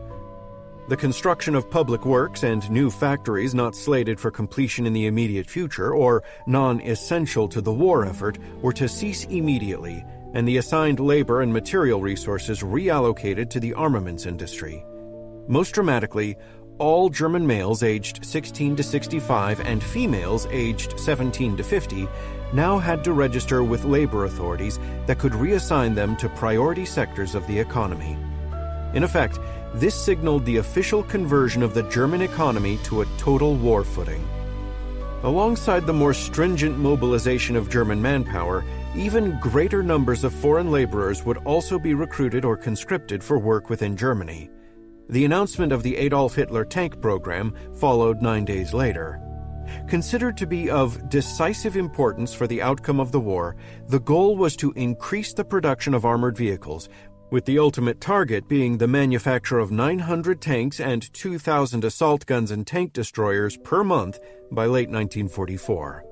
To achieve this, the program was to receive priority allocations of labor, raw materials, and industrial plant. All other sectors of the war economy were made subservient to its needs. While the full impact of Hitler's decrees would not be felt until late 1943, German armaments production had already been steadily increasing since its nadir of the previous spring. Overall armaments production had increased 120% since then, and in contrast to the 629 vehicles built in May 1942, the production of tanks, assault guns, and self-propelled anti-tank guns had almost doubled to 1,205 by May 1943. The manufacture of 2,200 combat aircraft during the latter month also represented a new peak.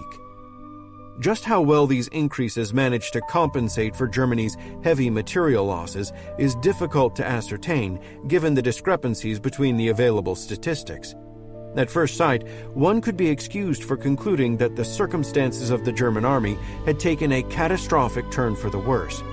But these statistics can be misleading and require a thorough understanding of their nuances and particulars. For example, this indicates that the total stock of armored vehicles declined by almost 300 between the 1st of December 1942 and 1st of July 1943. Yet it must be noted that the composition of this stock had undergone a substantial improvement. Whereas the number for December includes 2,032 obsolete PZ-1, PZ-2, and PZ-38T tanks, 26% of total stock, by the beginning of July, these had declined to only 440, roughly 6% of total stock. Although some had been lost in combat, the majority had been stricken off strength. These were scrapped, converted into a variety of self-propelled guns, or simply no longer registered in strength returns. The first half of 1943 also witnessed the phasing out of the PZ-3. With the design having reached the end of its ability to be up-gunned and up-armored, the factories manufacturing the PZ-3 were gradually shifted to the production of more powerful assault guns, and the final PZ-3 rolled off the assembly lines in June. Henceforth, the main German battle tanks would be the PZ-4, Panther, and Tiger models. This shift is illustrated by the fact that their numbers grew from the 917, 15% of tank stock available in December, to 2,140, 47% of tank stock, by July, and that their overall strength had increased by 133%. The number of assault guns, tank destroyers, and self-propelled anti-tank guns also grew by 63%. This, in turn, improved the lot of the infantry, since it resulted in the creation of additional infantry support Sturmgeschützabteilungen. It even allowed for the gradual distribution of vehicles to individual infantry divisions so that each would have its own company of Stug or Martyrs, occasionally even one of each, thereby expanding both their offensive and defensive capabilities. Despite the minor reduction in the overall number of armored vehicles, increasing numbers of superior models meant that the German Army of July 1943, and particularly its Panzerwaffe, was considerably more formidable than it had been just 7 months earlier. Comprehending the statistics for other kinds of military hardware dated to this period is equally challenging. Production tended to exceed losses in most categories, occasionally by surprisingly large margins. The exceptions to this were very heavy artillery pieces, 20.3 centimeter and above, and especially motor vehicles, the production of which lagged far behind the number lost or written off. Yet the generally rosy picture presented by these figures is seemingly contradicted by the development of the German Army's overall equipment stocks.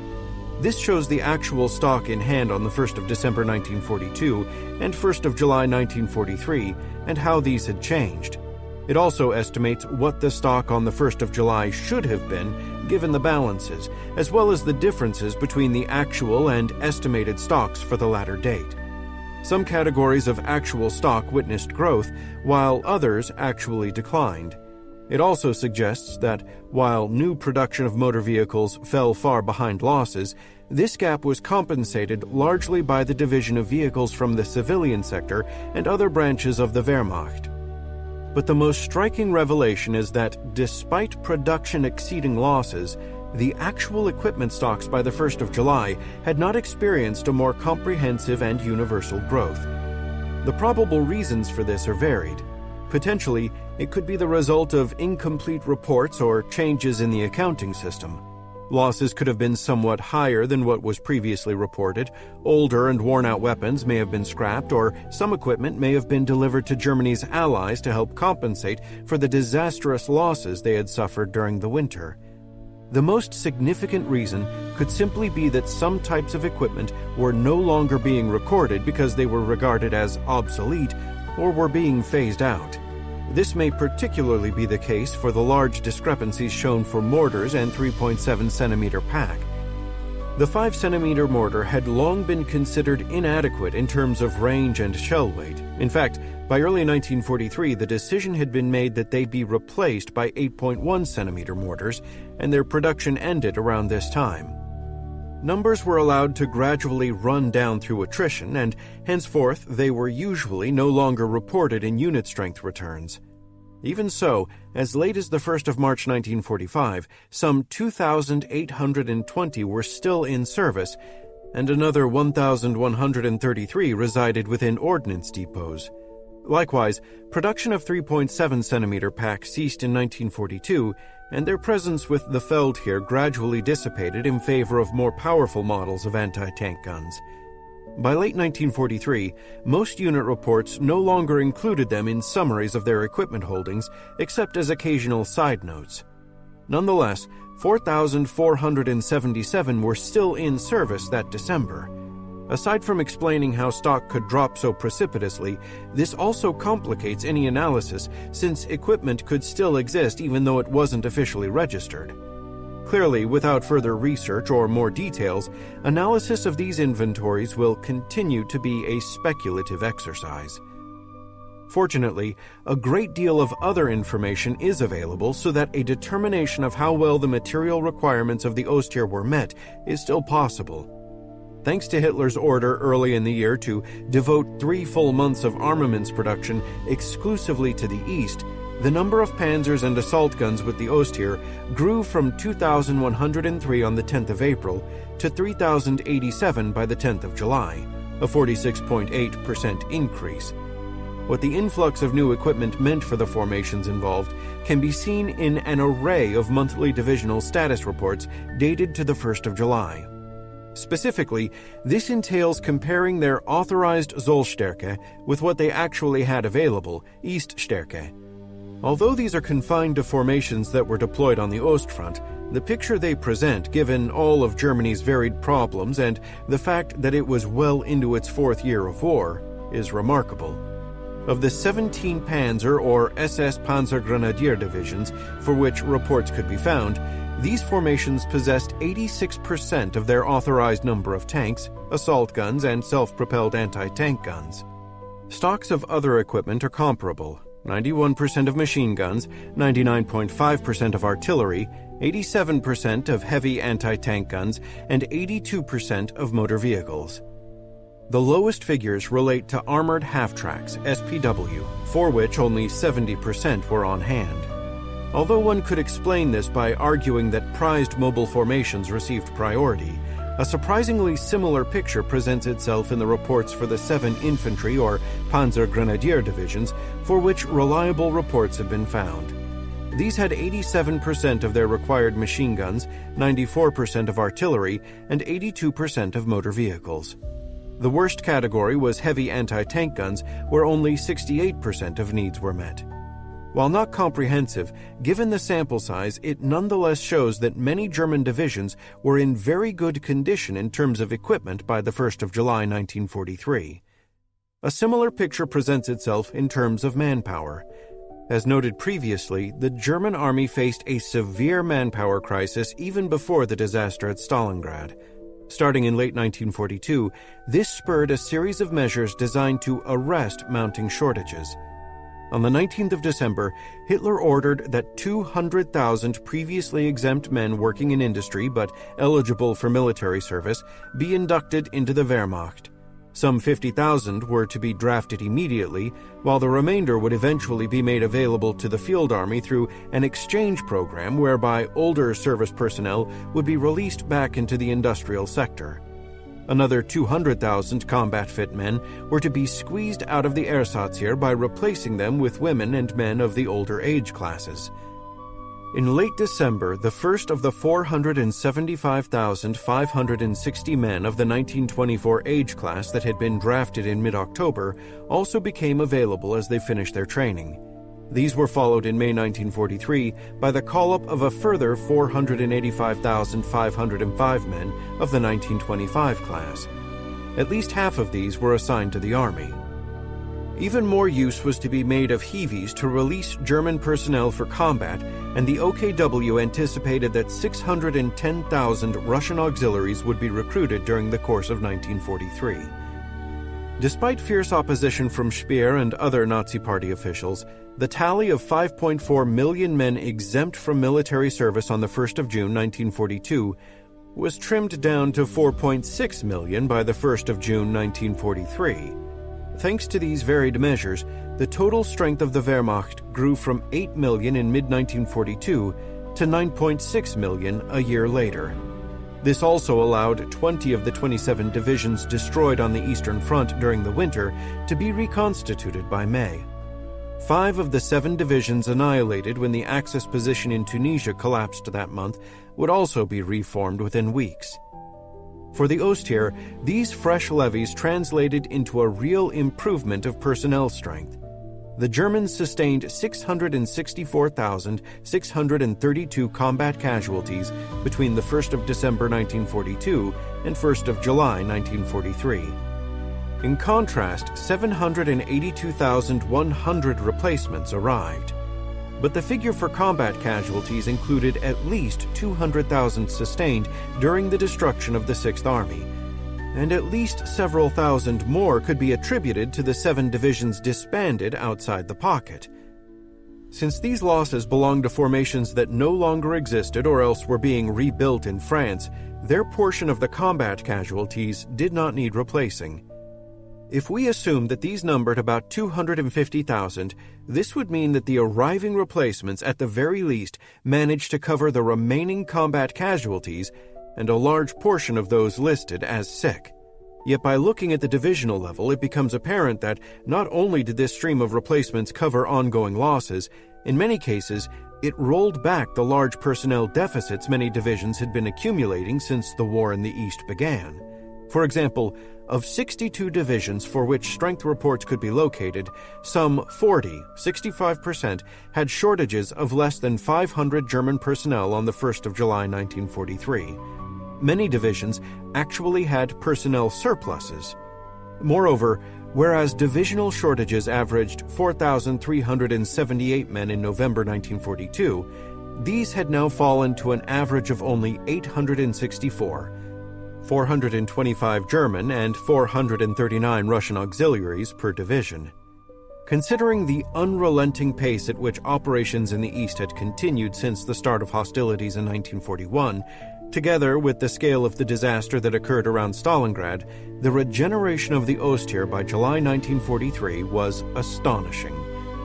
From a low point of roughly 2.7 million men on the 1st of April, the strength of the German army on the Eastern Front was increased to 3.14 million by the injection of hundreds of thousands of personnel replacements and the arrival of 33 new divisions. Although it may still have been short an overall total of 197,000 men, this represented only 6% of its Zollstärke.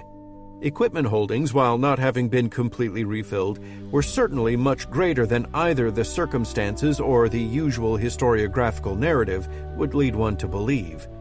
Now fielding 187 divisions, plus another 7 in Finland, and perhaps as many as 3,500 tanks, assault guns, and self-propelled anti-tank guns, many of which were considerably superior to their Soviet opposites, by early July 1943, the Ostheer could look forward to the future with at least some confidence.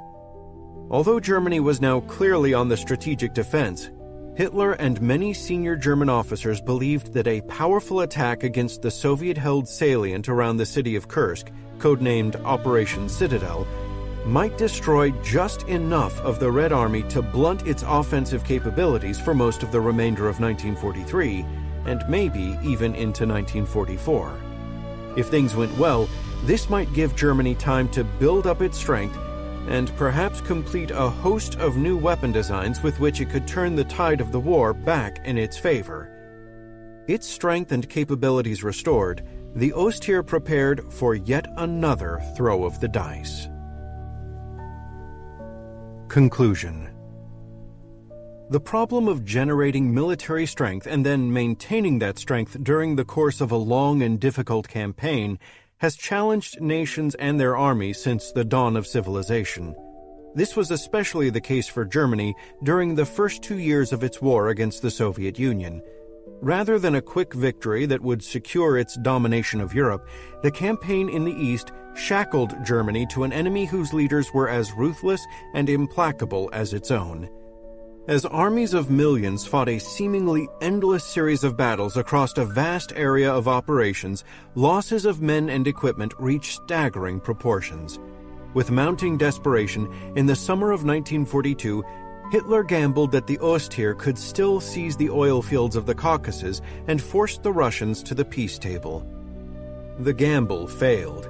Instead, an increasingly competent and powerful Red Army inflicted a devastating defeat upon Axis forces around Stalingrad. In their explanations of the German failure, the historiography of the Russo-German War has long argued that Germany was incapable of replacing its losses and that its field armies simply became too weak to win. But to what extent between June 1941 and June 1943 was Germany able to provide the reinforcements and replacements needed to maintain the strength of the Ostheer?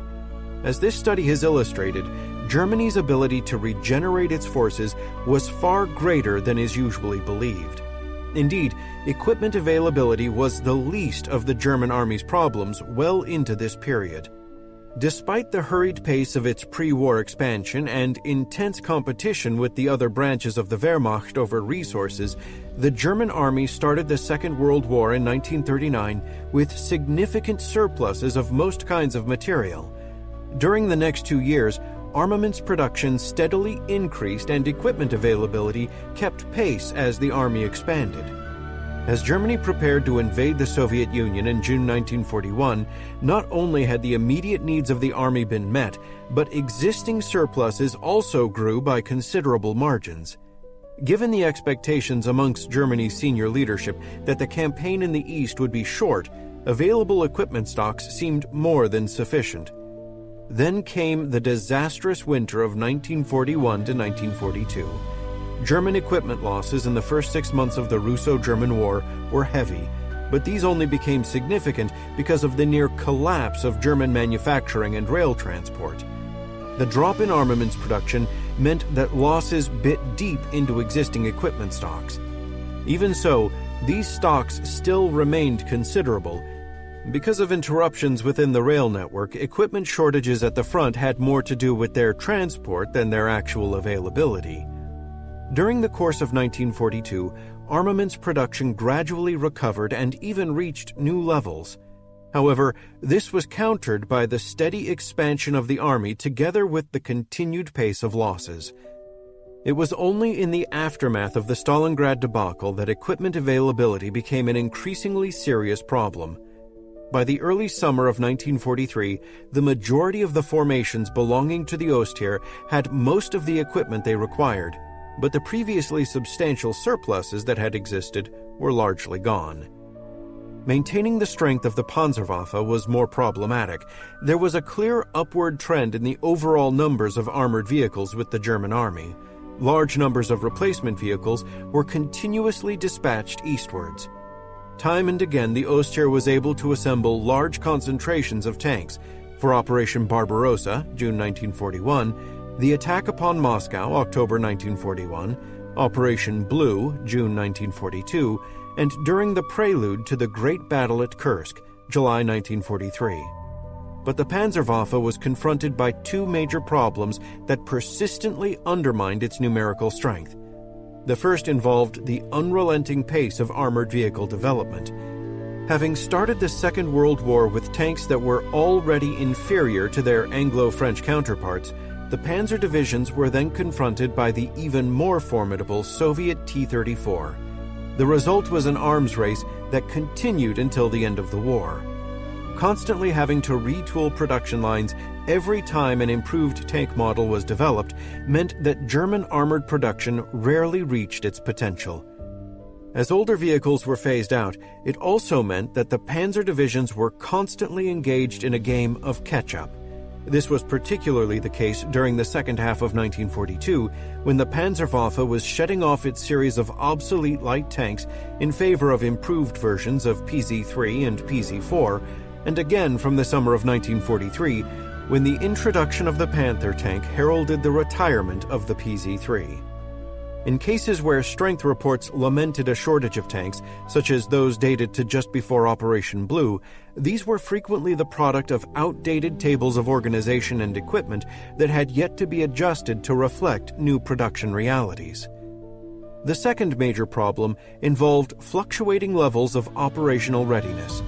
German panzer divisions usually possessed large numbers of armored vehicles, but with the outcome of the summer campaigns of 1941 and 1942 hinging upon the speed of the German advance, Hitler and his military commanders drove the panzers onward at an unforgiving pace. The intensity of combat operations, together with the harsh nature of the operating environment in the East and the unpredictable availability of spare parts, a problem only made worse by the introduction of new models, had the number of operational tanks oscillating widely. Given sufficient time between operations to conduct maintenance and repairs, operational readiness could, and frequently did, increase dramatically. Yet time was something Germany never had in abundance, especially when it was on the offensive and the need to crush the Red Army before it regained its strength and equilibrium was paramount. However, because of miscalculations regarding the strength and resolve of the Soviet Union, together with poor logistical planning on the part of OKH, the German offensives of 1941 and 1942 eventually came to a halt. At the end of long logistical tethers, barely able to meet their basic needs on both occasions, the now run-down panzer divisions were left exposed to the counterstrokes of an increasingly powerful Red Army. Whenever the Osttier was forced to conduct a major retreat, such as occurred outside Moscow or in the aftermath of the disaster around Stalingrad, large numbers of non-operational tanks had to be abandoned. Substantial consignments of replacement vehicles were dispatched from Germany, but the effort to restore the strength of the panzer divisions was counterbalanced by the unrelenting pace of operations that kept operational ready rates low and frequently led to the abandonment of even more tanks. It was only when the Soviet counteroffensives were brought to a halt and the Osttier had fallen back upon more reliable lines of communication that the condition of the panzer divisions could really be improved. It is in this context that a comprehensive understanding of the specific battles and engagements that constituted the Russo-German War becomes crucial in understanding how and why the armored strength of the Ostheer fluctuated as it did. If German panzer divisions lacked their required number of armored vehicles, the problem usually had more to do with the pace of events rather than an overall shortage of tanks. Finding sufficient manpower to keep the formations of the Ostheer up to strength was perhaps Germany's greatest challenge. The labor requirements of the German economy meant that the availability of manpower was already constricted well before the Second World War began, and the personnel requirements of the Wehrmacht had to be constantly balanced against the needs of industry throughout the conflict. But the actual flow of men from the economic sector into the Wehrmacht was always determined by how Hitler and his advisers viewed Germany's strategic situation. Initially perceiving that the war with Great Britain and France would be a long, desperate, and costly venture, between September 1939 and May 1940, Hitler authorized the call-up of millions of men at the expense of the German economy. When the campaign in the West ended far more quickly and cheaply than expected, Hitler downsized the army and discharged hundreds of thousands of men back to civilian life. The invasion of the Soviet Union reversed this decision. By June 1941, the ranks of the newly expanded army were full and nearly 500,000 replacements stood by to replace casualties. During the first few months of the Russo-German War, the availability of these replacements generally managed to cope with the casualty rate. Despite the heavy losses they sustained, and considering the circumstances in which they operated, most of the field divisions maintained respectable force levels. Aside from seriously miscalculating its will to resist and ability to continuously muster fresh forces, the problem was that Hitler and his military chiefs believed that the Soviet Union could be defeated in a short campaign. No provision was made if this assumption turned out to be false.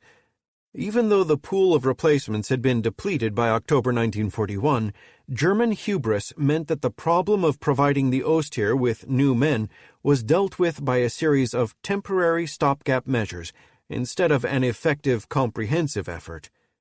Frontline unit strengths atrophied. It was only when the Ostheer was brought to the brink of destruction by a series of Soviet counteroffensives in December that the situation became serious enough to shake Hitler and his advisers out of their complacency. Although the series of measures enacted during the winter of 1941 to 1942 garnered large numbers of new men, they were too late to arrest the disastrous decline in unit strengths. As heavy fighting continued into the early spring of 1942, the persistently high number of combat casualties and sick nullified the impact of arriving replacements. By the time the intensity of operations finally declined, German field units faced huge personnel shortages. The sudden realization that the war in the East would continue for the foreseeable future, together with the entry of the United States on the side of the Allies, forced a wholesale reevaluation of Germany's strategic position. Confronted by the seriousness of their predicament, an implacable struggle with an increasingly powerful and unyielding Soviet Union, chronic shortages of raw materials, and the eventual Anglo-American return to continental Europe, Hitler and his advisers determined that the best chance of securing Germany's position was another offensive in the East to seize the oil fields of the Caucasus and thereby perhaps force the Soviets to make peace. But time was short. Operation Blue had to begin by June if its objectives were to be reached before the onset of winter brought operations to a halt. Equally problematic, the entire Ostheer required a comprehensive rebuilding.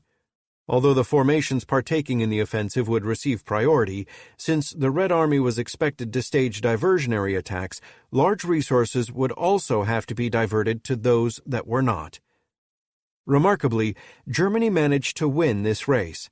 The tap controlling the flow of manpower from the German economy was opened and large numbers of personnel replacements and fresh divisions flooded the Ostfront. The formations assigned to Operation Blue were restored to full strength, and during the summer of 1942 were able to advance deep into the Caucasus and to the Volga River.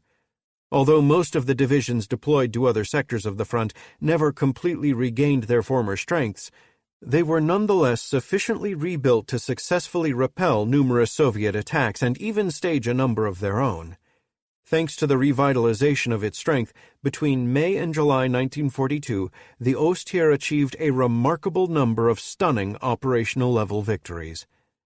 And yet, the very success achieved by the Ostheer ultimately led to yet another catastrophic manpower crisis. Buoyed by his victories, Hitler became overconfident. For the sake of maintaining production levels and civilian morale, his economic and political advisers convinced him to drastically curtail the number of German males being called up for military service. The manpower tap was once more turned down, and by the late summer of 1942, the flow of personnel replacements to the Ostfront was once again unable to cope with the rate of loss. With heavy fighting raging unabated across the front, German unit strengths plummeted and shortages began to mount. The overconfidence that permeated all levels of Germany's leadership also produced a series of abysmal decisions that wasted the potential of the human resources that were available. Rather than transfer its surplus personnel to the army where they were desperately needed, the Luftwaffe was allowed to create its own ill-fated divisions, and millions of Jews, Russians, and other undesirables were killed off instead of using them to replace German males in the armaments factories. Once again, it would take yet another stunning reversal, this time during the winter of 1942 to 1943, to convince Hitler and his advisers to reintroduce rational manpower policies. Shortages did exist at various times and to various degrees, and given the scale and intensity of the Russo-German War, these were probably inevitable. But in this context, it is worth noting the significance of the periods witnessing the worst unit deficits, specifically November 1941 to April 1942, and August to November 1942. The former encompassed the final collapse and subsequent repercussions of German pre-invasion assumptions regarding how a war with the Soviet Union would unfold, while the latter relates to a period of mounting overconfidence among senior German leadership circles that permitted a faltering of Germany's war effort. In either period, declining unit strengths were a symptom not of an abject shortage of men and material, but rather a comprehensive failure of German strategy and planning. In the final analysis, Germany certainly had the ability to replace most, if not all, of the staggering human and material losses it sustained on the Ostfront between June 1941 and July 1943. As a result, German field formations were frequently far stronger than the tenor within the historiography would have one believe. This is most clearly illustrated in the condition of the Ostheer at the end of this period. Despite the scale of the Stalingrad disaster, by early July 1943 nearly all of the German divisions in the east had been brought back to full strength. The previously large manpower deficits of late 1942 had been reduced to marginal levels or eliminated entirely, and equipment stocks largely matched requirements. Indeed, there was even enough manpower to permit the reconstitution of most of the divisions that were destroyed at Stalingrad or in Tunisia. Notably, this period had already been preceded by Germany's initial gathering of its forces for the invasion of Russia in June 1941, and by the first comprehensive rebuilding of the Ostheer during the first half of 1942. In short, the German army was able to generate forces of prodigious strength 3 times in the space of 2.5 years. If these efforts were ultimately insufficient to produce victory between June 1941 and July 1943, the root causes of Germany's failure during the Russo-German War reside elsewhere. This concludes Enduring the Whirlwind by Gregory Lidke, narrated by James Anderson Foster, a member of SAG-AFTRA. Copyright 2016 by Gregory Lidke. This unabridged audiobook is published by arrangement with Helion and Company Limited and was produced in the year 2017 by Tantor Media Incorporated, a division of Recorded Books which holds the copyright thereto. Please visit Tantor.com for more information on our growing library of unabridged audiobooks and to take advantage of special offers.